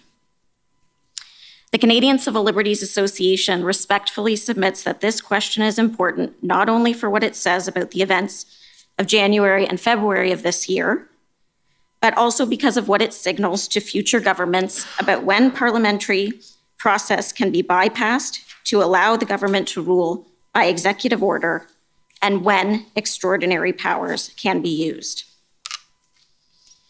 Second, the Government of Canada has offered a range of justifications for its decision to invoke the Act. Its primary justification, articulated when the Act was first invoked, is set out in its Section 58 report to Parliament. Although that justification has evolved over time, its core elements are relatively simple and remain mostly intact. The justification focuses very heavily on economic disruption and harm. It also references concerns about the possibility of serious violence, either because of the presence of some violent extremists amongst otherwise nonviolent protesters, the possibility that the protests would provide a cover for a lone wolf attack or allow threat actors to recruit, or the concern that violence would erupt in clashes with counter-protesters. Apart from the economic concerns, the evidence on which the government relies to back up these claims is extremely thin. The law enforcement and intelligence agencies, whose expertise should help inform the government's decisions, did not assess the protests as giving rise to a serious threat of violence. The most dangerous element we've heard about, the cell in Coutts, Alberta, with a cache of weapons, was investigated and arrested by law enforcement prior to the emergency orders coming into effect, without the use of any extraordinary powers, and without setting off a chain reaction of violence amongst protesters. The Emergencies Act was carefully crafted to avoid the excesses of the War Measures Act that preceded it. Parliament intentionally identified a public order emergency by tying it exclusively and exhaustively to the definition of threats to the security of Canada found in the Thesis Act. This definition does not include economic harm or disruption, nor should it. It requires activities directed toward or in support of the threat or use of acts of serious violence against persons or property for the purpose of achieving a political, religious, or ideological objective. The legal threshold to make use of the Act was not met, and a creative and privileged legal opinion from the government that says otherwise doesn't make it so. The Prime Minister agreed that the threshold is no lower to invoke the Act and restrict the rights of all Canadians than the standard set out in the Thesis Act to investigate and surveil a single individual. In our submission, the government exceeded the bounds of the law in taking the steps it did. Finally, there's no doubt that the blockades and protests gave rise to serious harms to the people living in communities where they occurred, that they caused significant economic disruption, and that law enforcement agencies were not well prepared to address them. The government various governments were struggling to get clear information from law enforcement about its plans and were wary of crossing the apparently still blurry line that risked undermining police operational independence. But the government also felt a great deal of pressure to do something to address the situation and to be seen to be doing something. Instead of establishing clear and appropriate lines of communication, having frank discussions, and putting instructions about strategic priorities to police in writing, the government gave law enforcement the biggest and most public nudge it could. It invoked the Emergencies Act and handed law enforcement across the country sweeping and unnecessary new tools and a clear political mandate to use them. One of the CCLA's core values is equality, and specifically the belief that the freedom of no one is safe unless the freedom of everyone is safe. We urge the Commission to bear this tenet in mind as it examines what the government did and considers what future governments may do. Thank you, Commissioner. Thank you to Commission Counsel and to my friends. Okay, thank you. And now the Justice Center for Constitutional Freedoms, Democracy Fund, and Citizens for Freedom.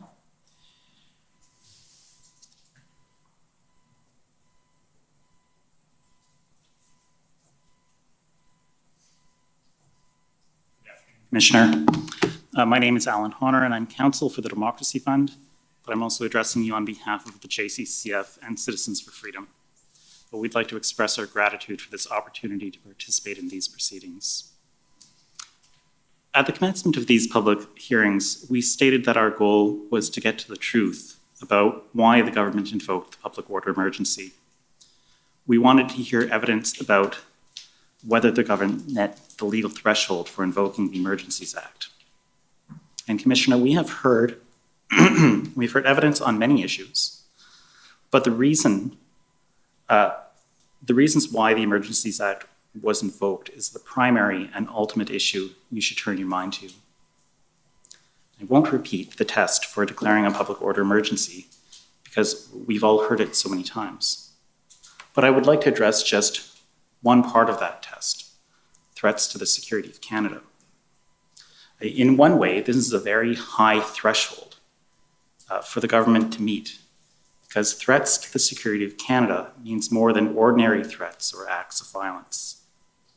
The definition requires serious violence or threats of serious violence for the purpose of achieving political, religious, or an ideological objective. In our written submissions, we'll be looking at, among other things, the definition of terrorist activity is set out in the Criminal Code and how it is similar to the Thesis definition. And in fact, some of the Thesis documents that were disclosed to the parties through this inquiry show that Thesis refers to Section 2C as terrorism and extreme violence.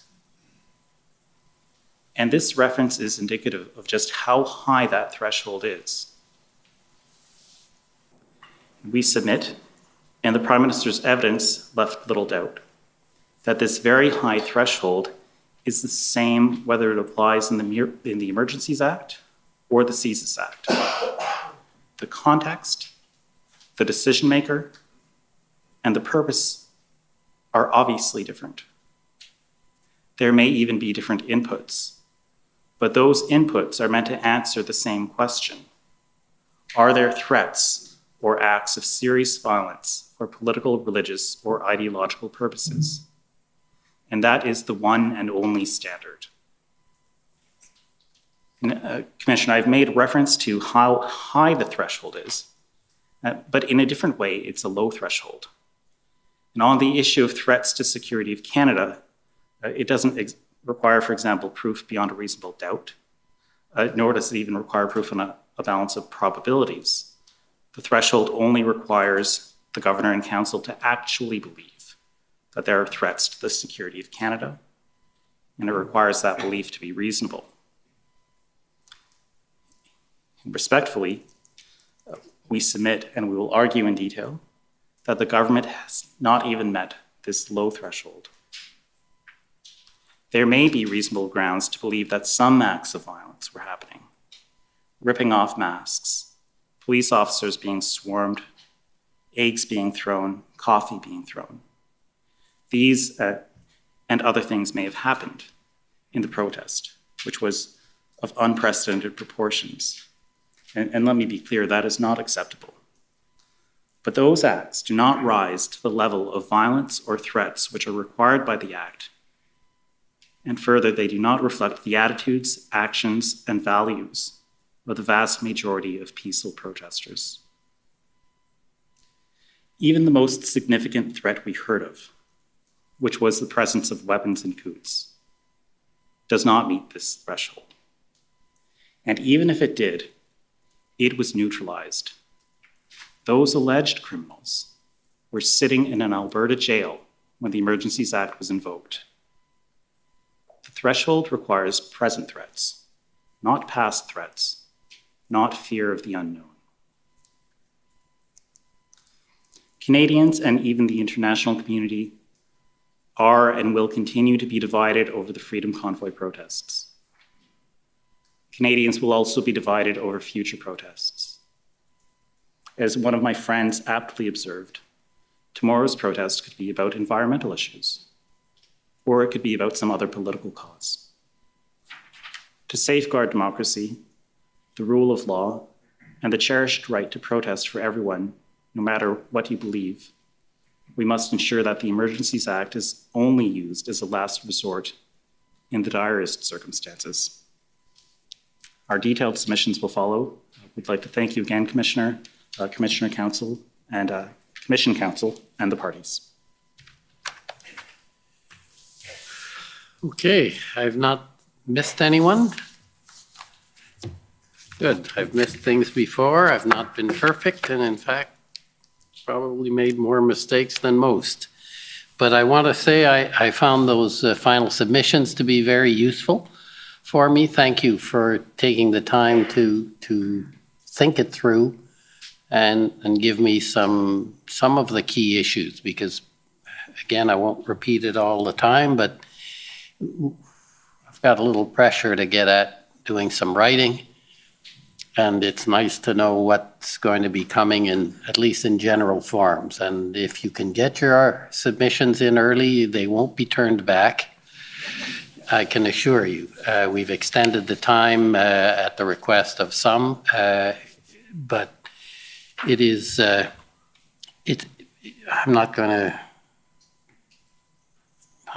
to shy away. It's very challenging to get this written because my hope is that once it is written and provided, there will be enough there that even if you don't agree with me, the facts will be there, the evidence, the analysis and fact finding. But ultimately, these are very difficult issues.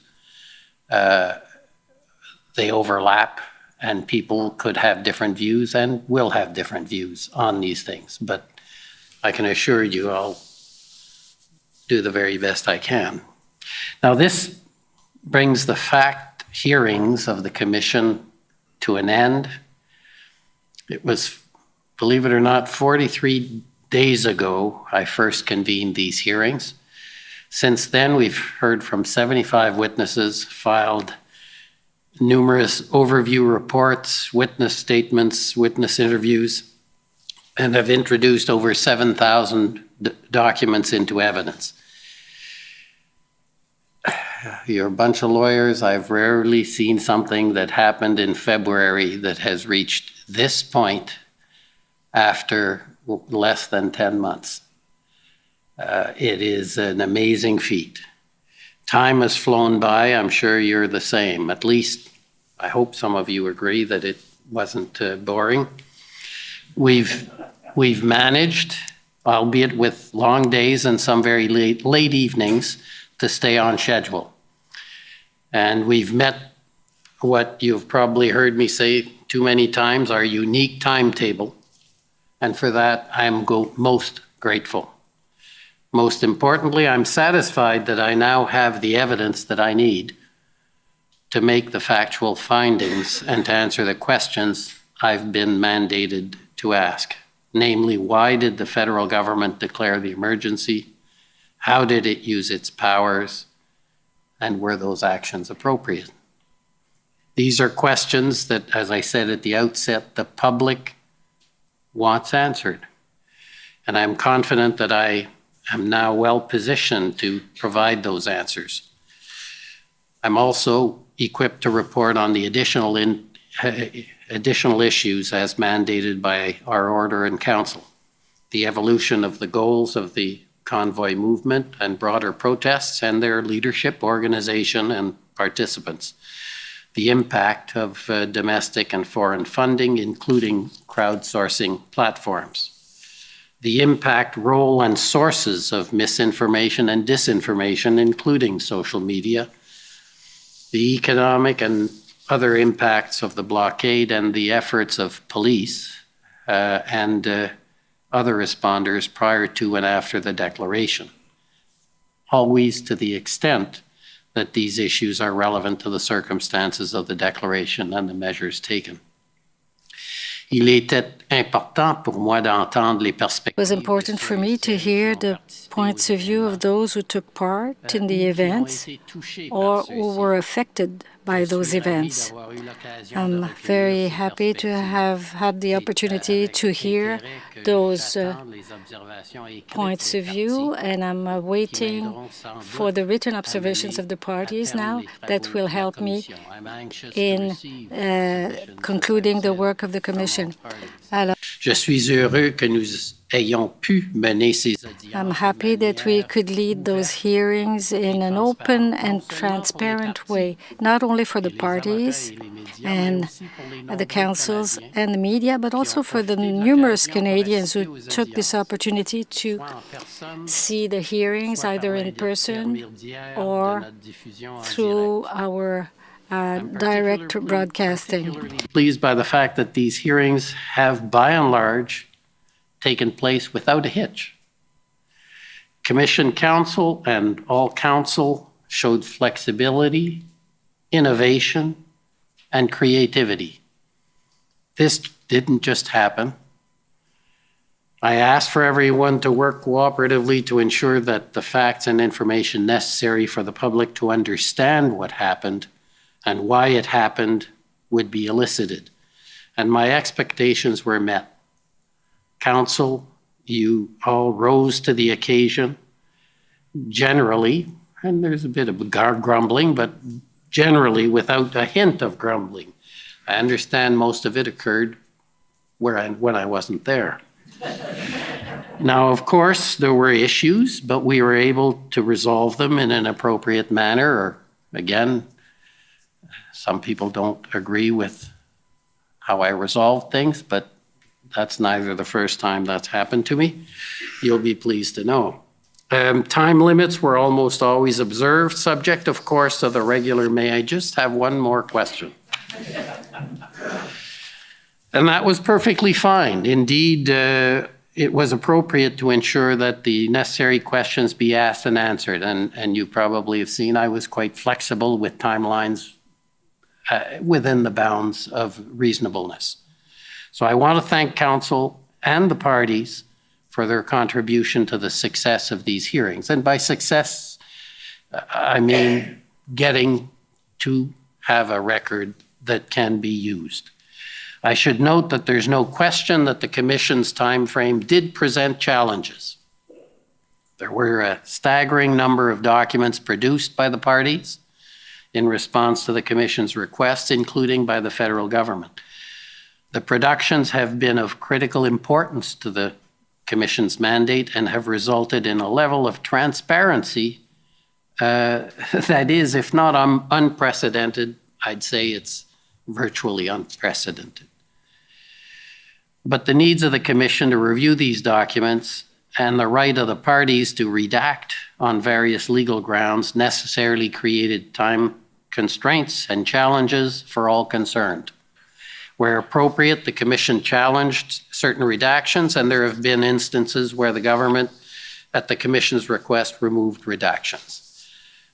We understand there were challenges, but at the end of the day, I think the record is, as I have said, fulsome to allow for me to make the necessary findings.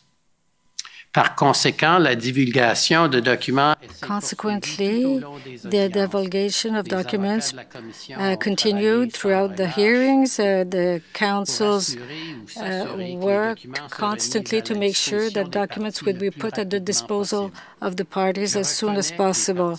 I recognize that parties had to deal with documents on short notice, and as much as possible, I accommodated the parties, allowing them to add documents to their list of documents for review, and by granting them additional time for their cross-examination.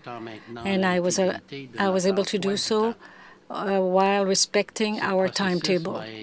And that process helped me appreciating the relevant facts and to improve my understanding of the relevant issues. The question raised by the parties also helped me, and this was very important for me. Parties has been very much of assistance to me, and I want to thank Council for that. Et maintenant, si vous le permettez, and now, if you allow me, I would like to express my sincere gratitude to people who worked in the hearing room and to make sure that the hearings would take place. This commission was created and the process was executed by a talented group of colleagues, and that made the task a lot easier for me. In fact, I've sometimes think I'm no more than a puppet with a lot of puppeteers behind who are making the whole system work. And I deserve virtually no credit for all that's happened to date. It's an unbelievable team that I have had supporting me. Notre directrice exécutive, our executive director, Hélène Laurando, our office manager, Véronique Perrault, and her staff. They put together this whole operation, which I think you will agree with me has been very well done in a very short period. L'équipe de gestion d'événements et de conférences. The event management team and the technical team with Yvon Lamoureux that took care of the broadcasting of the hearings. Technology has been amazing to allow this to happen. My co-lead counsel, who I owe so much to, as you know, Shantona Chowdhury, and she says Chaudhry, and I always make it wrong, but I'll learn. I'm a slow man to learn, but I blame it on my French, but that's not true. And Jeff Leon.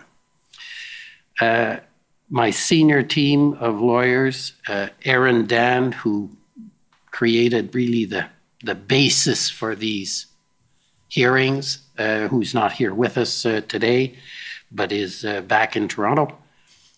Frank Au, Gord Cameron, Natalia Rodriguez, Dan Shepard, and Gabrielle Poliquin, who I'm happy to report is quite well, and will be involved next week. My regional lawyers, Mona Duckett, Sasha Paul, and Maya Turumi, who you have not seen here, but who were important in collecting the information which has made it into the record from the various border blockades out west. And the two you probably know best, Eric Brousseau and John Mather, my God, have they been good. They have put out more fires than the fire department. And they also had other duties you might not believe. They were doing this part-time, running this hearing. But I'm greatly indebted to them. And then the team of lawyers, some of which you've seen, I guess most of them, or if not all of them you've seen, Stephen Armstrong, Misha Boutier, Sajeda Hedarali, Alexandra Hine, Nusra Khan, Etienne Lacombe, Alison McMahon, Jean-Simon Schoenholtz, Dalia Schuheibar, and Guillaume Sirois-Gingras. And yeah, they're at the beginning of their career by and large, but boy, are they competent and hardworking once again, I must say. Couldn't have done it without them, and I'm also going to lean on them to help me in the next phase a bit, but I'm sure they'll be happy to help. I'd also like to recognize our policy advisors, Mark Fryman, Mark Pritchard, and Mark Sandler, our communications advisors, Michael Tansey and Marie-Claude Gagné, our public input team under Patrick Pilon, Madame Registrar, Stacy Huber, Ms. Lynn Mahoney, and our document clerks from Jurisdictional, who amazed me with their ability. And it's to make documents seemingly appear from nowhere, but also the challenge, you don't know the half of the problems getting all the federal documents from their system to our system to what, I won't go there. Our translators, transcriptionists, and interpreters, they have been incredible, and some of you made their life very difficult. You know who you are. Our research council, who guided and continue to guide the policy aspects of the commission and plan the roundtables for the policy hearings next week. Geneviève Cartier, chair of the council, Jamie Cameron, Michel Galland, Nomi Claire Lazare, Kent Roach, Clifford Shearing, and Jocelyn Stacey. And finally, our security team and the staff of Public Service and Procurement Canada and Library and Archives Canada.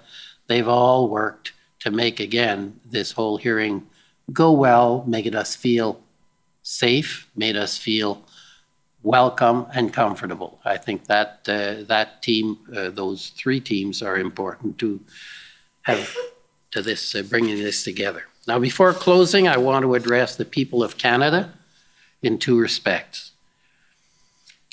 I was delighted that approximately 9,500 Canadians took the time to make a submission through our public input process.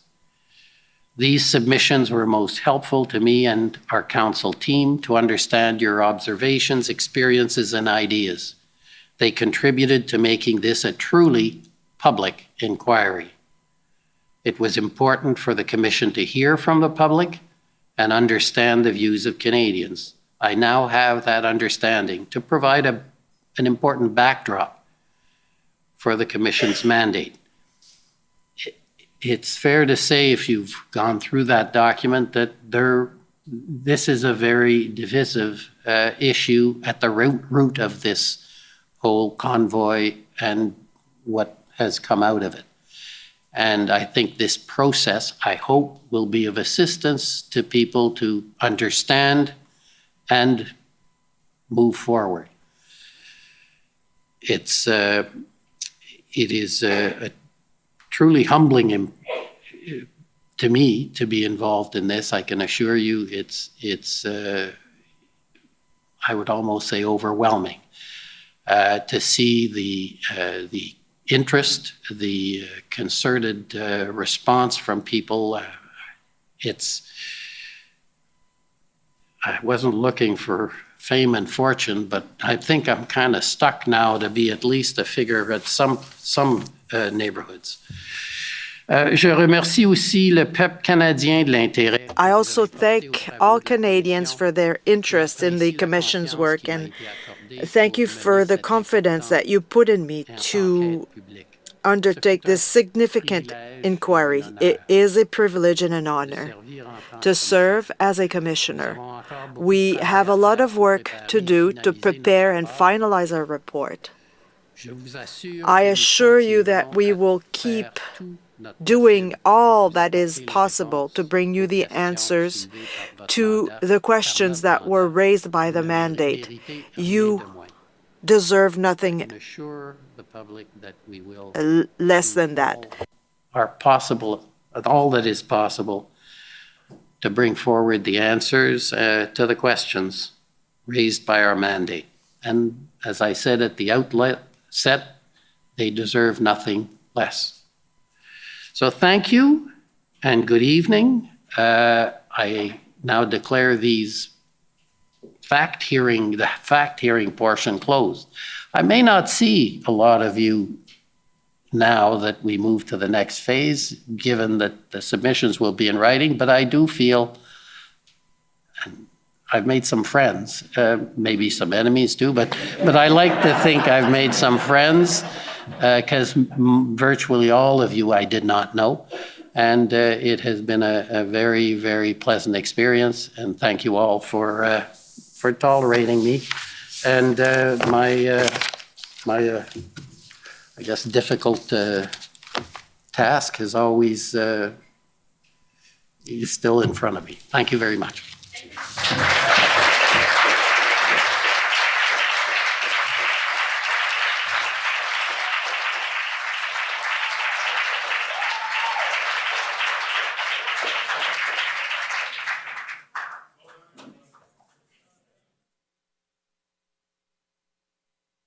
Standing ovation. Shout out to Polyquin. We hardly knew you, brother, before you passed suddenly. Shout out to Frank Al. Shout out to you, brother. Shout out to all. Shout out to all the eggheads. All the eggheads. Big full shout dozen, out. at least. This guy with his shout outs. Shout out to passionate. He's really passionate. Shout Standing out. ovation, everybody. Standing. You know who he didn't shout out? He didn't shout out the real heroes like Chris Deering, Maggie Hope Braun. You know, I want to give those people shout outs. That's too real, man. That's too real. Holy crap, man. I was just shouting out all the eggs, you know, to me. Rolly the Rockstar. He's like, I know now. He's like, I know now when I walk down different neighborhoods, people can recognize me. I'm Rolly. You know, I'm just What's this? He's like, I'm a star now, guys. I'm a star. Oh my, Rolly. Get over yourself. Shout out to the Wire Brush. Says during Lighthouse. Oh, he's going to cry. Did that man survive? Don't worry about that, CJ. He's tweeting. There are way more important things. Man, I want to shout out, realistically, I want to shout out to the chat. We could not have done this without you. You're the lifeblood of the internet because you are the people. We are the people, all of us together doing this, and you've enabled us to actually, man, to do this, to go through those 40-plus days. Incredible. Really incredible. Best chat, says BST. Absolutely. Rolly the Rockstar. Shout out to Miller. Shout out to the chat. Hail, says my sister Ange. Hail, Rowan Pan. Hail, the chat. Thank you, Corporal Dag. We got Bad Egg Productions. Hail, War Campaign. Hail, brother. This is it. Shout out to Weed, says Rowdy Roddy. He needed the weed to get through those days. Mm-hmm. Got a lot of hearts for Rolly from Anonymous. Bomber Hail, a lot of hearts. Hearts and thumbs up. Hail from Sweden. Wow, Sweden watching. You see that? Beautiful. Amazing. Yeah, really. I'm telling you. Monday, we're going to come back, do a live recap, get some rest. It's been a long 40 days, and we're going to do 2 hours. Maybe right before noon Eastern time, somewhere around 11 or something like that, we'll go live. What do you think, Pan? 11 Eastern? Should we do that? Yeah, man. That's a plan, brother. All right. That is a plan. There you go. 2 hours. We'll do 11 Eastern, and we'll do like a recap. We'll see what the media's been saying, and we'll just relax and just have a laugh in the chat. You know what I mean? So there you go. That'll be on Monday, 11 a.m. I'll set a video up there, and just relax for a little bit, man. And I'm going to sleep in on Monday morning. Haven't slept in. I'm going to play with my dog. Oh, man. Right? That's going to feel so good. You get a little more sleep, you know? A little bit more sleep. There you go. 11 is great. I'll be making breakfast 11 Eastern. There you go. Hail, Sweden, hail. The chat says BC Joe. It has been incredible. We've seen so many people, so many personalities. The government has hired absolutely the most, the biggest characters that I've ever seen in my life. And I got a lot of hope, not because of a lot of the jokers here, right? There's been quite a couple of good people here, a couple of interesting arguments made, especially in closing. Like what Sujit put together there, talking specifically about the amendments to the Emergency Act. That's something to think about right there. If that's a takeaway in terms of actual logic and sense, even though like I'm kind of losing it with the Prens. But Sujit,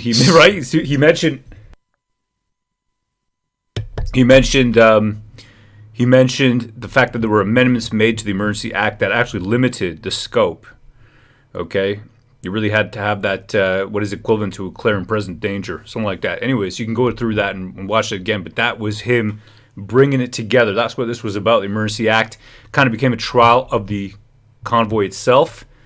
But you know what? I know now that we're all together. We're doing amazing. We're going to continue, and we're going to stay united right here. There you go. My voice is going. We need to hold these guys accountable, says BST. Scroll down, says Jeremy V. See, they scroll down. Best party I ever been to work with. There you go. Best party. What do you think, Pan? Yeah, no, it's been amazing. Thank you everybody for being here with us. Pran, scro, we got some new terminology to have fun with, to banter around in the chat. And, the community of the chat, it's where it's at. Like Rose said, you guys are the lifeblood of YouTube. You guys are the lifeblood of War Campaign. The exchange of information and ideas, that's how we're going to win. So that's what we're going to do. Absolutely. Check out the Telegram room. The link is in the description. If you want to, throw in some links or whatever else, you find something interesting, you want other people to see it who are here, that's the way you can do that in between these streams. Throw that into that room right there. Let's see here. We got Mr. Hammerdance says, shout out to Undercover, to Deep Undercover. Thank you for the commentary, Rowan Pan, these past 31 days. Hail. Thank you, Dean. Thank you. And thank you to all the chat. There's so many beautiful messages. I've been reading them. I can't respond to them all, but I've been reading them. They're amazing. Really, truly, truly. Malcontents. That's right. Malcontents, yahoos. Right? That's right. That's right. There were some other ones too. I can't recall now. Yeah. Swarm. We're Swarm. That too. There's one. Yeah, you remember and tell us, and we're going to remember this. This has been a historical event. Just remember now, I want everybody to rest up, okay? I know we've all been like nuts. Everybody's been glued to this. And get that balance into your life. And then come back and join us on Monday, refreshed, rejuvenated, and resplendent. And we will see you then. Hail, brethren, honor, accountability, integrity, and loyalty. Let's bring those virtues back. Let's live those virtues, and let's make our countries, all of our countries, our Western nations, our beacons of light and hope to the world. Let's make them worth living again. Hail, brethren, and thank you so much. Thank you.